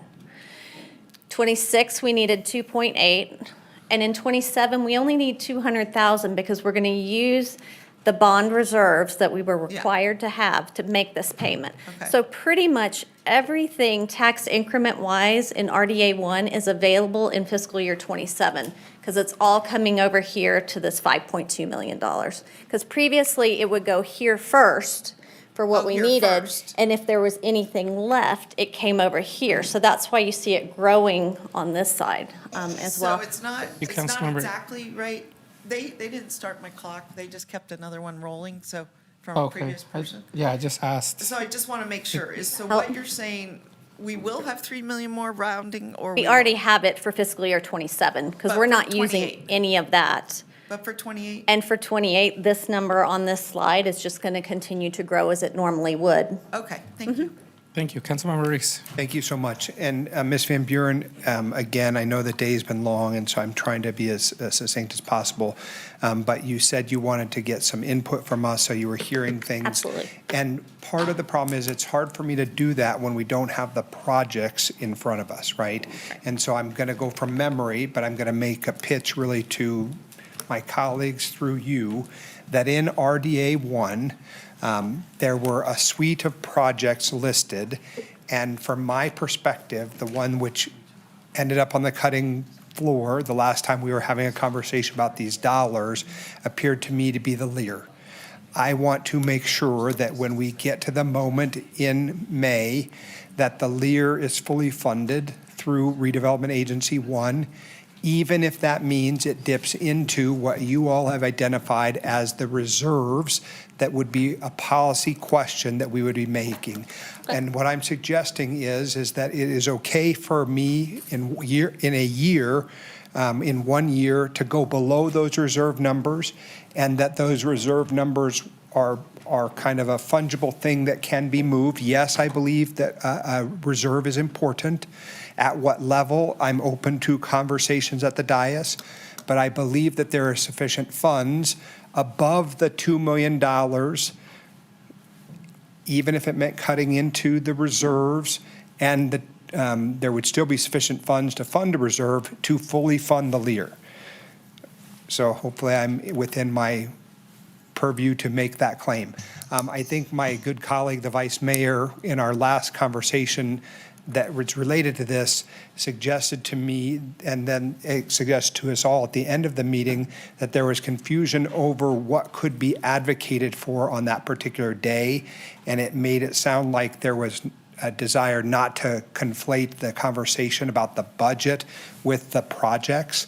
And now that those are not in front of us, but you're asking these policy questions, I think I've hopefully identified to you and to the redevelopment staff what my expectation is, that when we get back here on May 2nd or 6th, I can't remember which day, 6th, that we are in a position to say, we are going to spend money in Redevelopment Agency 1's budget for the LEAR at a level that will make it weatherproof.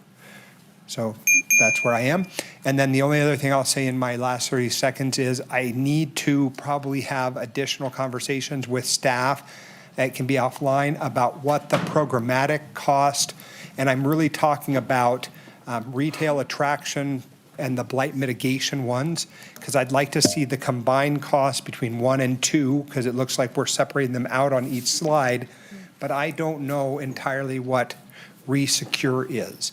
I think what small walls is, and I understood it maybe didn't have a lot of applicants. So I'm just trying to make sure that we aren't allocating money to a program which we are not supportive of. And I think that's great input to bring it back so that they're side by side for the next conversation, Or at so you least can really see. another slide that has them side by side. Absolutely. Thank you so much. Thank you, yeah. I'm going to go to Councilmember Eber, and then I'll go over to you, Councilmember. Yeah. So, I'm sorry, it's been a really long day. Forgive me if if I've missed something, but, we basically only have $2 million, right, to work on something? Like, we don't have $25 million to fully fund the LEAR, correct? Well, Redevelopment Agency 1, which is downtown where the LEAR is. Yeah. This is the current budget as was approved by the RAB. Yeah.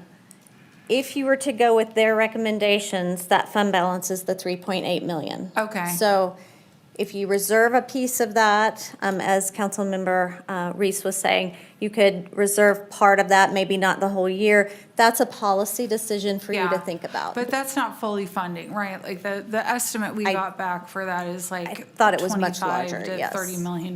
Yeah, okay. The other thing is I've heard some comments about dipping into reserves. I'm very, very hesitant to do that, especially given what's happening with the economy. I know gas prices are going up. Maybe other people aren't experiencing it to the same degree that my community is, but it's very detrimental to my community right now. There's a lot less disposable income with people that maybe didn't have a whole lot to begin with. So I'm very apprehensive of cutting into reserves at all. And again, I hate to beat a dead horse, but we just got the ACES deal out of our general fund, and it was in our general fund because there wasn't enough money in the RDA account. I'm not interested in getting overextended again and having to move something back into our general fund because we got ahead of our skis on something in the RDA, and then we have to make up for it with general fund. We can't afford a mistake like that. I would prefer to do nothing for a couple of years, see what's going to happen with the economy, accrue some interest, and then we'd have more money to have a bigger impact on whatever project it is that we want to do. But there's a lot of unknowns right now. And I'm not sure that we won't have a decrease in property values that affects our budget. And I'm not certain that our C-tax will go up. So hate to be doom and gloom, but I think that now is a really bad time to cut into reserves. Thank you. Thank you. Yeah, Councilmember Dewar. Yeah, thank you. And, yeah, thank you.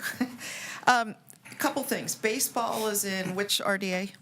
RDA 2. RDA 2. And in RDA 2, just to be clear, in addition to what staff have recommended, we have an additional, even if we fully fund the reserve to the 1-year level, which the CFO has recommended, we still have $17 million in there. I just want to be clear. I want to make sure I'm right. I have a real quick question too. Why do we have RDA 2? Do we know? Why is we have RDA 1 and then why do we have RDA 2? They're different areas, and it's Okay. based on the map. Okay, so it was So- just, we decided to have 2 RDAs? The map is, area 1 is downtown, and area 2. Yeah, I understand, but do we know why we have 2? Did we just say we want to do this in more than one area? They're set up, they were started at different times. One was done in 1983, one was done in 2005. They were done at different times. The areas determine that the money is respent in that area to grow that area. Yeah, I understand the concept. I So was just they were curious just about done the.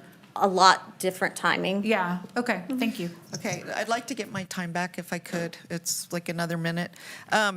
So just being clear, baseball is in RDA 2. RDA 2's agreed, we are agreeing to take on the debt.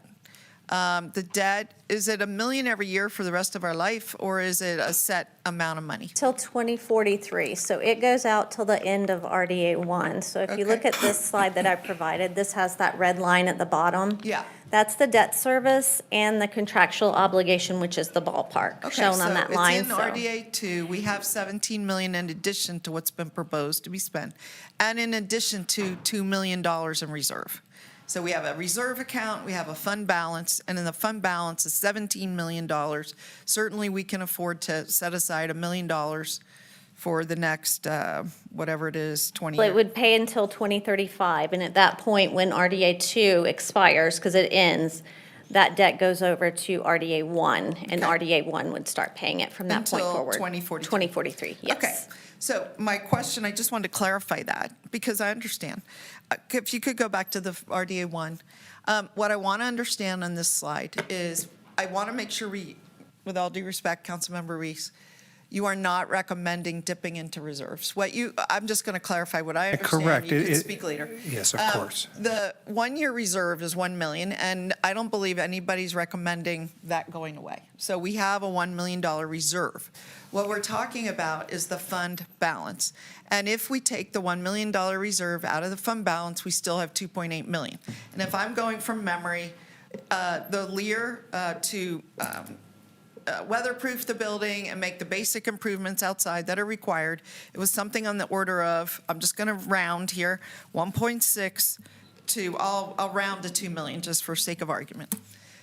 That would still leave another 800,000 if we use these numbers, I'm just saying, at a max, that we would still have a $1 million reserve, and we would still have $800,000 in a fund balance, even at a very high number of 2 million, which hasn't been proposed. So what's been proposed is 1.6, 1.7, if I'm rounding, and that still leaves $1 million in fund balance. So I just think it's important when we're talking to talk about the right terms, reserve, fund balance.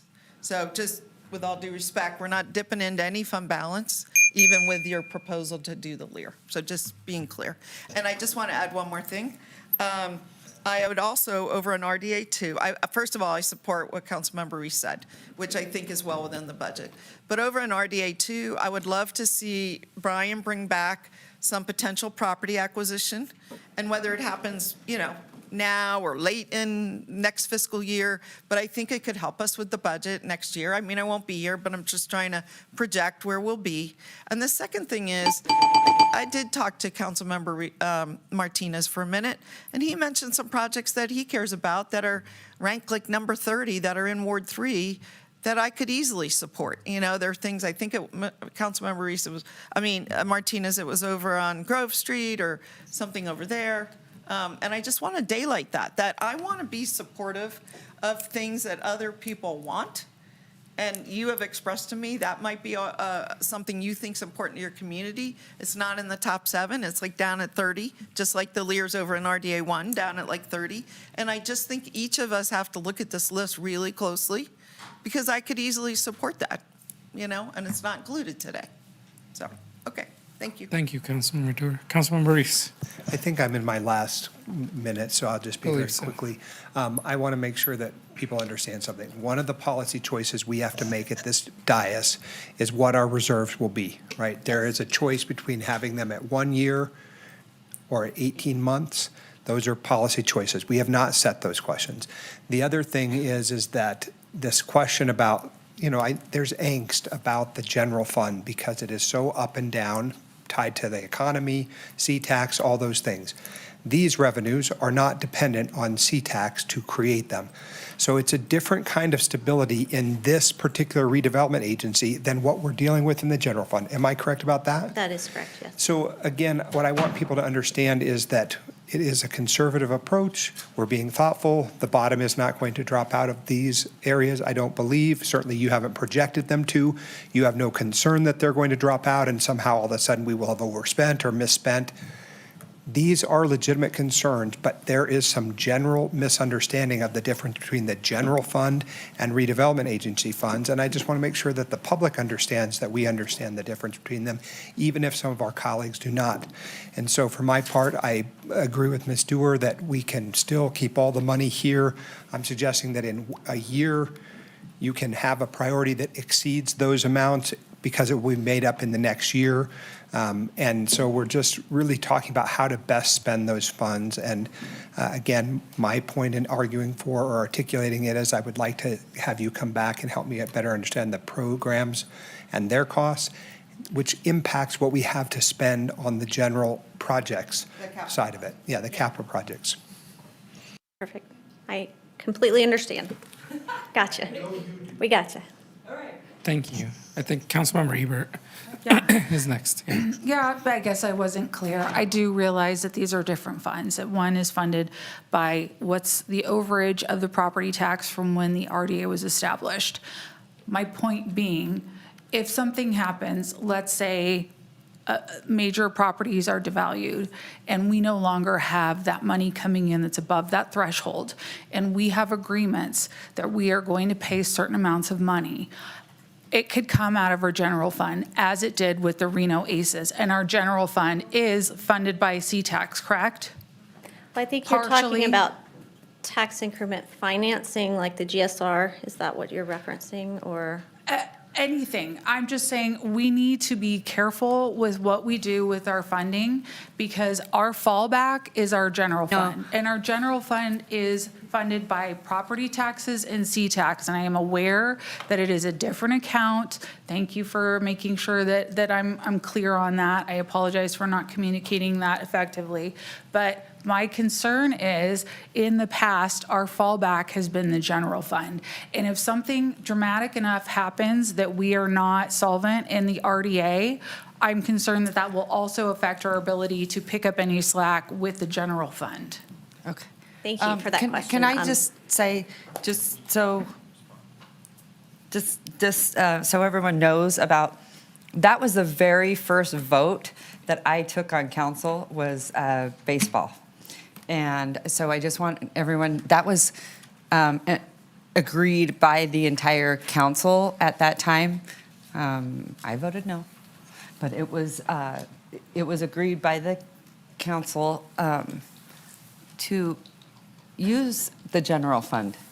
But that's a good point that, you don't want to do that. But what I'm trying to say is that is not even on the table. It is not, because you just changed that. You Right. recently just changed Yes. that. So the general fund is not obligated to the baseball agreement right. I anymore. understand that. I'm talking about any future obligations. No. If we get overextended, I No. understand that the ACEs now will not go to the general fund. They now have the ability to sue us if we don't have the No, funds. That but also concerns me. Councilwoman, I'm trying to tell you, you would have to agree as a body to do anything like that. So to give you a little bit of comfort, that would have to be done as from the body. It wouldn't just like, Yeah, I understand, and I'm I've just lost saying- about a minute of my time, so I'd like some of that back. But my concern is there are people in this body that don't seem to take into account the economy around us, and they're totally fine with dipping into reserves. I don't think that I was dreaming when I heard those words said, that you're okay with having a lower reserve. I'm not. Because I don't know what that means if we have to fix something later. Right. We have people getting their salaries out of there. I'm not fond of layoffs, so I want to be as conservative as we need to be to make sure that we don't lose any more staff. okay. Vicki, I'm sorry. No, it's okay. Are you okay? Yeah. You're doing okay? No, Okay. I'm fine. I just, I mean, I a don't one-year want you reserve to is feel- really, I don't want. is I- really large, quite Yeah. honestly. We have a 2-month reserve in the city funds. And that's what, that's what we can have in there. That's the 15% that I talk about all the time in the general fund. That's a 2-month reserve. What we're talking about here is extremely conservative with a 1-year reserve. Yeah. So I'm Yeah. very comfortable with it. Yeah. Okay. Thank you. All right, do we need to do a reset? I feel like this has just been very heavy today, and I don't want the attacks anymore. And so if we need to go into a recess so everyone can eat and feel better, maybe that would help. Because if we continue down this path, then I'll just keep going into recess. Honestly, it gets exhausting. Everyone needs to work together. There's no reason to attack one another. And I'm just going to start going back to that. When we start doing that, I'm just going right into recess. And then everyone can do a reset, and we'll do 20 resets. So, and I want to make sure that I apologize to you and staff. And that's not the intent. So. We're here to listen to the feedback, and then we'll come back on May 6th, and we'll address the concerns that we heard here today, and we'll try to dial in on what you want. I do want to make a comment, though, that the projects that were brought forward were all scored by a committee that was done, and the projects were brought forward based on the scoring from the committee. It wasn't something that staff sat through and went and said, we like these.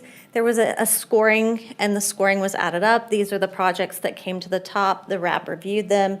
And that's what was brought forward. You obviously can look through the list and see if there's some things that maybe you feel are more important than what the scoring shows. And that's Legitimate. That is, absolutely. Yeah. Okay. Well, I'm very grateful, if I may, Madam Mayor, that what's happened here today is that Vicki has given us clarity. I mean, the comment you just made. Yeah. For example, about this 1-year reserve and your comment that the city as a whole in the general fund has a 2-month reserve.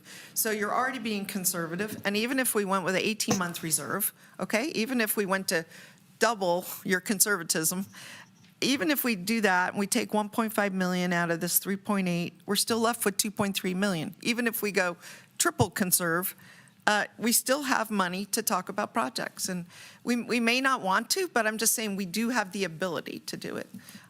Or we could save it all. I mean, if you want to be ultra conservative and not do anything more, then we can always, that's a choice too.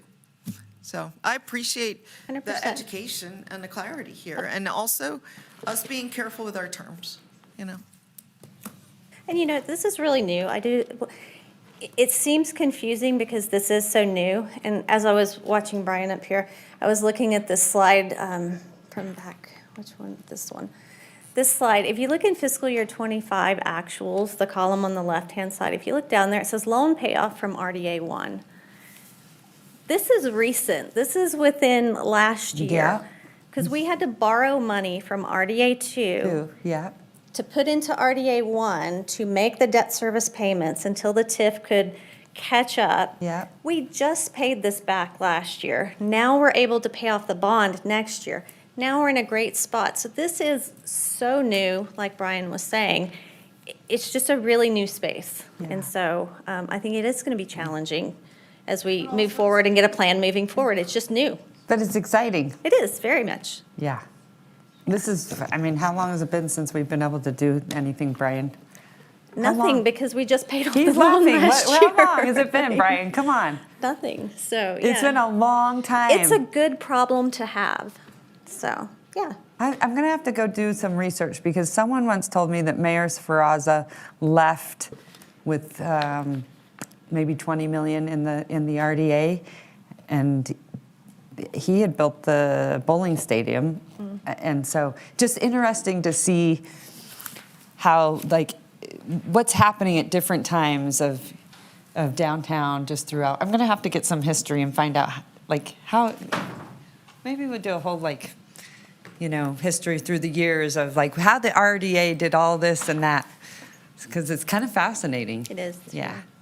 Okay. Madam Mayor, you had asked, and I want to just make sure Ms. Van Buren was clear, on slide 5, is that the projected dollar amount in each year into the RDA?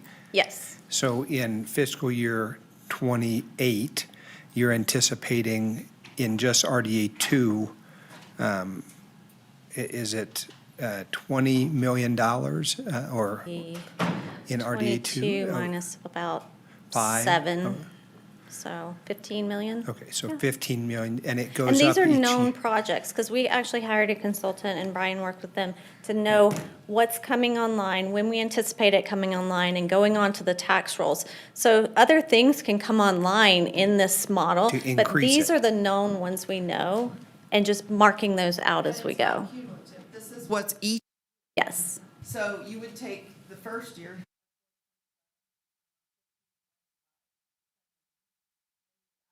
Next year, which is, These are each year. Yeah. So it's not, it's not stacking, cumulative, but these if are we each did year. stack it, Mhm. the If you first- saved money and then you want to do a bigger project, absolutely, you can do really big projects pretty soon. pretty quick. Mm-hmm. So you'd have 10 million, then you'd have 15, that's 25 million. Yep. Is that what you're saying? Yes. And then quickly, here comes almost 20 million. Yes. On top of 15. You're So going to now you're have at 35 a million. lot of really good, big problems. This is why I was saying thank you. Well, you'll have a lot of money to spend, kind of like your own ARPA. Uh-huh. Okay. Yeah. On a same, And to similar do a lot of scale. great things. Absolutely. That's awesome. I like it. Okay. Madam Mayor, if I could just make Please, a note. go ahead. Discussion?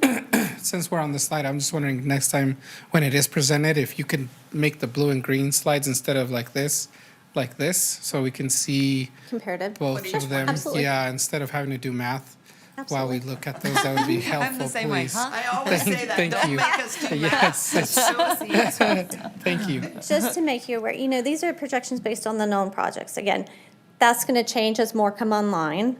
And so I expect this to be even more than this as we continue to develop downtown and develop these areas. I expect it to be more, so, yeah. Hey. You could build a pool every year. Okay. Serious? Green lights. Are we ready to move on? I think we have an Councilwoman applicant Ebert. I'm in the just audience. ready. I mean, Okay, yeah. Well, it's also just, that's great. Again, my ward doesn't have anything in those boundaries, so that's No. wonderful comment to say you can have a pool every year, but none of those benefits will happen for my community, So I'd like to comment on that because I think that's a really good point. And none of this is in Ward 2 either. And none of it is in Ward 5. So on a future council and on Ward 6. So none of it's in 4 wards.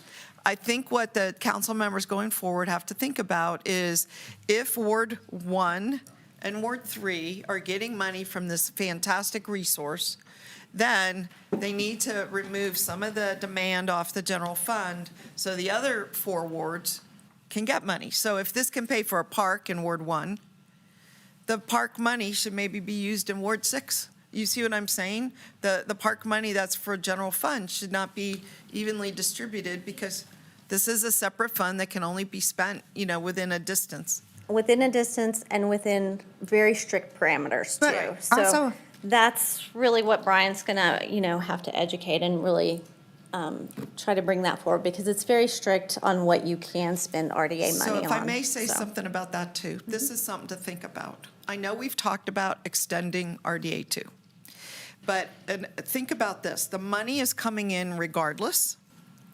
The boundary, the restriction is the restriction. If you remove the RDA overlay, that money goes to the city. It's still coming in. It's going to the city as a whole. It could be spent anywhere. And that's why, I've been a little cautious about extending the RDA. I'll just be frank. I won't be here for that decision.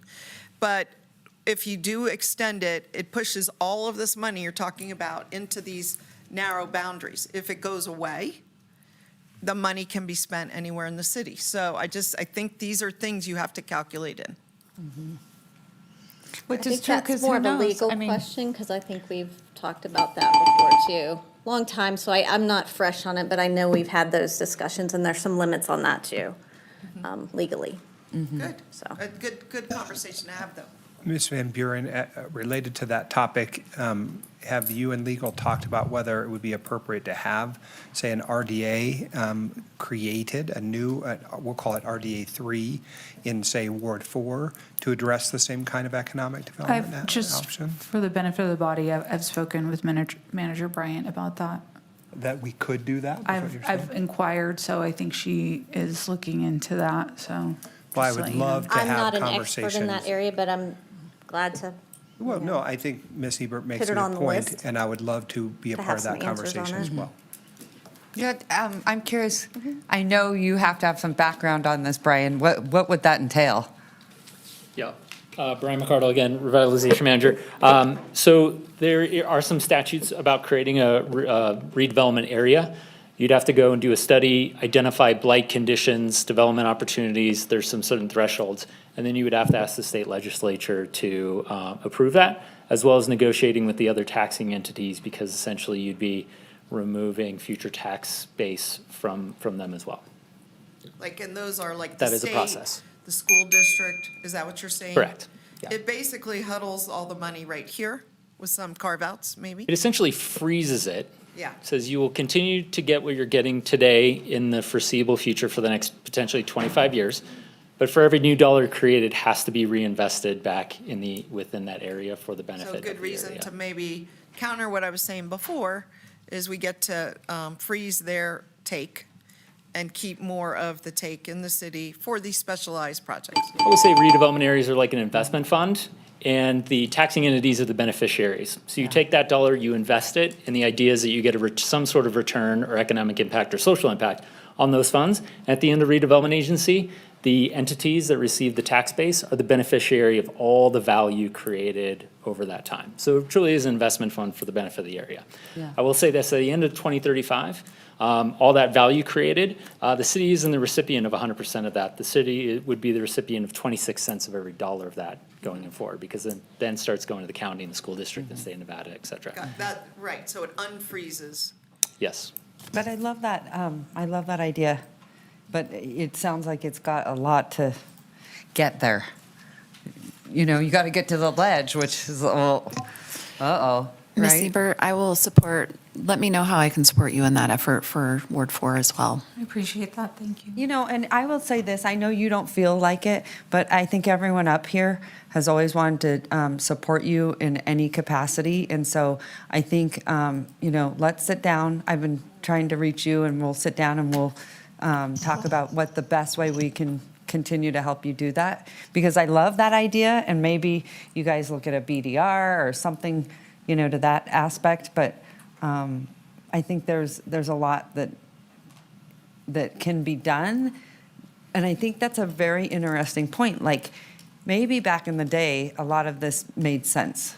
And maybe, you know, as you grow, and especially out there, because it is much more rural-like, that it makes sense, right? I don't know, it's got a lot of potential. You know, especially if you were going to do some really big project, I don't know, maybe it's like big sports centers or soccer or whatever, but something, you know, think like that. Yeah. Big, Yeah. big. I know. You know? I would like to. Yeah, and I mean, I know I've called and left many voicemails for you, and just, again, I've asked this body for support. I've asked this body to be on regional boards to get that access to be more involved, and it just hasn't happened. So I feel like it's not for lack of asking. And if the body really wants to support, there are ways to do that. Well, and I also think it works both ways. You have to support them as well. And in other, that will really help too if everyone supports each other. It just can't be one-sided. It's got to be both ways. So if there's something that, you you know, you can help Naomi in her ward, that would be also very beneficial, or in Brandy's ward. Everyone helping each other is going to help you get where you want to go. So I don't like that implication of like I'm not, trading votes. it's not about that, but I'm just saying that I think it works both ways. Well, I've been very supportive. I've been supportive of horse fencing. I've been supportive of other projects. I was supportive of allocating $1 million to the Lear Theater from Arbor dollars. Like, there's no shortage of me being supportive. I've been supportive of allocating funds to Virginia Lake. All right, I'm not going to get into this. I'm just saying it works both ways. If both sides support each other, then you're going to have better outcomes. That's what I'm saying. It's both sides. I want everyone to feel supported. I want you to feel supported. I want you to feel supported. I want you to feel supported. So this can't be about what my ward gets, what I don't get, what you get, what I don't get. We can't be holding things hostage. And sometimes I hear that, and I'm not saying from you, but I'm saying sometimes it can't be like that. Not sometimes. I don't want it like that. I want everyone to be able to get along and support each other in these things. And that's why I'm saying it's not just with you. Megan, everyone up here tonight has said they want to help support you in any way they can. I believe that. I believe they do in their heart of hearts. It was Naomi and I that sat down with you and said, how do we help you with the water situation out there when you didn't feel supported? And so we want to be able to support you. You know that. So I want you to believe that and know that that's true.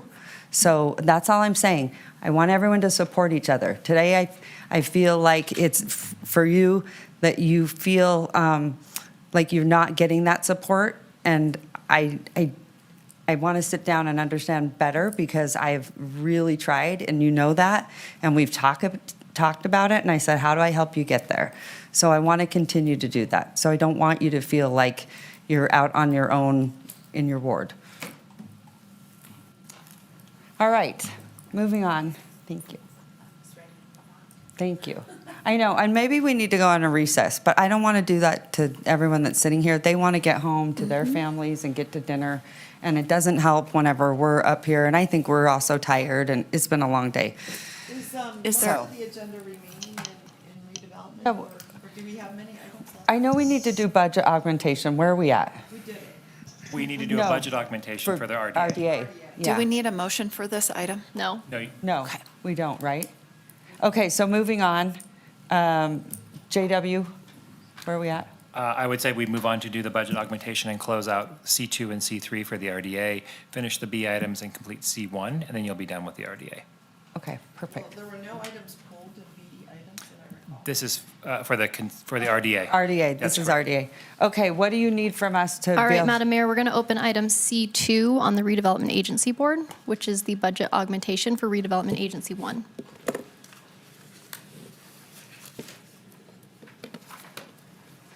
Okay, wait. Sorry, I think I'm looking at the wrong agenda. Hi.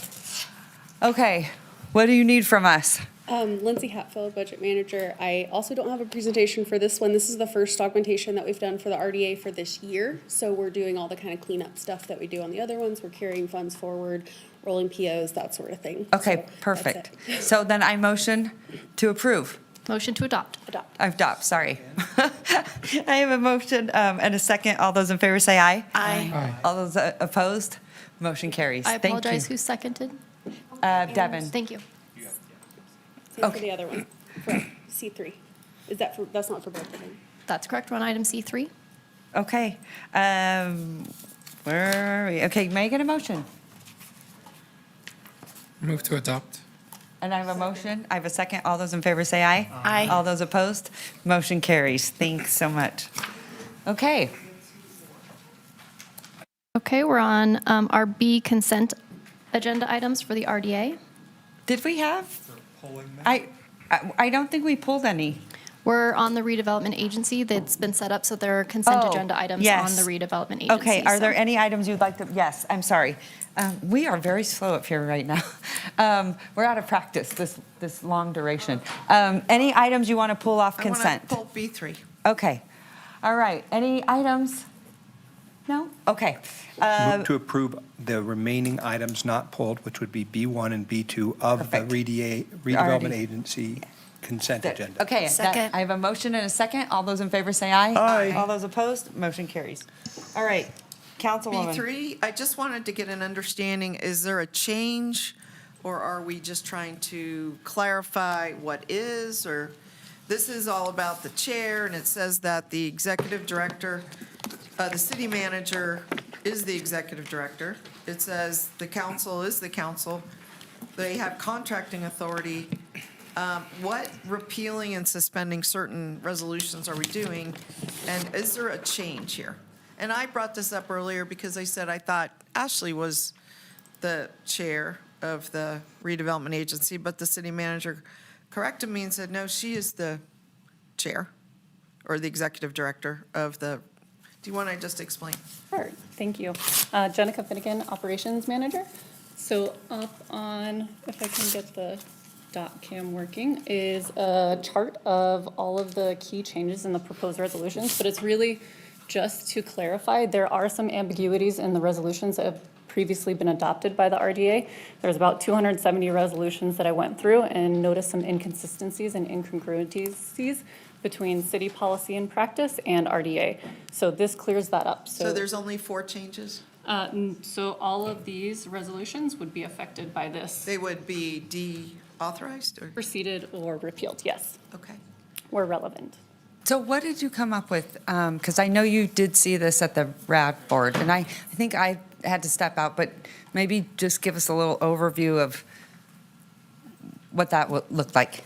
Sure. So resolutions 1 and 41 establish initial governments for the RDA.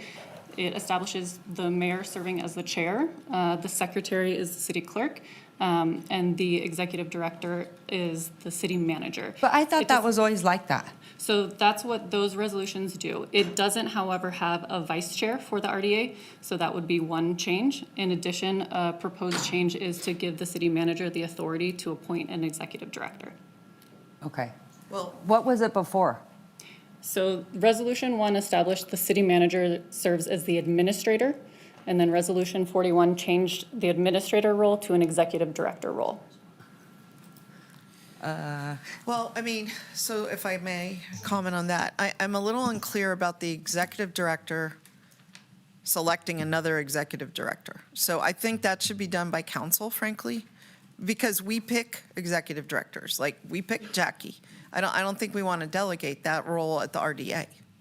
That's my feeling. I don't know. The RDA director's like your city manager over. Yeah, but then it says that she just said that the city manager could then pick another director, and I guess. I do think the council should have at least, I would agree with that. I think Right? the council should be able to have that purview since they are like the city manager, but of the redevelopment agency. Right. So I don't know. So I'm not comfortable with that. I mean, we can do lots of these things. I'm just saying I'm not comfortable with that one. Sure. Because I think just like we pick the city manager for the city, we should pick the equivalent role for the RDA. Understood. And maybe, well, it should stay the RDA board actually selects that. The RDA board should select Pick their the director. director? I don't think so. Yeah, that's the council. Oh, the RDA board, not the Yes. advisory board. Yes, yes, Yeah. exactly. Go ahead. Madam Mayor, can I ask, because Ms. Bryant is not here, I'm just trying to get it right. The change to the resolution, which you're identifying here in item B3, is that, and we'll just use Ms. Bryant. Ms. Bryant is currently the head of the redevelopment agency. Right. And she's saying in her absence, she could designate another person, or just in general, meaning she and this is why, because she's not here, I'm having a hard time being able to ask her what the thinking behind it was. Do you know what the thinking behind it was? Yes, I think as the agency gets going and there are more projects and things to manage, I think it's foresight in order to prepare for that, to have a full-time executive director. So this resolution doesn't contemplate a specific appointment. It just allows the city manager to have the authority to make that appointment. I'm going to suggest, if I may, Mr. Reese. Sure. You are so right that Ms. Brian is not here. We are very tired. This is a pretty big change. I just wonder if we should continue this particular item to the next redevelopment board, just to better understand all of these resolutions. You just said there's how many being deleted, or? Yeah. 13. Okay. 13? And I just don't know. Okay, well then let's make a motion to continue. Would that be okay? Yeah, I'm fine with that. Is there any reason for us to act today, meaning there was something time-sensitive that was necessary to, no? Nope. Okay, then Ms. Dewar's motion is for continuance and mine is a second. Okay, I have a motion and a second. All those in favor say aye. All those opposed, motion carries. Okay. Okay, JW, where are we at? C1, RDA. C1, RDA. Okay, perfect. All right, what do you, which one, where's my, In fairness, I did tell the Coldwater folks that today's meeting was going to be a long one and that they should not be prepared to be here at 10. I did not know that they would be here 8 hours later, so.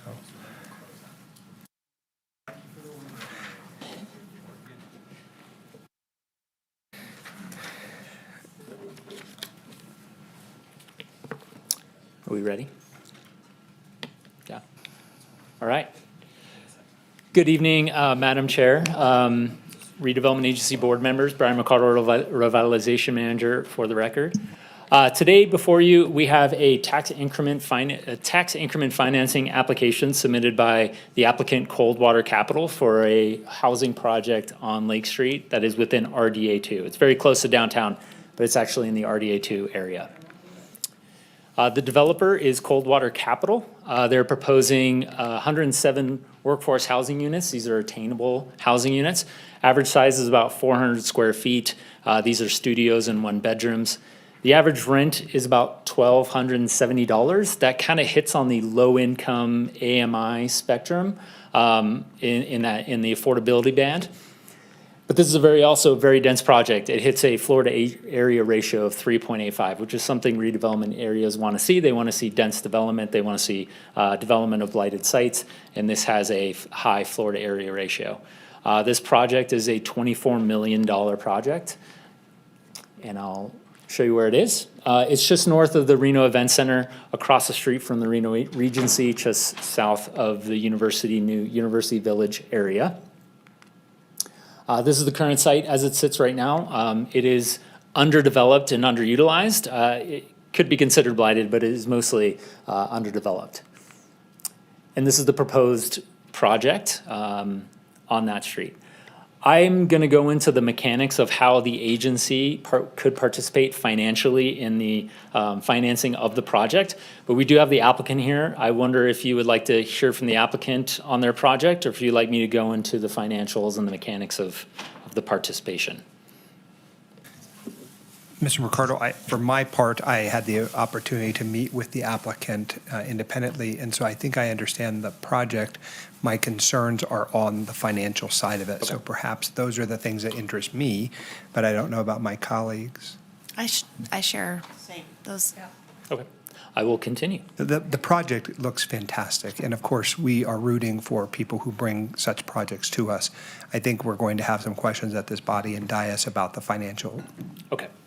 Let me first state that before a redevelopment agency can approve any sort of improvement or a project, there's 2 findings that need to be identified. One, are these projects for the benefit of the redevelopment area? And there's a couple criteria that you can use to justify if it is having a benefit to the area. One of those is it creating housing? Is it creating construction jobs? Is there economic or social impact? And reviewing some of these, the answer would be yes to some of those. It does create attainable housing within the area. That is a identified strategy and goal for the city within the downtown area. It does activate an underutilized and underdeveloped project. There will be construction jobs. There will be some management jobs on this project. And then the economic impact is, over a long enough timeline, this does increase the economic base, not only for the city on a long enough timeline, but for the county, the school district, and the state of Nevada. There's also construction, sort of sales tax dollars that are created from projects like this. And I'll note that after 2035, when the redevelopment area 2 sunsets, 100% of the property taxes all get distributed to the normal taxing entities. And as I mentioned previously, the city of Reno's general fund would receive about 26 cents on the dollar, 26% of all new future property tax. The second, well, let me showcase this real quick. Currently, this site, underdeveloped, pays about $2,600 in annual property tax. If you run that over the next 10 years through 2035, when the redevelopment area sunsets, it's about $26,000. If you go over the next 30 years, that's $78,000. The city of Reno, this year, I looked up the property tax filing. This site paid $426 in property tax to the city's general fund, just $426, and they'll continue to do that as this project sits in this condition. Now, if you were to run this out after the project is developed, they go from paying $2,600 a year in annual property tax to $270,000 a year. So that's not a 10x return, that's a 100x growth in property tax paid. If you run that out through 2035, that's $2.2 million. Over the next 30 years, it's $8 million in new created property tax. So right now, currently, the city of Reno receives $426 a year in property tax. After this project's developed, after the redevelopment area 2 sunsets, the city of Reno's general fund should receive about $56,000 a year. So again, that's not a 10x, that's about a 100x return on what the city is currently getting right now. How property tax works is for every $100 of assessed value, they pay $3.66 in property tax. The redevelopment agency captures about $2.90 of that, but because of legislative carve-outs and ballot initiatives that were passed after the redevelopment agency was created, different taxing entities do get little allocations. And so over the next 10 years, that's about $450,000 that goes to schools, that goes to the Washoe County debt, goes to cities' public roads, public safety, and there was a ballot initiative for animal shelter operations. So if this project gets developed, that's a new $450,000 in new property tax that goes to these entities over the next 10 years. The second finding that redevelopment agencies need to do before they approve a project is determine that this project is not financially feasible and that there are no other means of financing available. So we go out to a consultant. In this case, we go out to our consultant, SB Friedman, to identify if a financing gap exists, and essentially states that this project would not proceed but for the participation and support from the redevelopment agency. And this project does reach that threshold. The packet, the gap analysis is in your packet. There is a financial gap on this project of $3.1 million. So the consultant did say that it meets that threshold. The new increment created through 2035 on this project only creates about $1.8 million in new tax increment. So even the tax increment created from this project does not fully fill the financial gap for this project. Now, you can get into the returns of what a developer should expect on a project, but I just want to focus on yield on cost. Yield on cost is the cost to build the project and the annual revenue they get from that. What does the developer make on an annual basis? Industry standard is about 6 to 7%. If this project gets no financial assistance from the redevelopment agency, this is about a 4.9% return on this project. Now, the 10-year treasury note that anyone can go and invest in risk-free is about 4.3, I believe, at the moment. And they never have to worry about filling vacancy and rents. You could just do that and it's risk-free. This project would generate about $1.8 million in new tax increment. That gets them to about 5.8% yield on cost, still not that market benchmark. And if they were to find the $3 million needed to fill this gap, it would get them right in the middle of industry thresholds on a return on this project. So this is a challenge of that RDA2 has so few years left. We're likely to see other projects, the increment created, not be able to fill the gap. So what this is saying that even with the $1.8 million from the increment created, this project still is not feasible and is not likely to proceed without additional assistance.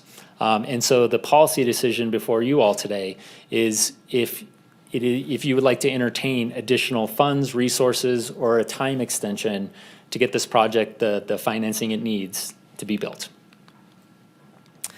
What did the RAB recommend? So the RAB heard this. The RAB recommended that the applicant receive 100% of the new tax increment created through 2035. That's about $1.8 million. And if the RDA2 is extended beyond 2035, that the applicant come back and ask for additional resources at that time. If the RDA2 doesn't get extended, then the applicant can also come back and maybe find another different way. to finance the project. It does create some complications. If they don't have enough money to build it, they may never build it. If they do go and build it and come back, what will the council at that time, sort of how will they perceive this project after already being built? Yeah. But that is what the RAB recommended. So you have 4 options. I'll summarize these today for your review. The agency can decide to participate, not participate in this project, period.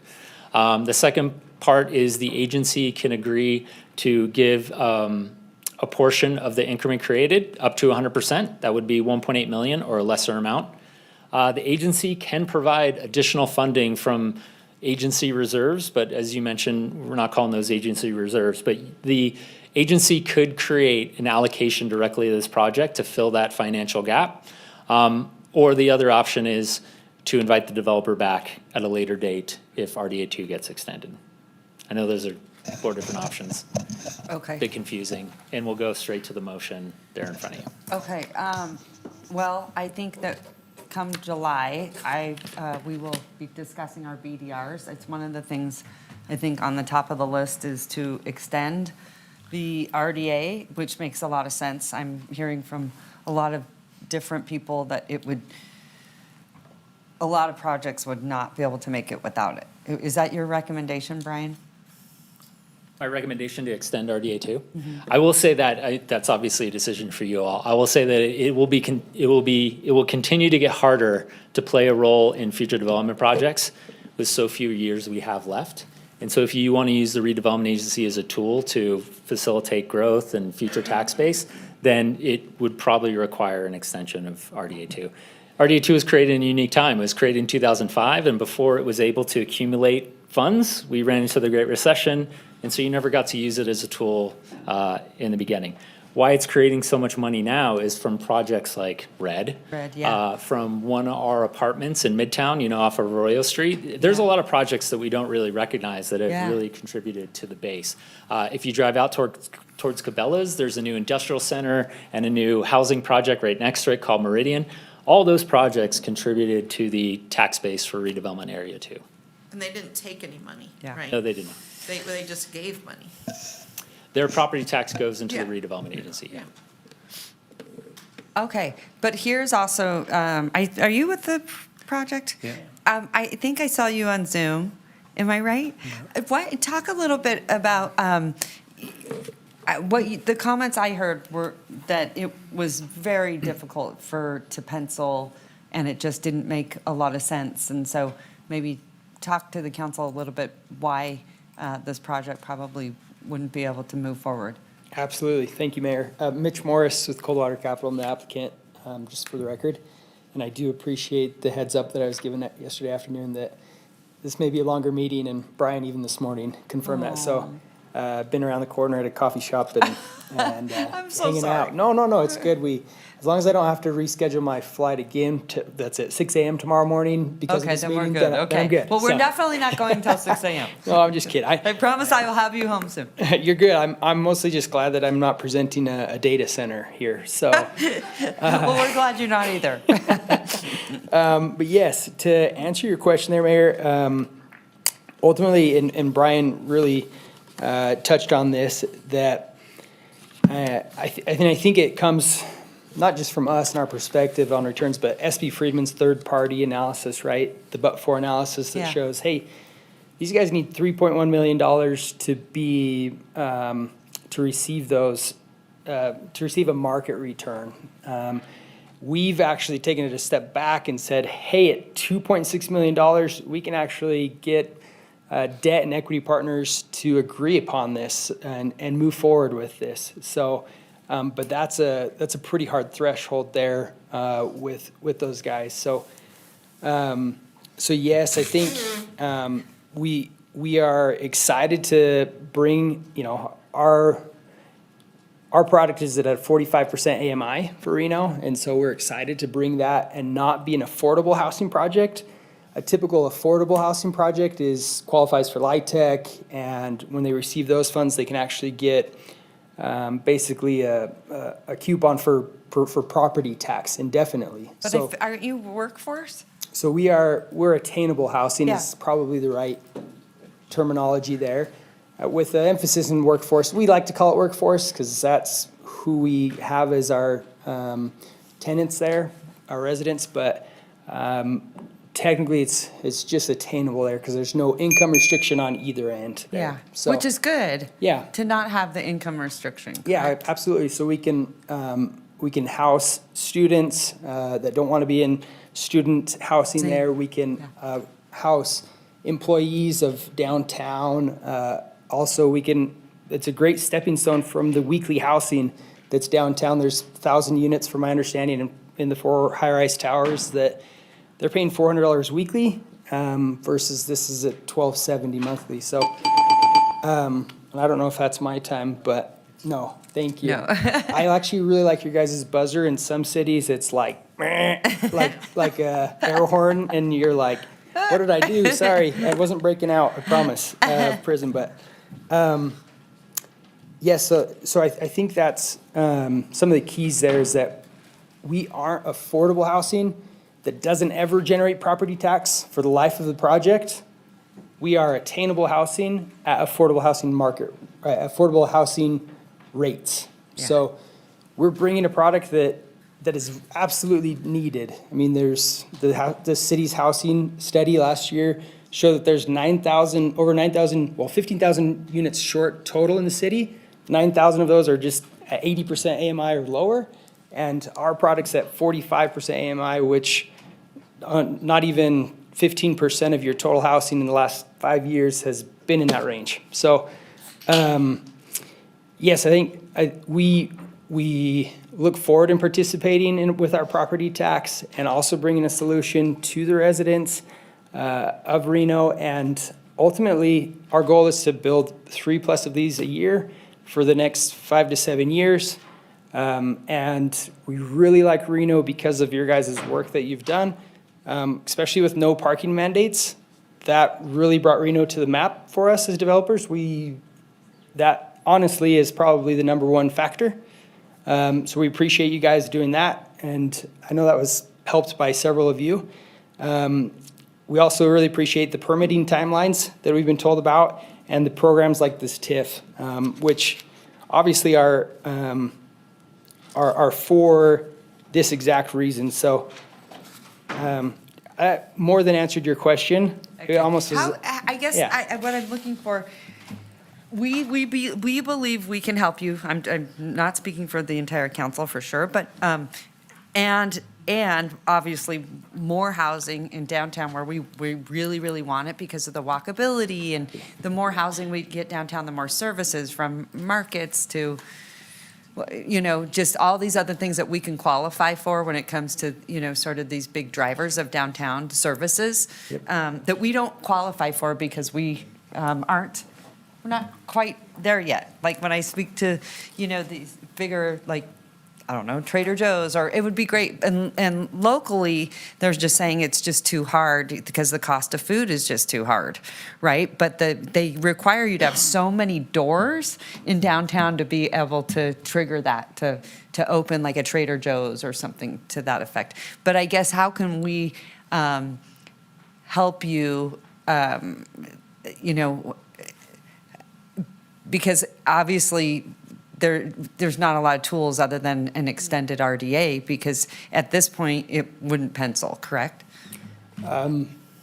We will absolutely, if there is an approval of the $1.8 million, 100%, or, well, not 1.8 million, but of the 100% that's generated, that will allow us to be able to really dive into it more. And the lower that gets, obviously, the harder that gets.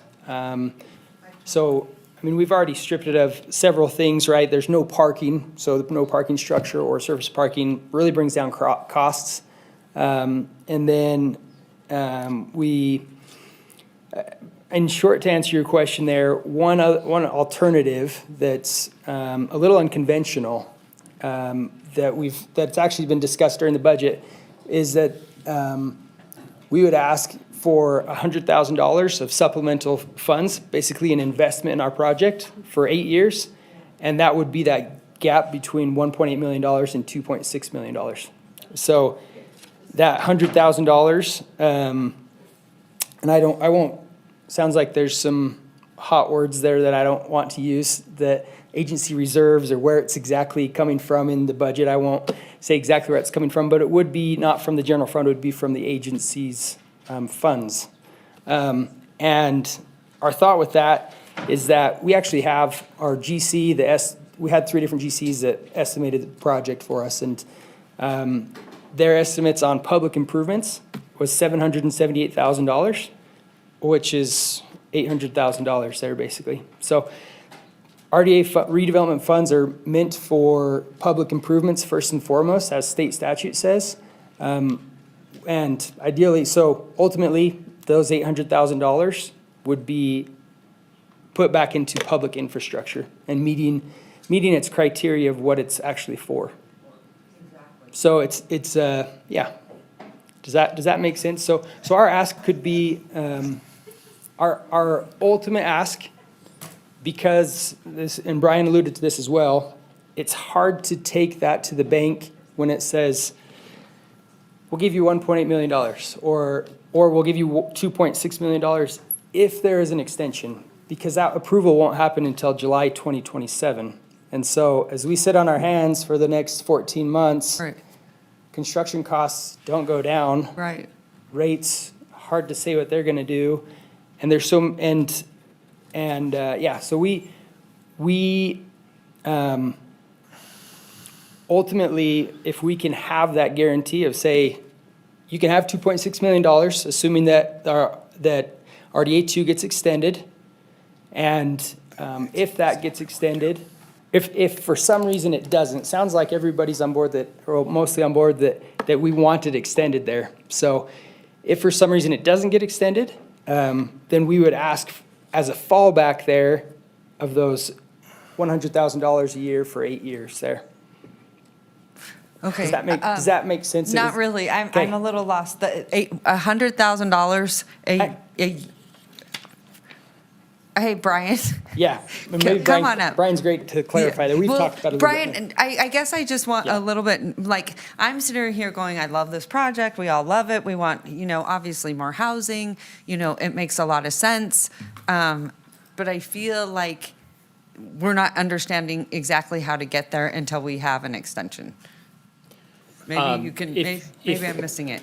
If you want to wait to the extension, there's a possibility that this project could never get built or even started until the extension occurs, which is June of 2027, July of 2027, so another year and a half. And as you mentioned, by then, construction costs could go up, rates could change. We would have to reevaluate the whole entire project again, so the numbers could change. Yeah.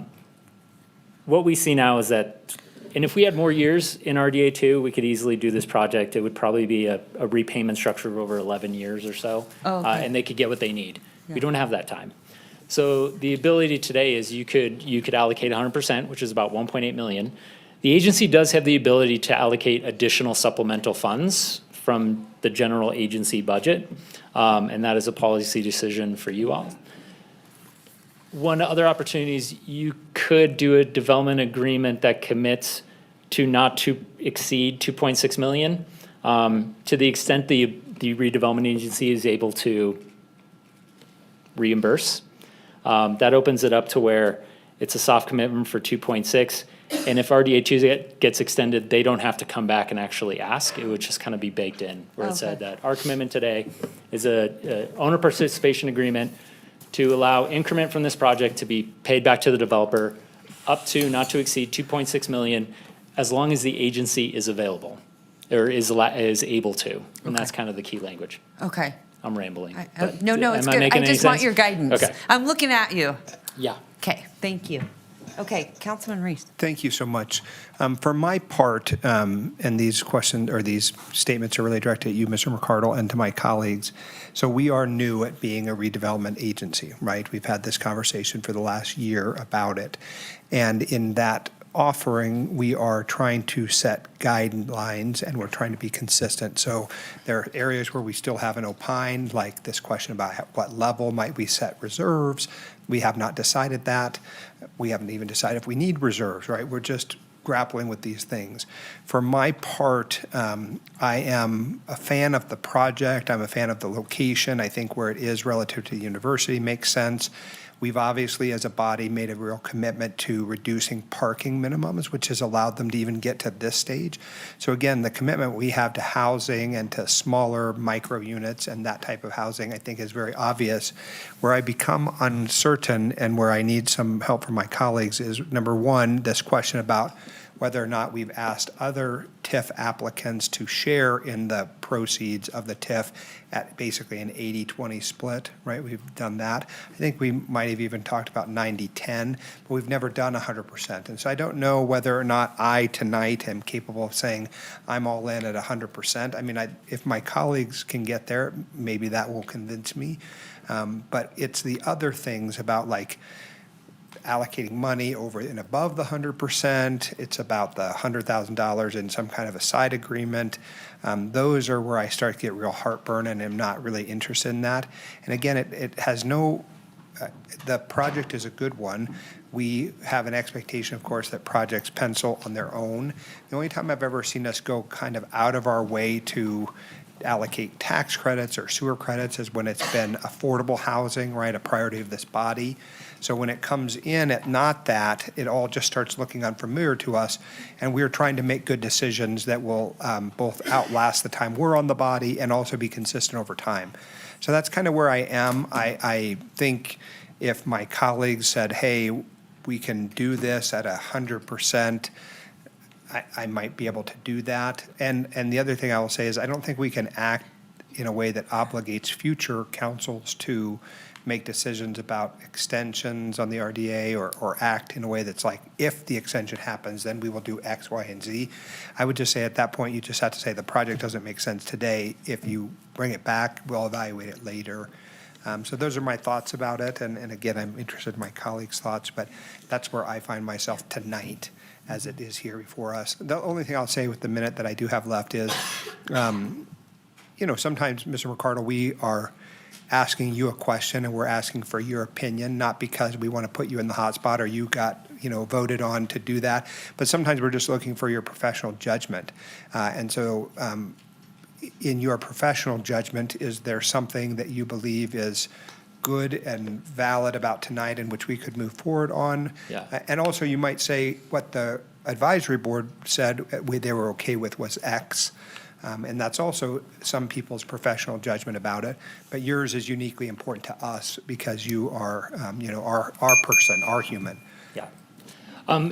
If I may, in response to that, there are some redevelopment agencies across the country that have written into their bylaws or their redevelopment plans that says, in the last 5 years of the life of the agency, it becomes really hard to support projects because you don't have that timeline.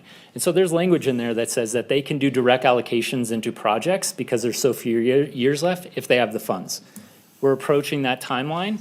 We don't have that written into our bylaws, but there are 3 agencies that I could identify that have language like that that say when there's so few years left, the agency has the ability to directly allocate funds.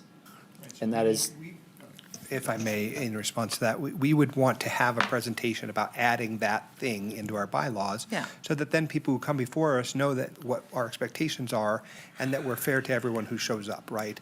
Rather than kind of bootstrap it back into the conversation now to say that as a policy choice. Because maybe you would convince me that that's a good thing. Seems like an end run around how the timelines are, but maybe it would be something you would prove is a good thing.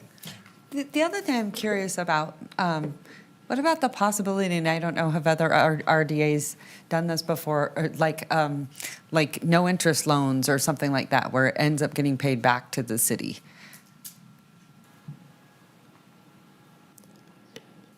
technically, I think a TIF participation agreement is sort of it's a financial instrument, so it is a loan. Are you asking if the city could No, but give a loan? you're also asking like, hey, you can pay this, amount now or whatever. Do you know what I mean? We're going to have considerable amount of money. It's something that the council could easily say, hey, we want to make this project happen. They could do that.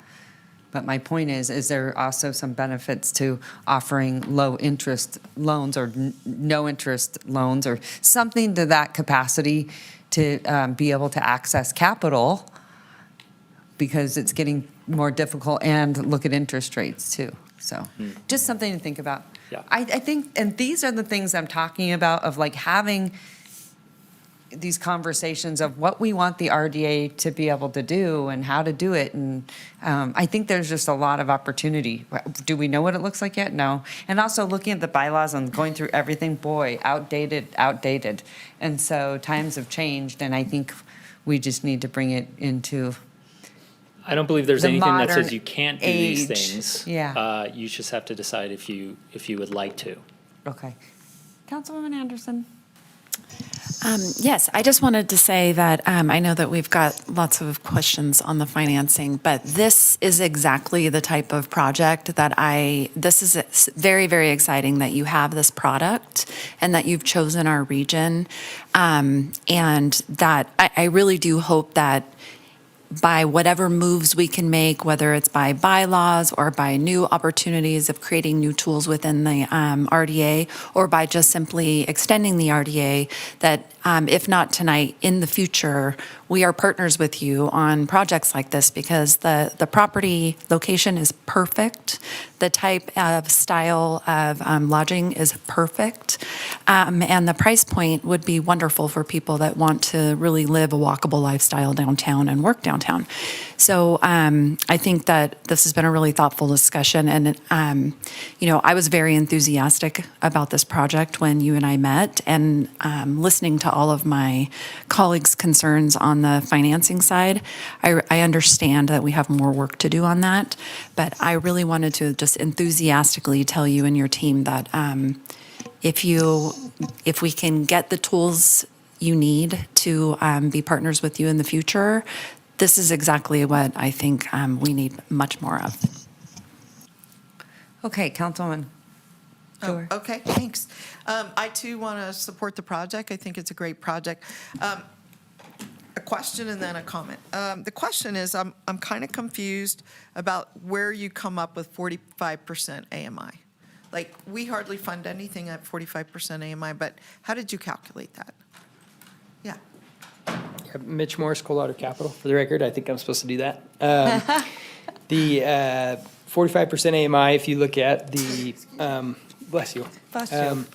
If you look at the city's, Are you saying that the 1,200 is equivalent to, what are you saying? that's correct, yes. Oh. At 1250. 70, yeah. 1270 is what ours is. 1250 is exactly 45% AMI of Reno. Okay, so, Of what qualified affordable housing, or not qualified, excuse me, they recommend 30% of your income go towards housing, and that would be at 45% AMI Reno, if that makes sense. I'm not sure, that's why I Sorry. asked you. Yes. Okay, so what I think that we should do, we have to be aware of this. How many years does RDA 2 have? It sunsets in To break. 2035. I know, was that 7 years? I'm not doing math very good right Yeah, now. it sunsets in 2035, so 10 years. 10 By this years. project, by the time this project is built and assessed, they would have about 8 years left. Okay, so we have 10 years. Right now, today, we have $17 million, over and above what staff have recommended that we spend, and after subtracting out a healthy reserve. Okay, and we have 10 years to spend it. And we were just shown, which was so helpful, that we're probably going to gather $100 million very quickly in RDA 2. Is that correct? It's about $12 million a year that RDA2 gets, and yeah, you're right, that accumulates if you don't spend it. Right, so in 7 years or something, we'll have $100 million more? Okay, so what I would like to see, I think we just do need some process. We don't need wild, wild west. What we need to do is make an affirmative decision that something like this might be okay. We wouldn't be approving all projects, and to write it into our bylaws. And secondly, I would not be comfortable really doing anything above 100% until after May 6th. At the May 6th budget, we'll be deciding what portion, if we want to go over any amount in the capital programs and in the programs, if we want to dive into the 17 million that's in the fund balance after paying reserves and all the projects. At that time, but we might want to allocate, like I mentioned, I would support a project that's not in that list over in Ward 3, okay? So after we make the allocations May 6th and come up with a comfort level of what should be the remaining fund balance, at that point, I would be willing to consider going above the 100% with some guardrails, with some process that says, and I would look more, they need 800,000 more, and I might say, okay, that's 100, you started it, 100,000 a year for 8 years. That's a very good amount on a healthy $17 million budget, which is probably going to be $117 million by the time RDA is over, right? So, you know, that's when I would be comfortable making an additional allocation once we've made our original allocations that we're comfortable with making for programs and capital. We're going to have, I mean, 12 million, 15 million, some amount left. And then we could talk about an additional allocation. But I'm uncomfortable making a decision here today before we've discussed how we would like to spend the money in RDA 2. You see what I mean? Like if we approved it today, he's coming in before all the projects that are on that list of 100 projects that we've even considered. So we have to balance his request with the other projects that are already pending and have been pending for probably a year and that we haven't funded. And I would say it wouldn't be, you wouldn't have to expend those funds in next year's budget. That would just be a commitment for a future Over time. date to start in 2028. Well, if legal says we can do a forward commitment of 100,000 a year for 8 years to make up the missing 800,000, I mean, I would probably be okay with that because it's not that much money. It's not $1 million. And it would, but I'm only comfortable after we decide we've satisfied our immediate needs. But I really do like the project and I want to see, you know, be supportive. Okay. All right. I'm not quite sure how that helps. Helps you now. Well, I Give me a think how it motion. helps is Okay, give me a motion. I would like to continue this item to after two things happen. The May 6th budget allocation, or let's just say the May 20 final budget vote, and that you've adopted some additional language in the bylaws to address this type of situation. So whatever meeting, that would be like an early June meeting, perhaps. Do you see what I'm saying? To after Brian's we've made- thinking. I know, He's the thinking redevelopment intently. agency doesn't have bylaws. The redevelopment agency advisory board has bylaws. Okay. What the redevelopment agency has is the redevelopment plan. That is Okay, the a plan. massive document. Essentially, it's the charter of Yeah. the redevelopment I'd like to agency. continue the decision until after we have made our final budget allocations. And we'll think about this one while we're making those. And we've adopted some amendments to the plan that would contemplate this type of action. Now, I'll maybe ask our council. I don't know if there's anything that limits you from doing this now. I don't know if it requires Well, what an limits amendment. us is we haven't had a discussion about RDA and what programs we want to do, what projects we want to do, what capital expenditures we, I mean, we're having this jump ahead of our entire budget conversation. And then let's go back. From what I remember, because I was in their meeting, it was not right now unless we get an extension. The Correct. recommendation from the RAB was give them the 100% of the increment created through 2035, that's about 1.8 million, with the opportunity to come back if RDA 2 gets extended and either ask for more dollars, and if it doesn't get extended, come back and ask for supplemental funds. Well, that's number 2 is what I'm suggesting, is not wait till RDA 2 gets redone. Give them an opportunity to come back after we've made our budget decisions on, you know, our budget decisions. It's a lot sooner than after the legislature and extension and you don't know what's going to happen. Anyway, that's what I. Councilman Reese, okay.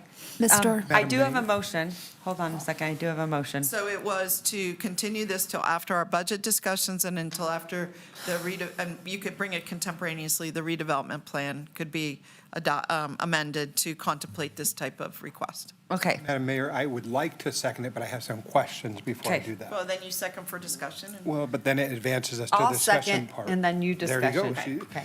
I want to first Mr. McCardle, I think you were trying to hint at the legal question, and now we have our lawyer here who might be able to answer that question.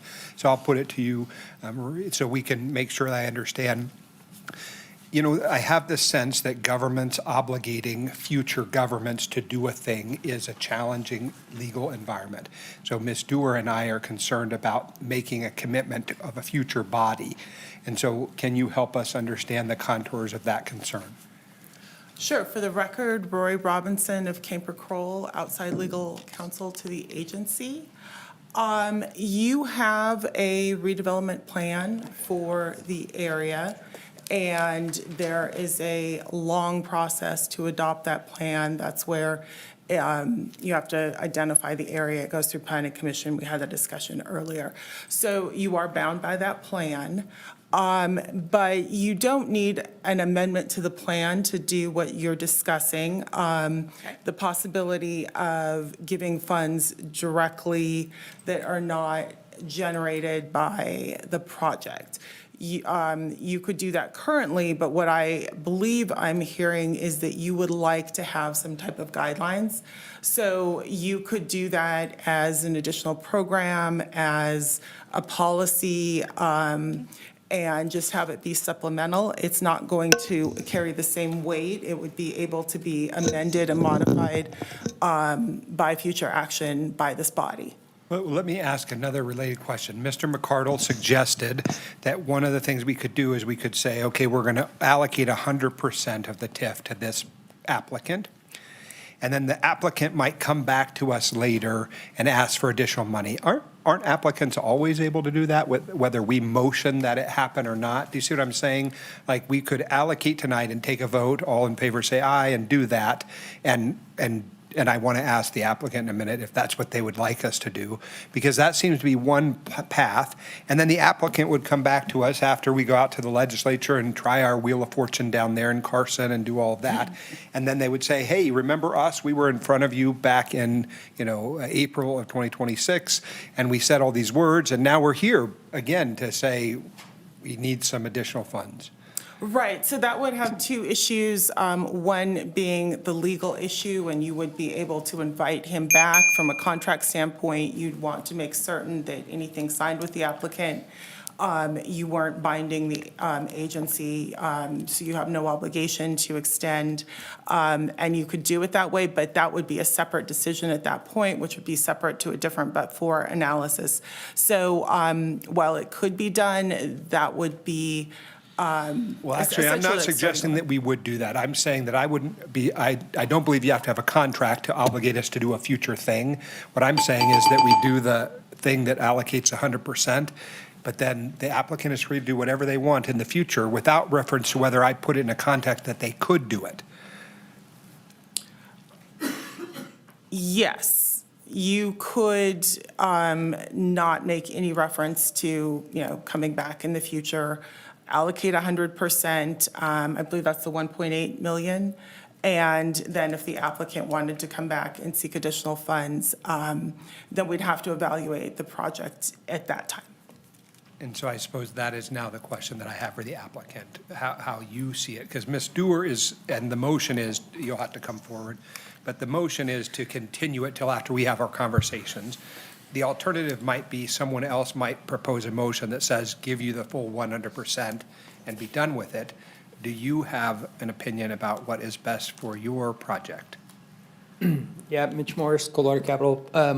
If I may ask, I think I heard something that said, if we are approved at the 100% today, we would need a separate but-for analysis That's what I heard her to say, return. Is that correct? Yes, when you make a future decision to allocate additional funds, you would have to go through the same process. Thank you. In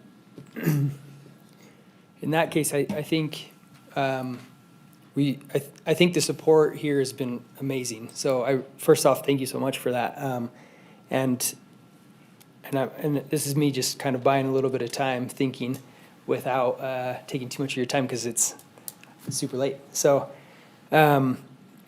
my thought is waiting till June is a doable thing for us, to June of 2026. waiting till June of 2027 is currently not a doable thing for us. Yes, we have the ability to extend our contract on the property that long without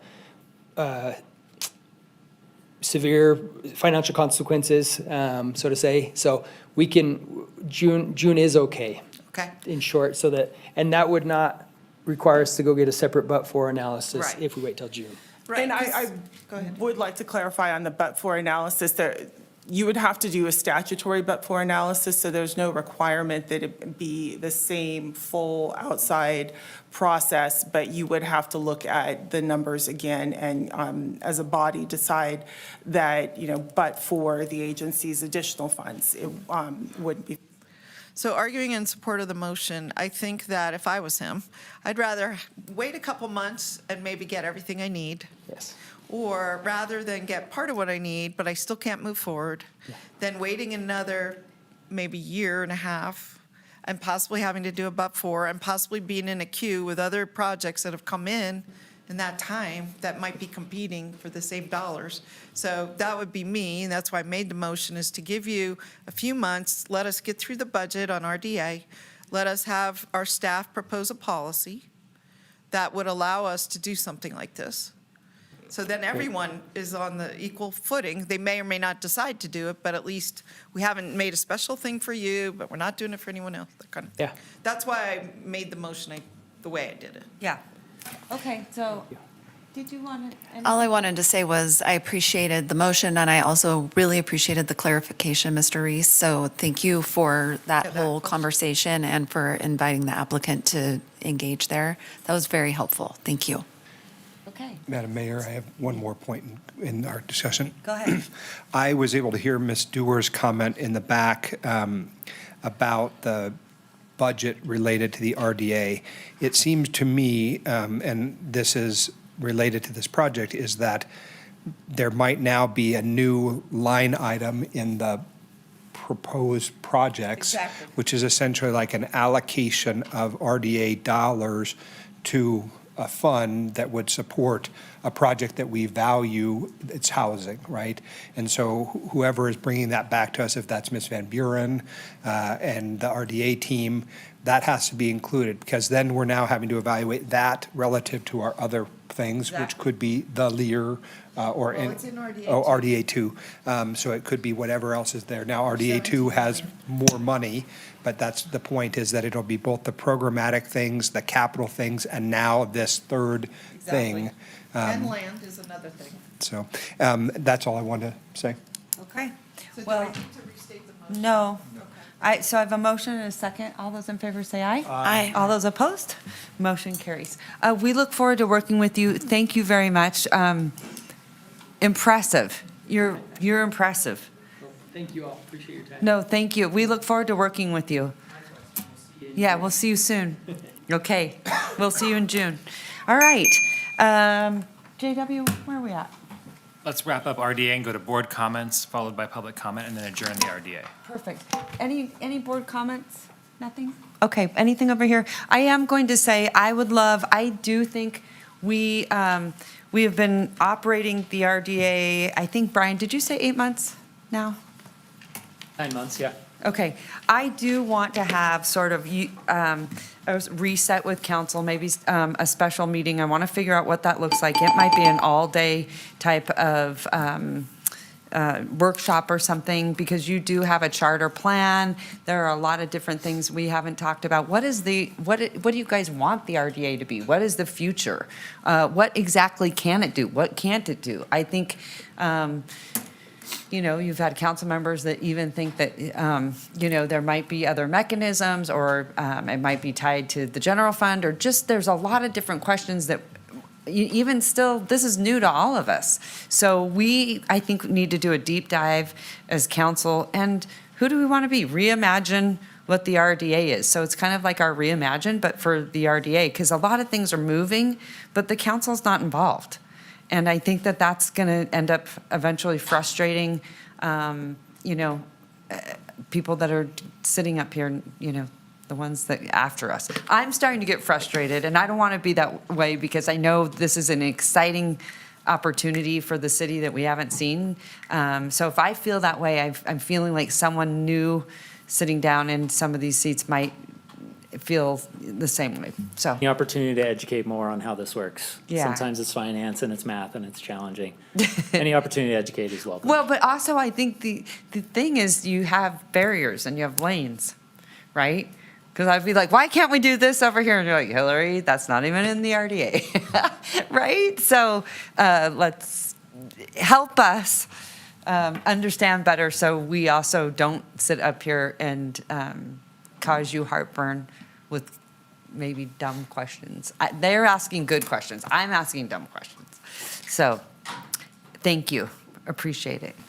Okay, so we can adjourn the RDA. Can I get We have a motion and a second for continuance. Oh, sorry.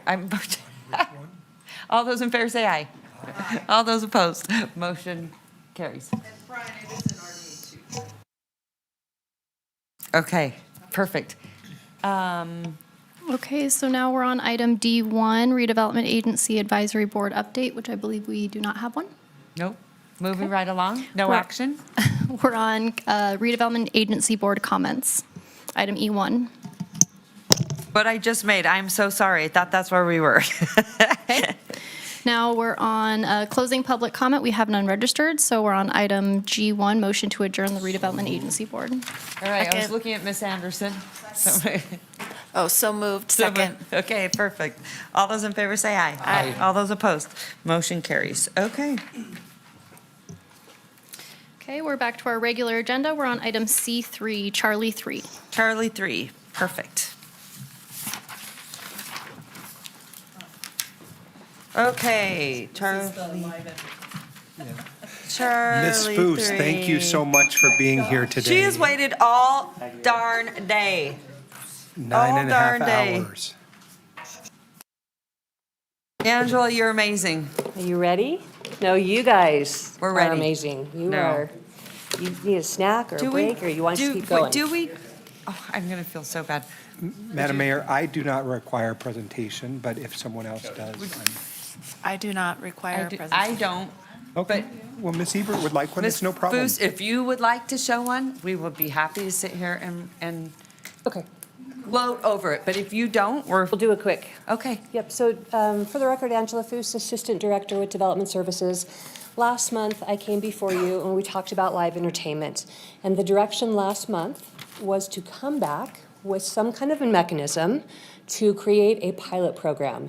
The idea is that we're trying to do something to encourage more business in the downtown area, but also do something to protect the residents that complain about the noise and kind of the all-night activity. So what we have before you is an initiation of a text amendment.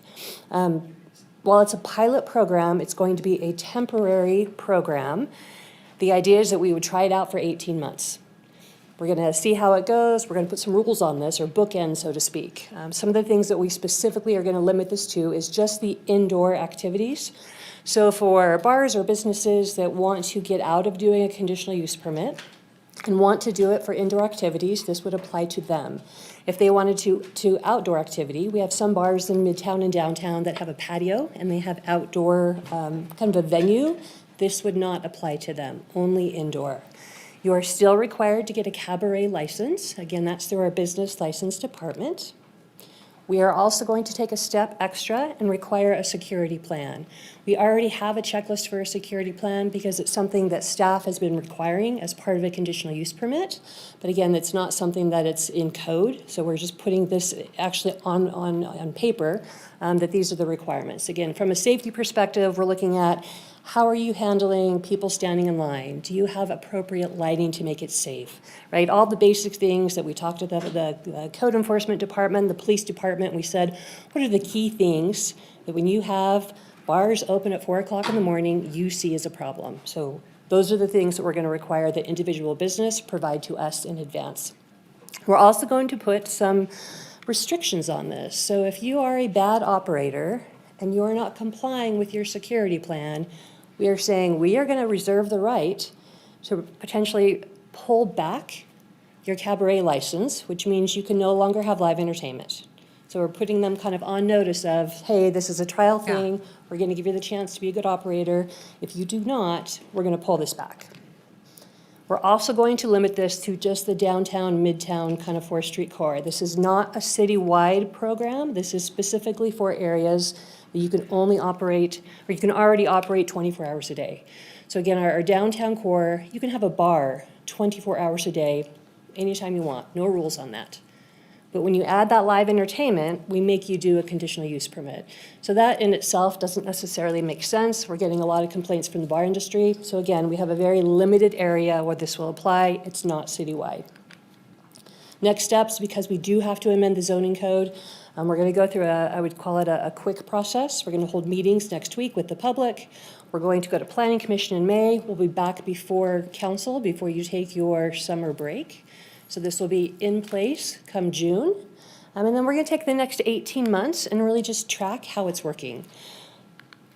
One of the challenges we have is we don't get a lot of conditional use permits for live entertainment. On average, we get 2 to 3 a year. So I'm not anticipating that this is going to have a significant impact.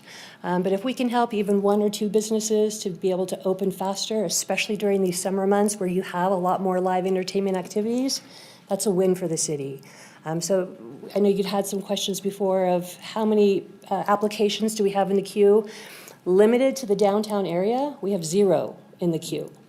So we have nothing that would be affected today. I do know there's probably 2 or 3 bars that are looking to open this summer. So while they're not open yet, they will be open in the next few months, and so they would be directly impacted in a positive way. And again, we can get them to open and have activity faster.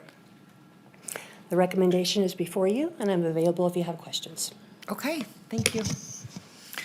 And Madam Mayor, for the record, we did receive 2 comments. They have been distributed to council. They were neutral or concerned. Okay, thank you so much. I appreciate it. Would you like to make a motion? Oh, is your green light on? Go ahead. Yeah, I had a question. So, do you think that this makes it less restrictive for some businesses downtown to operate? Or are there some areas where people might feel like this is more difficult for them to provide, services 24/7? Again, these areas in particular, Midtown, 4th Street, and downtown, you can operate 24 hours a day with no conditional use permit. And so as we're seeing these new bars open, they're wanting to do live entertainment. And whether it's till midnight or 3 a.m. or 4 a.m., doesn't matter. They have to go through this extra step. So it's extra 3 months and $5,000. So they are definitely the ones that will be positively impacted. But again, with that security plan, it also ties them to following rules that they may not otherwise realize we're gonna be watching and make sure that when you said you're gonna control crowds, right, that are lined up on the sidewalk, and that when you have people getting in fights in your bar and we have to have RPD show up, we are holding you accountable as the bar operator. So if we're not going through that process of having that fee, how do they communicate their security plan to us? Or do they have to? Do they just have to have it in case we show up? Before they get their cabaret license, they will be required to give us a security plan. Okay. And have you had positive response from the business community downtown, or has there been any response? I know a lot of times people don't pay attention until it affects them personally, so maybe businesses that are already there haven't really noticed it, but have you heard anything? I think for the existing businesses, this doesn't change anything they do because we're not making them do anything different. Yeah. This is strictly for those new bars that want to open in the next 18 months. Yeah. And like I said, we know for sure there's 2 or 3 bars that are in for some building permits, getting their bars ready. So this definitely will help them to be able to start that live entertainment sooner. Okay. And then I had a question that's come up a few times about DJs. There's a distinction where, you're allowed to play music 24/7, but a DJ is considered live entertainment even though a DJ is playing pre-recorded music.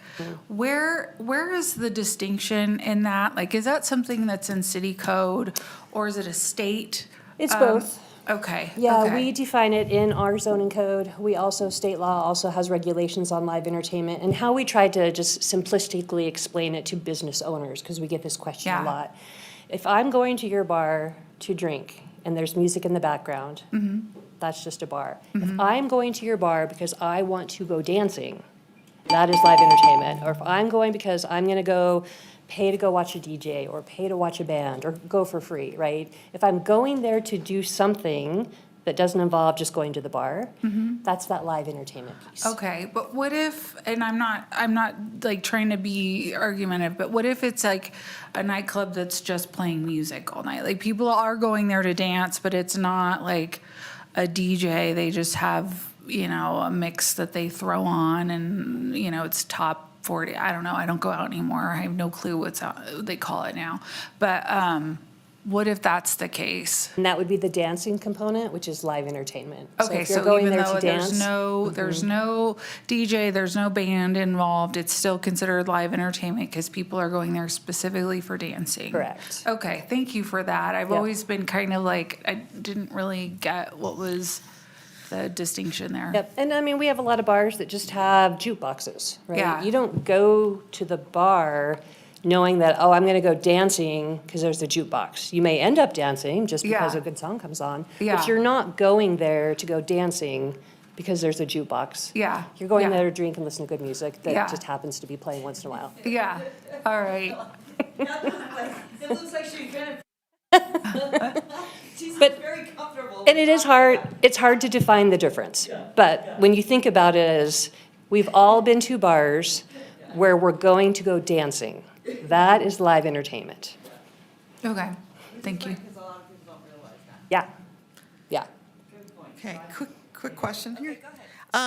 Temporary. So how long is this supposed to be in place? Our intent is to get this adopted in June and give it until December of 2027, so 18 months. 18 months. So what happens, so in that 18 months, you have 3, 4, 5, whatever bars get in, they don't have to go through the CUP process. All the other ones did, right, before now. Correct, But these won't have to pay $5,000 and get a CUP. correct. Okay, so 18 months goes by and you go, you know what? We tried to work with everyone. This security thing isn't working. We need a bigger hammer. We need some enforcement. We got to repeal this thing. Are you going to have those people, those 3, 4, 5 that came in, go get a CUP? So if they had come in under, this code will be in effect, it'll be our zoning code. So they will be okay. So They'll they be will like be okay. grandfathered in? Correct. And then it'll be people after we repeal it. Yep, and the okay. idea is within that 18-month window, we're going to come back to council and provide a report of here's what's working, here's what's not. Again, fingers crossed, we have really good bar operators that, you know, comply with this. And we can come back to council and say, hey, this seemed to work. Do you guys want to make this a permanent thing? And if so, let's talk about maybe tying it to a cabaret license and not the zoning code. Right. So we can have that discussion. Good. But this is really a good trial. And if we realize, nope, this wasn't the answer, we're still getting a ton of complaints, we have a lot of bad operators, let's Do something revisit else. something else. Okay, but the Yep. people that got in don't have to go back and No. get a CUP. Oh, No. that's good. Thank you.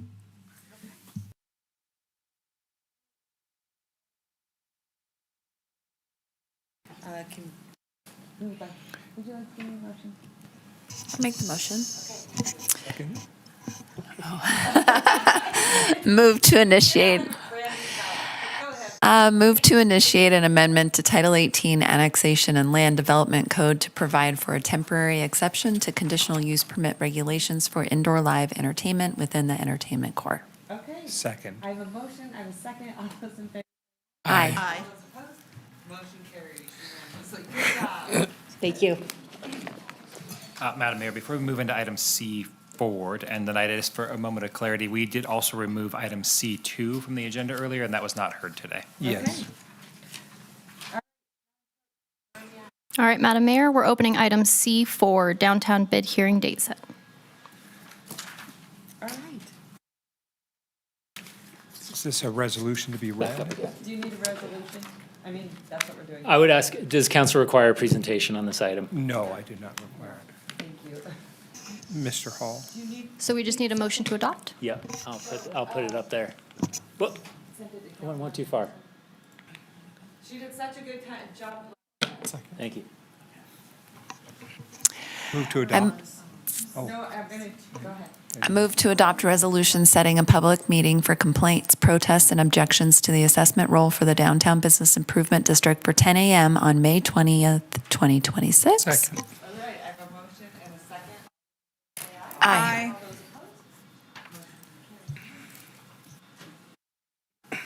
Thanks, you guys. All right, Madam Mayor, we're on item H1, City Council comments.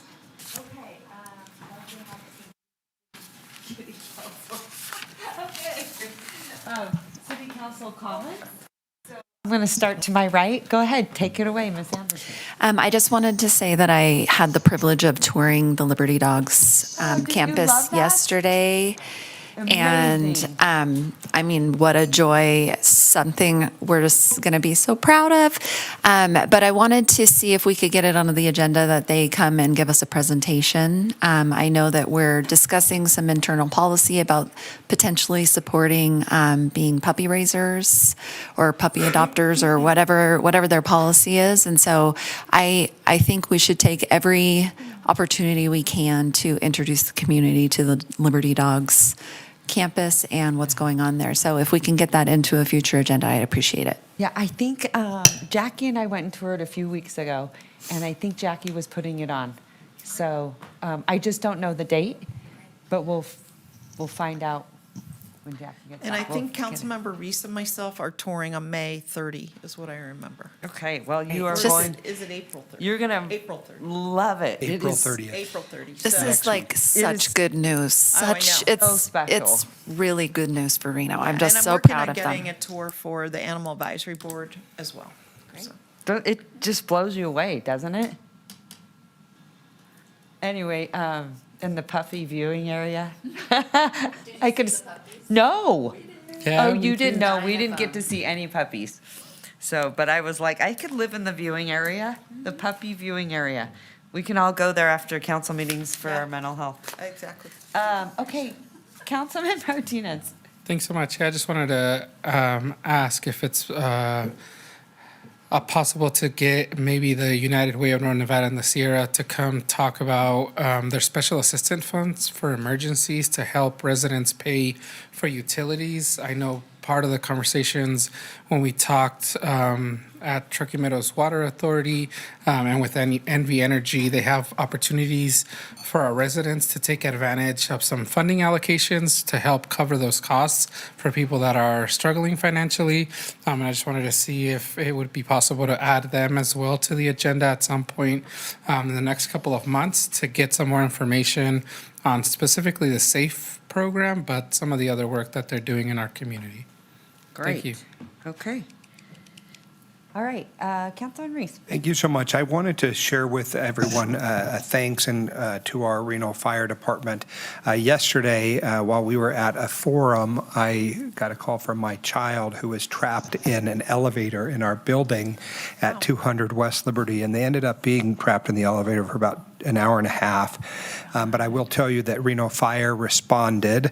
The crew from the 4th and Valley Station, Engine 1 and Ladder 1 responded. So my special thanks to Richard, Nate Roark, Mason Saba, Colby Arendisi, Zach Chatelet, Josh Wheatley, Garrett Munter, and Curran Foley for extricating my child. It was pretty scary. Yeah.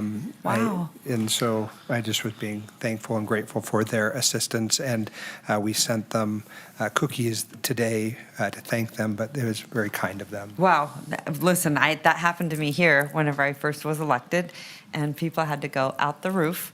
And it's one of those things where you're wondering, what if I have to go to the bathroom? What if we get hungry? And you're amongst people inside there, and you come out the top, and the funny thing is, it seems like it doesn't faze our firefighters one bit, like they're just so used to it. It was like, wow. But we were falling apart. They were just How long trained were and you in there, kind. Madam Mayor? I think an hour. Yeah. So This is one of my nightmare About an hour. scenarios. Yeah. I can't imagine. Yeah, No. and especially in this building, I just have so a you hard know. enough time being in the elevator while it's moving just between a couple floors. So being in there for an hour and a half. Ours are known to What's that? Ours are tell me known. that. I know, but just I'm know. extremely claustrophobic. Like Try if an to just take elevator the door stairs. takes like a second longer to open, I'm starting to panic. So Take the great. stairs. Okay. 15 floors, and you'll be exhausted. All right, go ahead, Councilwoman Dewar. I just would like to request on an upcoming agenda, not necessarily the next one, agenda item on the Bear trash can project that we are starting at the city. And it'll be fully fleshed by then, and I think everybody will be surprised to learn about it, so. Okay, awesome. Okay, Councilwoman Eber. I just wanted to say thank you to Councilmember Martinez for asking for that, those groups to come to council to give information. I think that's great. I appreciate that. So I just want to support that request. And I probably will remember something as soon as this meeting is over that I wanted to share, but I can't think right now. So that was it. Thank you. Okay, write it down. The one thing I'm going to ask our city manager over here to my right, JW, I would like to see as soon as possible going over the special activities permit. It's very problematic in the sense, we're trying to be incredibly business friendly, but I want to see the special activities permit. Lansky give us a presentation. Part of the issue is, we had some Shriners in town. And if you know the Shriners, they're really amazing and they do a lot of work. Well, you probably know, Brandy, a lot of work for childhood cancer and things like that. So one of the things they do is they like to sell ties whenever they're at their convention to raise money for childhood cancer. Well, the city reached out to them and told them they needed a permit to do so inside the building. And then that happens frequently with other businesses, and also like a pop-up sidewalk on your own, in your own area outside. Not even, I understand city areas, but I don't understand right outside a business on, their front walkway. And so some of those things I think are just another hurdle to running a business freely. And a matter of fact, at the Alpine one time, I remember they brought in like small little purveyors, like candle makers and jewelry makers. And these are like what they call cottage industry businesses. They're very small. Oftentimes, they don't really have much of a presence. They might have something on Etsy. And they are required to get a business license or something for that day. So I would love it, Mr. City Manager JW, if you could help me out. Madam Mayor. That would be awesome. I think if you'll recall, during the pandemic, we changed a whole host of ordinances to really. We like did. Sidewalk cafes. We totally and, did. More to-go alcohol, a bunch of things. Maybe it's more aligned with that, and maybe they'll find it It in really that. is, but I think that we went back to our old, we went back to the old way. We really, and people were loving it. I think the restrictions that we sort of lifted during COVID really helped businesses. They could eat outside, they could have a sandwich board outside. They can't even have a sandwich board outside right now. And then it's not consistent. I hear businesses all the time say, that didn't happen to me, but that happened to me. And so it seems to be also pretty inconsistent. But I also think, and in Midtown, you do have some vendors, which I love to see because people are sitting outside at night. I don't know if you guys end up going to the bars sometimes down there, but they're doing activities out at night. And I think it's great, but it's also not permitted. And I think we should look at it. So it could be another way for them to expand on what they're doing. Councilwoman. I just wanted to say I agree with you. Encouraging people to spend time outside of their business is also a way that we activate spaces. Yeah. I wanted to add too that I know we voted on an ordinance regarding outdoor businesses a while back, and it was because the state passed something. So I don't know if some of it is because of state guidelines too, and I can't remember if it was like certain distance to casinos. Food trucks. Yeah, was it just food trucks or was it? That's a good Okay. question. So we might need to look into that. It might be part of like the state's regulation on that too. Right. Just wanted to call that out. Good idea. Because, does that also, is that only food? Is it, maybe you It was can't, my understanding maybe that you it was can't sell a all- dress. all vendors. No, it's just food vendors. It was Senator Fabian Donate's bill in the legislature last time that was about like people who push food carts, Okay. paletas and fruterias. I that kind couldn't of thing. remember like you. I Yeah, wondered if it it was, might be I good thought, to revisit that too when we're talking about like revitalization downtown and like the Yeah. placemaking stuff that we want to do downtown. Love it. So, thank you. awesome. Okay, anything else? No? Okay. Madam Clerk, I believe we get the last motion. Oh, we're going to be on closing public comment, item J1. We do not have anyone registered at this time. Okay. For the record, we did receive 111 comments received after 4 p.m. yesterday, April 21st. Okay. Those have been distributed to the Reno City Council and are a part of the permanent record. So at this point, we are looking at our item K, a motion to adjourn. Before we do, Madam Clerk, when you said we had 156 comments on the data center, did that include the ones that came in after 4? No. Or- So those would, some of those, 111? 110, you just said after? 111. So the 111 after 4, I assume they were on a variety of topics, but were most of them on data centers, or? I'm not prepared to answer that. I'd have to pull them up and read them. at Okay, this- but we could confidently say in 111 comments, probably some are for data centers. I would assume so. So it sounds like we had more than 156 comments. And then one other question, when you said we had 156 comments on data centers, did that include the public speakers or just written comments into Just the- written correspondence. Really? That didn't include the, I don't know, 50-some or whatever spoke Correct. today? So that's closer to over 200. If we count who spoke today and the 156, I guess that's like over 200. Okay, that's helpful. Thank you. Move to adjourn. I have a motion. Second. All those in favor say aye. Aye. All those opposed? Motion carries. Thank you.